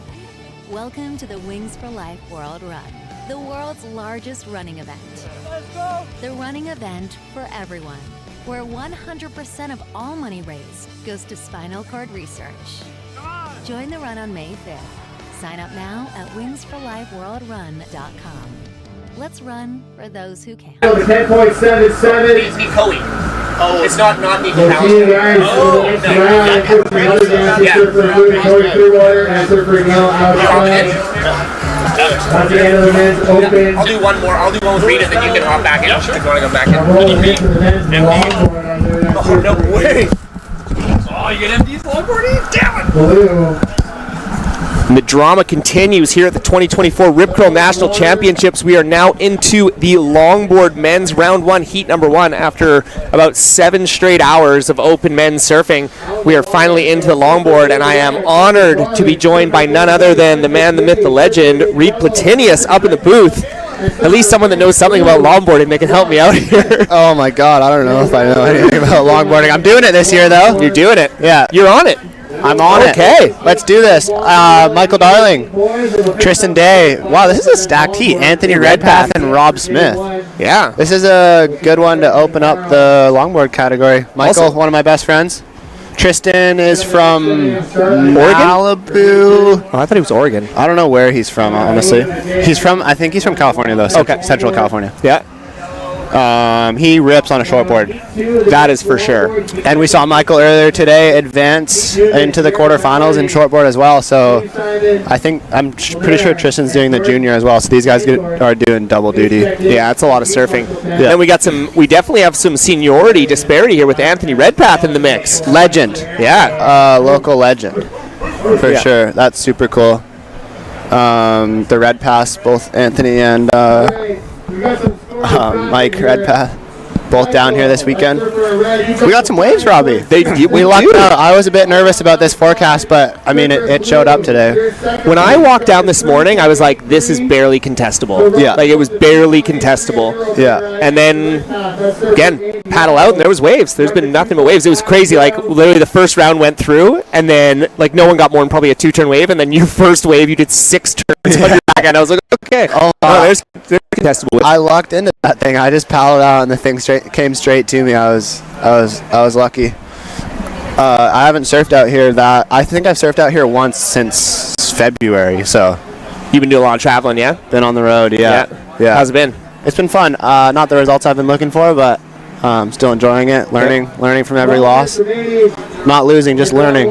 That's the key. Yeah, I'd love to start winning though. yeah, totally. Yeah. It's funny. I love quotes. Quotes are my favorite. And there's a Thomas Edison quote, and he says, I've invented whatever, like 100 things. The guy invented like 100 things. And he's like, I can tell you 100 things that work. He's like, but I can tell you about 150,000 that don't. Yeah, exactly. And I just love that. You know, it's like working your way through those, like you said, learnings. You know, not losses, they're learnings. Yeah, life experience. Totally. Oh, MD up on a nice one. Oh, it just closed out on him. Yeah, it's funny. Like, I feel like the high tide would have been really nice for the longboard, and now it seems like it's turned from rights into lefts, as we see a nug of a right here that Anthony's on. But it seems like this bar at the low tide turns into a left, and at the high tide it's little right wedges, which is sick. But a bit more punchy now than earlier, I feel like.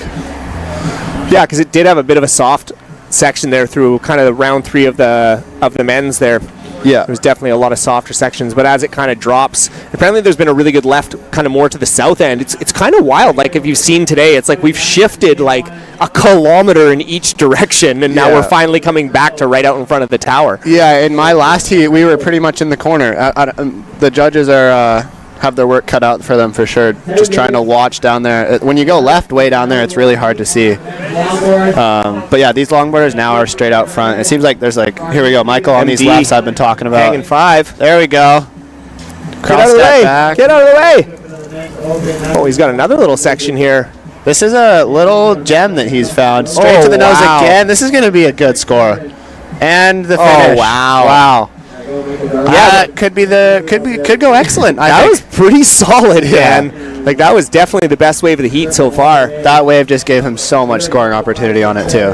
I remember the first time, like, it was probably, like, I think it was last summer or the summer before, and I was hanging out, like, I surfed with Michael a lot, and he was like, hey, man, let's go for a longboard. And I was like, no, Michael doesn't longboard. Yeah. He doesn't longboard. And I remember, like, watching him longboard. I'm like, why don't you compete? Yeah. You're so good. And Oh, then, for sure. And then last year, he ended up, I think he was second. I think he got came second, right? in the with longboard. his brother in the final, I'm pretty sure. Oh, no, because Paul lost in the semis because he was winning his semi, and then he broke his foot.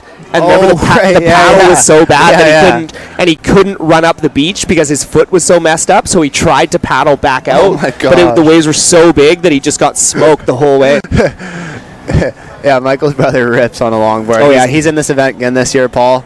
Yeah, and this time he's had like kind of months to put in because usually he'll just fly from Germany, and he's finally moved home from Germany, but he'll have like 3 weeks of surfing and then he'll do the comp. Yeah. But this time he's actually been surfing for like 4 months and he is looking really good. Yeah, word on the street is he's been out there every day. Oh, yeah, at least twice a day. Yeah. Before I moved, we were surfing together almost every day. That family has some good genes. Good style. Yes. Both of them have amazing style, which matters on a longboard so much. But very different longboarders. Yes, very different. Paul surfs his longboard basically like a shortboard. Yeah. Oh, my God. Michael on another nug. Back to the nose. His second score only came in as a 5. Ouch. Not sure if that's that must have been it, yeah. Ouch. Yeah, I guess that's why I'm not a judge, but yeah. Strongly disagree. I can't longboard that good, so I don't know what I'm going to do to one up that. Oh, you'll be fine. We see yellow on another little left. Oof. These lefts are pretty fast. They run the bar real quick, so you really have to like get in early, which you can on a longboard, and then try and really get some down the line momentum. But even on that last right, that thing was super fast as well. So, which is great to see because I want to see people trimming along the top and getting 5 on the nose, 10 on the nose. Exactly. There's nothing that looks cooler than just having your toes on the nose and going fast. Yeah, 100%. So stylish. There's kind of sets stacking out the back. Oh, here we go. Yep. Surfer in blue, Rob Smith. I like his name. Unfortunately, that one didn't really do much for him. We still haven't seen our surfer in white, Tristan Day. We haven't seen him open up his account yet. 7.5 minutes gone, so we're at the halfway point. Yeah, I'm curious where he's sitting. I don't think you can see him on camera. As we see Michael, a little look at that thing. I'm not sure if we've picked up white on the camera. It's hard to tell even where he is out there. I'm not even sure if he's out there. Yeah, I think he might not be out there. That can tend to happen. But I definitely don't see any white. Red. Yeah, it looks like he's not out there. Yellow, blue. Oh, that's disappointing. Yeah. I'm wondering if Tristan ended up coming up or not, or maybe he's just not doing the longboard and he's focusing on live action. Wow. Styly MD. Look at a little kick. Wow. Oh. Nice little Anyway, nice turn. Little styly kick out. Just so effortless. He just doesn't even look like he's trying. No, arms to the side. Chilling. The wind seems like it kind of just backed off just now. Totally. It looked like it was going to get windy for a second, and then we just lucked out. The ocean just turned to glass. We're stoked on that. Yeah, these are kind of unicorny type days around these parts. Because usually if it's sunny out, it's like northwest, directly onshore, like 40 knots. Yeah, April. Who would have thought? Who would have thought? Magic month. Yeah, looks like maybe a little bit of rain tomorrow, but the wind will be a bit stronger offshore. Which I love. Exactly. That'll make it quite different from today, I would think. Like maybe a little bit smaller. We'll see. You never really know. No. Because I thought today was going to be small, and it's firing. And then finals day looks massive. Finals day is going to be hectic, especially for these longboarders. Oh, yeah. Going to be some crazy lip lines. Hopefully a broken board. Not for the person that breaks it, but always makes things interesting. But I love a little drama. Exactly. Right? Hopefully no broken feet like Paul last year. I know. And just like last year, there was one day where I was like, man, I don't think there's been more duck dives in a competition than that competition. Little whale out the back, too. Did we just get a whale? We got a little whale. It's a good day down here. Friday. Pro D-Day for the kids. So the kids are all down here running around. That's the best part of living here. Yeah, running amok. Exactly. Just set them free. All right, so 5 minutes to go here in round 1, heat number 1 of the longboard men's current situation update. Michael Darling in first place. Anthony Redpath sitting very sketchily in second. He's got a 6.17 combined heat total, and then Rob Smith is just looking for a 2.34 as we got some live action here. Surfer in yellow having a dig at that one, but unfortunately couldn't get into it. Kind of timed perfectly to head into the longboard heats here because it's looking a little on the squishier side. Yeah, it seems like the low tide bar has little holes in it, like it's like shallow, deep little trench, and then maybe a shallow on the outside. I don't know. We'll see how it changes because the tide's still going out for another 2 hours. 2.5 hours. Yeah, wild. The tide went out quick too. Yeah, it felt like it was high tide like an hour ago. Yeah, so winners of these heats go into tomorrow's quarterfinals. Oh, no way! The legend. There we go, Kevin Schultz giving us a shout out. Oh, that's Schultz. Do you know what's funny, Schultz? Kevin August in Robbie's phone. Do you know what's funny, Schultz? Is when we were talking backflips, I was gonna drop your name and be like, "You want to know a guy who does backflips? It's Kevin Schultz, and he did it in competition. Like, come on, that's legendary status." I was with him at the wave pool in Waco when he did that crazy flip on that section. It was insane watching that guy surf. I was just with him a couple weeks ago down in San Clemente. We went for a surf. Yeah, he's definitely officially, unofficially Canadian in our hearts. Exactly. We love old He came Schultzy. up here for a couple years. As we see MD, a little attempt, but that wave went pretty soft. Also one of the few surfers ever to beat Peter DeVries in a final here. Him and Waggy. Oh, yeah. Yeah. And me. Yeah. We love you too, brother. Yeah, we love you too. Hashtag legend. Also one of the most exciting and athletic surfers I've ever seen in my entire life. So humble. Oh, yeah. So humble. He's a firefighter now. Firefighter? Yeah. He's got a nice schedule too. I think he has like 4 days on, 4 days off or something. Well, that's nice. Yeah, I'm not sure what it quite is, but lots of time for surfing now, which he had a full year of just like very full on, not a lot of surfing for training, and then he's got a nice setup now. Yeah, and that would be an absolute shame to have that boy out of the water, that's for sure. Yeah. Michael is holding on to these 2 5s right now, 2 mid 5s for really good quality surfing. So the judges are keeping the scale pretty low in this heat. Yeah, that was rough to get a 5.17 for that wave. I know. That was some really good surfing.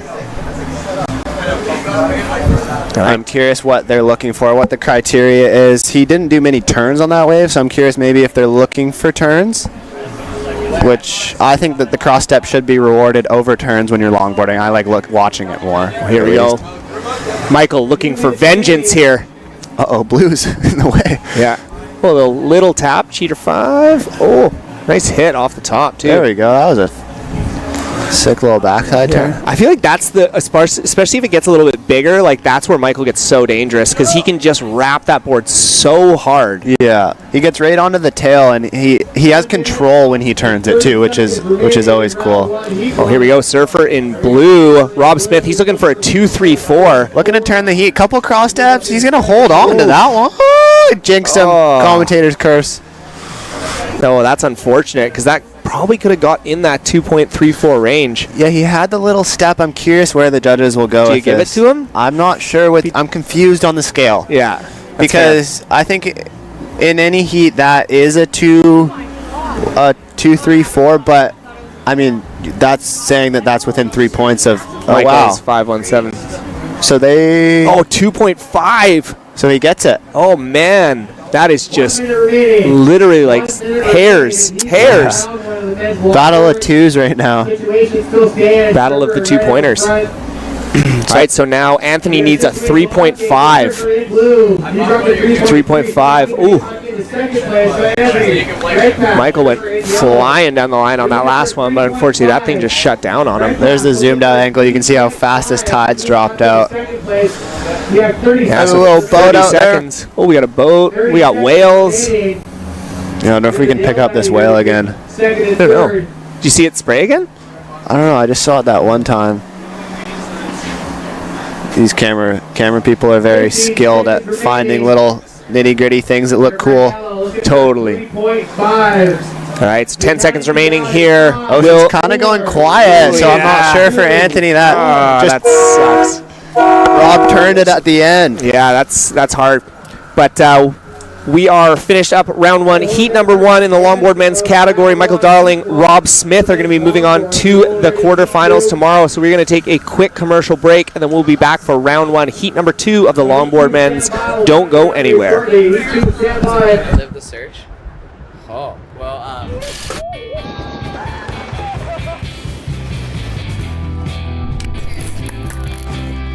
It's just like living the best life.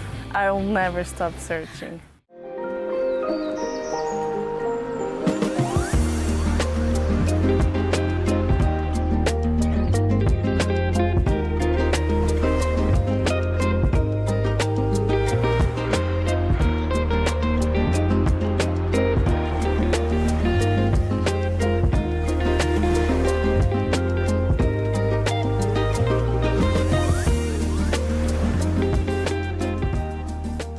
The longboard, introduction of this longboard round 1, rolled up by U18 boys, and then we'll finish off the quarterfinals. See you guys tomorrow. What are you guys looking for? Just keeping the scale low. In the morning for day 2. I was talking shit about you guys. I was like, what more can we do? Day 1, it's been a beautiful day. Alrighty, welcome back. We're in the longboard, round 1, heat 2 of Ripco Pro Nationals, presented by Red Bull. Reed Platinius here alongside Curtis Parker. What's up, brother? We're back. We let Robbie go on break. Early retired him. Yeah, this heat in round 2 we got Pete Newman, Jeremy Bowery, who's paddling, not going to go. Kiam Simon Lemaire in yellow, and Jordan Hanthorm in blue. We got waves, clean conditions down here. Low tide. It looks like the lefts seem to be the waves right now. How about this one? We got right yellow there. up. Oh, yeah. Put your hands over your head. Oh, a little roast. Burn them. That could be an interference. Burn them. Nice. I don't know. That might. Oh, God. Yellow. Oh, I'm loving the carnage right now. It seemed like Jared was almost on a separate peak down there, so we'll see what the judges. I let them love have a it when think. this happens. And we got red up in the attic too. A lot of Going action. to kill yellow.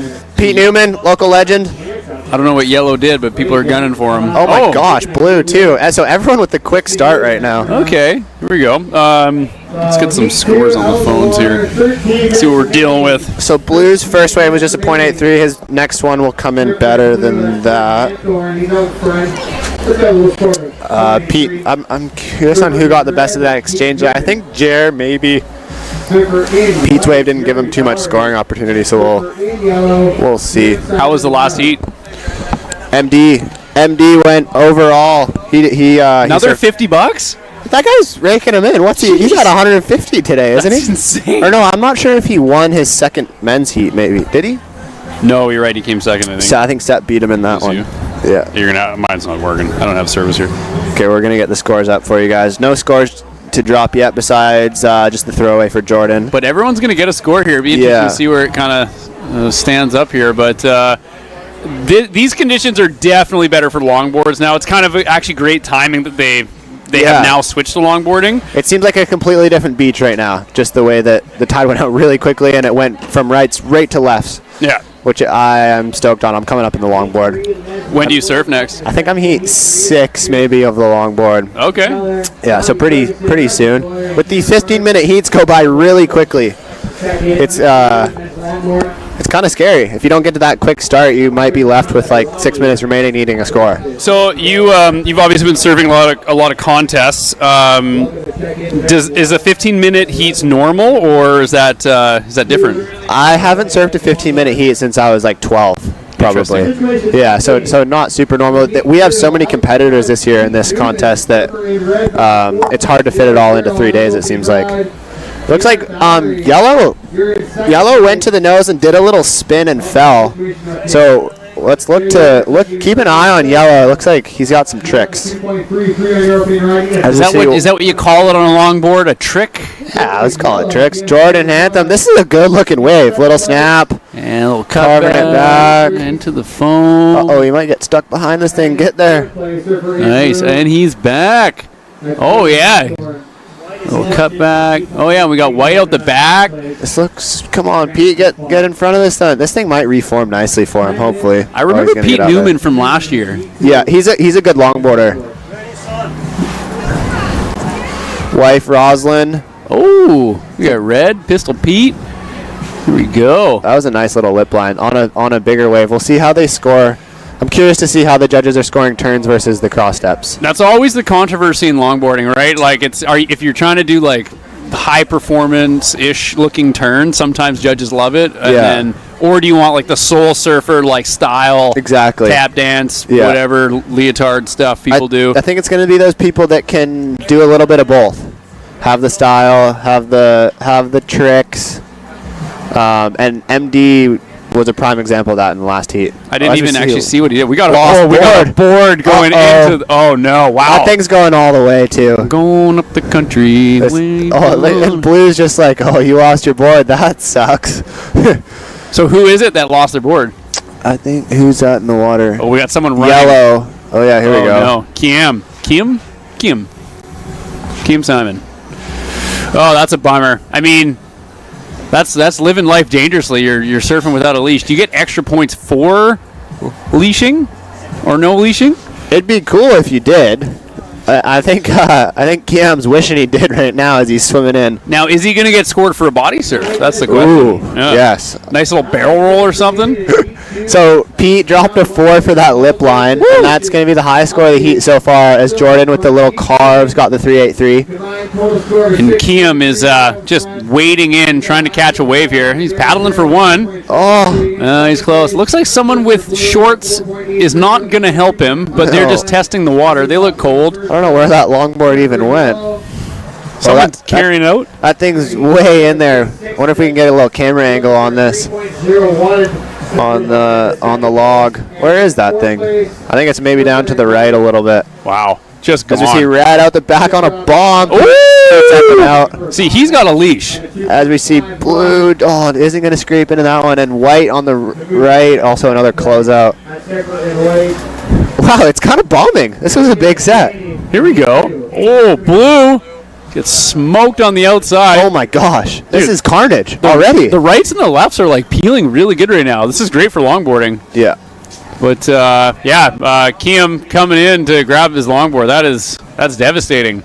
That is exhausting too. He only has 7 minutes remaining, so this is going to be a quick heat for him. He's going to need.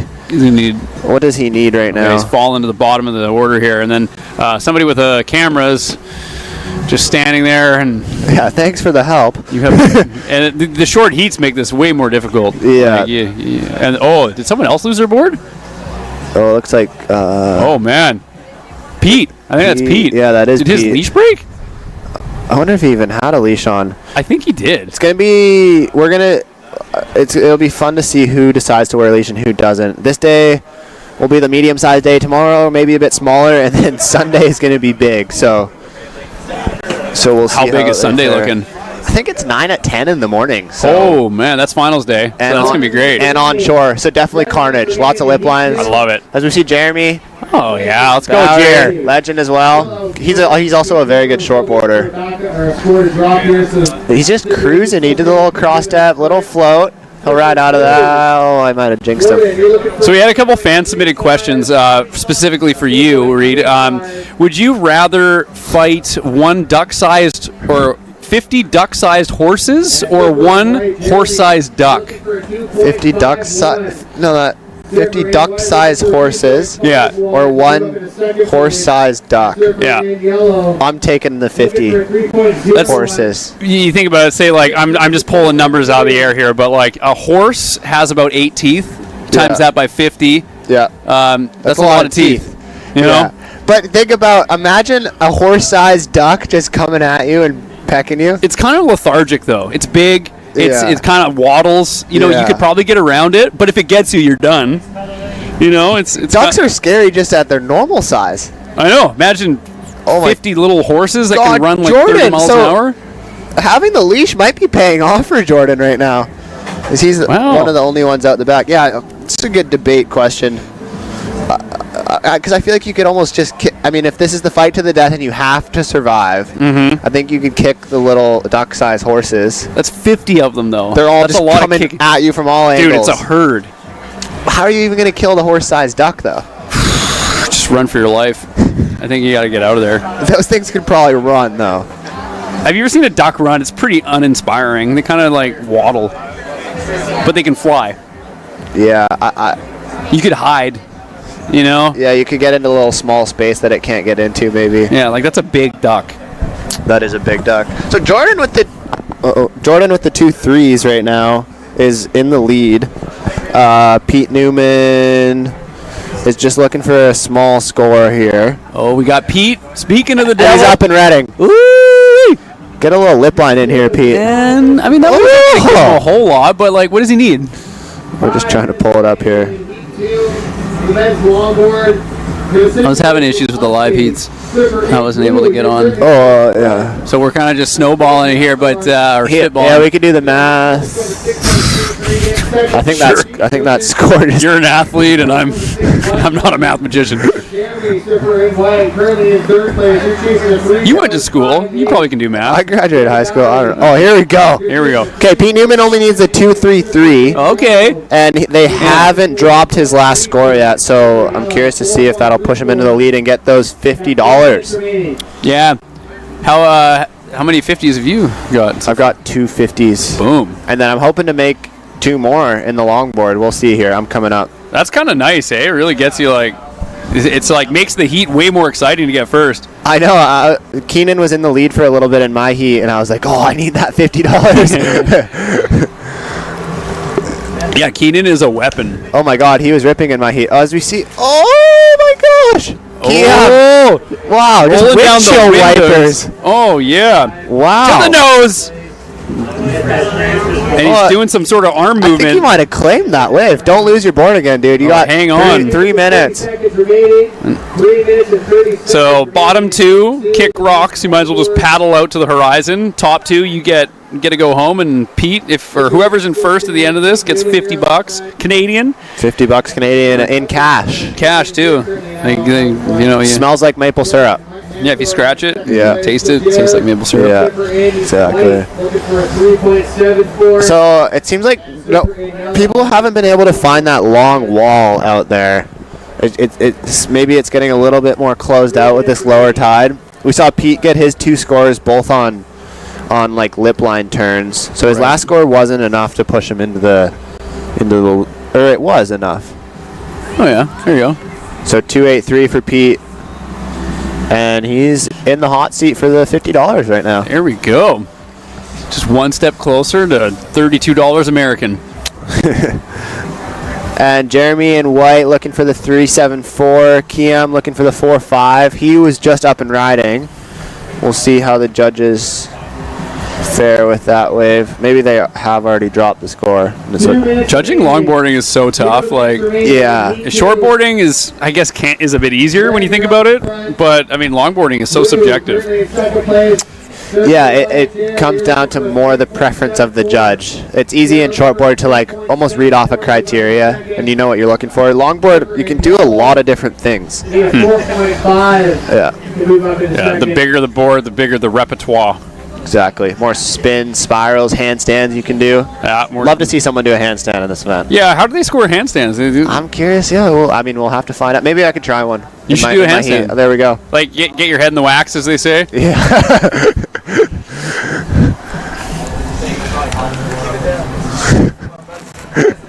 We got an experienced panel of judges over here who, they're down here all day working hard. They in the sun. I mean, it's a lovely job, but it's hard to just watch longboarding in the sun. The glare off the ocean when it's sunny like this. I mean, at the end, it's like they've got serious eye damage. Like you see them walking around with those like sticks with the red dots on the end, like 3 blind mice. As we see White, he's gonna turn and go. He's looking for a score. Oh yeah, he's almost up to the nose there. Come on, just trimming down the line. Trim, baby. He might need a bit more as he kicks out. We'll see how the judges like it. And then we got red. Oh, we got a couple guys going right now. There, you just switched to red. Pete, your heat leader. Further down, we had a couple guys just cruising down the face there. 30 seconds remaining. Yeah. It's close. I mean, everyone is, winning by 0.5. Jordan needs a 3 with 30 seconds left. Jeremy needs a 3.7. Cam needs a 4.5. Like, super doable. All these guys are a wave away from getting into the money. Yeah. $50. $50. Pretty crazy. So how many heats are you surfing today, and how many potentials is that for money? I'm surfing 4 heats today if I make my next longboard one. 20 seconds. This might be a little opportunity. Red's going to turn and go. Pete, your heat leader. I don't think this wave's going to factor. As we see yellow down the line. Okay. The wave's going to count. Oh, yes. He's looking for a score. Claim that thing. There we go. There's a little hand clap. There we go. So he's looking for a 4.5 to get pushed up into second. He's still surfing, too. He's still claiming, I think. Do some stuff. Do a headstand. Yeah. Throw some dice. We'll see what they think about that. I mean, that's so like I have no idea how to score longboarding, but he needs a 4.5. That would be, I guess, the best wave of the heat theoretically. Yes, it would. That would be the. I don't know. So if the question is that better than Pete's 4.5s? Or Pete's turns? Because his turns were pretty dynamic, bigger wave. Right. But then it just depends on how the judges like the nose riding. Mm-hmm. We didn't see much nose riding, though, so that is kind of like a point of difference, I guess. Is that something that they... Yeah. We're going to go on a quick break. We'll get the scores back to you in the next heat. See who made that thing. Yep. We'll be right back. Goodbye. Goodbye.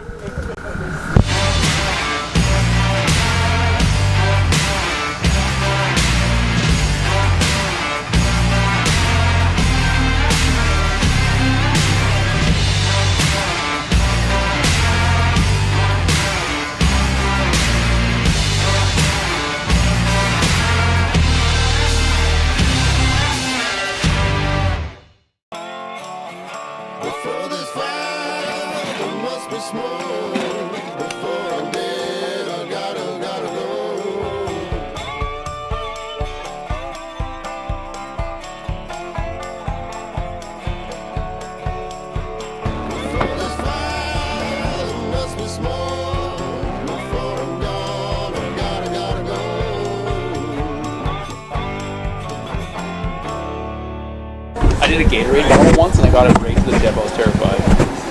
And heat crease standby. Just getting a couple of quarters locked in here. Not like the round ones, like the tall, skinny ones with the twisty tops. I know. 8-3. We're getting 90 down here. 5, 4, 3, 2, 1. Can you feel that? Did you feel the horn? I felt the horn through every inch of my body. Oh yeah, it's I don't know.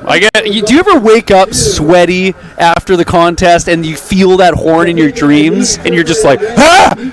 Every single time. Yeah. Every single time. I've had a few moments. And my ears, I'm just covering my ears for no other reason than I'm just scared. I feel like sometimes I'm going deaf. I don't know. I'm either just don't pay attention to people when they talk, or I'm just actually going deaf. You can hear things? For now. Hearing's a scale. It's a spectrum. I'm looking at your lips right now. That's all I'm doing. Maybe that's what I'm doing right now, is I'm actually just reading your mouth. Yeah. It can't be that hard. Food for thought. All right, bro. My boy, Curtis Barker, my neighbor, Curtis Barker. Which, by the way, I've said it before. You weren't on the broadcast, but ladies and gentlemen, best coffee around. Wow, appreciate by that. far. Wow, by far. It's by far. I've been there for 6 weeks. Best coffee I've had by far. Wow, even better than Laneway in Cumberland. They got good coffee there. Laneway does have good coffee, but maybe for me it was a combination of the coffee and the company. Atmosphere matters. It does. Yep, it does. Yep. Well, that's good to hear. I mean, it's justifying because I spent a lot of money on espresso stuff that I didn't have to buy. But when you have an addiction, you justify a lot of stupid stuff. But you know what's is that we drink. Most people drink 1 to 7 cups of coffee a day, somewhere in there. Where are you on that scale?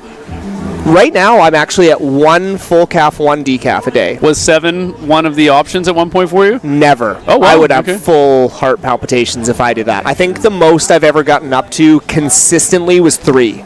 And that was probably working nights in aggressive. Nights in kitchens, I would get up to 3. But I know people that are like, they're 4 cups of coffee before they leave the house. Crazy. And then they're still, Yeah. you know? They just like I feel like it's not really doing much for them at that point because you're so used to it. You're kind of I don't recommend it. I don't either. I've scaled down to 1 cup like you, and it's better honestly. If you do the second afternoon cup, like it slows you down. You get that peak, and then the drop off is harsh, or at least for me. I agree. Yeah, for me too. I noticed it, and if you just power through that kind of 10, 11 o'clock, maybe like little dip that you might feel. You come out better on the other end, and I don't know. Who knows? I'm a fan. But yeah, love coffee. Love having coffee with you. But don't drink nothing but coffee all day. Don't do it. True. It's not worth it. And we got blue. All right, blue. All right, so we are into round 1, heat number 3 of longboard men's. In red, we've got Pierce McKellar. In yellow, Rusty Goyer. In white, Fergo. Here we Robbie go. Ferguson. Shout out to Robbie's. Oh wait, I got something for you. Check this out. Fergo is great. Classic human. Very, very funny. Who do we got here? Yes, Robbie Ferguson. So, favorite color, purple. Oh, here we go. We got a bio. Yeah, we got nice. favorite color is purple. Favorite movie right now, Backdraft. Whoa, there's a throwback. Yeah, that's way back.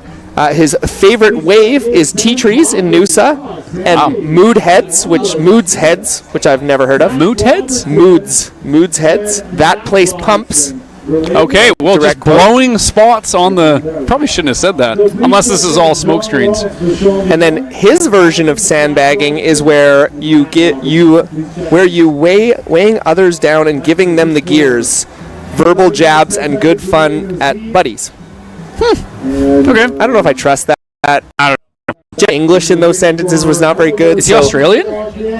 Yes. Oh, okay, yeah. Well, and that might be interesting to know if sandbagging means something different in another culture. Totally. Yeah, you just never know. Yeah. Australian sandbagging, very different. Not to be confused with Canadian sandbagging. Completely you do not different. want to confuse those. Yeah. So here we go. We got Surfer in white. Fergo. Ooh, that one just didn't really do anything. Where is he? Oh, he's way down at the right end of the beach there. We've got a pretty good spread amongst our surfers here. Fergo hanging way down to the right. Yeah, it looks like the surfers made the decision to not surf the corner anymore, which is interesting. But yeah, we got surfer in yellow, Rusto. There we go, Rusty Goyer, also a quarterfinalist in the shortboard. Is he? Yeah, he made it through. Good for you, Rusty. Damn.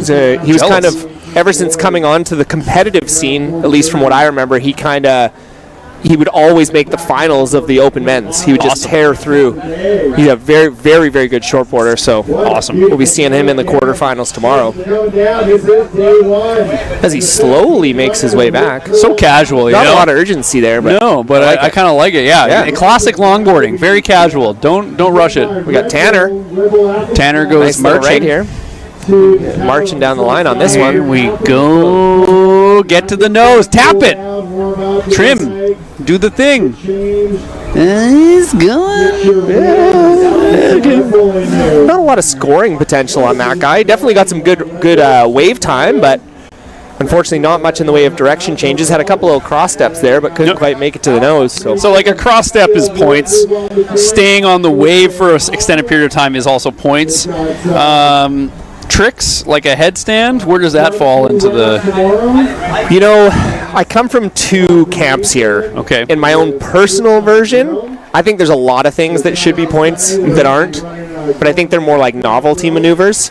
They're still skill though, Like they are. Who's to say that it's not cool to stand on your head while surfing a wave? Right? People who make the rules. Who made the rules? I don't know. Who are these people? Whoever it is, not a fan. Yeah, so last of Rusty. Last of Pierce coming in at 3.67, so he's jumped even further up there. Pierce? We haven't seen any like crazy high scores on the longboard yet. What are the judges waiting for to get like? Because I mean, we're seeing, threes, we're seeing fours. I think there was a 4.5 on the last heat there. Like, what do they need to do to get like an 8 or a 10 or something? Probably some Red Bulls up into the judges' tower. Like crush a Red Bull on the wave and then pull out an unopened one, throw it to us, we catch it, open it, thank them for it in exchange for a 10. I would give that a pretty good score. Definitely higher than the scores that I've seen, for sure. I think generally what they're looking for is like multiple maneuvers. So cross step to the nose, cut back, like those back and forth. You know, I think of it. Pierce. Yeah, Pearson old here. He's got to cut that back. Oh, man! Look out! Get out of the way! Oh, my God. Was that a surfer or a seal? No, that was a filmer. Marcus? No, I don't think Marcus is out in the water. I think it might be Brianna Bradley. Oh, with the yellow helmet. That was dangerous. That was dangerous, right? Yeah. Man, extra points for being dangerous, hopefully. Oh, here we go. Fergo up on a little right-hander here. We go. What you got, Fergs? Oh, yeah. A little pump. Wow, he's getting some speed. Nice wrap. Wow. Okay, I like that. That's got to be the nicest maneuver so far. And then a little end section hit. Okay. Boom. There you go. Attaboy, Fergs. That's more like it. Yeah. I like that. That first turn was worth some serious points. That's points right there. So that's going to be a point of difference, like something that requires a lot of skill to really put it on rail with force like that. And when you give a little oohs and ahs, right? If you're dropping oohs and ahs, then generally the judges should be pretty stoked. We got a little backhand end section turn there from good old Rusty Goyer. Rusto. And he's not looking very rusty. No, it's looking shiny. Yeah, he's looking greased. Greased up. So we do have a score to be dropped for old Fergo. Currently, we've got Pearson first, 6.27. Rusty needs a 3.45 to jump into first. Tanner's looking for a 2.74 to jump into the second place position. And then Fergo needs a 3.53 to get himself up into second, which I dare say he probably should have gotten, because that turn was spicy. Yeah, that was a nice one. Yeah. Oh, there he goes. Hammer down. Look who just jumped to the money. $50 right now temporarily in Robbie Fergo's pocket. He'll take it. He'll take that money. He'll take it, but he's got 5 minutes to keep it.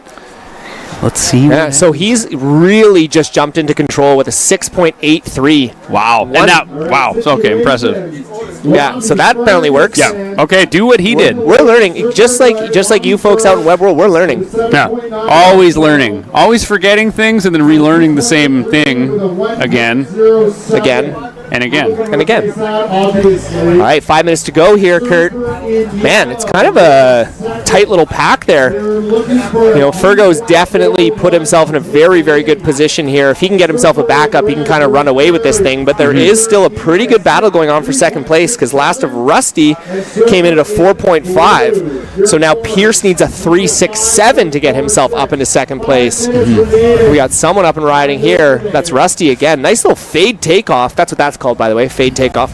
Oh, up onto the nose. Wow, very casual. He's just going for a walk. He's just standing up tall. Look at him. Hanging He's out. looking around. He's checking his bank account. He's filing his taxes. Yeah. He's walking the dog.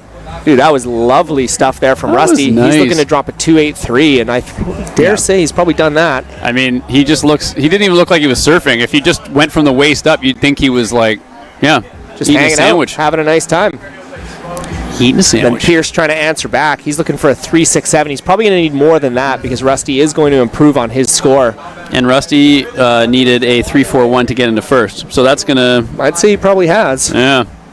But Fergo's still hanging out on that south bank there. Or, sorry, north bank. North? Yeah, north. And it's great because he's sitting there with the highest score of the heat, and he's got a really low second score. So he just needs... I mean, he's got 4 minutes to get... Okay, and he pops into second now. So Rusty's score just dropped. 3.67. There you go. Just enough to squeak him into first. So he's into the money. He's getting $50, which is better than anything I've gotten so far. So he should be happy if he gets $50. If he doesn't, then you don't have $50 like me. What about time with your old pal? I get $50. True. Yeah, you shouldn't put a price tag on if someone was like, you could hang out with Kurt for half an hour or $50, I would take the hangout. What about $100? I'd still take the hangout. $500. I take the $500. Yeah. Okay. 250.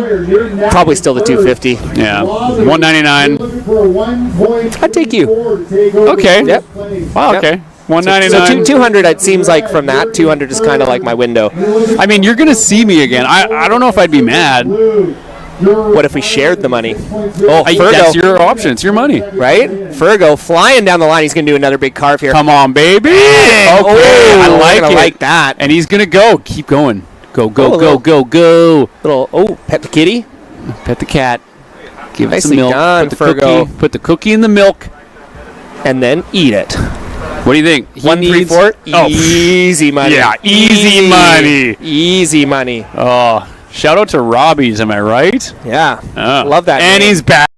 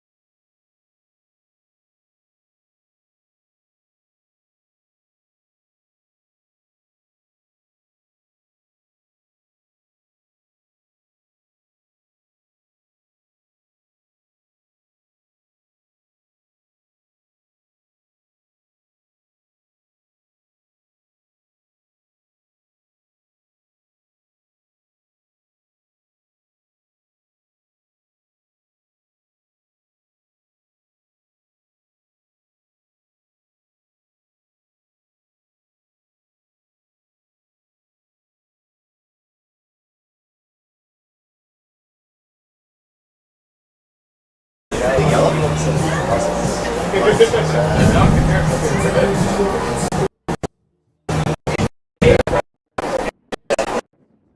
me know when we're live.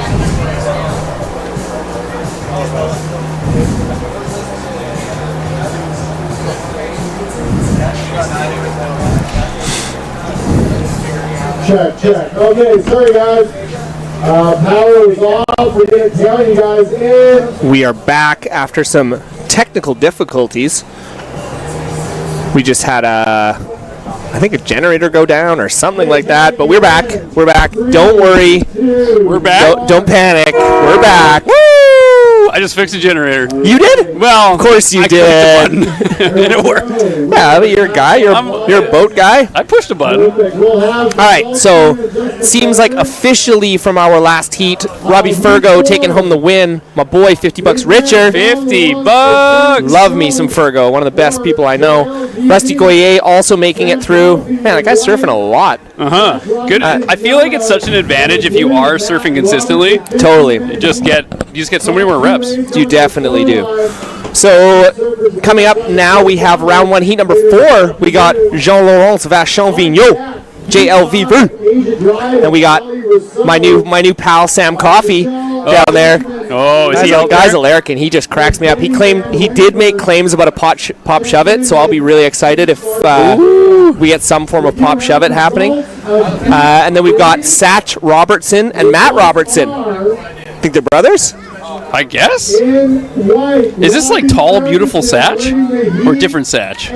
Well, let's guess when he gets up on a wave. And I'm assuming we'll get some sort of screen fix happening. They're probably working on that. We got IT on it. The IT department. The IT department. You know what I went and grabbed?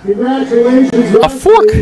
A wooden fork. Just saying. You want some herring? Just saying. Should we crush a tin? I think it'd be rude not to. You feeling kippered or golden smoked? I don't know. Choose wisely. I'm going to go kippered because there's so many more. Kippered it is? Yeah.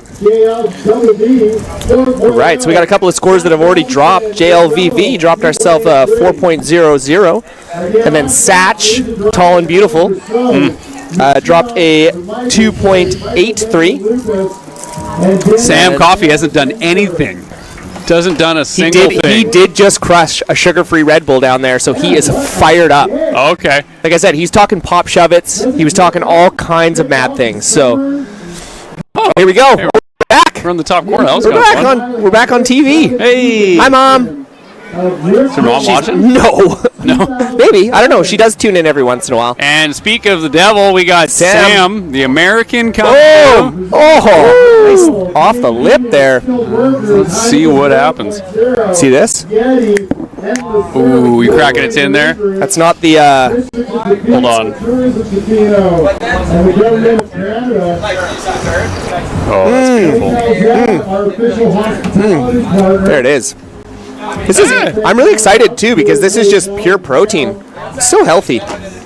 Just good protein. Got a Michael Bublé there. Oh, Sam Coffey, 633. He's gonna like that. For that? Nah, they're overscoring him. Ooh, shots fired on Sam. I'm not bitter. No, you're mad at Sam, hey? Oh, and you got another score of 533. Dude, okay. What's been Are we missing out on everything? Are we missing out on everything? You want to know which one's better? Golden smoked. If you never had one, start with golden smoked. It's better. It's the gateway. Yeah, of course. Is that your first time? Do you know? Well, this flavor, I used to get on the mustard and the other ones. Wow. Golden smoke's a good one. Gateway herring. It is gateway herring. It. Yeah. Beautiful. Oh, we got Dino smashing a golden smoked. Me and Robbie smashing some kippered here. In today's inflated pricing on everything, yeah, one thing that remains semi-stable is herring. So, save money, get protein. All right, we got Sam Coffey, our boy. Look at this. Oh, get up onto the nose, son. Wow. Wow, he was talking a lot of smack about how he does not know how to longboard. Oh. They're really cutting to us and then back again. Yeah, we don't get it in time, right? It's like being on the kiss cam and then it just passes before you can actually kiss each other. You know? I won't kiss you. You won't? No, especially especially on TV with the heron. Oh yeah, with a salty, fishy mouth. Yeah, fair enough. Oh, Jay Rosine on the cam there. That's our boy. Shout out to Jay Rosine, hardest working man in Hollywood. Beach Marshal. He's always there, 12 hours a day. He tied up my jersey 3 times today. Really? Yeah, like a father figure. That's nice of him. Pat on the back. You did great, son. You know? Oh, love Jay. Shout out to him, his family. I saw Kat down there as well. Perennial threat in the open women's category. Always. Deadly. Oh, Sam Coffey. Hang 10, 7.77. Is that the highest score we've seen so far? Bro, it is. And there's another competition happening right now. So, John Platinius apparently baked a really nice batch of cookies last night. Yes, he did. And word on the street is there's 1 cookie left. Highest wave or heat. It's either highest wave or heat total between Sam and Reed gets the final cookie. It's the cookie bowl. It gets the cookie. Oh, my God. Oh, man. And he's going again. Stop it. He wants that cookie. Wow. He even had a sugar-free Red Bull so that he could have more room for sugar in his system. Oh, this is absurd. Where's that shove He's it, going Sam? again? Where's the shove it, Sam? Oh, and he fell. He's going leashless too, which is impressive. True logging. And red. There we go. Ooh, ouch. Oh, Rib drop. He's still up. That would hurt your ribs. Yeah, would. And that was Jean Laurent Vachon Vignon. I call him JLVV. I like that. JLVV. Yeah. JLVV. And then Satchel Robertson and Matt Robertson. He wants to satchel himself a higher score. Yeah, and staple him to the mat. Wow, that was a great play of words. Just desperate digging for something. Hey, man. Sometimes you got to be desperate, and it's great. So we got Sam and Reed in separate heats, but they are locked into the cookie bowl right now. What do you think John's thinking at this point? Does he want his son to get the cookie? Does he want the guest to get the cookie? I feel like John's a man of competition. He celebrates competition, so I would say he just wants the cookie to go to the person who puts on the best performance. Right, like he's a fair but strict ruler. Totally. And, he would. I think if his son wasn't good enough to get the cookie, he would appreciate giving it to the better surfer on that day. A lesson for Reed. I have many beautiful John Platinius moments. I'm a big John fan. Huge fan of the Platinius family generally. Oh my God. Again? Oh my goodness. Oh! Get your board. Get it. But the first year I ever went in the pro division, I was so nervous and I just didn't want to embarrass myself. And it was big and perfect, and I was in a heat with Reed. And it was so funny because I did very poorly. And anyway, I came up to the beach and it was like this huge entourage of people rushing Reed, and like picking him up and da-da-da-da. And then all of a sudden I see someone just like beelining it through the crowd, and it's literally Reed's dad. And he comes straight for me and he like grabs me by the shoulders and he's like, "I am so proud of you." He's like, "It takes real bravery to go out and do that with the pros." Like, just like hard, like, direct eye contact. And I'm just like, I'm actually in a heat with your son, and you just beelined it from up. Reed doesn't need any more love. That's just like, that's a casual Tuesday. It's a casual Tuesday for Reed, smoking people in a heat, right? But he was just like, it was such a beautiful moment. I was like, man, you are a real. I've always loved John. I've had a lot of love for John for many, many years. But I was just like, man, that was a moment where I was like, that really, it felt good. Stuck with you. Yeah, for sure it did. Good for you, John. Just making moments that are memorable. Yeah. Beautiful parents. Like, again, like parents are such a huge factor. Or like, well, yeah, they're beautiful humans for sure, but they are just like, again, Reed and Chloe are such wonderful, wonderful humans as they age, and it's like, it's always such a testament to the parenting for sure. Yep. No, totally. You are what you eat, they say, and that applies to this. So what am I right now? Am I just pure herring? You're pure herring, and that's a good thing. It is delicious. You're nutritious. Kind of smell. But you're popular and you're inexpensive, which I don't think is a bad thing. Nope. Okay, Sam, do you mind stop catching waves? He did tell me that his goal was to get 45 waves in 15 minutes. This is ridiculous. Like, it is. I'm not even going to start. I'm not going to call him. I just, like, he's showboating. He's dropped to 6.33. He's dropped to 5.33. Like, dropped out of his score line. Like, he doesn't even want them. This is absurd. It is absurd. Like, save some for the rest of us. Yeah. what does everyone else have? They got like 2 waves. Sam's on his. Is this going to be like a record? For most waves in the heat? Yeah. Sam's got 6 waves already? 6 waves already. Oh. We are at 5.5 minutes to go. And he wants that cookie. He does. And I told him, because he was talking about shove-its. I didn't see a shove-it. I told him if he landed a shove-it that I would bake him an entire batch of cookies. Wow, So, sweeten the pot. right? Yeah. Not bad. Not bad. So he is, I mean, Reed's a great longboarder, but, I mean, when you take in the cookie bowl into account here, Sam is setting the bar. Reed's got it. Real high. Yeah, Reed has Real got high. it. His work cut out for him. Yeah. Is he up next? I think he's got one more heat before. What do we got here? So he's not in that one. So we got to remember what his Sam's score is, I guess. Yeah. So do we get to be the judges of the Cookie Bowl then? I think or we so. get to be just the announcers of the Cookie Bowl? We're the announcers of the Cookie Bowl, and we should be the judges, Should we too. call it the Platinius Cookie Bowl? Though, because that's Reed is in it. The John's Cookie Bowl. John's Cookie Bowl. Yeah. I like it. I like it. Competition, game within a game. Yeah. I love it. Games added, within games. added drama. Oh, here we go. Again, number He's 8. up again. What? Wow. Trimming. Wow. Yeah, he just did Oh. the thing. He just put his Give us a toes in headstand. the He air. talked about a headstand as Do well. a headstand. Come Come on. on. Sam, you're not being nearly as like... He was talking about a whole bunch of really ridiculous... Oh, here we go. There we go. Oh, seated. Okay. Seated. Put his hands out. I don't know if that's a make. That's a something. Get back out there, Sam. You got way more waves to catch. Yeah, you got at least 16 more I'm not waves even to catch. impressed yet. Catch 10 more. Well, he's got how many minutes? Catch 3 more waves and I'll be impressed. Yeah. Get to double digits. Well, I want to see a shove it and a headstand. He did sort of promise us that, and anything less is going to be a letdown. Yeah, we'll make sure the whole web world knows.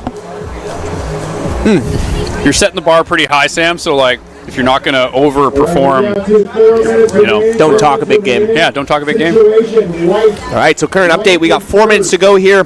Sam Coffey in first with a very solid 14.1 heat total. JLVV sitting on a 10.83. He needs a 7.28 to jump into that first place position, and then Satch looking for a 8 points. So Satch and Matt are both looking for excellent scores to get into that second place position. Look what I just found. We just find Reed's wallet. I just found Reed's wallet. Look at his little. He's got a driver's license. He's got a care card too. Oh, he got them separate because that was a choice. Do you? Oh, and he's also got $10. Oh, wow! Where's all of his Look at money? this. Hey, look at this. Hey! We found his Anybody money. want some of Reed's money? All right. Who needs an ID? Yeah. Who needs a credit union card? That's exciting. Yeah. What else he got in What here? else do we got in here? Boater's license? Oh, yeah, here we go. All right, I will sell this boater's license for $22 Canadian. Right? I'll take that. I'll take that. boater's card. There's your boater's card. Has he got a library card? He has 2 Pleasure Craft cards. Oh, wow. He's also got a ticket in here. This is a nice wallet. Very nice wallet. I'm going to try and put the money back in nice. Sorry, Rick. I guess so. I guess to sweeten the pot for the John's Cookie Bowl, I'll throw in $10. Nice. Of Yeah. Reed's money. Well, yeah, I guess. You could probably buy a couple pretty good cookies with that. Yeah, buy some cookies. We'll sweeten the pot a little bit. This is fun. It's just a good time, right? Reed Platinius surfing, Canadian Sports Institute. Oh, look how young he is. Expiry 3 years ago. Reed, you got expired IDs in your car. What do you? Come on, Reed. What are you doing? Oh, here we go. Up and riding. Oh, we got a double.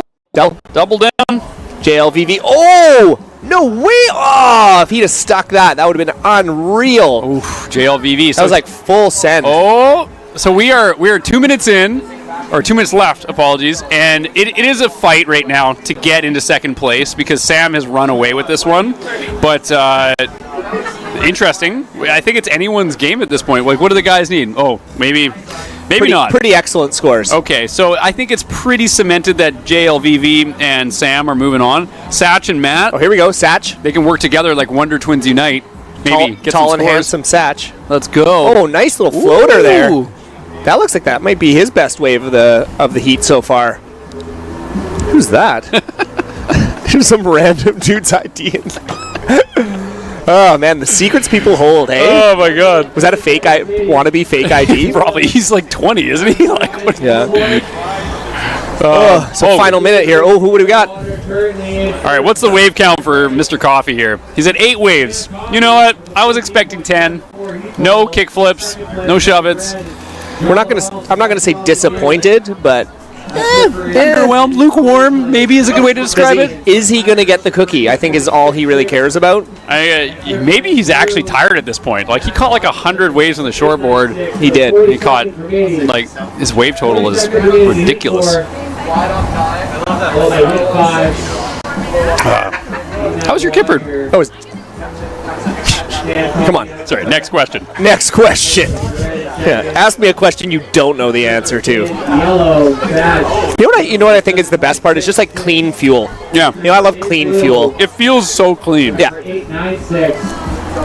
You're getting some omegas in there. Oh, getting some protein. Here we go, Satch. Tall, beautiful Satch. Oh, here he goes. Oh, Pig Dog! Oh, he's got the tube! No way! I haven't seen a tube yet. He's still riding. He wanted it. He was There's hunting a for horn. it. Oh, Sam with the headstand! Here with the headstand. It was a last seconder. He was like, that was like a split leg headstand. I loved how the camera just like panned over. It was like one of those M. Night Shyamalan movies. Totally. You know, like Signs. And then it's just Sam with his feet in the air like goalposts. With a V for victory. Yeah, there you go. That was solid. That was a flex. All right, so we have brought to a close round 1, heat 4 of longboard men's. Moving on through will be Sam Coffey and JLVV, Jean-Laurent Vachon-Vigneault. We're going to take a quick commercial break, and we'll be back with round 1, heat number 5 of the longboard men's here in the 2024 Rip Curl National Championships of Surfboard Riding. Let's go, surfers.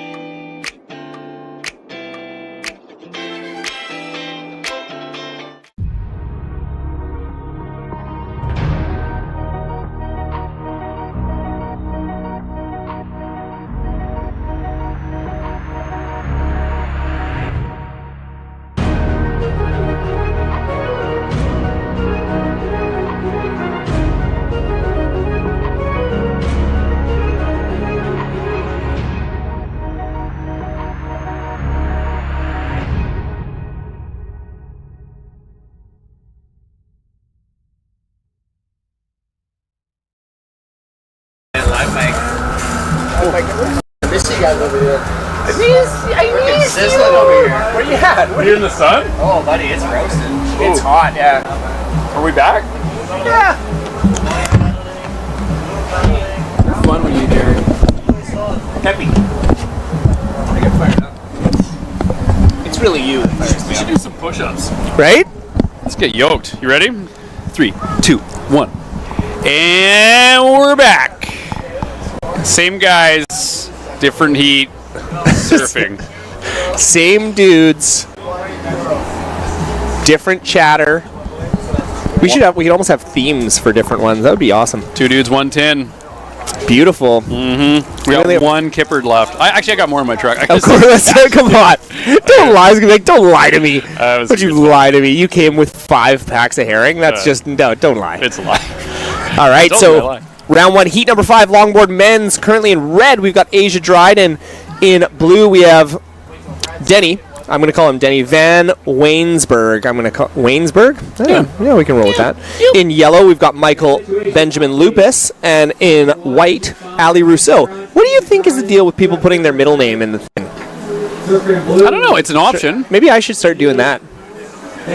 What's your middle name? Samuel. That's pretty cool. Yeah. Robbie Samuel L. Jackson was... Well, that's what the guy from work always calls me. Shout out to Zav if you're listening out there. Zav always calls me Robert Samuel L. Jackson Elliott.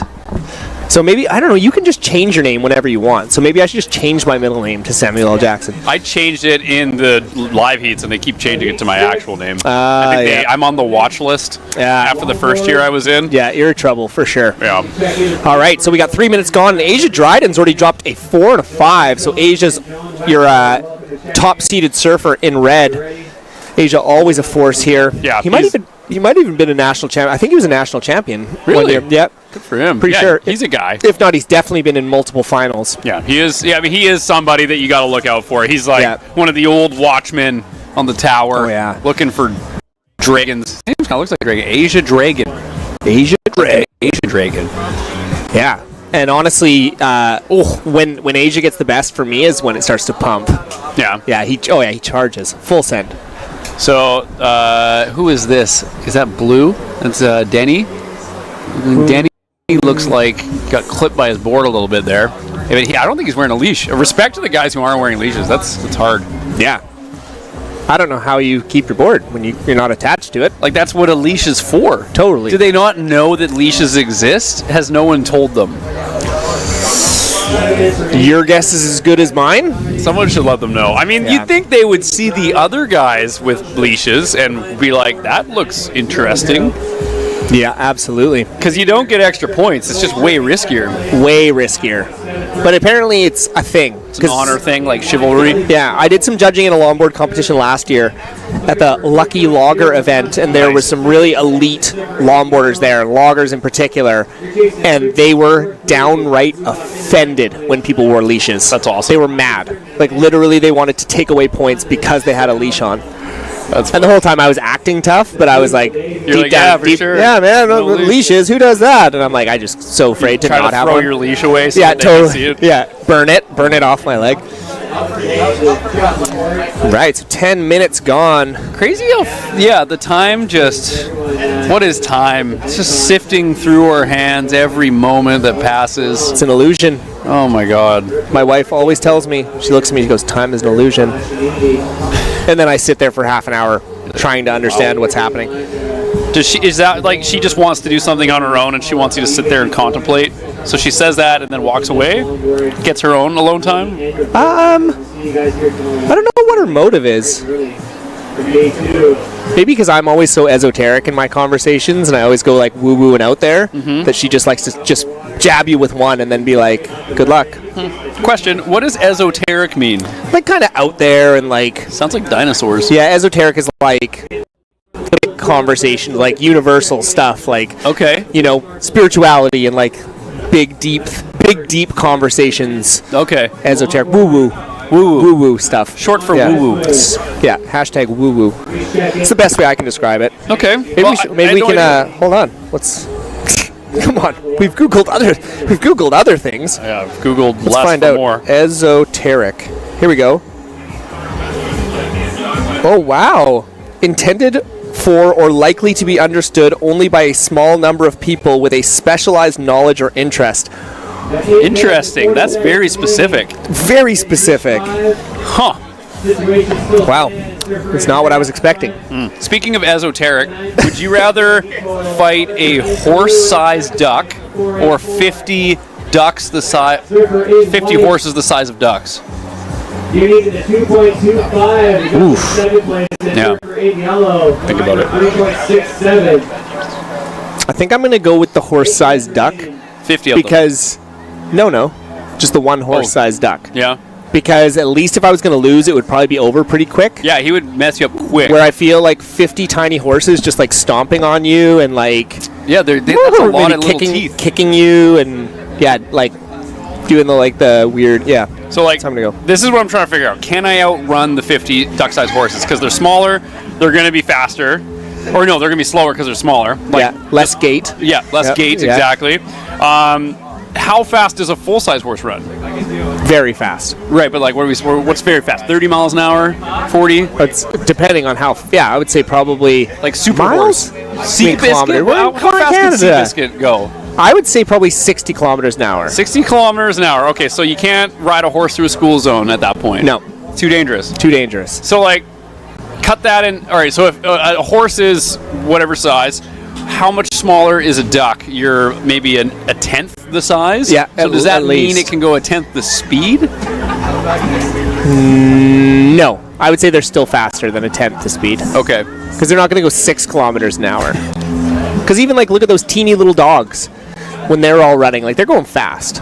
Yeah, imagine if a duck size, like a football-sized horse could do 60 kilometers an hour. Whoa, it'd be devastating. That's wild. Because you couldn't outrun it then. And then it's a herd, you know? A herd of them. It's 50 of them. Yeah, That's terrifying. That's terrifying. A lot of teeth. A lot of weird teeth. Weird horse teeth. Dude, I'm gonna have nightmares tonight, man. I know, it's like, it's not like they're cute little pets. That's, you know, you ever fed a horse an apple and it just like eats the apple in one bite? Yeah. That'd be like a little tiny nibble on, like, it would just... Yeah, apples were not meant to be one bite. No. They just weren't. Ugh. Core and all, too. It's kind of a core, like the core of the apple, too. Oh, yeah. That's kind of a flex, do you eat the right? core? No. Do you know people who do that? I mean, there are people that do that, for I've sure. seen them eat cores. Apple cores? Yeah, it's not weird. not my jam, dude. The seeds and everything. Yeah, people. 6 minutes to go. We should probably maybe commentate surfing. I don't know. We got Asia Dragon in first. We got Denny, the director of Dune, in second. We got Ali Rousseau. I don't know. You have a cool name regardless, Ali. And then Michael Benjamin, the Cure Lupus, in fourth. Asia's getting paid. He wants that $50. I mean, who doesn't want $50? Show me a person and I'll show you someone who wants $50. Right? You know? And then it's called the Burns bonus money. Burns bonus? They burn you? I'm gonna find out. No, there's a name for what the $50 that they're getting, and I'd love to shout out the people that are donating the $50 because that'd be nice. Yeah, true. It's a sponsor, right? I would assume so. Or they're just Imagine like, someone just was like, hey, I found an extra $70, $50 bills. Do you want them? Yeah. Some guy in an old 70s suit comes out of the woods with a totally worn out briefcase and he's like, here's some money. Click, click. Open. All right, 5 minutes to go. Currently in first, Asia Dryden with a 9.00. Battle for second place right now. Denis and Ali are both pretty close. Ali needs a 2.25 and Michael Lupus needs a 3.67. So they need a couple of small scores to get themselves up into the transfer spot. Remember, it is top two advancing, so you don't have to win your heat, but you do have to come in second if you want to surf in the quarterfinals tomorrow. Good conditions for longboarding. Sunny, very good. Clean, it's beautiful. A light sea breeze. Good sea biscuit. Looks like Reed's running out. So I see Reed on the beach right now. He's running out. He obviously is highly motivated by the cookie bowl. He is. I mean, if you're just tuning in, Reed is in a sub-category contest with Sam Coffey right now for the last cookie that his dad made last night. And I will say, I think Chloe, his sister, has like some pretty crazy secret techniques, some seek tech. Okay. On cookie making. Cookie making, like okay. Like there's a certain way you fluff it when it's a wet paste. You make bubbles with it. You get bubbly. You froth it. Oh, red out the back on a screamer. Not much there. And then when you put it in the oven, you let it, when you pull it out, after it's been cooked, you drop it, like hard on the counter. So you have this fluffy cookie that comes out. And then it just sinks. It sinks down and becomes a Subway cookie. Okay. Which is great. So, Chloe cookie drop? The cookie drop. The Chloe cookie drop. You heard it here first. We got a helicopter in the... Oh, yeah. They're like, man, this is going off down here. Let's get a helicopter angle. Oh, here we go. Up and riding. Oh. Michael Lupus. Oh, there we go. We got red. Oh, was that red? That's red. Oh, I thought that was yellow. It's already getting kind of blinding. How's your eyes? Like in general? Yeah, just not great. Okay. Haven't been for about 35 years. You looked at your watch. Yeah, I know. I liked. You don't even have. I don't have a watch. I looked at my wrist. That's how bad my eyes are. I'm like, just gonna check my watch here. Just making sure you have an arm still. Yeah. You're like, how old am I? Yeah, still good. We're still good. Still have arms. Yeah. Asia's getting $50. He wants it. You know. Unless Denis or Ali can drop a 6-point-ish ride, it's gonna be Asia being $50 richer. That'd be nice, eh? Just to be, I'm $50 richer. Yeah, I would just walk around with a cigar and one of those fat cat suits. Yeah. $50. We could be $40 richer if we wanted to steal Reed's money, but we probably shouldn't. I mean, comment in the comment section if you want us to take Reed's money. It's right here. Or his fake ID that he doesn't need anymore. Yeah, one of the two. All right, 2-minute warning. 2-minute warning. Here we go. Asia looking pretty solidly in first place there, but battle for second is tight. Ali Rousseau just needs a 2.25. Oh, yeah. Looks like we got some surfers comparing surfboards in the inside lineup there. Looks like there was a collision. Oh, was there? Yeah, maybe an insurance claim's coming out of this one. Yeah. Yeah, they're looking at each other's boards. Did you break mine? Did I break yours? and exchanging insurance and information. Right. Kind of got a bit of a lull here. Which is going to be Very lully. Yeah. It's going to be a hard one for these guys to swallow if they don't get another crack in the last minute and 20 seconds here. Man, that's so challenging. I always feel bad. Like I just want to see them get back at it. Just get a shot. Yeah. You know, but just like watching the time dwindle away is sucks. like, yeah. It's tough. Just... You want everyone to have a fair shot, but that's what one of the cool things about surfing is just, it is what the ocean. The ocean's a factor. Yeah, it's everything. You're just along for the ride. Yeah, you're just sitting there. Couple little lumps here.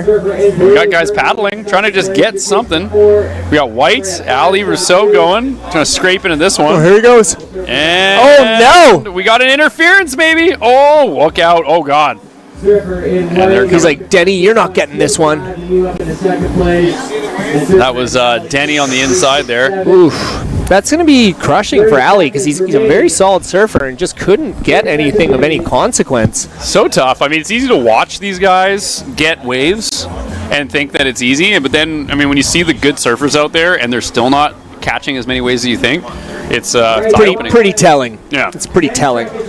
So we are going to count it down. We got 10 seconds remaining here in longboard men's round one. Oh, Ali's not done. He needs, what does Ali need? He needs a 2.25. He might, that might get it. Right? Yeah, and he's still going. Come on, keep going. What are you doing? You could have kept a trick. Going. Ali, you got it before the hooter, bruh. That's going to be interesting. We will get back to you with scores from round one, heat number 5. But currently we got Asia Dryden moving through and 50 all.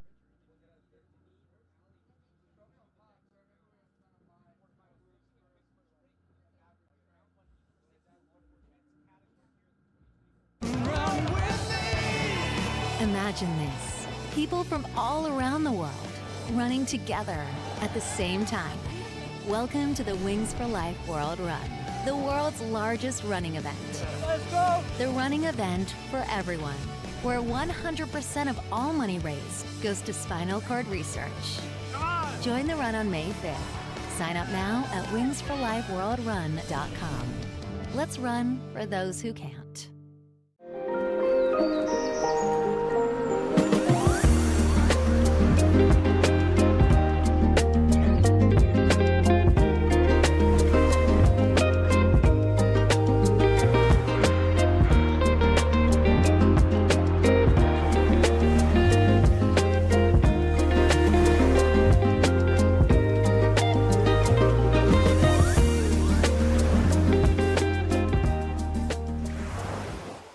What does it mean to live the search?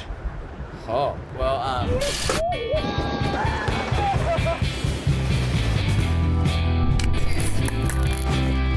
It's just like living their best life.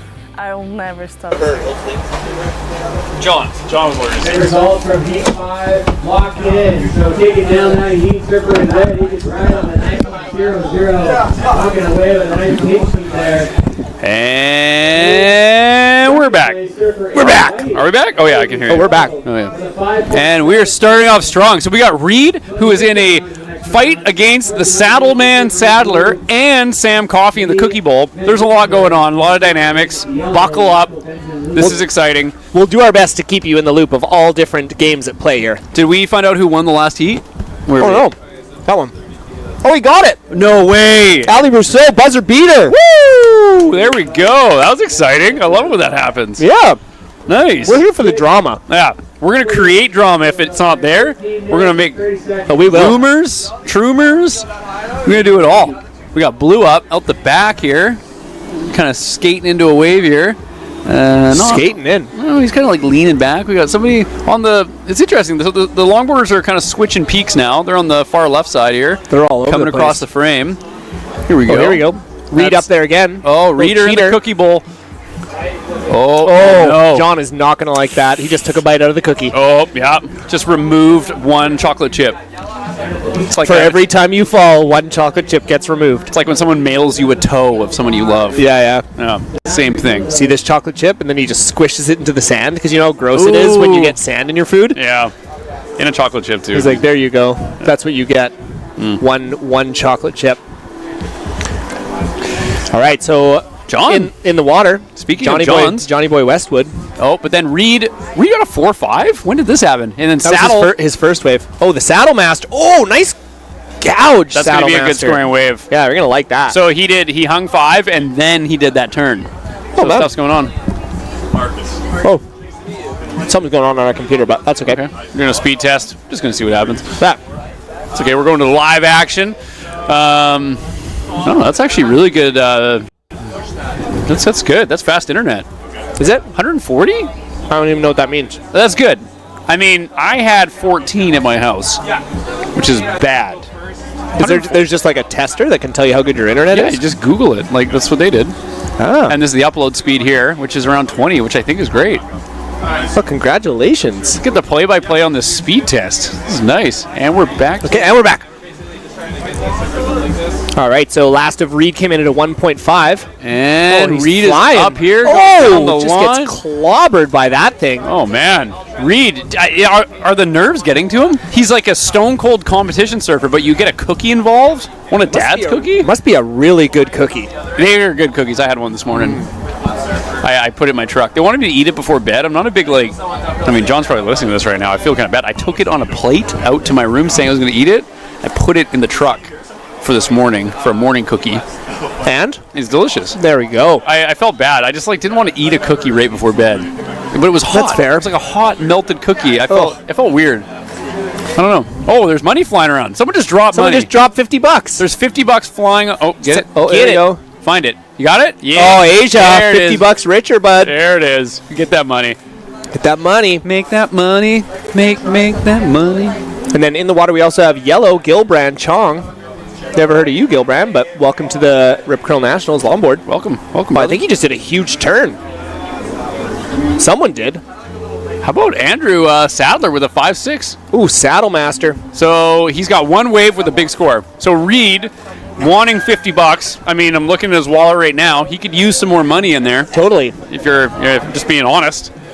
I don't know. And he's got a cookie on the line. Sam, his score was about a 14. He was getting busy. This is going to be tough for Reed. And here he goes. Reed is also staying very busy. Oh, here he goes. Big turn. Bang off the... Oh, nice little bank. Yeah, just casual. I don't think he's surfing with a leash either, which is interesting. I wonder if that was a predetermined agreement, like no leashes. No leashes. In the cookie bowl. Yeah. I mean, like if you're battling out for a cookie, no leashes kind of makes sense. Like, why would you leash up for a cookie? Yeah, you don't want to be tethered to anything when cookies are on the line. Like, that's textbook cookie rules. God, I love cookies. Currently eating one right now. Yeah, shout out to Amasai. Hamasai. My girl. Woo. I'm eating your seedy cookie. It's delicious. Mm-hmm. Got a big bag of cookies. Yeah. Right? Look at these things. I can see. We just pretend like people are watching us. Oh, here we go. Hey! Hey! Cookies! Hamasai! Hey! They're so good. Oh. If you hear crunching in the microphone, no offense, but I don't really care because the cookies are so good. Yeah, what do you like about it? I love the texture, honestly. Yeah? Yeah, I love seedy, crunchy. Like, I love it when cookies have crunch. Okay, so backstory on these cookies. So Amasai's dad, Dave, would make larger ones about this diameter. Yep. So double the diameter, I guess. This is about I would call it a 2-inch diameter cookie. Okay. He would make 4 to 4.5. Whoa, massive. They're big like breakfast cookies, and they're a little firmer, so they're more of a meal. Yep. Amasai put a little bit more, I think, chia seeds and coconut in these. Yep. So it made it a bit fluffier. So they're a bit more like, a bit more of a hybrid, her own twist on the family recipe. Beautiful. And they're great. They're like a meal. They're like a proper snack. And I actually feel like genuinely good about eating this. Yeah. And it's still sweet. Oh, yeah. But not too sweet. Like, I could probably eat 6 of them and not feel bad. Or if I ate like 6 chocolate chip cookies, I still wouldn't feel bad, but I would probably feel sick. Yeah. So, actually, you know what? 12 cookies and I would feel sick. 6 I could probably crush pretty easily. Yeah. I mean, if you put back 6 of Chloe cookie drop cookies. Yeah, the cookie drop cookies. The cookie drop cookies. They're sweet. All right, my friend. We got about 8 minutes remaining here, so we're about the halfway point here of Longboard Men's Round 1 Heat number 6. Currently, Saddle Master Andrew Sadler in first place. Then we got Reed, not He's looking good for this heat to make it through, but not looking good for the cookie bowl. I mean, he's got a good main point. Like, him and Andrew Sadler are kind of in the same position. They both have one great score. They're both one good wave away from taking first. Well, Andrew's already in first. But, yeah, interesting position here. And then we got John Westwood. He's got a 5.93. He needs a 4.11 to get himself up into that second transfer spot. And then Gilbrand, he needs a 5.77. Again, in the early round heats, again, top 2 advance, top surfer, number 1 surfer gets $50. An adoration from us up in the booth. I mean, really, they do it for what we say about them and all the nice wording. I feel like hopefully they watch this after and just, wow, those guys are super good at talking for long periods of time. Is anyone enjoying this? We don't know. We're just kind of swinging for the fences. I mean, put in the comments on the YouTube if you want us to stop. I guess we can. I never even really thought about asking you if you even wanted this to begin with. Like, do you guys want us here? I feel like they do. Most people come up to me afterwards and they're like, Robbie, you're decent. You're good enough. You're good enough. Yeah. Yeah. Okay. We'll accept. We'll accept. And to them, I say, I'm going to take another bite of this cookie. Do it. Oh. So good. This feels like health too. It's healthy. You can take a cookie and make it healthy. Yeah. I got nothing but respect. You got pumpkin seeds, you got oats, you got flax, you got chia seeds. What don't you have? I think she puts collagen in them too. No, she doesn't. Yes, she does. No, she doesn't. Yes, she does. And I it's feel like I'm basically getting younger. Is it like the Fountain of Youth recipe? It's Fountain of Youth cookies. Essentially, yeah. Yeah. Every bite I get a little bit younger. I'm gonna eat like 100 of these, and then I'm gonna surf in the U16 next year. You're gonna be like a Benjamin Button. You're just gonna be a baby in an oversized wetsuit. Yeah, these are the Benjamin Button cookies. Okay, team, 5 minutes to go, and then so we've got 2 heats after this of the final 2 heats of the round 1 for longboard men's. Then we head into U18 boys. Okay, which is gonna be a lot of like young, whippy, fast dudes. And then we've got the longboard men quarterfinals to finish out the day. Finishing today at 6:37 p.m. But actually, you'll never guess what time. It's almost 4. What? I know, right? I thought it was like 11:30. Where does the time go?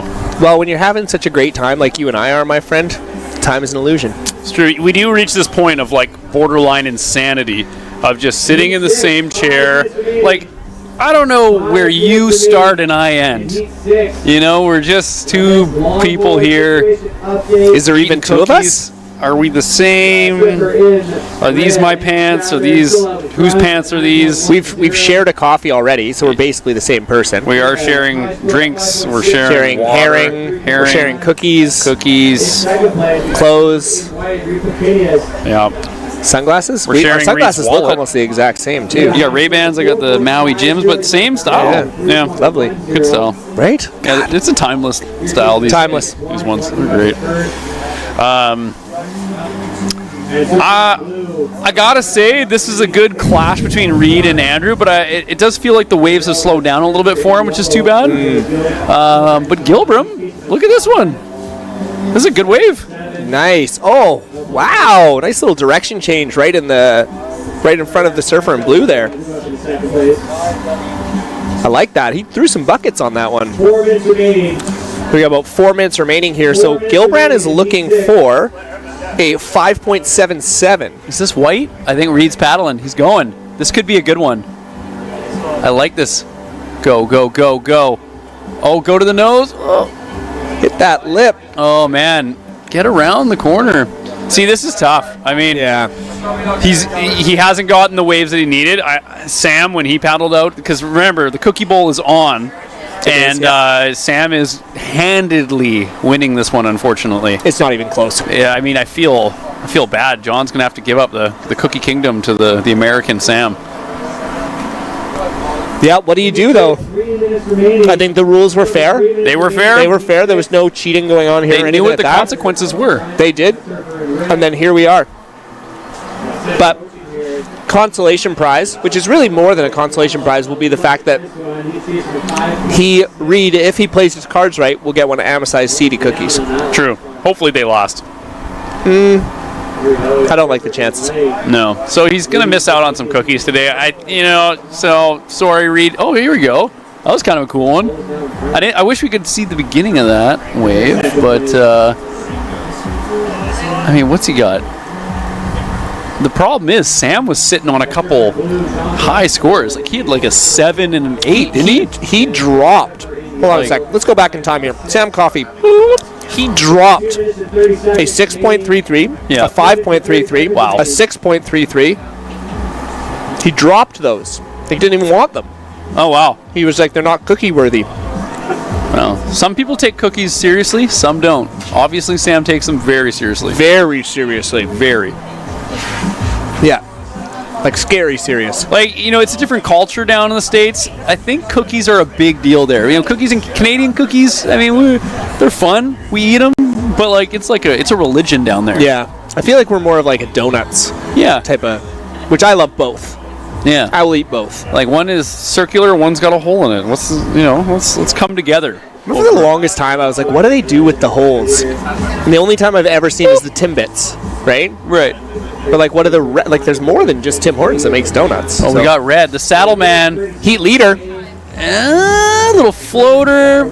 I mean, what is he sitting on? He's sitting on okay, that's going to better. Oh, wait, 3.5? I don't know. Hard to say. Oh, there we go. Gilbran. That was a nice little floater off the top. Little direction change there. Should factor into his score line. He's looking to replace a couple of small scores. We are approaching the last minute here. Reed has got to throw down something big. Huge. Like, I want to see something big. Yeah. Is he just what is it called when you conceded the loss to the cookie, or is he going to keep going? Yeah, he's Andrew, or is that Gilbert? Got 39 seconds. Got Andrew.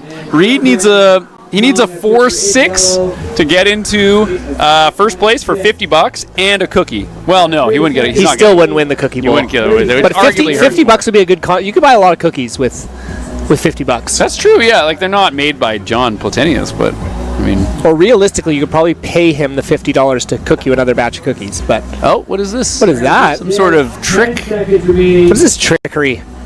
Who is that? Looks like is that Gilbrand? Hard to see with the light right now. He's driving the car. He's going to sleep. Take a nap. Doing the corpse. Well, I'm going to say we're locked in. Congratulations to Sam Coffey on winning the John Platenius Cookie Bowl. I mean, well deserved. Well deserved. I'm proud of you, I think. I hope you enjoy that cookie. I don't know. A lot of emotions right now. That was intense. That was. Absolutely.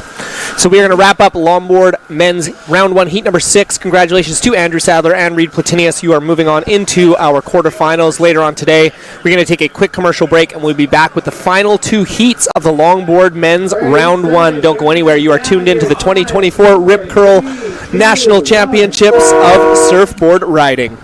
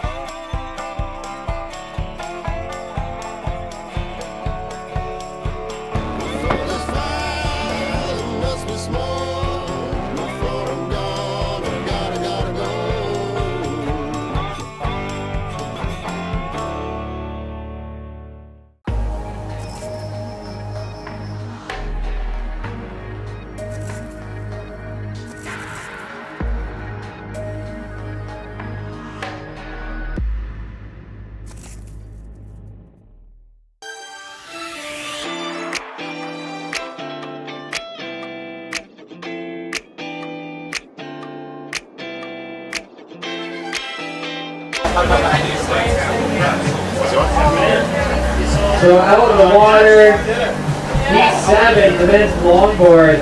Murray Red, Elliot Thorne in white, Marcus Tofino in yellow, Douglas Del Mar, and in blue. And we are back here at the 2024 Rip Curl National Surfing Championships presented by Red Bull and Heineken 00. We are now into longboard men's round 1, heat number 7. Whoa, it's just flying by. And in red, we have Elliot Thorne. In white, Marcus Palladino. In yellow, Douglas Delamere. And in blue, Zachary Bilodeau. So even right at the beginning there, we had a couple of scores drop. So we'll wait to see both all 4 surfers have scores to drop. They're just waiting to come in. And we've kind of hit a little bit of a low tide lull now, so it's getting a little bit sleepier, a little more challenging for our longboarders to find themselves some decent waves. But again, there's still waves on offer. It's been contestable all day. The conditions are beautiful. It's sunny. It's just stunning out here. Yeah, Elliot told me you wanted to talk to me. Yeah, just nothing but excitement. And we've got 2 more sets of rounds to go. After this, we are heading into the U18 boys I couldn't hear you. round 1, and then we are hitting the longboard men's quarterfinals. So lots of action still to come. Got a couple hours left. Yeah, hopefully we make it. I'm tired, but good. Don't worry, guys. Tired, but good. We got some live action here. We had Zachary Bilodeau, and then we've got our surfer in red, Elliot Thorne. Oh, doing a little head dip there. That's cute. Nice job, Elliot. That was beautiful stuff. I like it. I would love to see a barrel on the longboard. I feel like the points would be very, very large if you could rock a barrel on the longboard. I just ate a cookie. And? So good. Would you say that it delighted your palate? Yeah, it was good. Yeah. I still got some. Well, maybe. Man, I've been chewing into this microphone for hours. Oh, we got biggest set of the afternoon probably heading in right now. Big This boat out the back too. I wonder what kind of boat that is. I don't know much about boats. I'd probably ask you if I needed to know things about boats. No, it's a boat. Yeah, Tell it's you a that. floating boat. A floater boat. I'll tell you that for free. It's a boat. Oh, thank you. Thank you for sharing your wisdom. Appreciate you. Oh, Marcus. Yeah, Marcus is in there. Nice. And he's in first. He's in first. Let's go, Marcus. Yeah, big shout out to our boy, Marcus Palladino.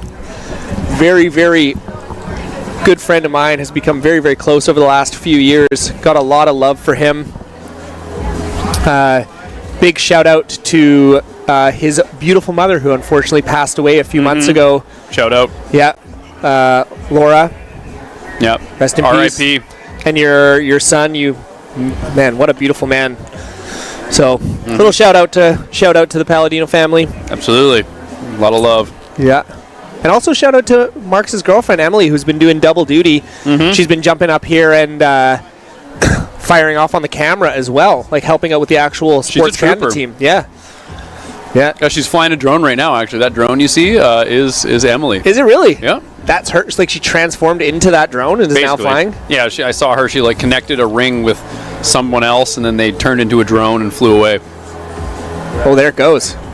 Man, I got to be honest, on a personal standpoint, drones really freak me out. Yeah. Like, do you want to know why? They're like devil birds. 10 years ago, or when drones first started happening, I was surfing north one day, and I, fell off a wave and came out of the water, and I popped up out of the water, and the first thing I saw was a drone flying and 2 red lights staring at me, and I was like, oh my god, I'm gonna die. The first thought was I'm in Terminator, that's Skynet, and it's over. It was just a couple of seconds where you just your ration of reality was not there, and it was terrifying. And I think I'm still scared of drones ever since. I mean, fair enough. They're not. They're just some robot that flies around like a bat. And fast. And they're recording you. Yeah, totally. Spies. But I'm sure they also get great footage, so that's cool. Right. That's yeah, a cool I guess, thing. They do good things too. Yeah. So 5 minutes gone here. Longboard men's round 1 heat 7. Currently heat leader Marcus Palladino. The 5.66 heat total. Elliot Thorne is looking for a 3 to jump into that first place position. Is Marcus wants that $50 too, eh? He doesn't just want to make it through. He wants $50 away as well. I think Marcus is looking for a little bit of someone at the end? Oh, is that Marcus? Is that Marcus? Right there? Kind of looks like him. Kind of looked like him. He's looking for a little bit of redemption from last year, because as he said, he had a bit of a shocker in his heat last year, as it was kind of a low tide death bar That's right. I forgot about that. That was brutal. I Those feel like are you and I were shocking. just screaming the whole time because it was just such carnage. It was so entertaining. Oh, so entertaining. For the people not surfing, it's just great. Oh, I like this wave. This one looks nice. Flying down the line. Trim. Get there. Ooh, little Oh, tug. unfortunately, Elliot shuts down on him. Yeah, we got We got some sets happening here. I feel like Cox Bay is starting to light up a little bit again. So, after this heat, are you moving on to the quarterfinals? Is that where things are happening Yes. next? Okay. For longboard? Yeah. Yeah. Okay. So, high stakes. Yeah. Top 2 move on. Bottom 2 go home. Kick rocks. You can... What is it? You don't have to go home, but you can't stay here? You have to leave. Get out. Get out. How do you score something like that? I mean, they didn't really do maneuvers, but it was like a long ride. It's probably going to be in the low end. Yeah, you've got to get some direction changing happening. Like, I mean, again, this is the national championships. Like, we want to see turns. We want to see big maneuvers. Like there was an end section there that he probably could have hit. Judges would have loved that. They want to, again, it's literally like the more danger you put your body in, the happier they're going to be. Amazing. I know, right? Paul Garland, Randy Lugan, Aaron Rooney, and Christopher Close. So we're at the halfway point here. Situation in the water. Situation's kind of similar still. Marcus sitting out in front, not safely. It's a pretty low-scoring heat currently. Again, there's been a few more closeouts, not really as much contestable or surfable waves. So, I kind of feel like right now the modus operandi would be just try to find a section and just tee off on the thing and just go for broke. Yeah, I mean, you don't have to do a lot of turns, but one maneuver will get you a good score. Yeah. I mean, everyone's really close right now. Well, and I mean, like, Fergo had that one turn. It was like a 6.83 or something like that. Like, the judges are showing, like, if you go one major maneuver, they're stoked. Yeah, take a chance. Yeah, rather than, like, 3 or so mediocre maneuvers, they want to see one, like, yeah. If there's an opportunity for you to hurt yourself in the maneuver, but you land it, extra points. Yeah. All right, we got a little set kind of approaching the lineup here. Sacrifice your bodies. Let's see some Do it. chances here. We got some guys on Do the it. back, paddling, not quite being able, and then here we go. We got some guys pulling in. Surfer Got red, Elliot. Nice, Elliot. Walking Got a little cross step. around. That's nice. And crosses it back. Okay. Crosses it again. This is nice. Do a little spin or something. Oh, here we go. Yeah, kind of a lot of just crossing. Oh, here we go. Oh, get out of there. Get out of there. Oh.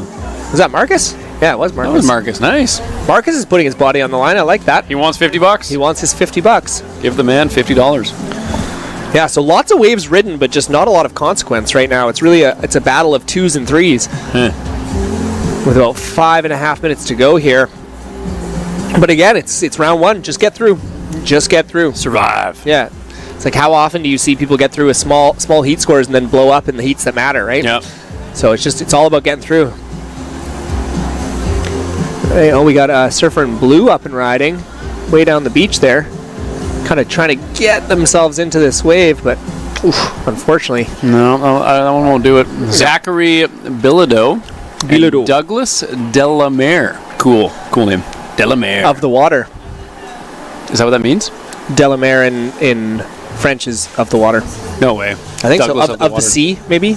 Cool. Mare is sea or, yeah, sea, I think. Douglas Feel free if anybody knows French better than I do to tune in and let us know. I know Jessica peut aller aux toilettes. I know how to ask to go to the bathroom. Yeah, that's what I remember from grade 3. Cultural. I know, yeah. And just sweet pizza. I am pizza. Is that what that is? Yeah. Oh, that was a song. Yeah. Do you remember Just Sweet Pizza? Oh, yeah. Okay, you Avec remember? pepperoni? Yes. Yeah. Just Sweet Pizza. Yeah. Is that the one? Uh-huh. Yeah. We got a little look back from Blair Forsyth. I think he likes pizza. He has no idea what French is. He's from Australia, isn't he? Quarter French. He's quarter? No. Quarter French? He's wearing a PBR shirt. He has no idea where France even is. Totally. He'd be kicked out of Show France. me on a for map wearing where that France is. So last of Elliot Thorne has come in. He has dropped to 2.33, so another kind of small score, but has gotten a little bit closer to Marcus. But unfortunately, he needs a 3-point ride to get himself up into that first place position. Thank you. Marcus is looking to replace a 2.33. So both of his scores came in the very beginning of the heat. So good job getting that house built. Build that house. And then Zachary and Douglas both need, so pretty much everybody just needs a 3. It's pretty much just a tale of 3s. Yep. Yeah. Tale of 3s, which is like, it's exciting. It's anyone's game at this point. Yeah. Marcus has held the lead since the beginning, so respect to Marcus. But you got to be nervous. You're sitting up there on your high castle and your throne. Yeah. You know, waiting for someone to do something, but then he's making stuff happen too. It looks like Marcus is turning and burning. Oh, here we go, Marcus. This is your chance. Oh, here we baby. go. Cross step. Oh, bit of a cheater 5 there. I like it. Oh, and goes up into the coping, right out of that. Get out of it. Come on, go. Oh, he did too. He did. Oh, Marcus. Come on, man. Come on, Someone man. had popcorn for dinner last night. He's a little slippery. Right? Oh. I mean, I got to assume he'll improve on his 2.33 because there was some good surfing done up until that point. Yeah. I mean, even just like style points for the fall was good. I thought he really went over the handlebars. It was nice. He went, I love a good fall. Mm-hmm. I just do. I'm a sucker for a good fall. It's funny. Or like, I was thinking about the other night. Remember when you would like trip? Or, well, I don't think this has ever happened to anyone I know, but you would like see a video of someone trip and they put their foot in a bucket and then they like fall. You remember the foot in the bucket thing where they're like stumbling around? It's like you're gonna have to show me that one later, but I can picture it. I can definitely picture it. It's like a classic comedy movie thing where they're slipping and the foot goes in the bucket. Oh, okay, yep. You know, it's stuck. Yep. Yeah. Okay. I don't know. I was just thinking about that. It was funny. And just to make sure. Whatever. Humor is humor, right? It's great. Just a random situation was like, who came up with that? Are you and I going to stick random buckets all over the contest grounds? So how did you get knocked out of the competition? Twisted my ankle in a bucket. Some weird galvanized bucket just all over the place. Oh, look at this set approaching the lineup. So we got just under 2 minutes to go. Marcus did improve his scenario, so he's at a 6-1-6 now. So he's made it a little bit further, and there are some sets rolling into the lineup. So hopefully our surfers get a couple of cracks here. But the surfer in yellow didn't want anything to do with that one. Oh, here we go. We got a paddler. Oh, here we go. We got blue up. Looks like blue. Zach. Come on. Zachy boy. This is a good wave. That is a good wave. That thing's going to hit the bank. Come on. Do an air. Flying. Do a barrel roll. Get barreled. Oh, get big. Ooh. It's like I just wanted to see a big floater. And here we go. We got someone else up and riding down the line. Oh. I think that was Douglas.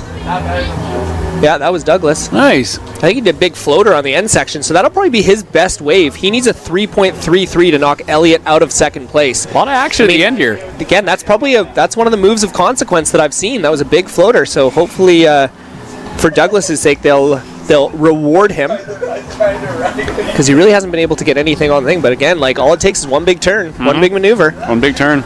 Make the judges do oohs and ahs. This is going to count down here. All right, we got a couple scraping in. Is this Marcus? That was Marcus. And Oh, head dip. I think he heard us. He go for the tube. Come on. That's what I like. Come on, Marcus. Shoot for the tube, bruh. Shoot the barrel. All right, we've got some shake-up happening here. Oh, some scores have dropped. So last of blue came in at a 2.57, so he needs a 2.44 now. What's he going to... Oh, Zach. Unfortunately, I don't think that's going to be the score that he needs. And Douglas dropped to 2.43. Both of them need mid-twos to get into that transfer spot, but time is running out. We had Douglas do something there. What does Douglas Again, he just needed 2.58. We didn't really see what he did because he just kind of came onto camera, but we are going to count down this heat. It is coming to a close. Currently, we've got Marcus Palladino in first and Elliott Thorne in second, but there is scores still to drop. Okay, counting this one down. 3, we're off timing here. That's okay.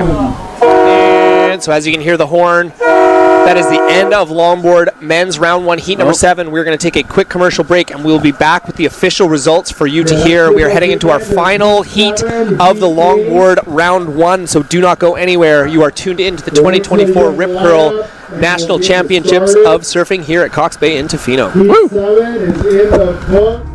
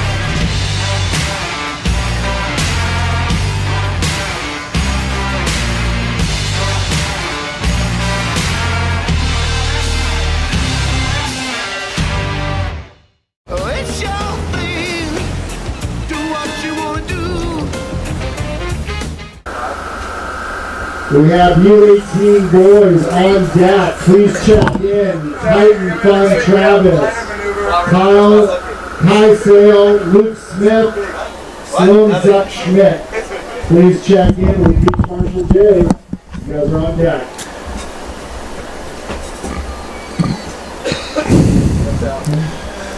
And we are back. We are in the final heat of the longboard men's round 1. Currently in the water, we got Paul Darling, my boy, my brother. In white, we have Randy Luke Enns. In yellow, Aaron Rooney. And in blue, Christopher Close. So, man. Nice. That's exciting. That's a guy I would not want to get in my longboard heat, that's for sure. So, big shout out to the Darling family. Shout out to Dozer. Yeah, Dozer the dog. Cute little dog. Actually, fun fact, because very close with the Darling family, spent a lot of time with them since I've lived here. When I used to go to Christmases at their house because I didn't have family here. Okay. But our brand new house, we just had our first overnight guest, Marilyn Horn, Paul's mother. Huh. She came over and we had a Cumberland. Oh, that's welcome. amazing. We had our first overnight guest. So shout out to Marilyn. The first one. Yeah. Put her on the wall. Yeah, it was great. We had a nice time. Had a family dinner. It was beautiful. That's nice. Yeah. Chicken and vegetables. Yeah, it's nice. I found out that, like, you know, you get the bag with all the pre-cut veggies that are frozen. You just like boil them and then they're good to eat. Amazing. So easy. Madness. Yeah. It's madness. Oh yeah, Marcus, $50. Yeah, shout out to Marcus. Marcus $50. Palladino, the richest man in Hollywood right now. Richest man in Hollywood. And then Elliot also made it through in our last heat. So shout out to Elliot. Yeah. So a couple of scores have dropped. Aaron Rooney has dropped a 3.00. Good for you, Aaron. And then Christopher Close has just a 1 point ride. But,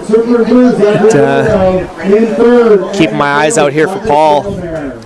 He surfs that longboard like a shortboard. He's so very, very good at surfing. Oh, look at that. Little hack turn. Okay. Hold on to your board. Is he leashless? No, he's got a leash. You can tell it just pulled back towards him. And there's Paul. Yeah, a couple little direction changes there. Paulie D. Yeah, it's. I know Paul's been putting in a lot of work, a lot of training. He's been fired up to take down this longboard division. He kind of got. If you didn't tune in before, he kind of got a real dose of hard luck last year. He was in the semifinals. He got 2 waves, and he was leading the semifinal by a pretty healthy amount. And then, as he was coming back out, like, it was huge. The waves were huge, and the paddle was so brutal. And as he was paddling back out, he broke his toe or broke his foot on his board. What? Still tried to paddle out because he knew that if he paddled in, he couldn't walk up the beach to do the runaround because his foot hurt so bad. So he ended up getting denied. Like, I mean, I don't know anybody that could have paddled a longboard through that. Wow. It was just so brutal. But, yeah, the current that day was like just such a conveyor belt. Oh man! No one, like, people were getting out and running up the beach, like you said. Yellow Aaron Rooney looks like. It's hard to tell. Oh, look at that little claim. Oh, Yeah, nice. little claim there. Someone's walking in with a giant Irish flag. Oh, there he is. Oh, Marcus, he's eating it. He's eating it. Money is so gross. Don't That's do so that. gross, dude. Oh, do you kiss your mother with that mouth? That's gross. Yeah, that's that was just gross, but cool. I mean, good for you. I know he's excited. If you're hungry, come up and get one of Emma-sized cookies, okay? True. Yeah, you earned it. You earned it. Yeah. Shout out to Sam Coffee winning the cookie bowl. Yeah. Congratulations, sir. Yeah. Delicious cookies. All right, we got. Is this Aaron? Is this yellow? No, that looks like blue. Christopher Close. Trying to keep this heat close. Oh. So first of Paul, he dropped a 4.83 and then backed it up with a 3.7. So he's put himself up into first place there. Close still on that wave. He's keeping his friends close and his enemies even closer. Wow. I feel like we got a lot to work with here. This is good. Aaron. We got a darling. DJ Paulie D. DJ Paulie D, for sure. I do like to call him PD because it also could be Peter DeVries, but I like to, keep people guessing. PD. Someone is just waving an Irish flag alone on the beach. Is that what that's Ireland? It's Ireland, isn't it? I think so. I think that's Ireland. What are they? Is there an Irish? My assumption is Aaron Rooney. Rooney sounds like it could be an Irish name. Okay, so we got a potentially Irish surfer out. Oh, there he goes. Ooh, nice little direction change. Oh, and he's doing it. Wow. He does his little dance every time, hey? That's nice. How do you feel about the dance? I love it. Yeah. Keep it going. Yeah, give us a little Spice drama. things up. Do some jazz hands. Yeah, so 9 minutes remaining here. Again, we have gotten through 3 rounds of open men's. We are now finishing up the longboard men's. We've still got the U18 boys, 4 rounds of that, or 4 heats of that, and then we've got the longboard men's quarterfinals after this. So action still to be had, and I'm kind of stoked because I feel like the tide's kind of bottoming out now, and then once the tide bottoms out and starts to push back up, I think we'll get some good action to finish the day. That'll be great. Yeah. It's gonna be sunny. We're gonna have the sun right in our eyes, which is gonna be interesting. Yeah. Luckily, we both have sunglasses. I feel like we came prepared. I'm gonna go downstairs and get my sunscreen after this, so we can get a little bit of sun protection. We're gonna need that. But yep, Marcus likes it. He likes sun protection. Where are we at? Are we approaching? We're approaching the half-minute mark, and we got DJ Pauly D in first place. Pretty good lead, I'd say. Aaron, but like Randy needs some more waves. He's got a 1.5, so he needs to make some stuff happen. But Paul Darling, shout out to the Darling family. He dropped to 5.67. When did that happen? I don't know. Were we talking about sun protection or? Probably. Yeah, safety's cool. Speaking of being dangerous, cutting it a little close. Oh, classic. Thank you to Christopher's parents for having the last name close, because it's really made this heat even better. And he's gonna do the dance again. Yeah, there it is. There it is. Okay. Oh, yeah, the claim. That's good. I wonder what he's doing. He kind of looks like he's swimming almost. Yeah, like swim dancing. What does he think he's doing? That's what I want to know. Like, what is it? Living his best life. Well, I know he's doing that, but is there a particular movement that he thinks he's doing? Or? I don't know. Oh, Randy, get out of the way. Look at Randy's hair too. Oh yeah, magic. Do a hair flick. Oh, hold on. Oh, Whoa! Ooh, be careful, Randy. Yeah, buckle up. Paddle around. Right. Away from the center's water. Oh yeah, light the candle. Oh yeah, a little split screen. It's kind of cool. Oh yeah, that was the first time we've seen this. First time I've seen the split screen. I love the split screen. There's the Irish flag we were talking about. Yeah, that's still happening. Yeah, come on, wave it around a little more. Yeah, come on, show some pride. Don't let it touch the ground. Oh, hey, shooting for the tube. Looking to replace the 483. And hands over the head as is. Okay, more hand move. Okay, Aaron Rudy's. What's his wave count? Is he digging a hole? What is his? Okay, that's going to be his 5th wave count. He's making a move on Sam Coffey's record of, I think, 9 waves. That was a lot of waves. Maybe he looks like he's digging a hole almost. Like he's digging himself out of a hole. Yeah. So you're in second. Well, he is in that transfer spot, so that's a good place to be with 6 minutes to go. The Darlings are making some money today. They are. Yeah. Oh, speak of the devil. Is that Paul right there? Not looking like it.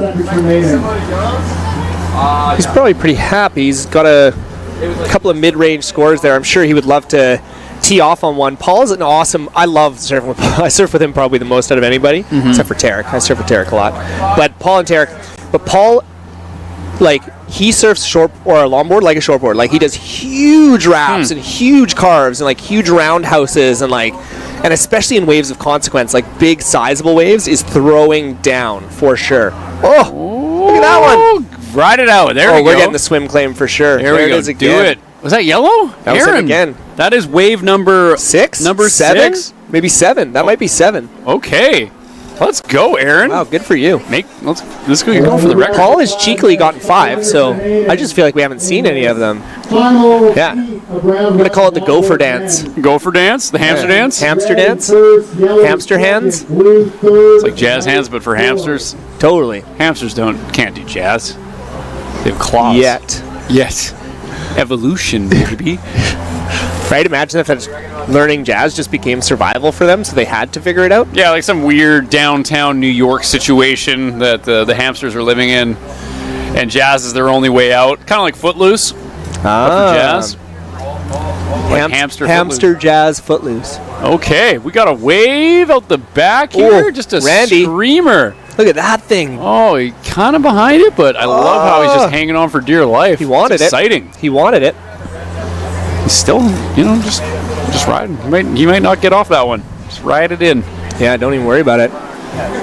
4 minutes to go. Paul Darling sitting in first currently. So if you're Paul, you kind of you're going to sit on the person who's close to you. If you can, the problem with being out there right now is you're so far away, it's really hard to hear what your score's at. You know what, honestly, I think Paul really enjoys just surfing, and I think he actually enjoys surfing away from people most of the time. Okay. So if I know Paul, if he's on a bank that he's stoked on, he's probably not going to follow anybody around. And he's not going to come out when the buzzer goes. He's going to stay out there. Just stay out there forever. I live out here now. This is my home. Okay, the flag waver is really flying the flag right now. Aaron Rooney's in second. He's been sitting there the whole time. Oh, okay, yeah, never mind. I knew that. Oh, we got a wave coming. A couple of paddlers.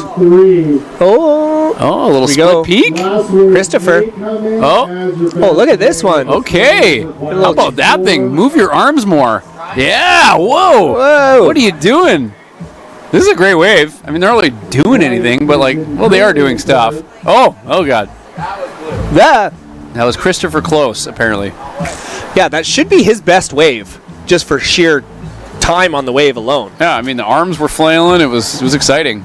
You could tell he was excited.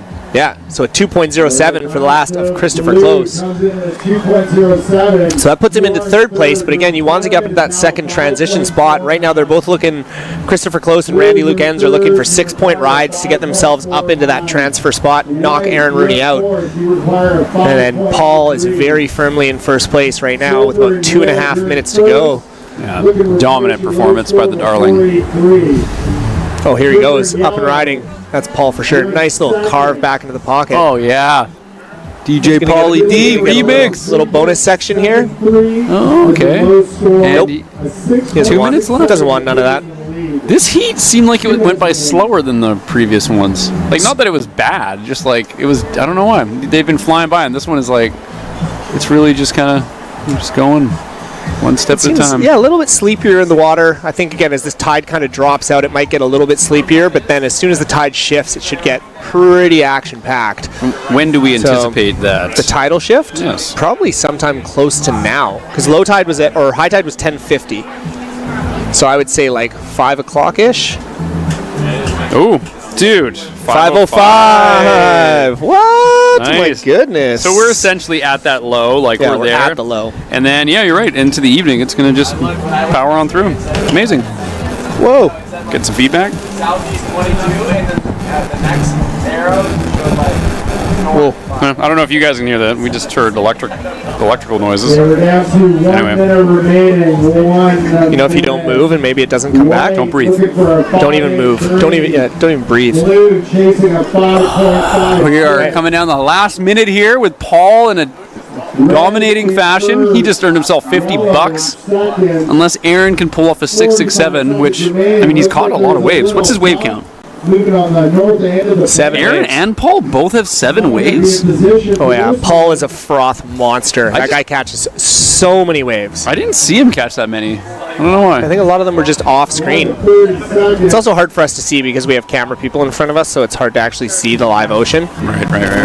Unless you stand up and start doing all kinds of weird stuff on your chair and which I'm cool to do. That was fun last year during the finals. We were standing on the chairs. All standing on the chairs, raining, hailing, and then sun. It was beautiful. Yeah, it was a special moment. It was really nice. Yeah, so we are going to count down here. We've got about 5 seconds to go. This is going to be the end of longboard men's round 1. Moving on through to our quarterfinals later this afternoon is going to be Paul Darling and Aaron Rooney. Congratulations to both those. Paul is $50 richer for the Burns bonus bucks. Woo! Burns bonus bucks from the Burns family. $50. Shout out to them. What a great idea. That's awesome. It gives us great talking points. It's really wonderful. It's exciting. All right, we're going to take a quick commercial break. We'll be back with round 1 of the U18 boys. Round 1, Heat 1. Do not go anywhere. There's lots more action to come here at the 2024 Rip Curl Nationals. Imagine this. People from all around the world running together at the same time. Welcome to the Wings for Life World Run, the world's largest running event. Let's go! The running event for everyone, where 100% of all money raised goes to spinal cord research. Join the run on May 5th. Sign up now at wingsforlifeworldrun.com. Let's run for those who can't.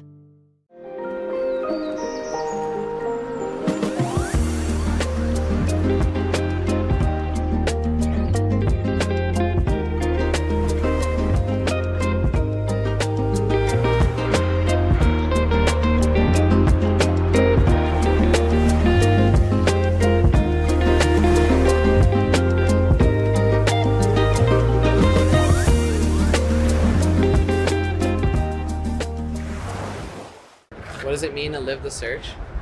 Oh, well,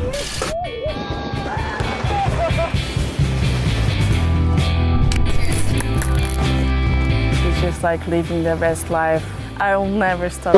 Final heat of the longboard round 1. I got 4 above that. I've got the In first place, Oh, yes, thank you. winning the performance bonus, $50 from the Ferns bonus box. Hey, hey, hey, we are back and we have switch categories. We are now into the U18 boys, round 1, heat 1. So the young men are getting out there. We got actually a great heat, like all the kids out there are shredders. We got Luke Smith, who's already got a wave, which is great. Kite and Fun Travis, who's a shredder. Kai Sale and Sloan Zuck Schmidt. A lot of good names, a lot of good surfers. Also, because they're shorter, they make the waves look bigger, which is great, and like they're probably stoked. There's so many days where I wish I was smaller, and like all these little waist-high barrels that you could pull into if you were smaller. So enjoy your smallness while you can, because you will grow up and be taller, theoretically. Yeah, we have 4 U18 boys out right now. We got one wave with a. He's got 2. If we're lucky, we'll get a replay. Luke Smith started the heat with a 6.0, which is awesome. Good for you. And then he's already got a backup score of a 1.17, which is sweet. Good for you. That looked like Sloan there. It's kind of hard to see in the light right now, but that looked like a blue jersey. So he's going to get some points for that. We'll see where he lines up. Yeah, they are 15-minute heats, and we are going to be going for another couple hours still. If you're sitting at home just watching this, apologies if you're being annoyed by my voice at this point, because I've been talking all day. Sorry. All right, we got scores dropping for everybody now. This is exciting. We got a shifting of the board here. Luke Smith still in first. Kai Sale with a 4.27. Great score. Good job, Kai.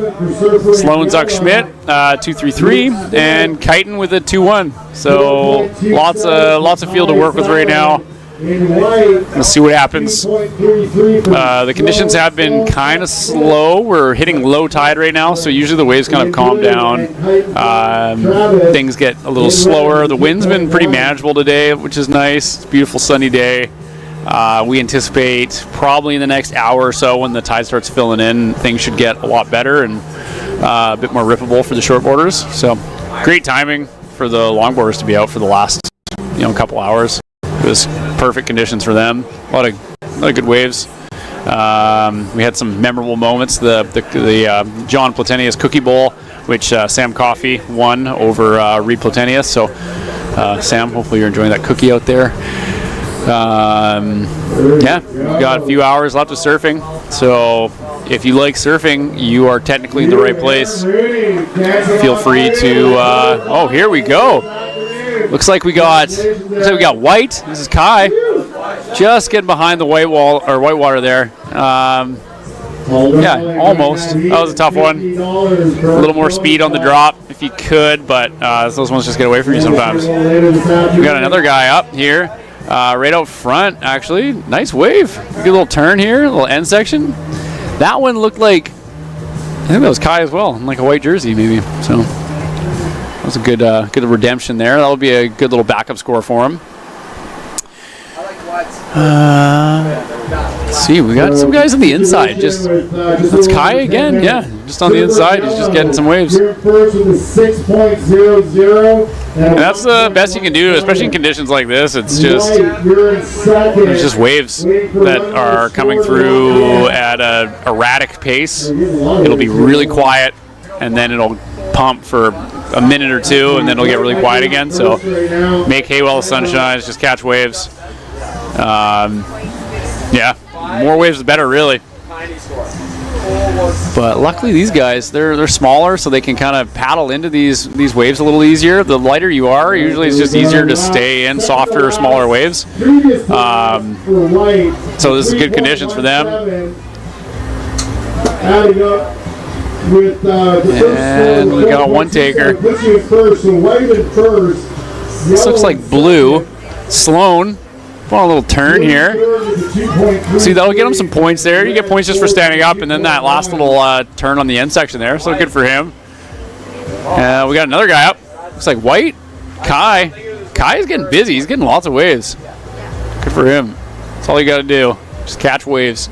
He's being rewarded for it. He's currently in first place. We got red looking at one. Doesn't want it.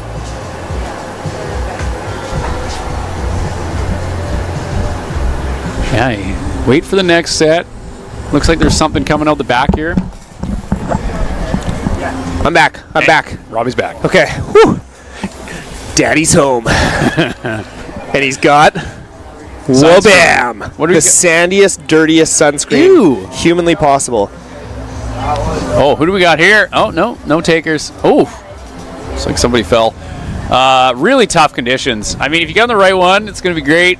If you get on the wrong one, it's terrible. If you get on the right one, it's going to be great, but most of them are not the right one. It's hard. It's hard to get in the right spot.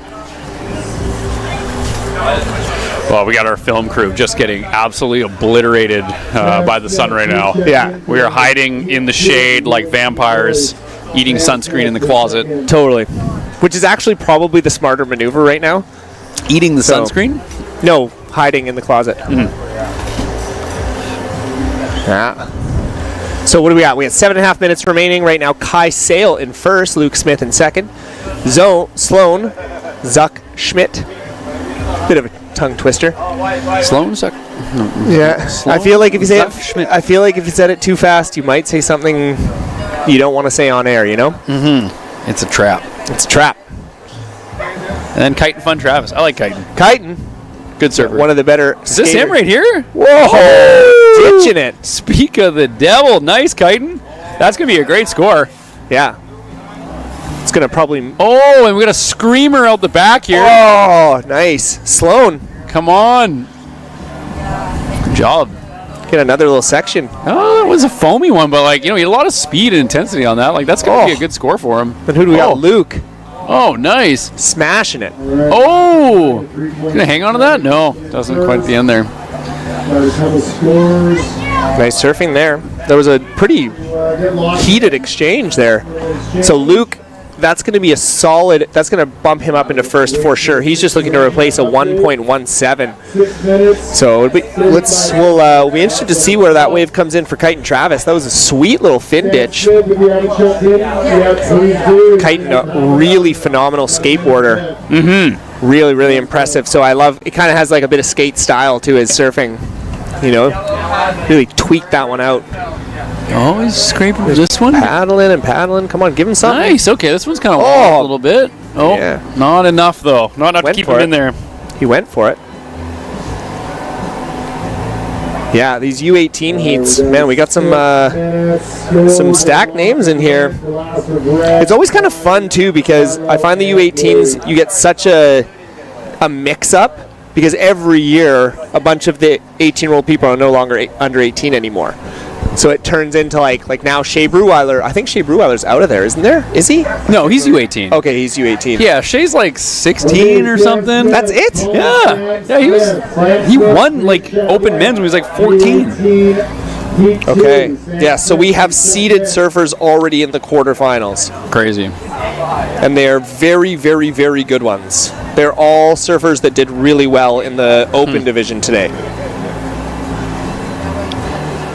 Yeah, here we go. All right, 5 minutes remaining here. We are in U18 boys. We're finally into another category. Yeah, switching it up again. It's been open men's for most of the day with a good chunk of longboards, and then now we're in the U18 men's. And are we riding this category out till the end of the day? No, we've got longboard quarterfinals still. Oh wow! Yeah, so we're not done. You're now in first. So Luke Smith got a 3.03 on his last wave, so that jumped him up into first place.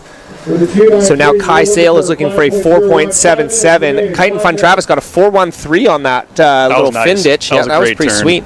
So now he's looking for a 3.82 to get himself up into second. Got someone paddling here. We got a paddler. Oh, get out of the way. Oh, that was another. Climbing the foam there. That was nice. Yeah, that was lovely. Top. Very dramatic. Who was that though? It's really difficult to see in the sun. I felt like that might have been Kyton. Nice. Nice, Kyton. Yeah, that was good stuff. Man, the low tide with the sun makes it really, really hard to see. Yeah, the eyeballs, they burn. Yeah, so 4 minutes remaining. Oh, here we go. Someone's having a little dig at this one. What you got? 4 minutes remaining. That might be again.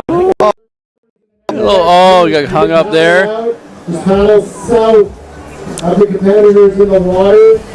Challenging conditions right now. It is, when it gets, the tide is just bottomed out right now, which is kind of in the process of switching to a push and into an incoming tide. And yeah, it just makes surfing harder. Yeah, dude, and surfing doesn't need to be made harder. No, we prefer easier. Yeah, would be nice. It's already hard. Yeah, it's already hard. So yeah, don't make it harder.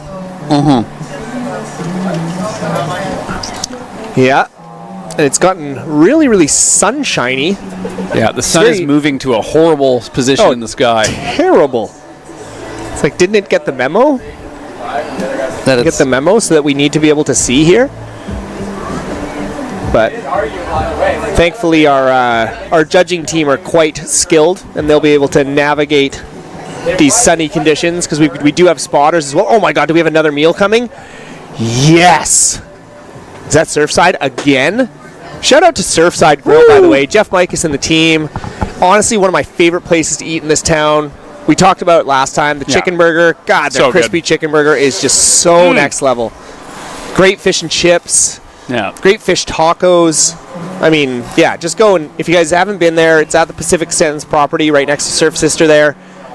Whenever you're down at the beach and you're just hanging out at Cox Bay and you're just like, oh man, I wish there was food here. There is food. You don't have to wish. You can go get it. Not only that, but it's delicious food. Because you know, like a lot of times it'll be like a really prime location and there'll be a bunch of food that's super expensive but really bad. Yeah. Where it's like Surfside is actually really good food that's very affordable in a prime location. And there's no, like the lineups are minor. Well, they're fast. Yeah. Yeah, they are super fast and they bang it out real good.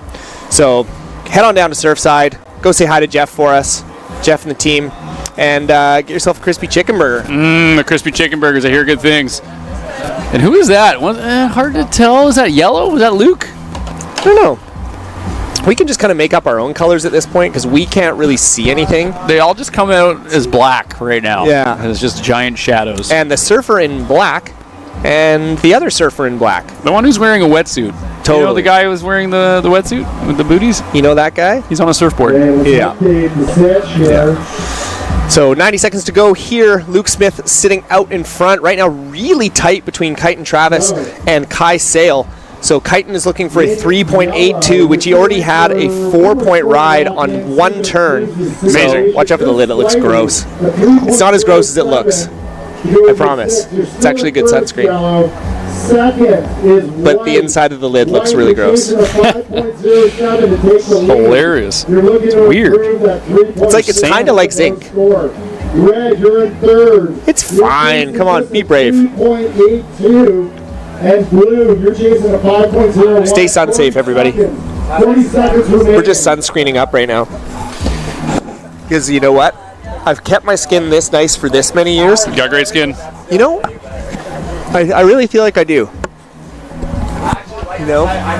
Here we go. Yeah, sunscreen up. Look at that. There we go. Here we go. What are we doing?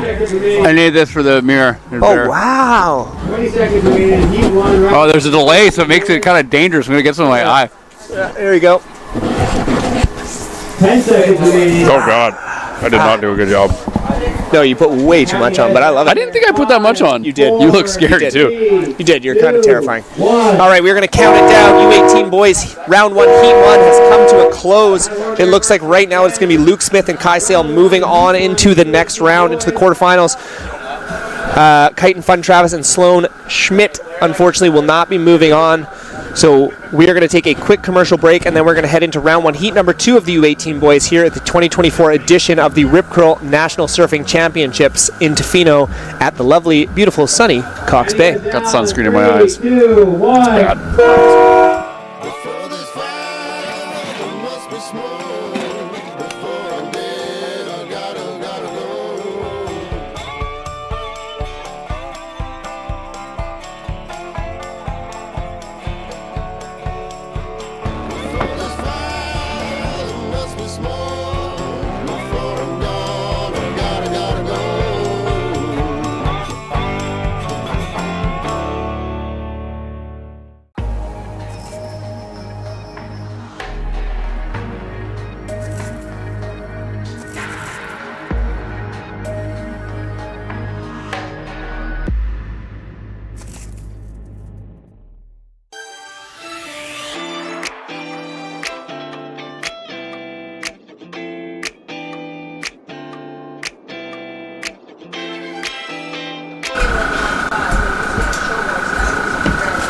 I'm just saying if yellow gets a 3 for that, red can do like 3 turns that are twice as good, and then it would have to be like a 25 turn. And at least one stay like the line of last. I want to see the other 2 people keep on doing 0 and 4. Okay, I'll go 4. I'll go 0. Yeah, I'll go 1 for like, I'll go 3-5.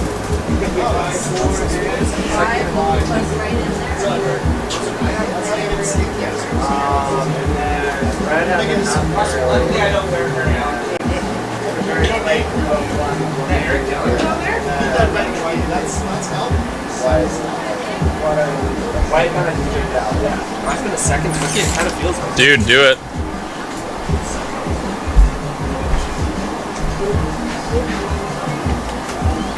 Good? Yeah. So good. As you always are.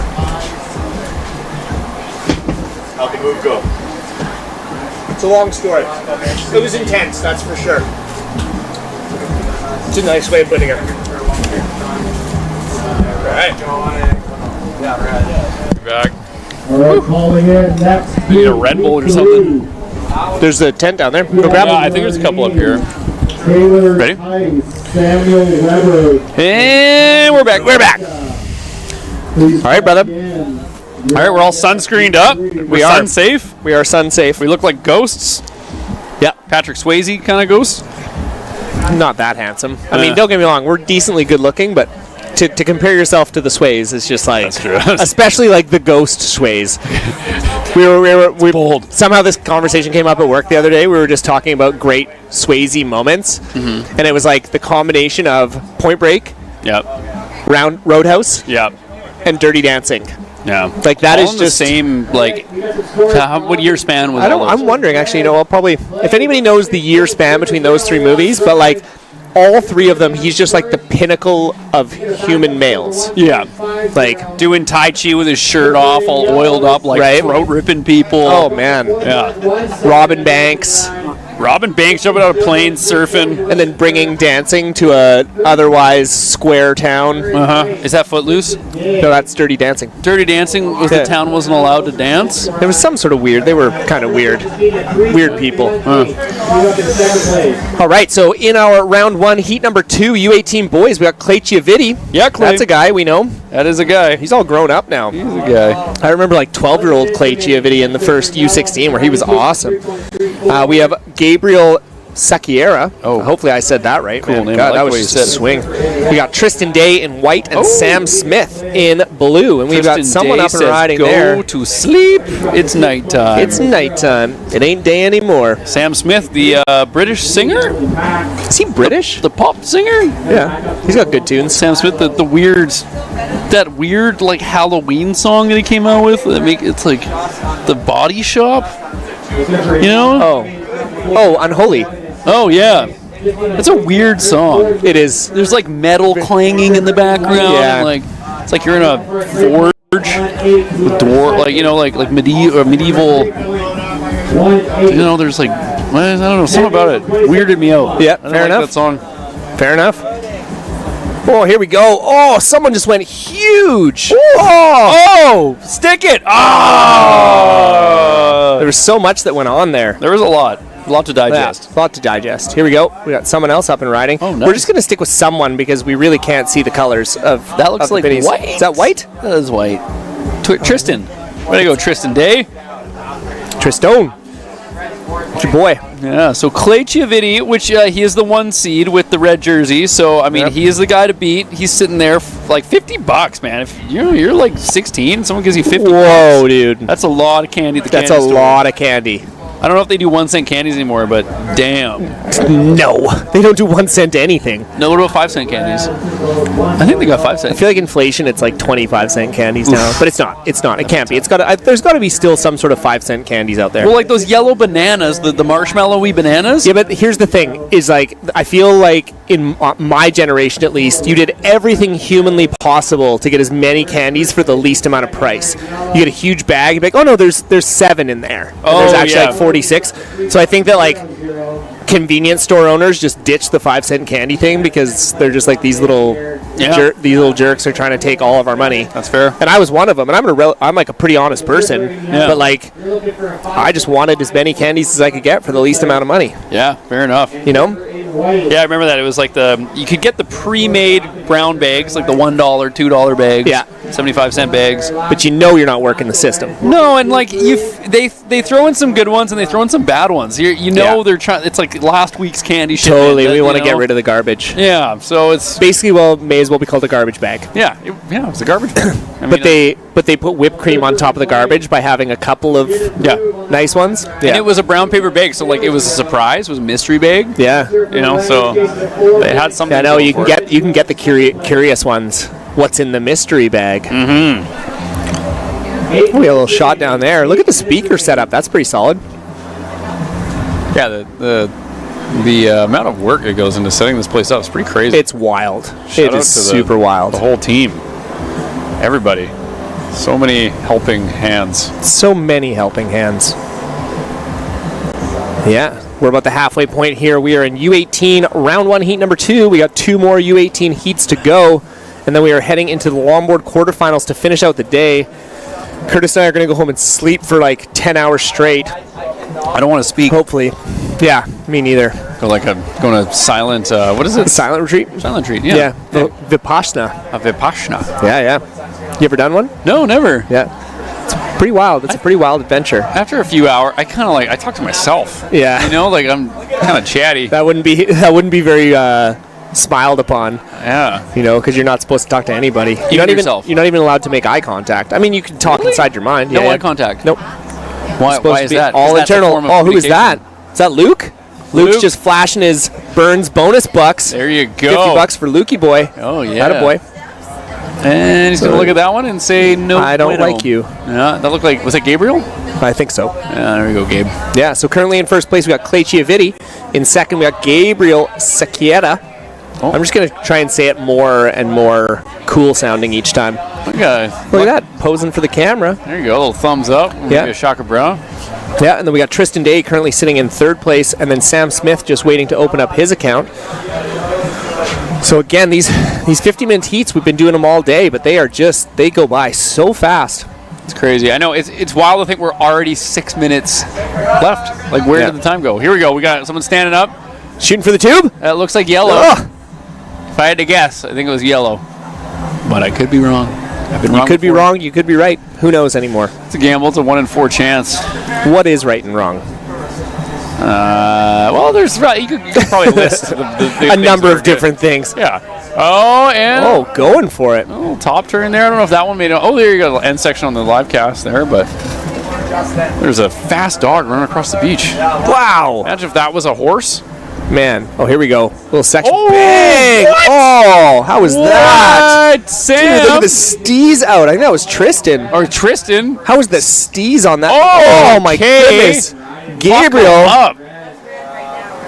So that's Clay. That's Clay right there. Clay in red. Who was the first one? Was that White? I think it was Tristan, man. That was an unreal turn and so tweaked out. So that when you watch it on the camera, it's very different from in person. It's when we so we have a computer screen in front of us, and we watch like what you guys are seeing, but we also look out at the surf as well to compare. And I mean, the intensity of turns when you're looking at it live is very different from on the camera, which is interesting because you got to think that's what the judges are seeing. So that's, I mean, if you ever see something you don't quite agree with, it's tough because it is very different in person than on the screen. Yeah, well said. That's a seedy cookie I'm eating. Couple of birds coming. Couple of birds. Couple of crows. This turned into an exciting heat up. I wonder what they're going to get scored for those. Okay, we got a little paddle battle going on here. No, that was scrappy. Oof. And no one's going to take that one. That was Scrappy Doo right there. Scrappy Doo. Scrappy Doo the dog. Oh, Tristan. So that crazy tweaked out turn. Tristan dropped a 5.27. Okay, there we go. Legend. Nice. Okay, so that's going to keep him in first. But then Clay's looking to replace a 3.7, and that wave of Clay's was a pretty solid one, so I wouldn't be surprised if he jumped himself right back into first place here. Yeah, you're right. Like, that was a great... Oh, and here we go. We got a switch. Is that two? The scores are still coming in. Right, but he is jumped back into first.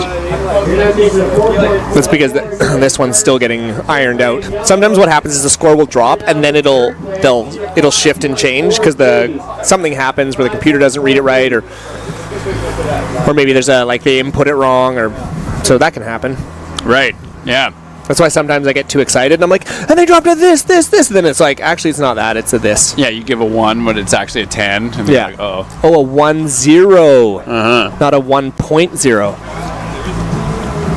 I would love to see a 10-point ride. When was the last time we saw a 10 at this contest? I don't know if I ever have. Really? I've definitely seen a lot of 9s. But, yeah, I don't know about the 10s. Wow. Interesting.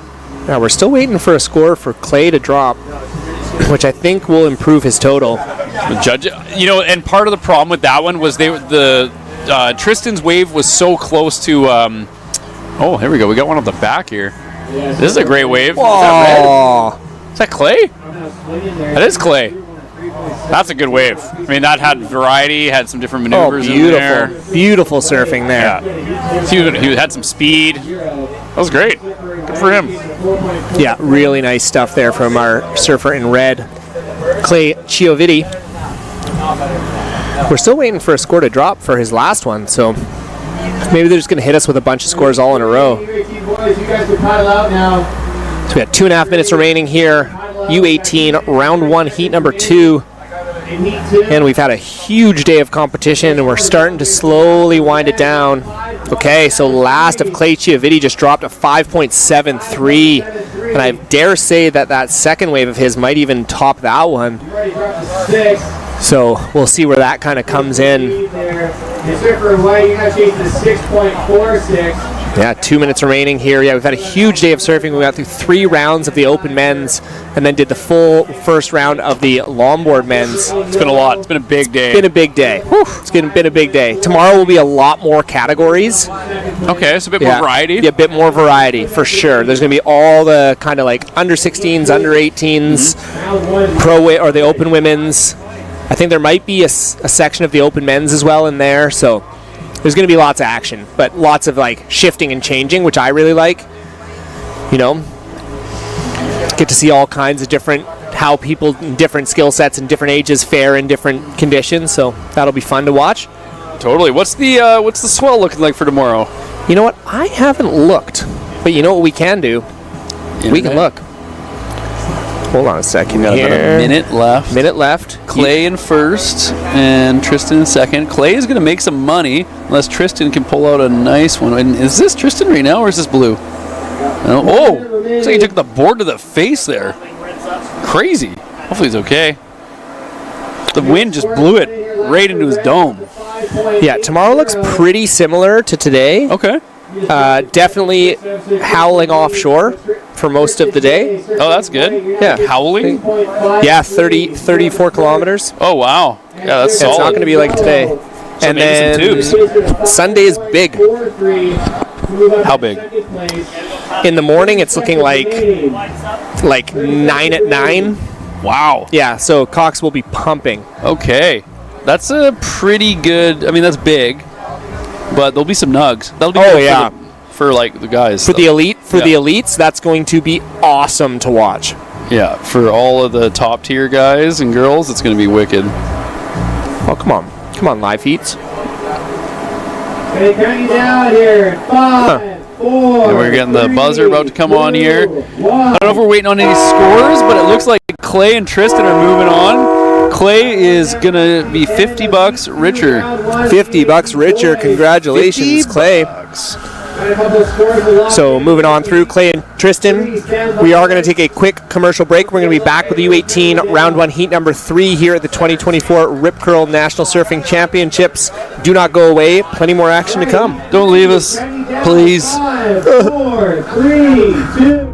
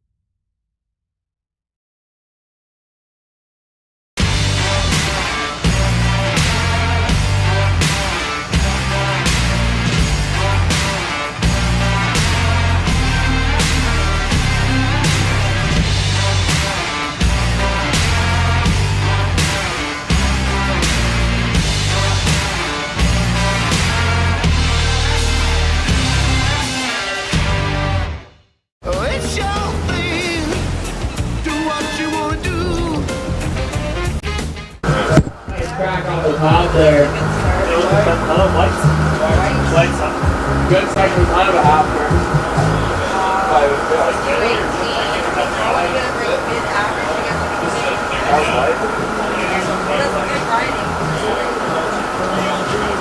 I'm going to keep it average. It's like high average. Chicken it is. Chicken for my favorite boy. Look at you, you're going to go up there. Oh, and salad. Where did my kipper fork go? Oh, it's right. They got a fork in there. God, eh?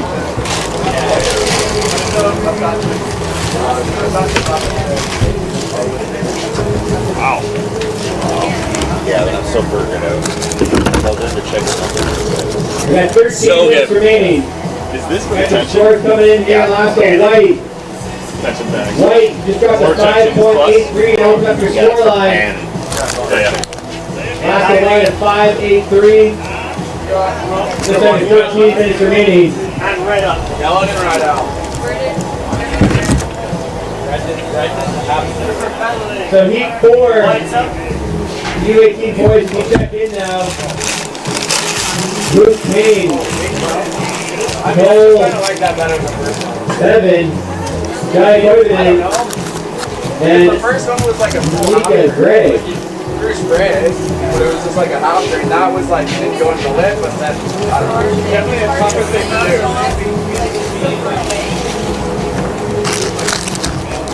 Yeah. No, I know. Yeah, but that's, I don't know if that matters. 12 minutes remaining. 12 minutes remaining in Heat 3, round 1, the U18 boys. So last one, White. You're currently in first place. You dropped a 5.83 on your opening ride. Still waiting for some scores to drop for Red, yellow, and blue.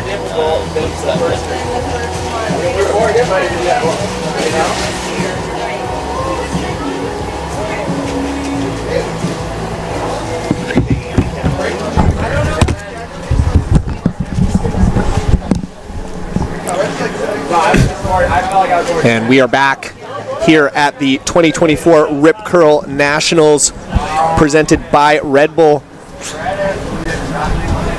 U18 boys, round 1, heat number 3. Currently in this heat we have Taylor Tice in white, Keanu Jardine in red, Samuel Weber in yellow, and Tommy Zahalka in blue. These were all gentlemen that took on the open men's division as well. All standouts. So apparently they're all under 18 years old. So that's a thing. So far,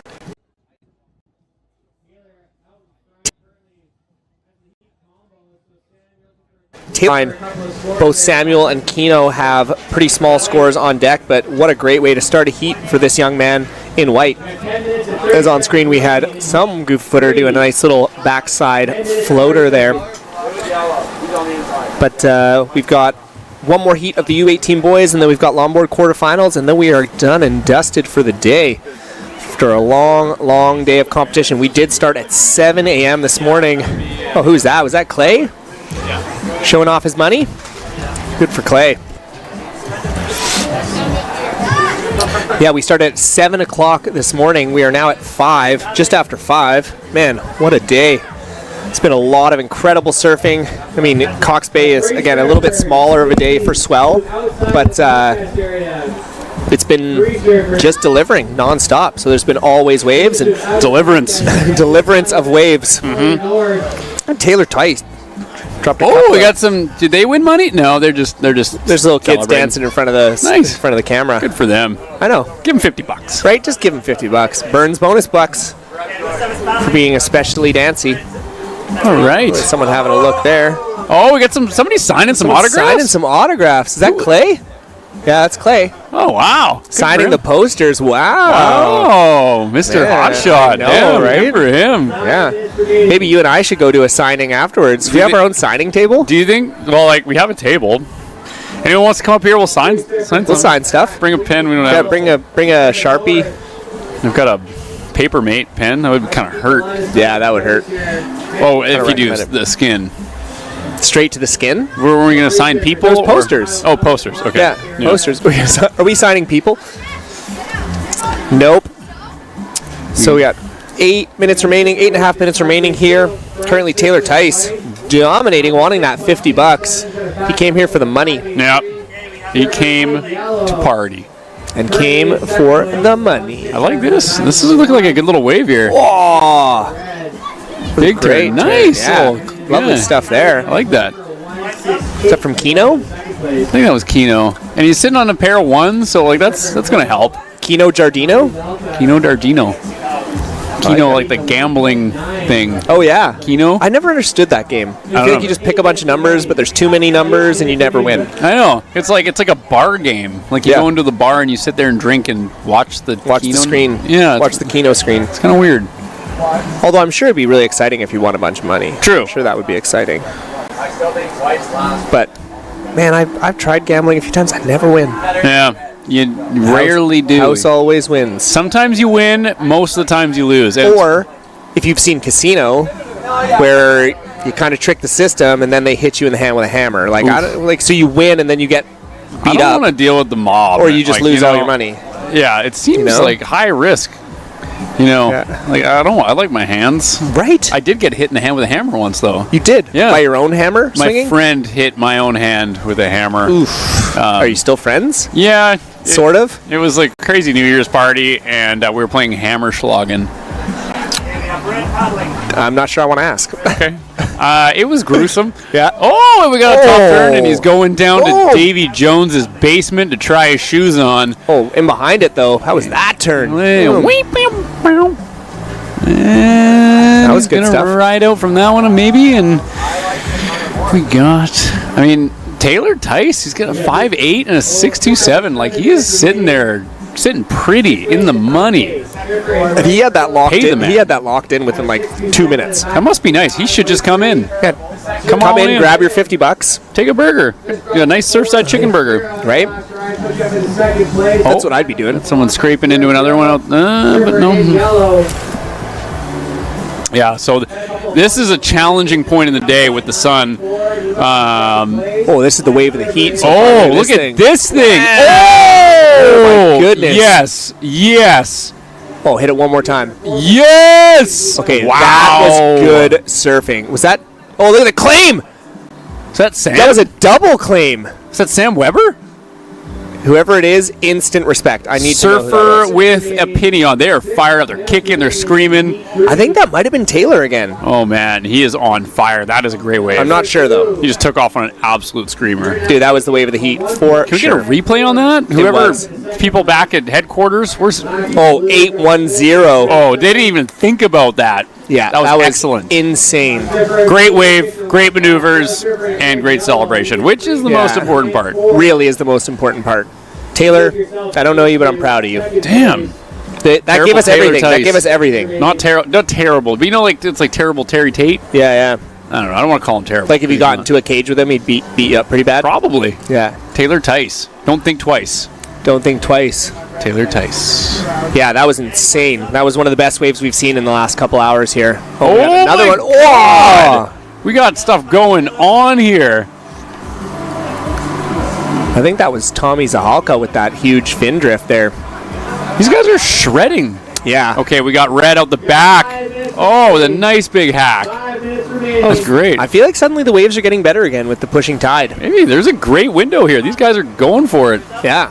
Here we go. Here we go. Another one. Wham! Oh! That was awesome. That was an insanely nice turn. Yeah, the backhand turns. Yeah, you're right. So we're kind of on the other side of the tide shift now, and things are moving. Yeah, Cox is cleaning its act up.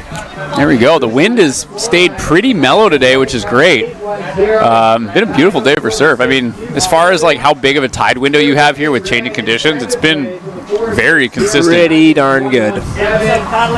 Oh, we got another surfer up and riding here. Yellow? Flying down the line. Bang. Nice. Good job, Yellow. You've already got a 4.07 as a high score. You're looking for a 1.71 to move into second place.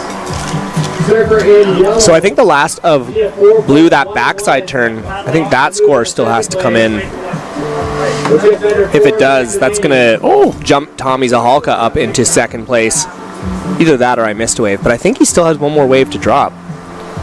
It's a high-scoring heat for Taylor Tice, like a 14.37. That's like Sam Coffey territory. Right? But come on, it's well-deserved. Yeah, I mean, that was a great wave. You could see it just from like, I gazed out to the ocean and watched that one live, and there was just, it was great. Great looking wave, great turns, lots of spray, great celebration. Taylor Tice, shredding.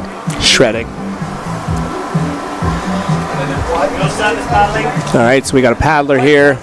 Oh, man. Oh, nice floater. Oh, he's going to ride out from that one. Good job. Someone also had a really nice little backhand turn there. We got 3 minutes remaining. So we got a couple of scores to drop here. Right now it's Taylor Tice running away with it. He pretty much has the whole field comboed. Kino Jardine sitting in second, and then Tommy Zahalka, who has a couple of waves to be scored. And I think if it's the one that I think, he's got a couple of pretty solid scores coming in. So that he should jump himself up into second position here. Nice. But we got a bunch of scores to drop apparently. So yeah, we'll keep you updated. There's two waiting on Kino. I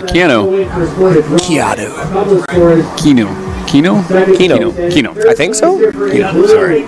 Sorry, Kino. We're just, you know what, honestly, just doing our best. That's all you can do. Oh, we got someone on a screamer here. Nice little cutback here, a little pump.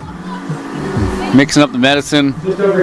Working it for a little end section. It's not going to do anything at the end, but still good.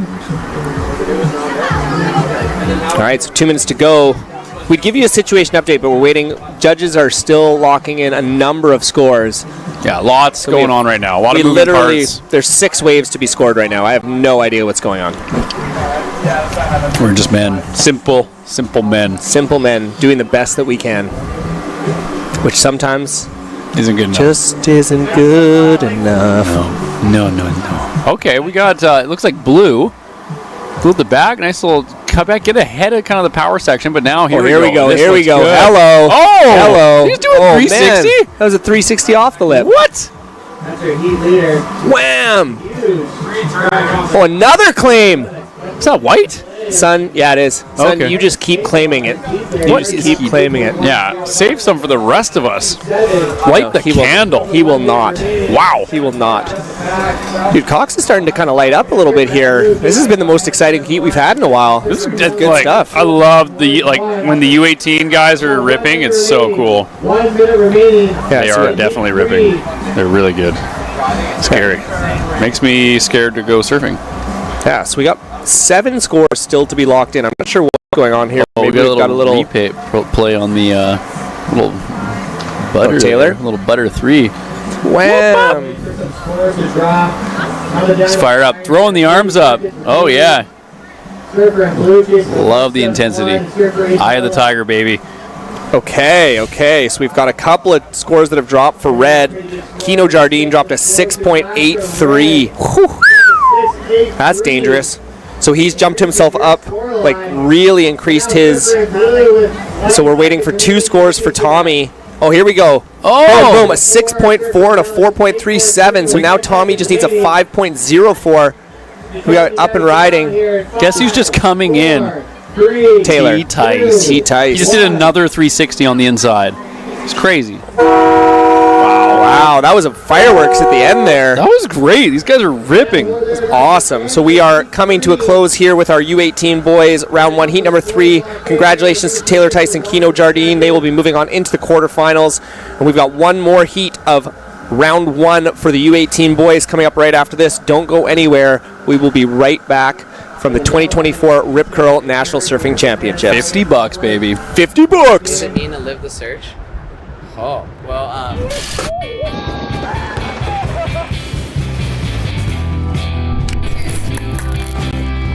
It's just like living the best life. I will never stop searching. Imagine this. People from all around the world running together at the same time. Welcome to the Wings for Life World Run, the world's largest running event. Let's go! The running event for everyone, where 100% of all money raised goes to spinal cord research. Join the run on May 5th. Sign up now at wingsforlifeworldrun.com. Let's run for those who can't.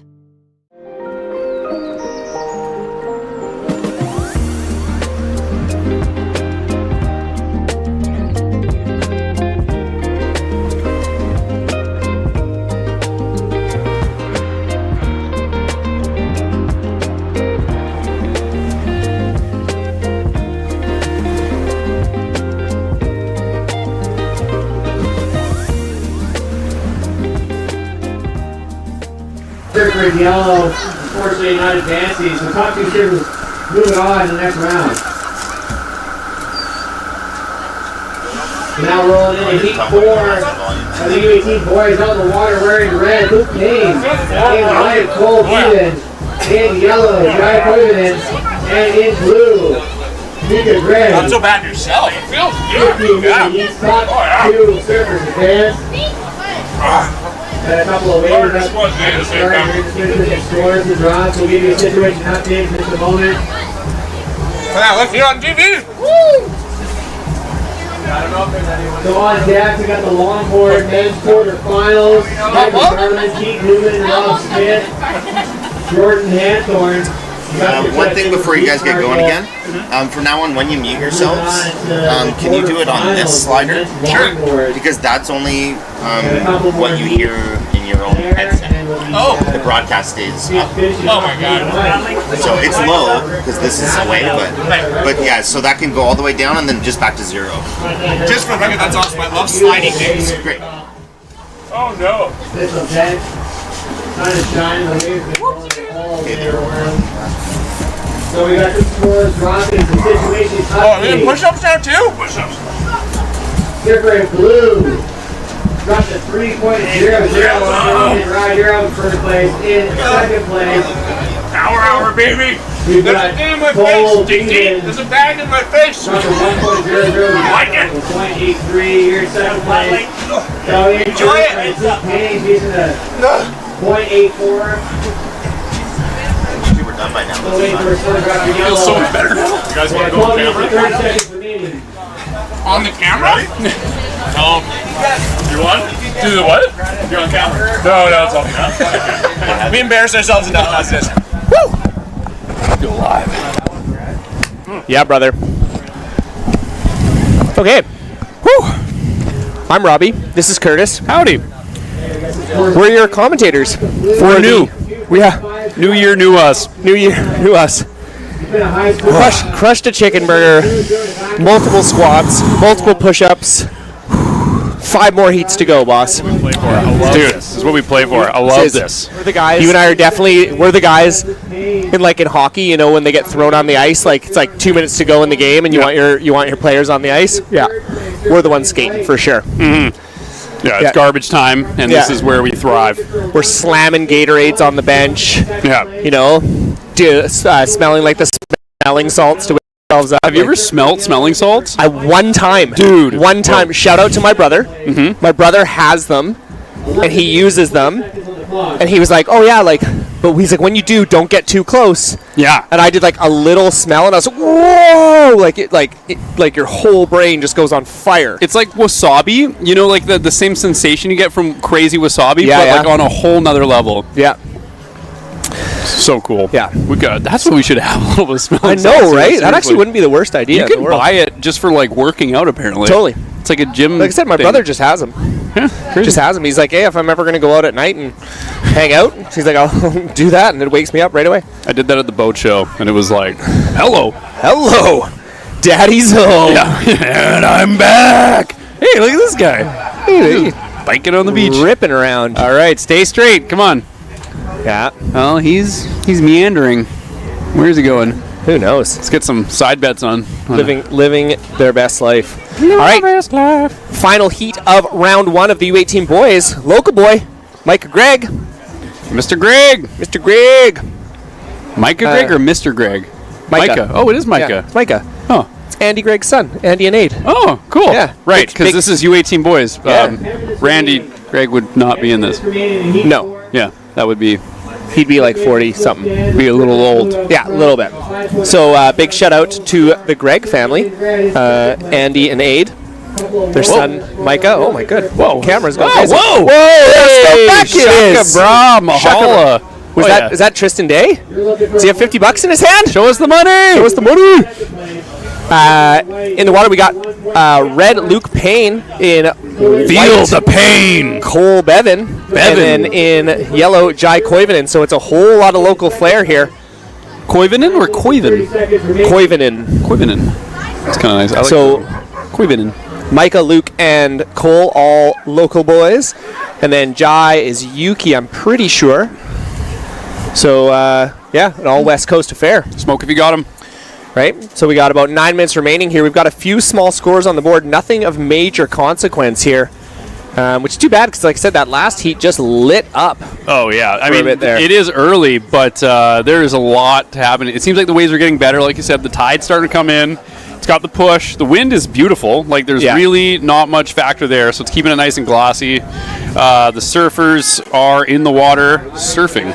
So you have all the ingredients for stuff to happen. For a good time. Oh, we gonna fell in the face there of the back. Oh, we got more kids. Look at these guys. What's up, boys? These stoked kids. Man, I remember being a kid and being stoked about everything. That was a good time.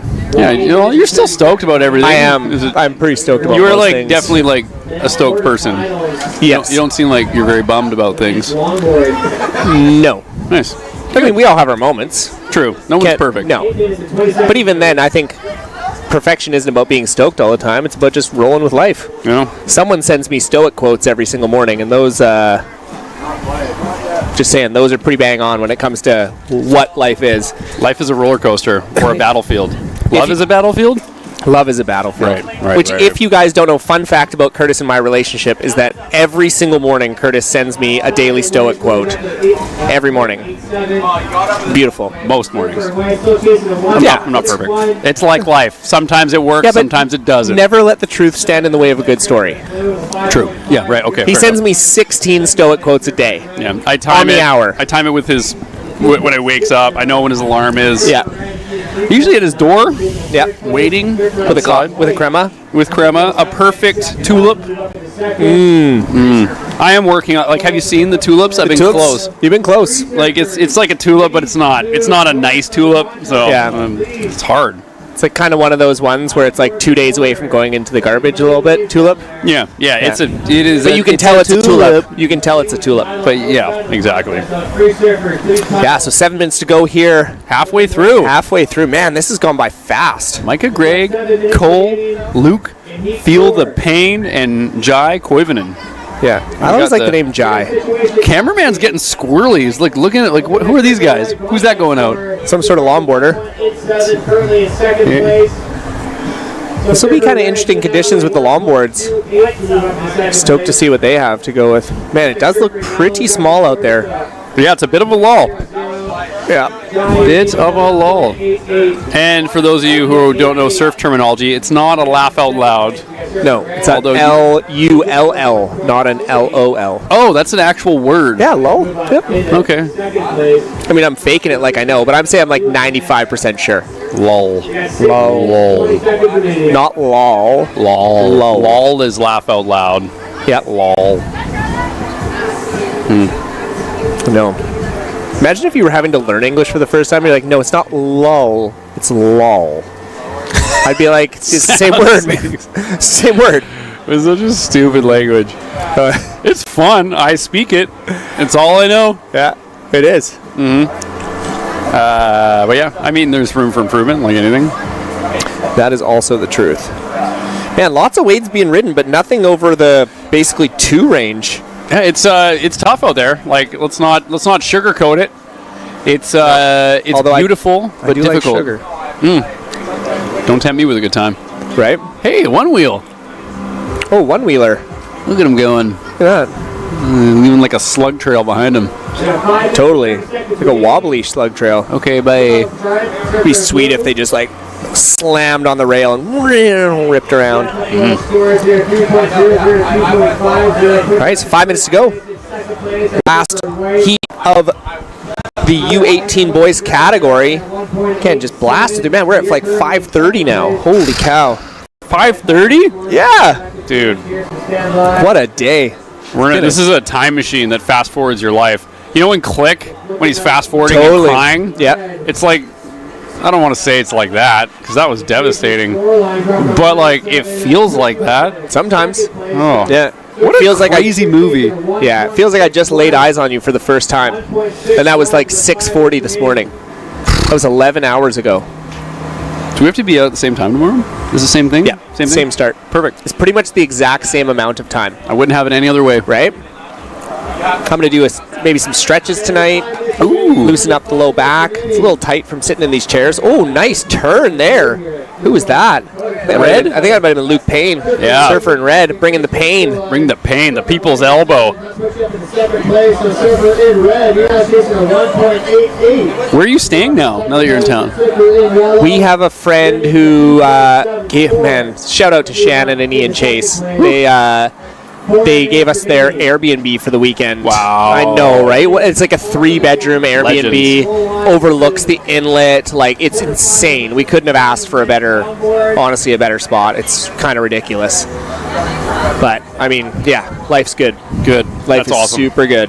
Yeah, slept in there last night. Comfy mattress. Nice. That's all you can ask for. Yeah, You know? quiet spot, comfy mattress. Whoa, look at this buzz by the seaplane here. Ah, nice. A little Wow. yeah. A little flyby, a little Maverick. All right, Permission to buzz the tower. Permission. Last of Luke Payne drops a 4.33, so nice surfing there Nice, for Luke. Luke. Way to go. Put him in first place. Put him into first place. Put it on the board. He wants that $50. So Surfer in blue, Micah Gregg still sitting in second, not comfortable. And Micah's only I think Micah might be 12 or 13. He's very young, yeah. Holy crap. Definitely not an under 18er. Crazy. But I think he's got that Gregg blood in him, so he loves to compete for sure. He's had a 5 o'clock shadow since he was 8. Right? Just born a man. Born man. Man, I'm like 40 and I've never had a 6 o'clock shadow. I mean, yours is like at 3 o'clock maybe. It's not even, man. It's like you just woke up. What's it like? It's a midnight shadow. The day hasn't even turned into the day yet. Feel that. That's like, when did I shave last? 2 days ago, maybe? A day? No, yesterday. Was it yesterday? I think it was the day before. So that's 2 days of growth. Some people just don't got it, you know? I just don't have it, man. You know, it's funny. It's like one of those things where people would always be like, oh, wait till you're, when I was like a teenager, like, oh, wait till you're 20, you'll start to grow facial. And then it was like, oh, wait till you're 25. Oh, it'll come in when you're 30. Oh, it'll come in your, and I'm like, dude, what are they going to be like? Wait till you're 80. You're going to get hair under your, shoulders and back first. Oh, for sure. And I'm just not hairy at all. Which is great. Honestly, I don't mind it. I actually quite like it. Nice. Less maintenance, I guess. And you could probably, float through the water better. Like, swimmers have to shave their whole bodies, don't they? I wouldn't even have to. You could be... Are you a swimmer? I like to swim, but I wouldn't call myself a swimmer, like a go out and swim every day type thing. Surfing was my swimming. I guess. But you're wearing a wetsuit, which, I mean, yeah. Yeah. All right. So, 90 seconds to go. Luke Payne has taken a bit of a stranglehold on this heat. He dropped a 4 to back up his 4.5. So currently, Micah Gregg sitting with a 5.5. Cole Bevan, 3.74. So he needs a 3.63 to jump up into that transfer spot. Remember, top 2 surfers advance into our quarterfinals tomorrow. So you want one of those top 2 spots to be able to move on. And then Jai Koivunen, he's got a 2.10 on a pair of ones there. We've got a solid set coming in right now. Yeah, here we go. Yeah. We got red. Red. Gonna blow up.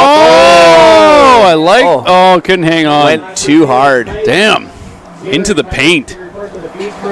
Yeah, so we will have one more wave coming in for White, so we'll see where that lands him. He's looking for a 3.63 to jump into that second place spot. So 44 seconds to go. We have 40 seconds remaining. Situation still stands. Surfer in red out front of them. Man, tense moments here. Yeah, a lot of shuffling that can happen in the last few seconds. I also feel always so much more emotional for the kids. You know? Yeah, because you want everyone to win. You know? It's nerve-wracking putting yourself in one of these competitions. So last of Cole. Oh, he did not quite get what he needed. He got a 3.07. But he has lowered his requirement. He needs a 3 or a 2.43. But unfortunately, time is ticking away. Can he scratch himself into something? There are waves approaching the lineup. Oh, here we go. Someone up and riding. I think that's White.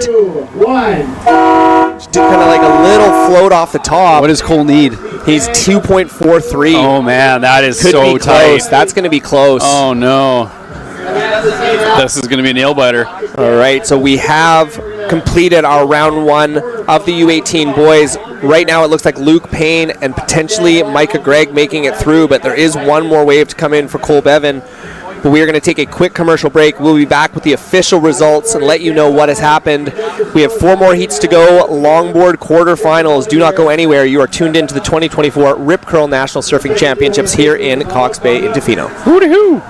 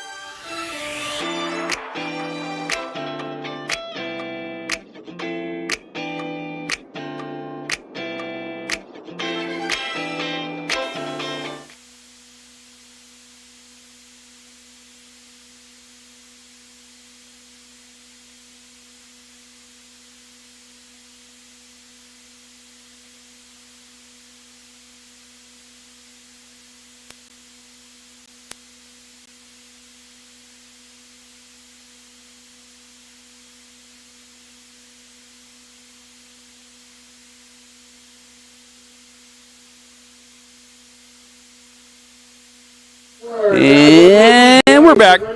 We're back. A little higher there. That's probably better. We are back, and we're switching gears here. We're going into men's longboard quarterfinal. We got the tap dancing water spider, Michael Darling. We got Pete Newman, Rob Smith, and Jordan Handthorn. Handthorn. Okay. Michael was ripping in his first heat. The judges seemed like they underscored him a little bit, but that's why we have judges. It's their opinion. So we'll see. Hopefully Michael gets a couple. The waves are still firing, and the wind is gone, like so completely pretty. Gone.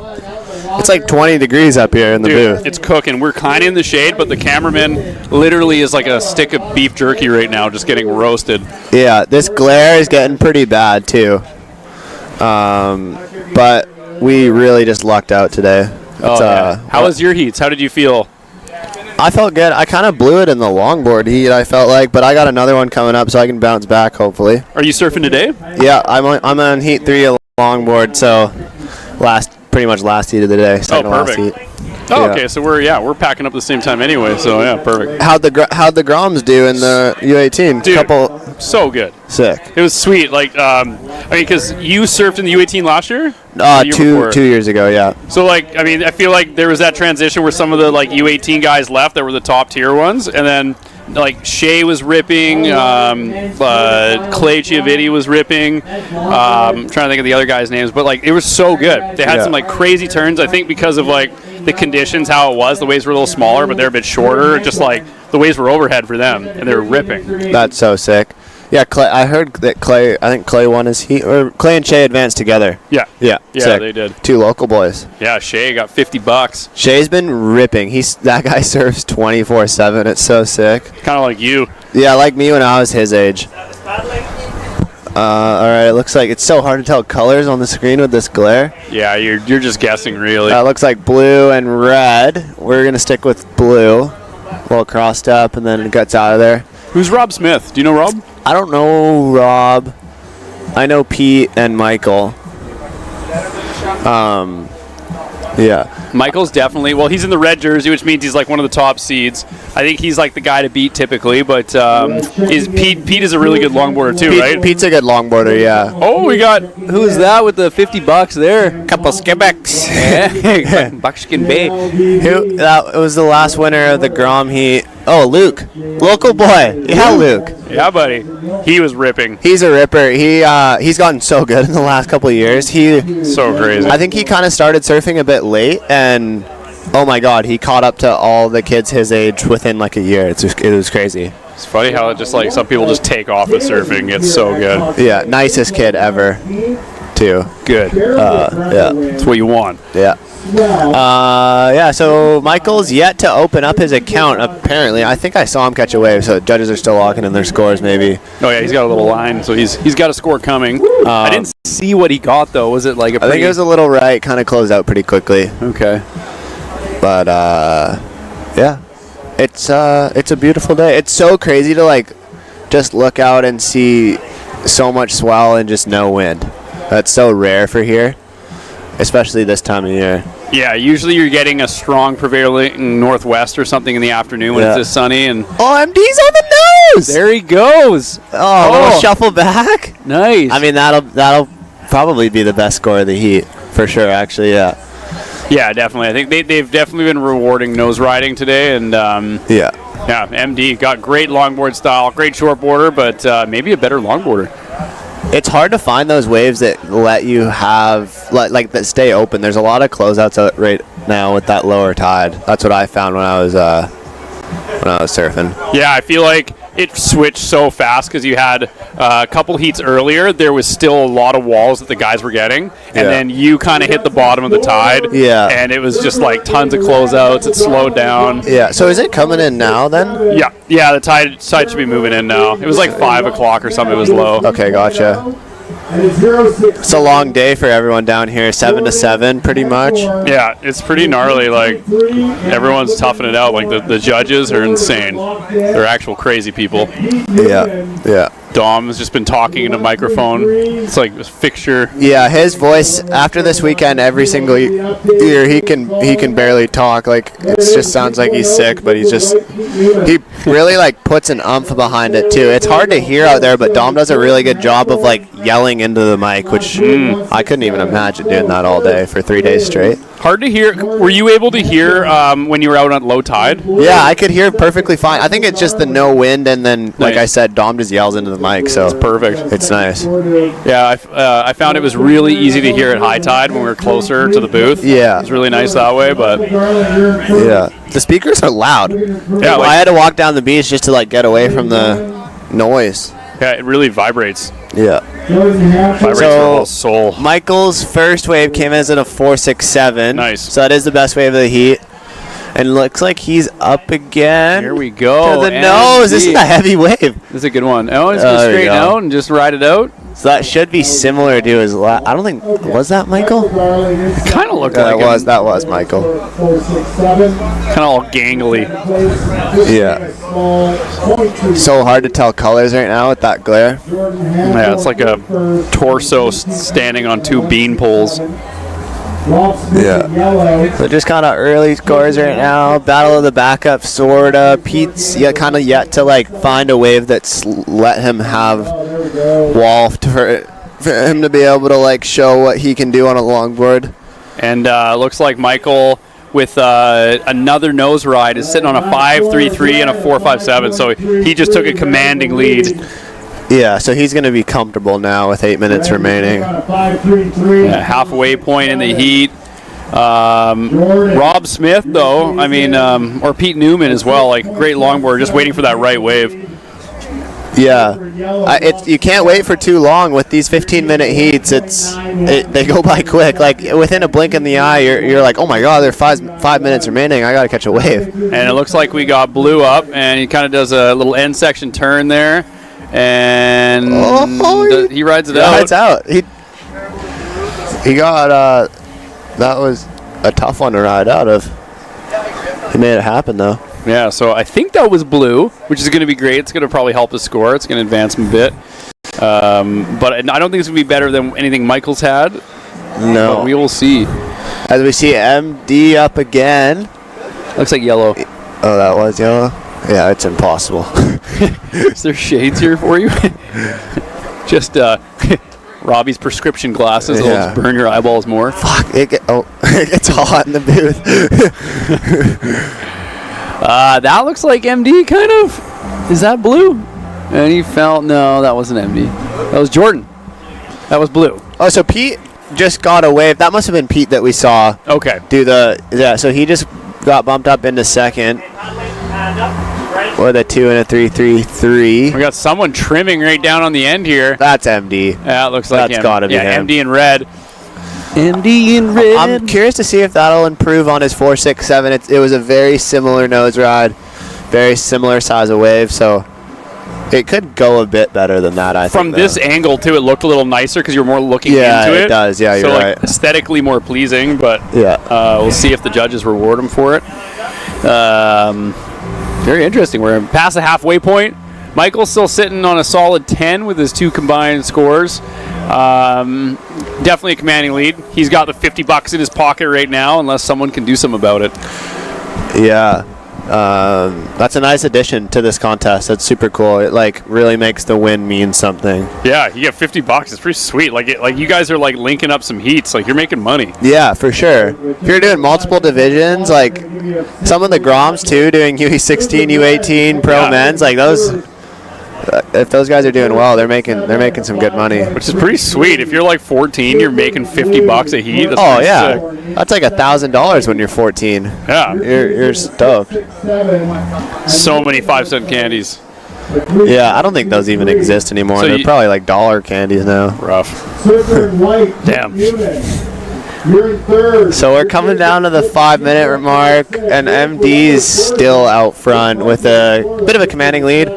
Jordan got just changed the situation and went back up into second with a 3.23. And then Pete has the higher score out of the two, so he's going to be looking for a lower score, or he'll be looking for just a minimal score. Yeah, he doesn't need to do anything crazy, and that'll push him into second. Yeah. Well, there you go. He just got his score come in from the judges, and he got a 4 and a 3.03. So now he's sitting in second. Yeah, so Jordan's going to need like a high 3, like a 3.9 something now. It's hard to find the wave that lets you stay open. Like I think these guys moved kind of from this south bank up a bit north, just because it seems like there's more rights that have shape up here. Totally. Yeah. Like, you can see this a prime example right now. Michael paddling. Yellow. This is Rob Smith. This is a good looking wave. Staying over. Oh, a little highline float. Nice. A little carve. I mean, that was the best looking wave of the heat. Right. Just like had perfect shape. So is there a board length requirement for longboard? What is technically a longboard? I think it has to be over 3 feet over your head. Really? Yeah, so if you're 6 foot, the board has to be 9 feet or above. I'm pretty sure. Oh, we got someone hanging 5. That's just what I've heard. Somebody just pulled into like a mini barrel almost. Couple tubes out there. Yeah, no one's gotten a tube yet. So do you think they're like measuring people before they paddle out? Do you think there's some people with some sus equipment out there? I mean, maybe if a board looked pretty small and they were just like ripping doing carbs on it, pull the measuring tape out. I've always wanted that as a kid because I was like, I could just go on longboard, maybe do a couple turns. I was way better at doing turns than longboarding as a kid. I was thinking because I got an 8-foot longboard and I think that would be too small. Yeah, 3 feet over your head. Yeah. I need like at least an 8.5. I think it's 3 feet. I don't know. I might be mistaken by that. That kind of seems legit though. That's a nice way to do it because like if you're like 6'5" and you're on like an 8.5-foot board, that's different from someone who's 5'8" and on a 6 or an 8.5-foot board. For sure. Or it goes the other way too. If you're 5 feet tall, like you're not riding a 9.6 is just huge for you. You know, massive. Yeah. Like you'd almost want like an 8 or something. Somehow we are already in 2 minutes left in the heat. Michael's still commanding lead. We got somebody taking a look at this one. And we got a left on the end here that maybe Blue is scraping into. A little backside barrel. Oh, that thing was heavy. Just got eaten. Yeah. That's that inside bar that will get you. He handled that thing well though. I don't know if that guy's even in the heat, but how about down the beach, down at Cox Corner there? Oh my gosh, this south fall is just pumping. We're lucky we're getting a little bit of it over on this south south end of the beach, but it's heading a bit down there. There's full swell. It's crazy the difference, eh? It just how much it can be flat just straight out here. We're lucky that there is actually waves. Yeah. Red first, white second, blue third. We're down to a minute left here. Jordan's looking for not too high of a score. It's possible. He just needs the wave. As we see the little paddle, he's not going to go. Looks like there's a couple waves that'll come through before this heat's over. Looks like this next one could be a fun little left and right. We'll see if here scrape into this one. Little wedge here. He's going for it. He's committing.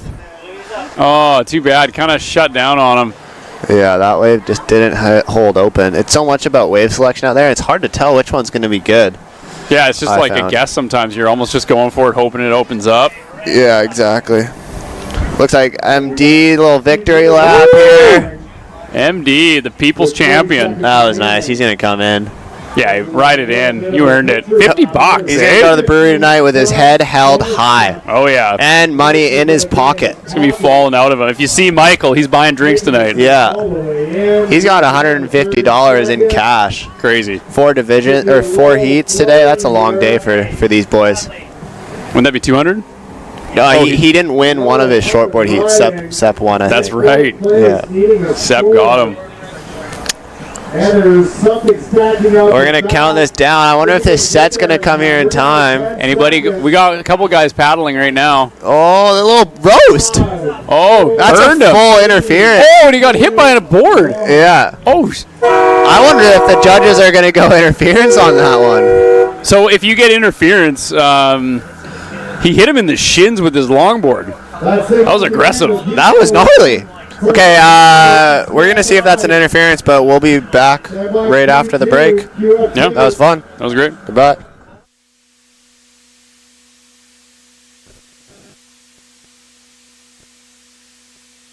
What does it mean to live the search? Oh, well, Imagine this. People from all around the world running together at the same time. Welcome to the Wings for Life World Run, the world's largest running event. Let's go! The running event for everyone, where 100% of all money raised goes to spinal cord research. Join the run on May 5th. Sign up now at wingsforlifeworldrun.com. Let's run for those who can't.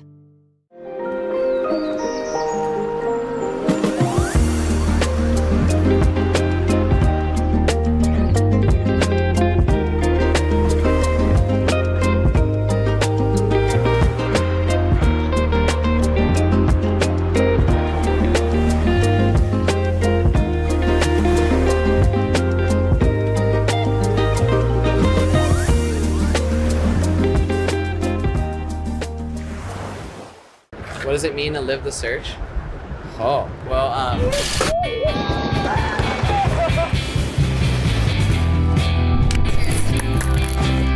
It's just like living the best life. I will never stop searching.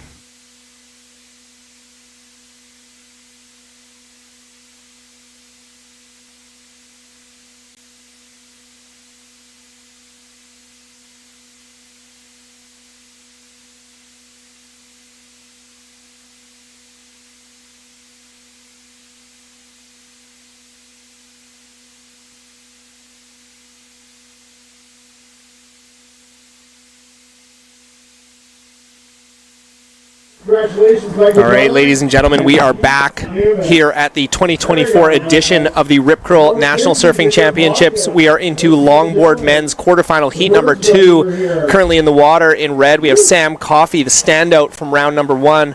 In white, former national champion Robbie Ferguson. In yellow, JLVV Jean-Laurent Vachon-Vigneault. And then in blue, Rusty Goyer surfing his 17th heat of the day. And I think he's made it through every single one of them so far. Amazing. He actually mentioned down at the beach, he's like, I've had blue every single time. And I was like, dude, stick with blue. You've made every single heat you've surfed. What does blue mean? After this game, we just Too deep of a question. And that's it for day 1. Ocean? Still a lot of sunshine out there. Water? Keep going till dark. Blue. Sad. Blue dubba-dee-dubba-die. All right, looks like we got a score. Right? Oh, man. What a song. Yeah, reminds me of high school. Captured a generation. Oh. It's the first music video I really remember seeing. With the two little cartoon guys? Yeah, flying in their space car and stuff. Yep. I'm blue. All right, so 2 minutes gone, and we have a couple of scores already dropped. Surfer in red, Sam Coffey, drops a 5-point ride. Rusty Goyer has dropped a 3.33. And Robbie Fergo has dropped a 2.17. So early days, couple of small scores on the board. Man, it looks fun out there. Yeah, There's it's so definitely beautiful. some waves out there. Oh, we got the boys turning here. Oh, a little turn fade and takeoff. burn. I like this. Ooh. Oh, he almost walked himself right off the edge. Oh, he did. Buckle up. I like that. I was saying you'd be really epic if someone could walk to the end of the board, hang 10, and then do one step into the water and then flip back. Oh, like a little dip? Yeah. Dip the toe? Is that like a hang 12? I don't know. I don't even know. I like that, though. Yeah. Blue, Rusty Goyer, 3.33. Man, I didn't even see Sam get a wave, but he's already got a 5 on the board. Guy's a great longboarder. He's super good. Yeah, it seems like surfing is definitely a skill set of his. It's an asset in his tool belt of skills. In his tool belt of skills. He is good Man, at stuff. Curtis, we got 3 heats left. We're doing it. Crazy. I know, right? Flying by. This has been just a grind. It's been a grind, but it's good. Yeah, a good grind. Oh, is there old Noomsy? Did Noomsy make it through? He made it through, I think. He did too. Yes, he Newman, my boy, the beard. Big shout out to the Newman family. Rozzy, hopefully you're watching from the beach. But if you're at home, Rozzy, Numi, he made it. And then the Triple J kids, John, Jayla, and Juniper. Oh! Uncle Hippo says hello. Triple J. Your Uncle Hippo? Oh, yeah. Hippo's my nickname in all the shelter. Why? Crowd. You know what? It's because I'm the deadliest land mammal known to man. Hippos are the deadliest land mammal? They kill more humans than every other land mammal combined each year. Crazy. Isn't that wild? Yeah. Have you ever seen one of those videos of the hippos chasing the boats? Oh, yeah, true. They're terrifying. vicious. They're terrifying. Super vicious. Dude, terrifying. And they're portrayed as like a fun-loving animal. Oh, yeah. Hungry hippos. Little flicky ears and like, yeah, they're terrifying. Don't mess with a hippo. No. So, all right. So, a bit of switch up here. JLVV dropped a couple of mid-range scores, jumped himself up into first place. Here we go. That was kind of nice. Yeah. Get up over the coping there, brings it down. Robbie's going to get on the board with that. That'll be nice. That'll be a good score. And then JLVV with a couple of good scores. He's sitting nice. Yeah, and then Sam just sitting on the 1.517, so he's going to be looking to back that guy up. So that's the highest score of the heat so far. So he's actually sitting kind of pretty, even though he's in third place. So hopefully he can get a nice little backup here, give himself a bit more breathing room. It seems like the down towards the south end starting to light up a little bit. A couple of lefts rolling through there. I'm a big fan of lefts. I like to go left. Yeah, you're a goofy footer. Oh, yeah. Yeah. The goofiest. Oh, yeah. Look at that one. That is a nice looking left there. Right? That is really like dreamy looking. So nice. It's dreamy. Ooh. Barely a drop of water out of place and no one's on it. What is going on here? Look at these. Look at this thing. Oh, that looks nice. Beautiful. That is a great looking wave. Why is everyone mad at lefts? Come on, guys. Oh, Sam Coffey, somewhere off screen, just dropped a 7-point ride. What? How did he even do that? He's a magician. Where is he? I don't even know. Is he even out there right now? Oh, nice fade takeoff there from Rusty. Hitting it up into the lip. Oof.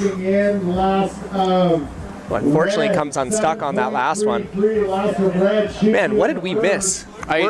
Just for the record, sorry, for the people out there, just for the record, it's gotten to the worst time visually for us. My eyes are on fire. It's like literally burning our retinas out. We're trying to be the best commentators possible, but it's like you can literally barely see anything because your eyeballs are burning out. You know when they say not to look at the sun with binoculars? It's more or less what we're doing right now. Yeah. That's basically it. Directly into the sun. Everything is, I'm sweating. You are? It's hot. I'm wearing all black. My cowboy boots. Ugh. That's fair. Yep, that's fair. All right, so we got about 8 minutes remaining here. Current situation, Sam Coffey sitting way out in front. He's got himself a 5.17 and 7.33. Then JLVV has got a couple of 4s, or a 4.5 and a 3.83. He needs a 8-point ride to jump into that first place position, get himself some Burns bonus bucks. And then Surfer in Blue, Rusty Goyer, he needs a 5-point ride to get himself into that second transfer position. And then Fergo did drop a 3.67, so he needs a 4.66 to get into that second place position, which again is very much capable of doing.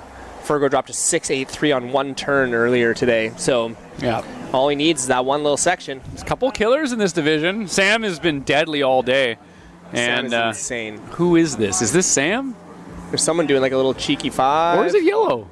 It might be Fergo too. Nope. Apparently it's red. Apparently it's red. There you go. Oh, here and we he's go. still going. We got Still someone riding on- this one out. on Yeah, he's hanging 5 right now. Oof. Oh man, he is riding this into the shore. He's just going in. Wow, yeah, he just jumped off into knee-deep water. Wonder who that was. Was that JLVV? Was that Fergo? Oh, look at this left, straight out front. Damn, that is a nice looking wave. Got a little fast on him. Oh. Rusto. Into the washing machine. Got a little Maytag there. Smashed. Little The gator Maytag. roll. Oh, nice. I like that. Yeah. Maytagged. Got Maytagged by that lip. Oof. It's like a double entendre there. I never even thought about the tagging part. It's Right? Just like, you know, like a Maytag and washing machine spins you around. No. I feel like we're literally so drunk with exhaustion at this point that we're just making up things and hoping they stick. And Maytag worked on many levels.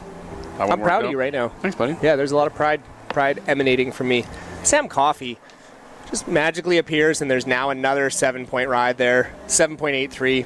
He's now gotten a higher score than his first total, which was, I think, the highest longboard total of the day so far. Who is this guy? I know, right? Sam. It's like Kelly Slater wearing a wig. Oh, here we go. Up and riding. Boom. Big hack. Is that yellow? That was white. White. Okay. Robbie. He's still going. Cheeky. Ah, nice. Yeah, a lot of the guys are just milking them right into short, which is nice. Like, you know, I guess length of ride matters. And then sometimes they stack back up so you can get another turn or something in, which is good for the score. Yeah. But tough conditions right now. Just not because of the waves, just because of visually staring directly into the sun hurts. Hurts. My eyes hurt. It's reflecting. It's this giant ball of fire. So last of Fergo comes in at a 3.10, so that doesn't really change his situation because he needs a 4.66 to jump into that second transfer spot, get himself into the semifinals for tomorrow. Currently, Sam Coffey has comboed the entire field. Wow, this guy is a weapon. He is a weapon. Where did he come from? Santa Cruz. Right. Okay. We knew that. That was a. Yeah. And hopefully, if all things, he even joked he should paddle. He was like, "Man, I'll come in," because I was like, "Hey, you should come up and commentate Reed's heat just for fun." And he's like, "Okay, I'll paddle in 5 minutes early." He could paddle in 5 minutes early. Like he could paddle in right now. So he's actually going to come up and commentate Reed's heat. Yeah. Oh my God. I know, right? He's a legend. Very funny dude. Mm-hmm. Yeah, he'll be great. Yeah. Yeah, super good. Oh, we got another guy on a long wave, just right in the sun. Oh, and his board went flying. Oh my God! It looks like he's on fire as he's like literally surfing. It's so hard to see. My poor eyeballs. Oh, we got it. Man, up and riding, surfer in black. Oh, that's Rusto for sure because I think he's the only goofy footer in this heat. Look out. All right, so 4 minutes to go here. Whoa, Sam Coffey just dominating right now. And then JLVV sitting uncomfortably in second position. Yeah, it's close. It is very, very close. And Fergo's the type of guy, and both him and Rusty are the type of guys you don't feel comfortable with them underneath you. They're not used to losing heats, those two. So 4 minutes of tense moments to come here. That's the thing, is the higher up the rankings you get here, just the harder it is. And the blurrier it becomes. And the more aggressive the sun is. Oh, we got someone out the back here. Well, oh, yeah. Maybe Fergo? Maybe yellow? Oh, yeah. I think that was Fergs. White or yellow? I always get the two Maybe confused. not. So whoever it was just claimed kind of hard. Fergo doesn't seem like the claiming type to me. So, it was him. Oh. Because we got a wave coming in. We've got waves still to come in for red, yellow, and white. So this could shift up. Oh, man, JLVV just blew up. He just dropped a 6-point ride. Whoa. So that just made the requirement for Robbie Fergo a 6.83. So, how was that floater? Nice. Love a longboard floater. That was huge. That was nice. Super nice. That was exciting. That was excitement. You know? I'm excited. Right, so we got probably 2 waves to come in for Fergo now. So he needs a 6.83, so he either needs to get kind of 2 mid-rangers, which the first one dropped and it's a 1.33, so that wasn't it. Oh, he dropped a 6.53. Oh, man, that is close. Yeah, it's just like a... That is super close. So he needs now Fergo needs a 4.14. Look at us. We're got my old garbage bag. It's actually working out pretty good. Your garbage bag helmet? Yeah, it's kind of nice. It's blocking the sun a little bit better. That's for sure. All right, so Fergo now needs a 4.07 to get into that second position. Who's that? Is that Fergo? Hang on, Cinnamon! Heel! Oh, I love that one. Oh, but he got just swallowed at the end there, but that was really pretty good. I mean, it was exciting. He was going really fast. It's great. Was that Fergo? I have no idea. We'll find out. The little dash appears, and that tells us. How do they know? They should put tracking chips or something. Well, they've got Kieran O'Connell over there with the old binoculars. So he is actually staring into the sun with binos. Directly into the sun with binoculars. So that was JLVV on that last one. Wow. Shout out to Kieran. Here, Legend. just blinding himself for the greater good. Legend. In the second place. Yeah, so 90 seconds to go. Tense moments here. Can Fergo get himself a 4.07? He did just drop a 6.6. So hopefully he can at least get a chance to get a solid wave. And there is some lines approaching the lineup. So if Fergo can get himself a decent open wall, that 4.07 is well within his wheelhouse. But this is the competitive surfing thing. You need things, and sometimes you just don't give you what you need. You don't always get what you want, you know? But if you try sometimes, you might get what you need. That was great. It's like a really nice tennis rally. That's what that was, bouncing. That's us talking. Oh, we got lines approaching. We have no idea who's going to be catching these waves, so... It looks like the ocean is on fire. Ooh, JLVV just dropped a 5.8, so now Fergo needs a 5.37. This is Rusty up and riding because he's the only goofy footer, so that's how I know it's him. That's easy. That's an easy one. Oh, hang in there. I like that. Oh, whoa. Whoa. Oh. Is his board gone? Does he not have a leash? Oh, that was a nice little cut back there. I like that. I like the way that's put together. Oh, up to the lip. Go. Oh, a little says no thank you. No thank you. He did get a little hang 5 there, so it would have been way better if he could get up into the lip at the end there. But oh, and we're going to get the buzzer. Oh. Yeah, this is going to count it down. So we do have one more wave to come in for Fergo, and it came in. Ooh, it's not going to be enough. Oh, man. So unfortunately, Robbie Fergo not making it through, but our surfer in red, Sam Coffey, who will be hustling up here, hopefully to commentate a heat. And then our surfer in yellow, Jean-Laurent Vachon Vigneault will be making it through to the semifinals. Congratulations, gentlemen. Unfortunately, Robbie Fergo and Rusty Goyer will not be making it through. We are going to take a quick commercial break.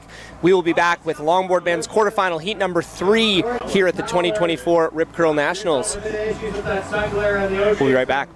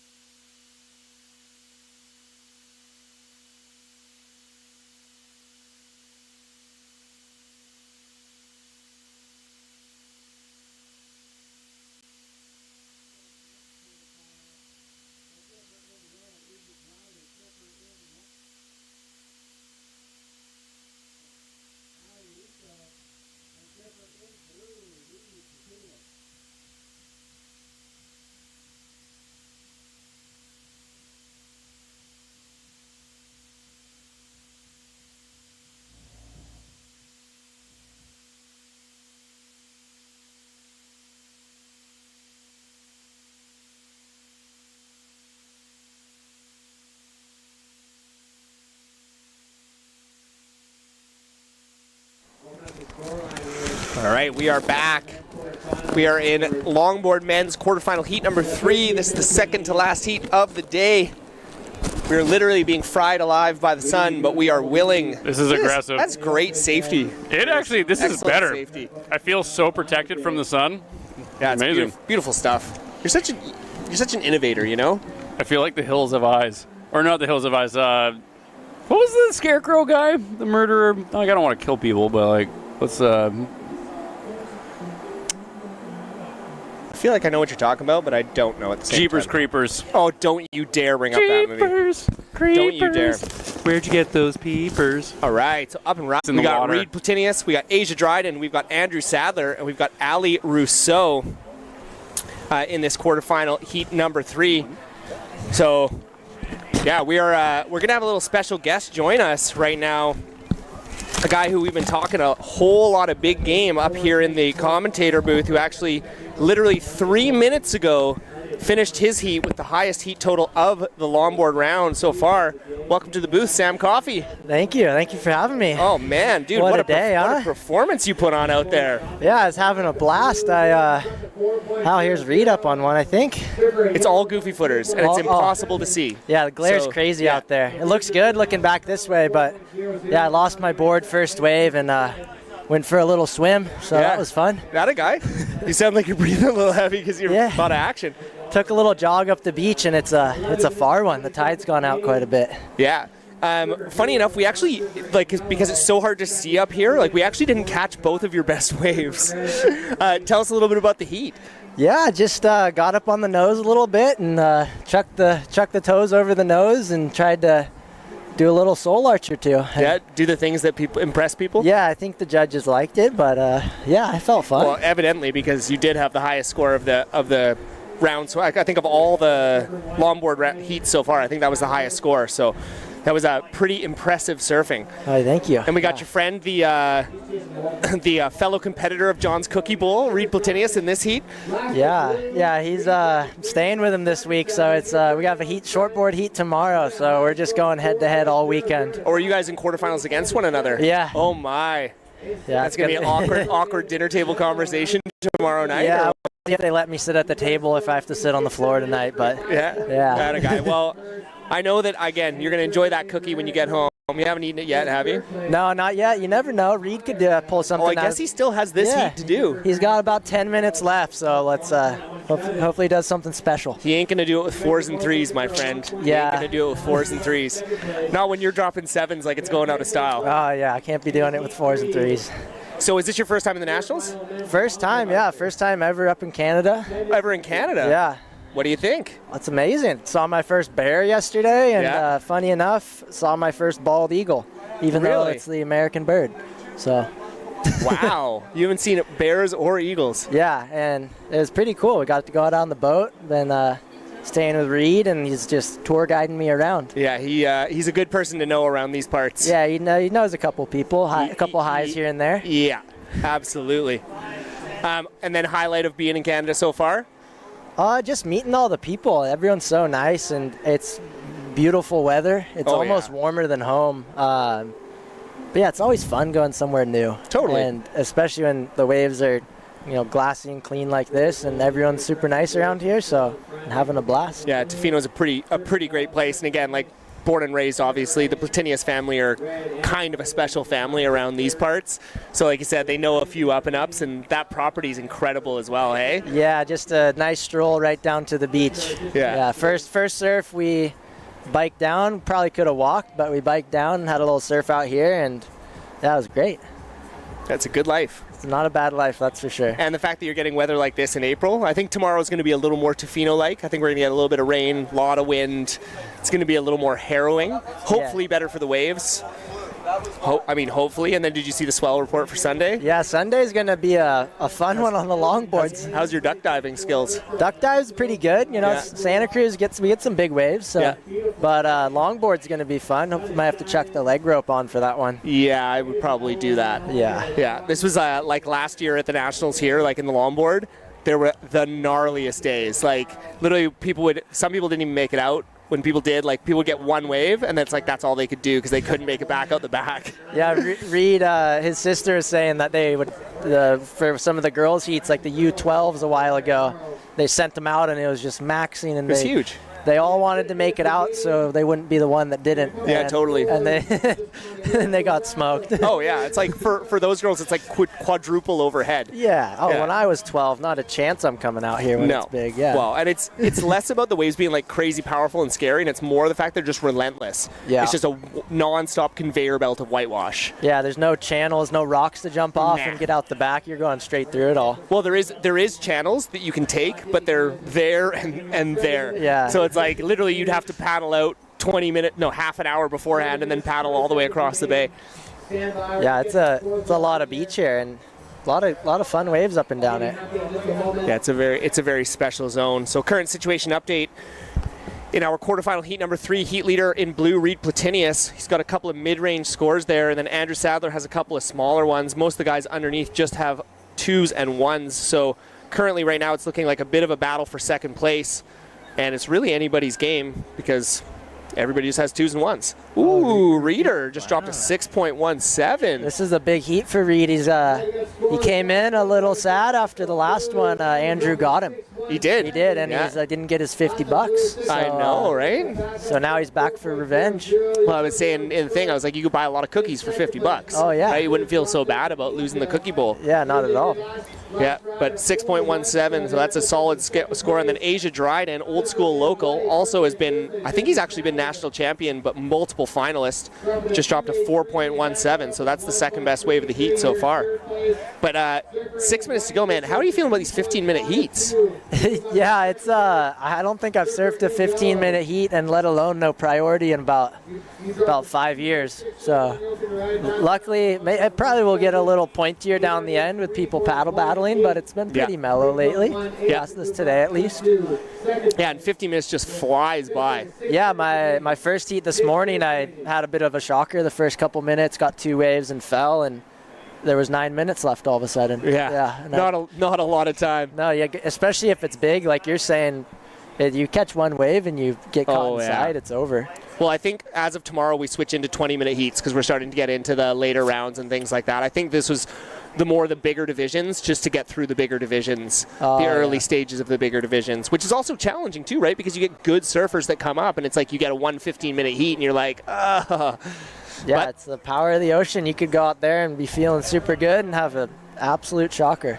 Well, and that's also competitive surfing, right? Like, it's, Shannon always used to tell me, because I remember the first time I ever did a competition, I just like freaked out because I was like, I feel like I was better than this person or whatever it was. And he's like, it's not a reflection of who's the best surfer. It's a reflection of who's the best competitor, Or who gets the best wave. Or who gets the best, or who lucks out into the best wave, or is just in the right spot, right time. So, but again, there are the people that can kind of put all of those things together of skill, timing, and competitive skills, Yeah, and there's some of those people, those freaks in nature that just, they'll go out there and they can get the worst wave and make it, better than everyone else on a good wave. So Absolutely.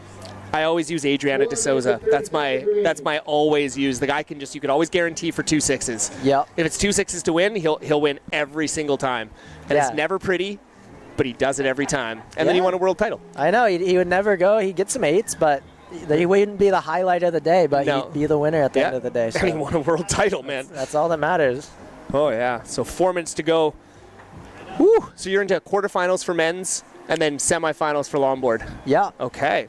Yeah, big day. 4 heats today. Yeah. It's a long one. That's a lot of surfing, dude. Yeah, I've been stuck in the wetsuit all day as well. Yeah. So, yeah, Reed said he was coming down in just his wetsuit and bringing a shirt, and then ended up bringing his pants and didn't tell me, so I was... Ooh, that's greasy. Yeah, down here all day, no pants, just in my wetsuit. Man, that's a greasy maneuver. Yeah. You're like, Canadians are friendly to a point. He's getting in my head already for our heat tomorrow. Oh, yeah, of course he is. Yeah. He's got to. Yeah, at least he won't get that last cookie tonight. Damn right. So you're going to enjoy it. You're going to eat it right in front of his face, aren't you? Oh, yeah. Maybe dip it in a little milk and just, take that thing easy. Ooh. We've talked a lot about cookies on this broadcast over the last couple hours. Yeah. Papa Platinus makes a good cookie. Yeah. Yeah. He makes a good one. Yeah. The Platinius family knows what they're doing when it comes to cookies. Oh, man, that's a game. Yeah. My mother's actually really good at making cookies. She Yeah. makes good. Oh yeah, really good cookies. I'm a big fan. I'm a big fan of sweets. I make some cookies at home once in a while. Totally. Yeah. Post surf, burn that no problem. Get a lot of foggy days and kind of drizzly days back in Santa Cruz, and that's cookie weather right there. That is. Yeah. Maybe not the best for the old body, but as long as, like I said, as long as it's always after workout snacks. Yeah. I'll do it when yeah, but I'm also like 20 years older than you are, so I got the do it when the 23-year-old metabolism's burning. That's when the cookies go down. Oh yeah, that's the sweet move. So, situation update: we still have Reed sitting in first place. Battle for second. There's barely a point. There's not even a point spread between second, third, and fourth. So Asia, Andrew, and Ali, Triple A's, all looking for small scores to get themselves up into that second transfer spot. Remember, this is quarterfinal, so top 2 surfers will advance on to the semifinals, which I think are on Sunday. I think longboard semifinals don't run, or longboard doesn't run again until Sunday. So again, these guys are looking to get themselves into finals day. That's where everyone wants to be. Realistically, everyone wants to be on finals day. So Asia just dropped a 1.33. So funny enough, that actually jumped him up into second place.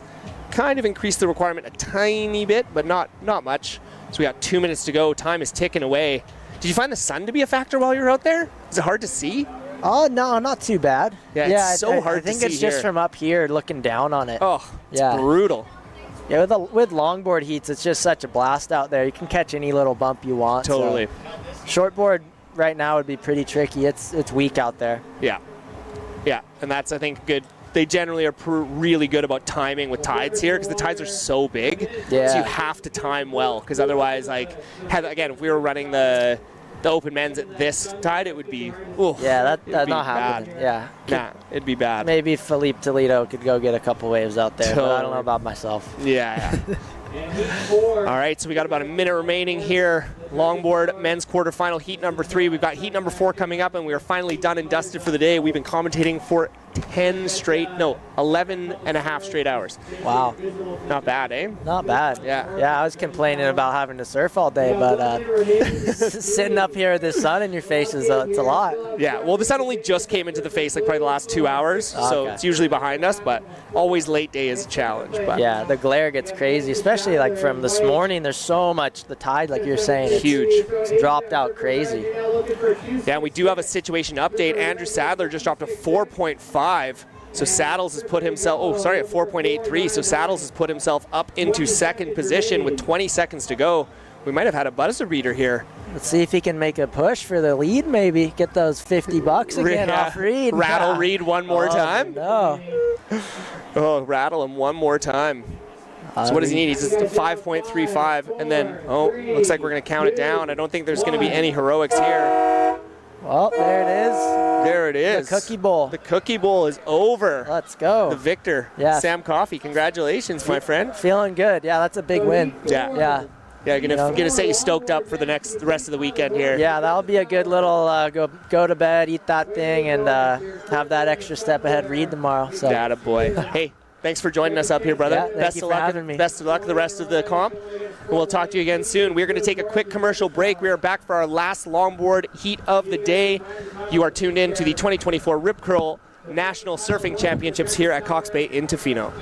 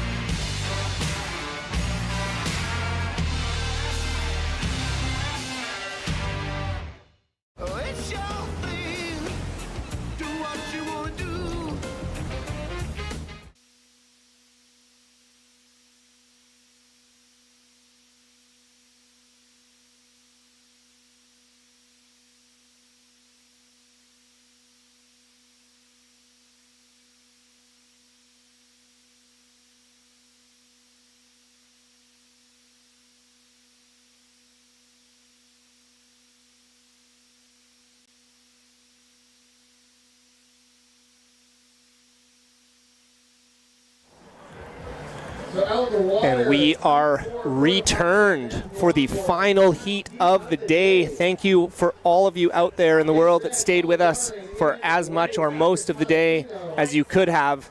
It's been a long run, but we are finally into longboard men's quarterfinal, heat number 4, which is our final heat of the day. In the water, we have our surfer in red, my boy, Paul Darling, and then surfer in white, my other boy, Marcus Palladino. In yellow, Aaron Rooney, which we think is the Irishman because there was a big giant Irish flag. And then surfer in blue, Elliot Thorne, the thorn in everyone's side. So final heat of the day. It is now 6:30, and we started at 7 a.m., so you can do the math. We're almost at 12 hours round trip here.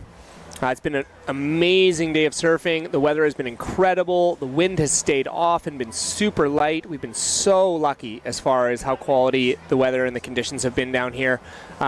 Tons of incredible, super contestable surfing.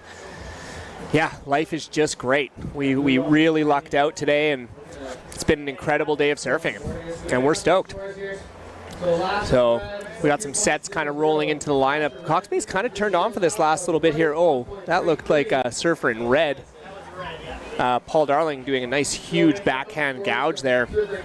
Unfortunately, just coming unstuck. Paul has been definitely one of the standouts in the longboard division the last few years. And then he just dropped a 2.17. So surfer up and riding here. Oof, unfortunately, comes unstuck and gets a little bit of a beat down there. But yeah, it's just been an incredible day. Tons of fun, lots of stuff going down at the beach there. Good vibes, great surfing. I mean, yeah, come on down tomorrow. Come down to the beach, check it out. There's some cool tents. Oh, there we go. We got Reed Platinius there with his Burns bonus bucks. Just got himself $50. Oh, got a high five. I do love high fives. And 12 minutes remaining. Just a few small scores on the board for everybody. So everyone looking to replace some smaller scores. Again, as it is the last heat of the day, I'd love to send out a few more shout outs to our lovely, lovely sponsors. Obviously, Rip Curl Canada has been a huge sponsor for this competition for the last, I don't even know how many years. Like, I remember when it was the Rip Curl Stew, so that was at least 15 years ago. Red Bull Canada, Heineken 00, CUSP, the Canadian Union for Skilled Workers, Yeti Canada, Millbay Marine Group, Endless Surf, Marwick Marketing, Hotel Z Tofino, Network Music Group, Surfside Grill, Yuki Poke, the Government of Canada, and the Taloquiet First Nations, as we want to gratefully acknowledge the traditional territory of the Taloquiet First Nations and the support from District of Tofino and Tourism Tofino. So lots of people to thank to make this happen. You know, a huge day of competition. It's been so good, and none of that happens without our sponsors. So huge shout out to our sponsors. And then with 11 minutes to go, we're still surfing.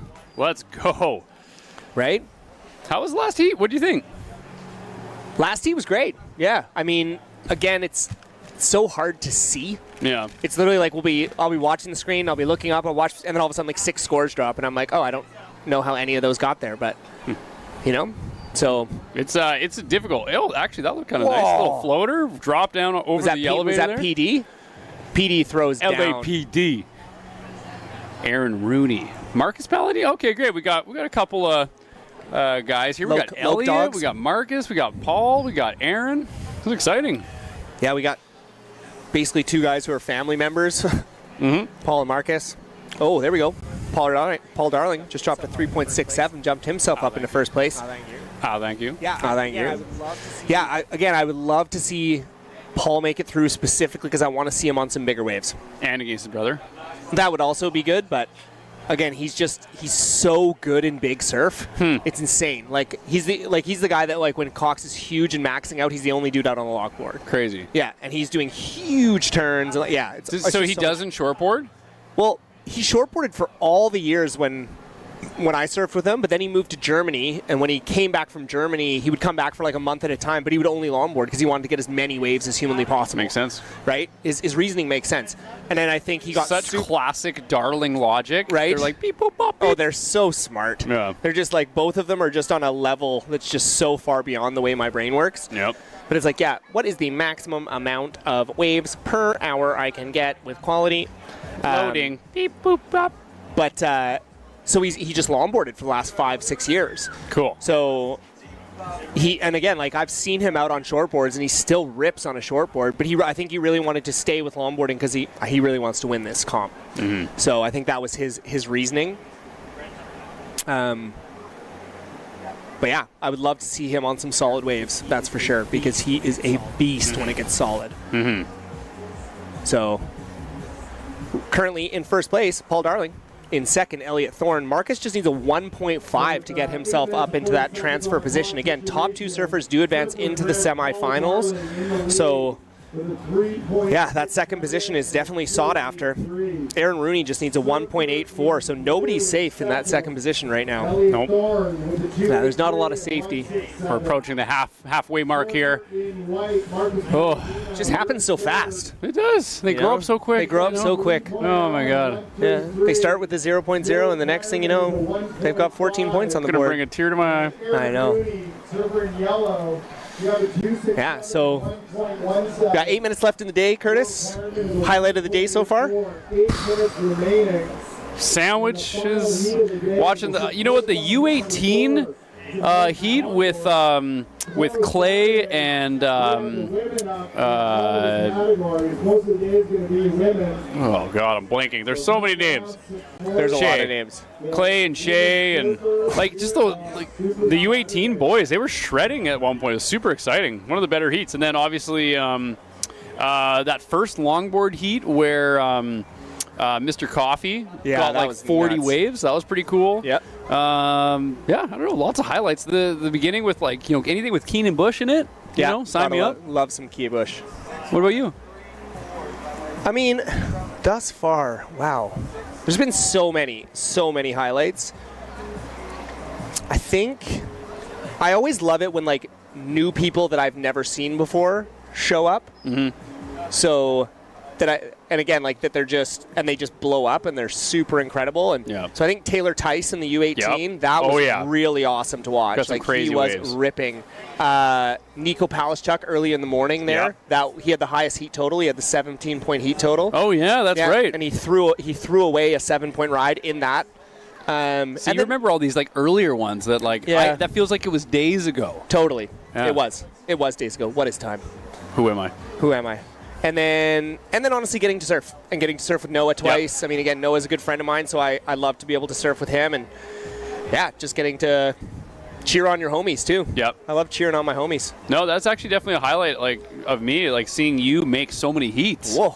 Never would have imagined. Amazing. Did you make $50? I did not make $50. You're so close. I'm going to keep telling myself $50. So close. Yeah. So all good stuff. And then just the vibes down on the beach, like seeing all your friends and getting to, you know, talk shop and laugh and joke and so good. You know, see all the banter between all the surfers because there's a lot of head games and stuff going on too. It's pretty funny. Oh, what do we got here? Someone doing some walking. Ooh, that was nice. Walking, talking. Yeah. Oh, we got someone on the back going left here. Yeah. We got a guy going right. We got another one. Oh, that looks like Paul flying down the line. Woo. Oh, huge turn off the whitewash. That was awesome. Man, that was all 4 surfers in 2 waves. That was great. Yeah. High action. High intensity. We got someone up, I think. Bit of a closeout, throwing some hands up. Come on. Rile the crowd up a bit. Yeah. Are you not entertained? Is this the last heat of the day? Last heat. So I needed you back because we have to do the sign off and all that kind of stuff. And I wanted them to see you with your bag head because I feel like that's just great. Should I get it set up better? You set it up. Set it up for the post show. The 30-second post show that we do. Yeah. So 5 minutes to go here. We've got waves still to drop for all 4 surfers. So this could be a big shakeup because there's barely 2 points in between all 4 surfers. So this could be a huge shakeup in this heat. We're waiting for waves for all 4. So last of Paul Darling drops a 4.17, so that's his best best wave of the heat so far. I think it's the best score of the heat so far. So great stuff there from Paul. Still waiting for a couple more scores to drop. The moments are tense here with 4.5 minutes to go. Let's kind of way down that northern end of the bar again. Oh.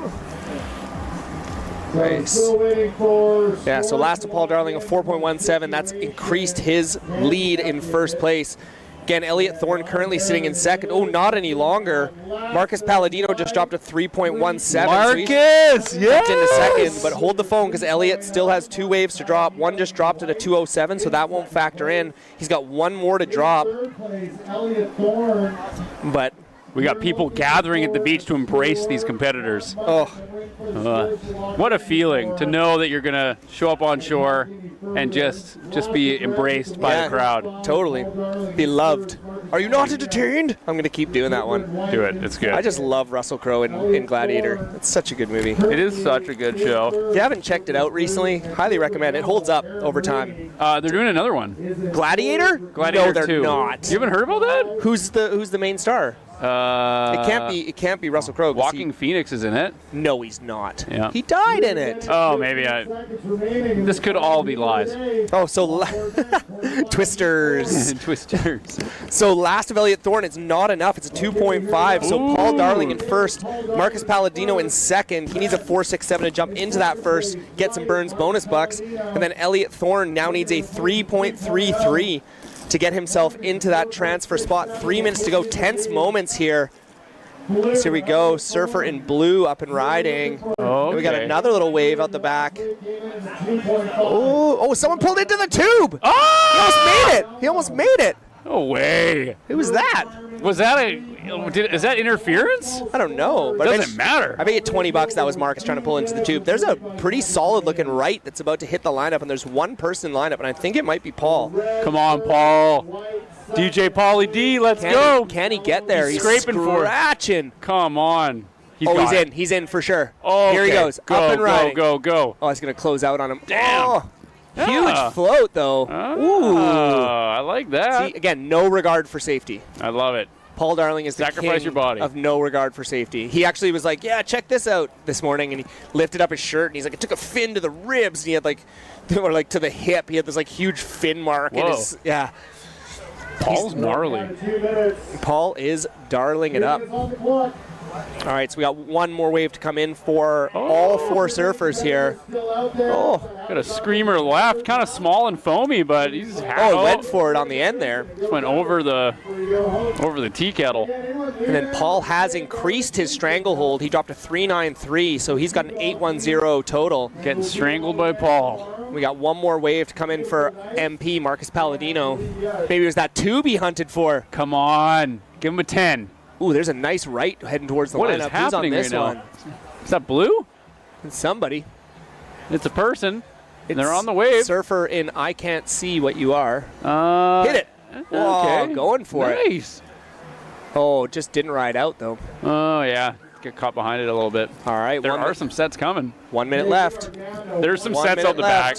Hopefully there's enough time, but there is a big set out the back. I don't know if it's going to get here in time. Oh, yeah, way out there. You can see it. You can feel it. You can feel it. It's like the horn. Wow, look down the beach. Just some beautiful, nice. Oh, yeah. It's just beautiful, glassy, gentle offshore nuggets. Lots of action happening. These guys are scraping for everything right now. Scraping, scratching, and clawing. And not much on that Yellow one. up and riding. Doesn't look like there's much going on that one. 30 seconds to go. Tense moments here. Are the friends, homies, Mike, Marcus, and Paul going to make it through into the semifinals? Is Paul making another $50? This is a very beautiful way to end the day here. Unfortunately, Elliot Thorne looking for a 3.33. Looks like he's going to get an attempt. Oof. Oh, just unfortunately, get eaten alive. Oh, poor. And there it is. The horn of destiny. Good surfing there from Elliot. But unfortunately could not get the score that he needed. So that is going to be the end of quarterfinal heat number 4. Paul Darling and Marcus Palladino making it on through. Paul Darling, $50 richer. Congratulations, Paul. Wow, that's the end of the day. Yeah, brother. We did it. Dude, that was so Congratulations to us. So, again, me. made it through 3 rounds of the Open Men's. Massive amount of heats. I think I did the math. It was 16. There's 28 Open Men's heats in a row. Yep. And just straight through. Look at this. We're just like basically getting blared by the sun here. Good light. Yeah, really good lighting. For everybody who was tuning in today, big thank you to everybody who came down to the beach. Huge thank you to all of our sponsors. I'll read them out one last time because I do read them off a piece of paper. It is Rip Curl Canada. One more for the day. Yeah. Red Bull Canada, Heineken 00, CUSP, the Canadian Union for Skilled Workers, Yeti Canada, Mill Bay Marine Group, Endless Surf, Marwick Marketing, Hotel Z Tofino, Network Music Group, Surfside Grill, Yuki Pokey, Government of Canada, and we want to gratefully acknowledge the traditional territory of the Taloqueat First Nations and support from District of Tofino and Tourism Tofino. Nice. We are signing off for today, Curtis. Brother, we did it. You got any lovely last words for the people at home? I don't know. Just drink water, stay out of the sun, and just be happy that today is today and tomorrow is coming. And we get to find shade. Find shade. Yeah, hydrate. Definitely hydrate. Again, thank you to everybody out there. Thank you to all the competitors. What a phenomenal day of surfing. We are going to sign off here from Cox Bay in Tofino. We will be back 7 a.m. sharp. If we're on air early enough, we'll even have a morning show at 6:45. We'll be here at 6:45, ready to go. So please tune in. Cheer on your friends, send us some comments, do all the fun stuff. It's supposed to be fun, so we're having a good time. We appreciate the input. It helps us do things better. Yeah. You know, like we're here just talking, so. That's literally what we're doing. We need more. We need help. We need assistance from you people. Mental help. So, Robbie Elliott here, Curtis Parker. We are signing off. We will see you again tomorrow, 7 a.m., nice and early. On Sunday. Love you guys all. Yeah. Thanks, everybody. Woo. See you tomorrow.